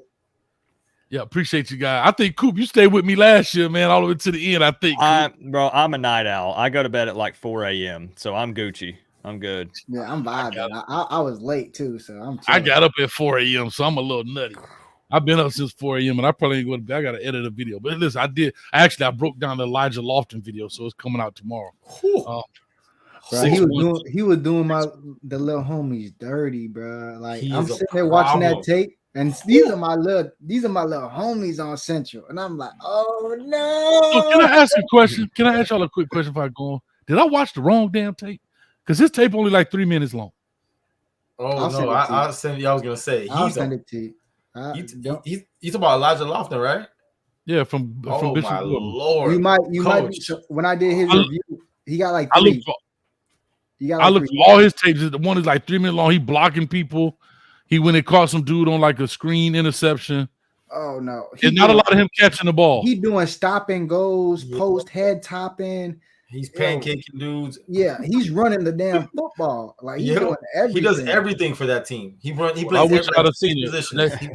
And see, that's what kills me, bro. I go look for these tapes. I go in the huddle. I pick the newest one, and I go off of what I see. But I'm not gonna go over that. But that's what's coming out. No, but he got he got like 3 pages though. That's because anytime you do a Bishop Gorman player, you got to watch out because they automatically make you a Bishop Gorman huddle when you get there. So coaches be adding stuff. So just make sure you checking them. The best way to go about it, coach, what I do is I click on them boys huddle link on their page. I did that. That's what it took me to. Oh, then somebody need to holler at that boy. Yeah, because that's what he gonna get. Anyway, shout out to my man Winston Chin for $4.99. We worked together, man, at FIU. Wanted to show some love. Still fly on that computer. Log out. That's an old school inside joke, man. Hey, that's one of them long Mario Cristobal days in the office. But I'm trying to tell you, eyes be like this by the time you walk out of there. You be like, Coach. You be like, y'all free to go. See you at 7 in the morning. You be walking out of there dizzy. But anyway, let's talk a little coaching, man. Are you guys satisfied? I'm satisfied. I think I feel pretty good about this coaching staff overall as a whole. What do you guys say? Even though I know it's only really been one game, I really have enjoyed Shannon Dawson's allowing us kind of to hear him from these media things, what he did with the Josh Pate interview. He's done a couple of deals. Now again, Lance Guidry has been kind of quiet in that sense. Some people told me because maybe some, the former things or whatever, they don't want to kind of bring light to that, and that's fine. But I can really see the Shannon Dawson head coach train being loaded up right now. He's getting the media training. He's getting all the proper things. I mean, it's just what it is, bro. It's part of the game. What do you think about that, Coop? Yeah, man, I like the way that they both carry themselves. We know that last season, and we don't want to focus too much on that, but there were some disagreements with the way that Gaddis handled some of the press conferences and things, some of the stuff that he said. And I like the accountability and stuff. When you hear Dawson speak and things, he's saying, that's on me. I got to be better at doing this and that. And I really like that. I've talked to several of the players, and they're really big fans of. Sorry, I got caught up reading the comment. Like Rodney James, I get no respect. Anyway, go ahead. They're really big fans of Dawson and Guidry and stuff, and I'm excited, man. Like you said, it's just so tough because it's literally one game. I know you already provided the disclaimer, but just all the stuff that you hear about them, I hate saying this because I feel like we say this every year, but here we go. I'm afraid somebody's going to clip this. It feels different with those two guys, does it not? And I know that's bad. Yo, I know. I knew you couldn't resist. It does. It does. Eventually we're gonna be right. We're gonna hit one time. Eventually we're gonna be right. Maybe this is the time. So Coop, here's my question, Coop. I got one good question. It feels different. But at this same time last year, does it feel different or does it feel exactly the same? That's the question. Week 1 is down in the books. Do you feel the same way after week 1? Who did we play week 1 last year? Bethune, was it? Yeah, it was Bethune and then Southern Miss, and then we went to A&M. No, I do feel different. I remember it was like one quarter in. It might have been game 1 or game 2. It was either the Bethune game or the Southern Miss game. And I remember we weren't really playing how we should. And Mario was on the sideline ripping everybody a new asshole. And you remember, if you could read his lips, he was saying some things that I'm definitely not going to repeat on this stream. And he was trying to get everybody hyped up, and he's like, let's go. And then again, that's where I talked about from the first game this year. It didn't need to do any of that nonsense. Like the players were talking to each other. Everybody was hyped up, just taking care of business. They didn't need any of that other nonsense. And I mean, it's a group effort. I think it's, Mario's finally getting this master plan put together, and Dawson and Guidry, I'm just going to stop there. I like them. All right. I like them. Steve-O, you got it quiet over there, man. What you playing? Tetris? Talk to me, man. I'm vibing. We talking about, one, I do like Coach Shannon Dawson. I've talked to players about his scheme and just the way he goes about coaching. He's more of this is the way I'm gonna teach you, and this is the reason why. It's not just my way or the highway. It's a conversation. It's an explanation why. It's not really do this, do that. And just because the system's more free flowing, you can't really afford to coach like that when you're in the pro style, like Gaddis was and stuff like that, because everything needs to be perfect, Right. I understand it. It's not knocking Gaddis' coaching style, but with this more fast, free flowing offense, it's more players are easier to respond to it. And I like a guy who sticks up for his guy. In my opinion, TVD just threw a ball because he didn't see the guy who was supposed to go curl to flat, drop 25 yards downfield in the cover 3 and intercepted. He just didn't see it. He was trying to force the ball, and then somebody, baited him. He baited him, sold him a dream. He pretended to go to the flat and then dropped all the way down. He just never saw him. Quarterback coach and OC taking accountability for that. When in my opinion, he didn't have to, but that's the type of stuff that gets the kids behind you. They're going to believe what he says because they know if we do as he says and it doesn't work out, he's going to take that blame. It's not going to be just us. So that's something I really like. And I love the tempo, the get up to the line of scrimmage. I love how we didn't show it against Miami, Ohio. We'll probably show it against Texas A&M. I love the quick huddle and then clap and run to the line. That's definitely coming this week. So they can't really judge our formation pre-snap. We'll probably catch them in a bad substitution or two. That's coming for sure. But I just love Dawson, his energy, his bravado, and just like even if the impact is similar to when we went from Enos to Lashley, that went from 19 points a game to like 35, just because we put our kids in position to at least play fast. So I do think the passing concepts are a little better, just because Lashley had just tasted that air raid with Sonny Dykes. He didn't have it immediately down. We were running way more power spread type of concepts.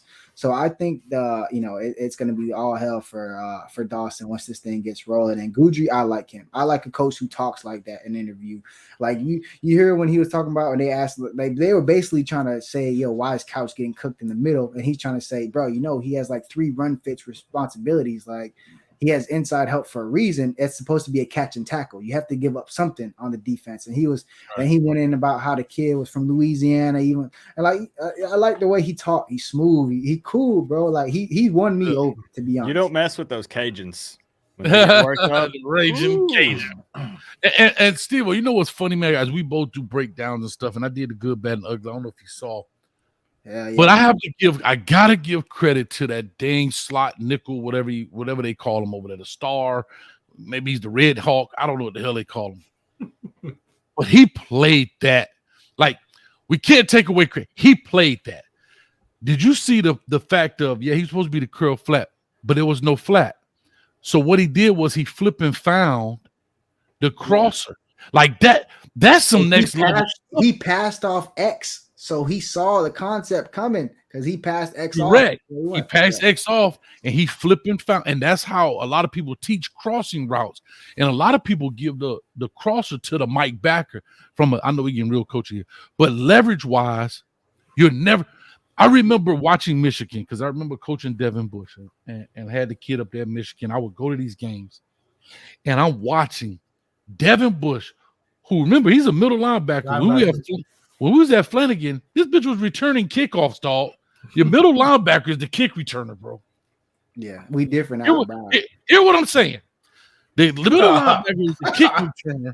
Yeah, it's different out in Brown. But that tells you he can run. I hear you, Steve. But I heard him say, bro. But Michigan, hey, but that boy was made in day. That's all I'm gonna say. But he's the middle linebacker trying to cover Olave going out. What was it, Olave? Yeah, going across the middle from a leverage standpoint. He can run with them. You got to give it to the outside backer and let him flip and find and catch him the way that kid did. I know getting real coach. Coach, I know that you talk about a game. Ohio State blew him out that game. Oh man. All 3 years his ass was there with Don Brown. They had him in the action with Garrett Wilson and Olave crossing. It was so bad. I remember that. Oh, there's nothing he can do. Because leverage-wise, they already got ahead of steam. He doesn't have enough in front of him. All while level number 30 is sitting on a flat from a tight end. Like the first round safety or second round pick or second round, whatever he was. I was like, yo, that's tripping. I can't believe that happened. That's too much. But again, when they stop the crossing routes, and you're going to see that again. You saw us running a lot of them. People are starting to figure that stuff out. But man, I thought that kid did a great job. The only thing I give TVD, but to be honest with you, and I know he couldn't do it because of whatever his finger or he had something on it, he had to give it some gas. Because even if that kid didn't pick it, I think it could have been contested by the guy coming up. Mm-hmm. That's the only, I have to be honest, sometimes you just don't see a dude from where he came from, right? You're not anticipating the nickelback who you saw him ride the number 2 inside, be 25 yards down the field picking off a damn over route. Like, think about it. You can't blame TVD on that. Now, I do blame him for not giving him the gas. Yep. You know what I mean? But because he couldn't throw with his finger. But anyway, man, I thought they played extremely. I thought they played that extremely well overall. Man, was a pretty good deal. But how long we got to go? 24 damn minutes. Fuck. All right, we rocking, y'all. All right, here we go, man. All we do for the Hurricanes, baby, and all we ask you to do is throw a W up, baby. Come on. Feel me? People don't understand, bro. Like, it's so disheartening. I don't go into reviews and look for the positives. Like, I'm a spin it because that's what I do. I love the Canes. I'm a spin it, but bro, I'd be dead miserable reviewing a loss. Like, pausing it. Like, every time I look, I got my cursor here, and I'm just getting closer and closer to the final verdict of that damn L. sitting there right at me. And I'm like, bro, it hurts my heart to do it. I mean, I'm going to spin it. You know, I'm never going to bash my Canes, and even the players on there, I'm always going to fight for them. And, you know, at least try to give some perspective of what's going on, because fans would just jump on TV and not even think about how that interception happened and stuff like that. But it sucks, bro. I hate doing it. You know, I reviewed, you know, I'm not going to even bring up the first two ones. I reviewed, you know, that game that happened last year, and then the Dukes, and then the don't bring the word Duke up. I hate Duke. I hate him. Bro, Duke is back. Bro, I don't know what Studio One Live talking about. It's only 8 hours, Coach. With 9 to 5. I got a 9 to 5 too. But anyway, here's my thing. You know why I hate Duke, Flo, and Coop, and Vish? You know why I hate them? Because they're doing better than us right now. And you can't tell me we're not a better program than them, top to bottom. Our athletic trainers are even better than theirs, dog. And this cat got a signature win already. I'm a hater, dog. Straight up. I mean, it's just Coach Hayes, I'm a hater. We were in the Final Four, so you know. Yeah, but we came for the basketball corners. They came back at our football ones, man. It's all world's upside down. I'm sorry. I will sacrifice Canes basketball without hesitation. That's a choice we don't have to make. We could be send us to the MIT tournament for 100 years. I do not care. We cannot lose to Duke in football. Well, we're not playing them this year, so there's that. And I'm actually happy. Like, you know what's crazy? I'm watching the game with my mom, and she's like, thank God we don't play Duke this year. And I was like, and she said it, and I really felt it, but it hurt to feel it. I was like, oh my God. It hurt for me to hear that right now, Steve-O. Like, the fact that we're supposed to treat them like we're going to treat Temple. Like, that's how I feel when I hear the word Duke. Like, and I get it. But when I hear the word Duke football, there's nothing, bro. I don't think you can name, besides the quarterback, 3 players on their team. Damn. Thank you. And that came a few days ago too. I can name them, but they transferred in. Yeah, Al Blades Jr. Yeah, ABJ. I mean, yeah, my dog doing his thing. You know, they almost got Elijah Roberts. We went. That boy Carter is no joke in the middle of that D line. Yeah, Jalen Calhoun. He's been there like 7 years. The receiver. He's pretty good. That defensive tackle they got is no joke, bro. The quarterback, he ran for like 3 touchdowns. Remember, I was calling him. He's nice. That's an NFL dude right there. It's the Riley kid. The Riley yeah, that's an NFL dude right there. He is what the kids call a gamer. That boy is, snap me that football. I don't even. He don't do his homework. Open. That's what I know. I know he don't do his homework. That's fine. He on live TV. He on live TV asking the professor for extension. If he don't go to the league, he gave him that extension. Yeah, if he don't go to the league this year, that boy transferring for sure. He won't have to worry about homework. If he talking NIL now, I'm calling NCAA right now. Fuck that. I'm gonna tell him he's there. Hey, what that boy saying, Belly? I don't like that. I'm gonna drop a dime on him right now.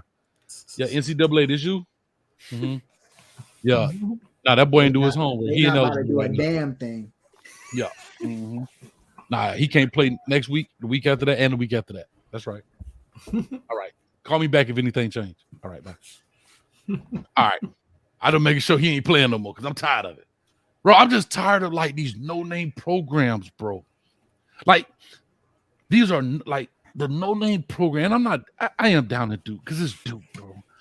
But these no-name programs are like rising. And we're like, we still talking about, we got to find players. We got to find a guy that can come and overcome. And these people just knock damn Clemson to sleep. Yeah, but so I will say Clemson did a lot of that to themselves. Like, I don't know how you keep getting inside the 5-yard line, not scoring. I mean, but they don't do that to us, though, Vish. Credit to Duke for taking advantage, and like that's what Duke does. And that's us last year. Remember the beginning of that game, we were kicking their ass too, and then we fumbled driving to go up 2 scores. We got stopped on a 4th down. Next thing you know, TVD is injured. We're getting run out of our own building. We it's throw how did the this even worst happen? interception you've ever seen a Miami Hurricane quarterback throw. Yeah, but I mean, that happened so quickly. That first quarter and a half, it's like, we're going to win this game by 4 or 5 touchdowns. We're kicking their butt. And it's almost the same thing Clemson. We couldn't score. And then they take it. Duke plays clean. They take advantage of mistakes. And That's how they end up blowing Clemson out. But Clemson should have been up 3 or 4 touchdowns, and Yeah, it was almost the same thing in our game last year against them. We should have put that game away in the first quarter. If you take that D off their helmet, you couldn't tell me that's Duke. You can they playing different. That Coach Elko dude is for real. Elko ain't no bullshit, bro. Yeah, they're solid. They're a good, solid team, and you got to play clean against them, or they'll hurt you. And Coach Simpson got that defense rocking. I ain't gonna lie, that D line was looking crazy versus Clemson. Hold up. You telling me Jess Simpson over there? He the DC and D line coach. They got him. Yeah. They have Feely. Strength and conditioning I'm tired, coach. dog. I'm tired. Hold up. I need a moment, bro. All right, hold up. Clip this. By the end of the year, we'll be better than Duke. I'm not even worried about this. Like, we're going to finish higher than the ACC. We're not playing them, so I can't be like we're going to beat them. It's definitely getting late. It's definitely getting late. No, we're a better team than them. Listen, right now. we're starting to tell lies now. Hey, I'm not lying. Clip this. Flo. Someone clip this. What are you degenerates that watches all these shows? Clip this. Is it a bad time to hold this up? Yes, it is. Yes, it is. It's always a bad time to hold that up, man. What are you doing? Hold up, Coop. Did you not see my review of the Texas A&M offense? Bro, The coach look, over with. The boy bro, I've been over this about 15 times this week. I got it. Hold up. Before we go to Texas A&M, hold up. I'm tired. You telling me I'm tired of people leaving Miami anything. I don't care if it's the Dolphins, the Heat, the Miami Hooters. I'm tired of people leaving us, going somewhere else and prosper. I just watched John Campbell, who we say couldn't block shit, knock a reporter over and block a bitch into a wall. Yep. I just saw you just telling me Jess Simpson is over there, has stopped Clemson inside the 5 3 times or whatever it was. You got Coach Ishmael Aristide over there. You got Al Blaze Jr., who's a legacy kid, but we don't like him. He gonna go over there and play. But everybody that leaves us goes somewhere and just flourishes, dog. Like, that tells you the type of situation that they're leaving, and tells you the task. We saw it. I mean, all the games we were just crying about, a couple minutes ago. That's part of the process. But yeah, that's why teams like Duke are considered better than us, just because they have that continuity. It was you had 85 scholarship players on Duke's roster that have the same mind, body, and vision and soul. You couldn't say that last year about the Hurricanes, and now you can start seeing that type of stuff. And we'll see what happens when adversity strikes. That's what I care about. We're going to lose a game. Let me see what happens after that. And we'll go from there. But I think that's the only reason why a team like Duke and our other teams that, have beaten us is just because all the camaraderie and all the, everybody being on the same page. Some of these, we had guys on offense that couldn't wait for their offensive coordinator to get fired last year. They trying to run a play. They like, man, did he get fired yet? Like, can we go to the locker room and somebody shake his hand and give him his plane ticket already? Defense being like, yo, like, can y'all throw a pass already? Like, stuff like that. So I think the internal strife or, the internal, head to head in the locker room is just not say no more, because you a soft ass team if you're not fighting in your locker room. I'm just saying, like, you got cheerleader squad if ain't nobody fading. But it's just not the same. I went over to SMU because I forgot we had a lot of people that left and went there. Bro, like 7 of them boys. Jalen Knight, 17 for 60. Starting. It's SMU. I'm tired of other people I'm tired of people leaving our program, going somewhere, and it's like, anyway, man, I was getting but Jalen Knighton was the only one that really did much there, and I wouldn't put him on the field with our 4 backs we got here now. So. I don't know. No, I get that. No, what I get, I totally get where you're coming from, but I'm just saying, like, when I look around the league, I'd be like, oh, damn, when that dude at Miami? He was the guy who fumbled the Duke game away. I mean, it's what it is. There's something also about some of these South Florida kids here that pressure gets from them. They can't handle the U. There's weight on that, man. They got 40 years of legacy on their heads, and sometimes it's easier for them to just be at other schools. That's why a lot of these South Florida because they get out of this environment, and that's why it's because I mean, you imagine playing at Miami with the name Blades on your jersey. You know how much pressure's on you? Jeez. Like that's like the weight of the world on your shoulders. But bro, I done seen some of these kids. Northwestern play Central been a bigger damn game than Miami versus Duke. Mm-hmm. From a pressure standpoint, like bitch, you might get beat the fuck up going home after school. From the, I'm telling you, I remember. Here's a story. Allegedly, we played Northwestern to go to the state. Northwestern, Clifton Dixon played for Florida State. Punches our running back. Matter of fact, that's him right there. Punches the running back after the play, give us a first down, continue on, boom, we win the game, go to state. They say the neighborhood dope boy whooped his ass so bad, made him walk home naked. He's a 17-year-old kid, but you know how much money he lost just by doing that? I'm just talking about when we talk about pressure, I get where you're coming from. I'm not saying you're wrong. I'm just saying that some of these high school games got more pressure than some of these college games. Like, Little League games, bro. I'm talking about since Little League. Yo, Steve-O, we riding on you. I got my rent on this game right now, bro. I'm 7.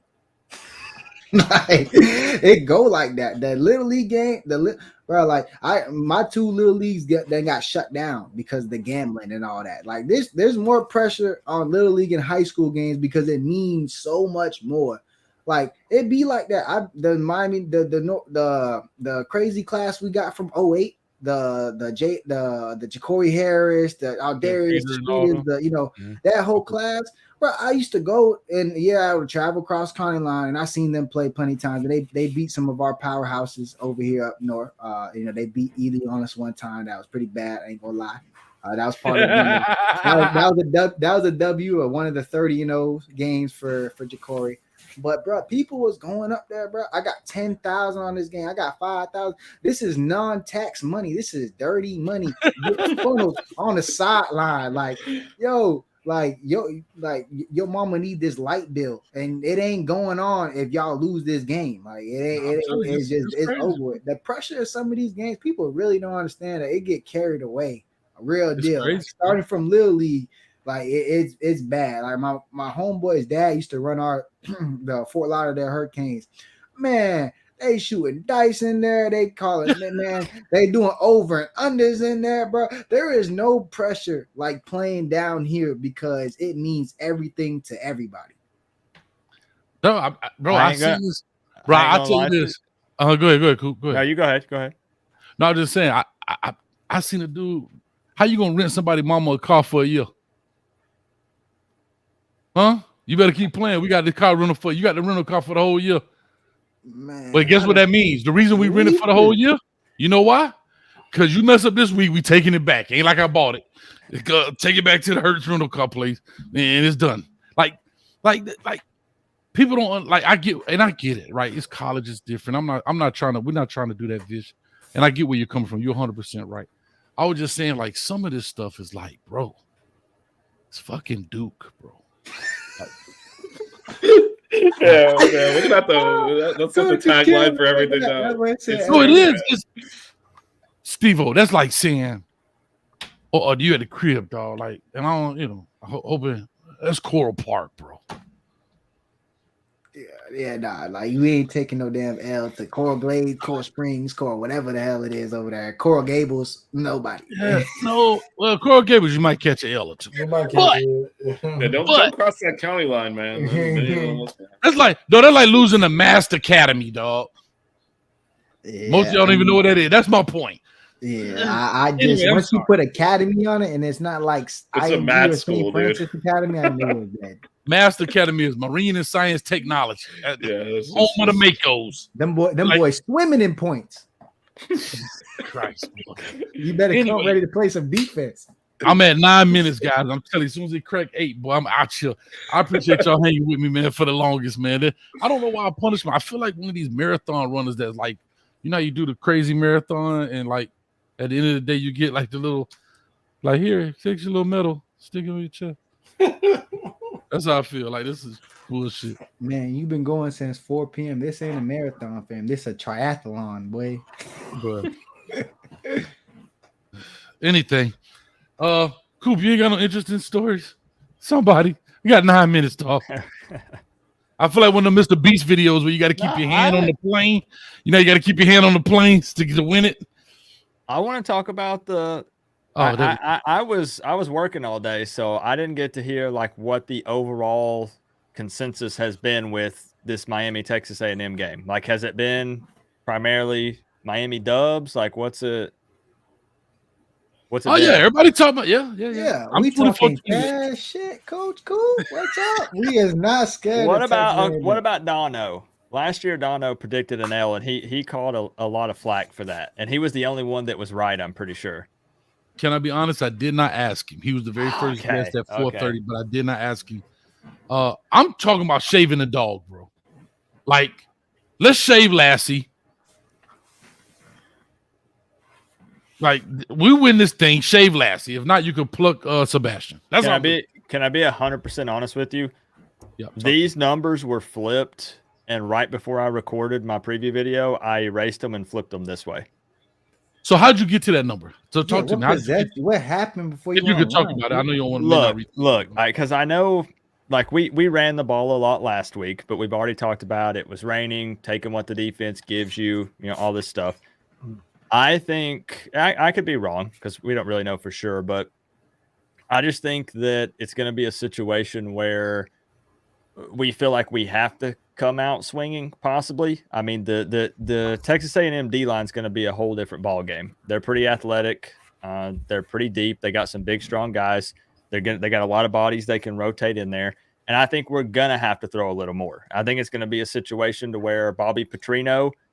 He wants to come out, take care of business. Jimbo likes to beat the Canes. He's done it often.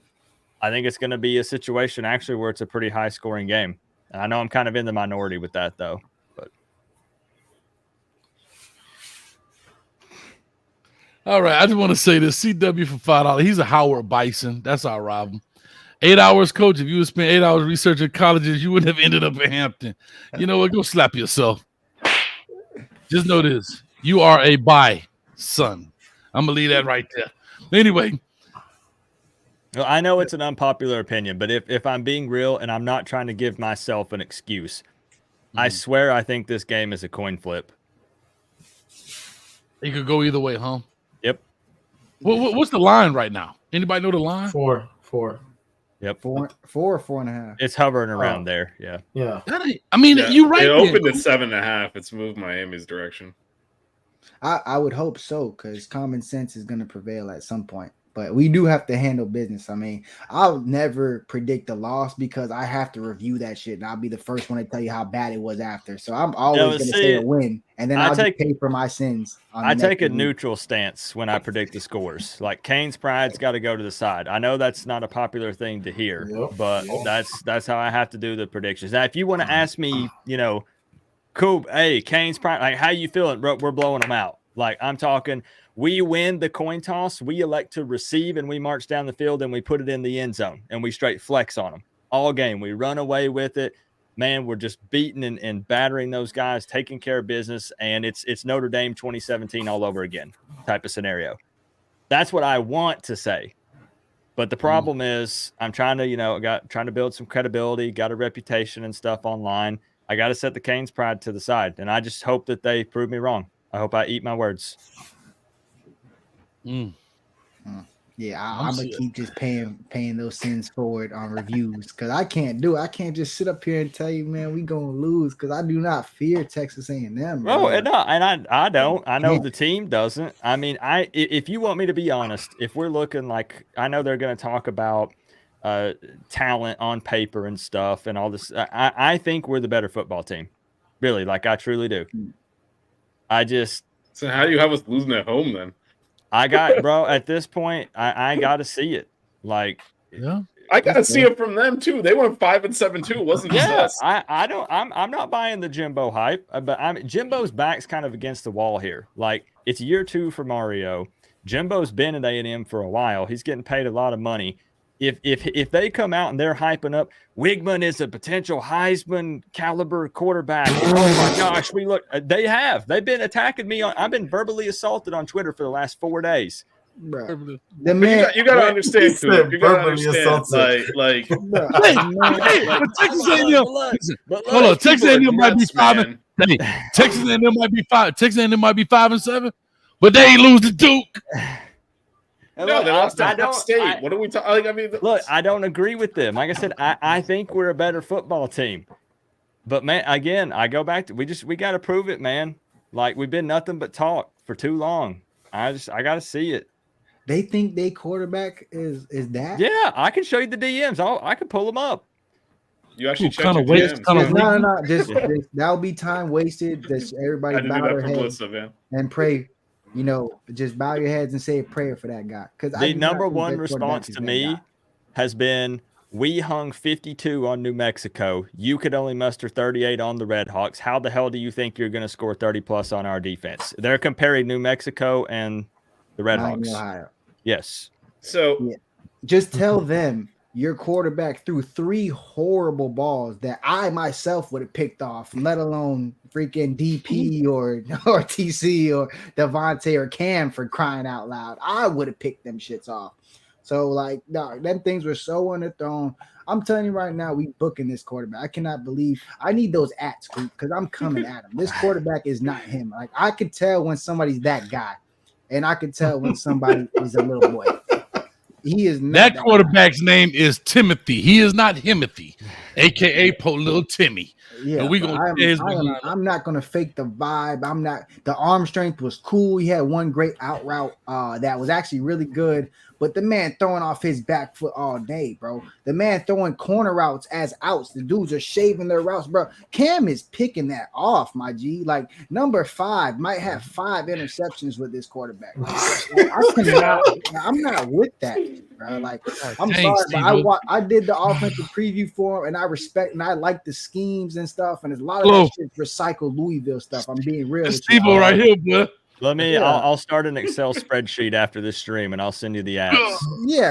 Ooh, in an Excel sheet. And just we'll get real technical. Because because bro, he is not that guy. They need to chill out, bro. Like Smiley, you still rocking with us 8 hours later?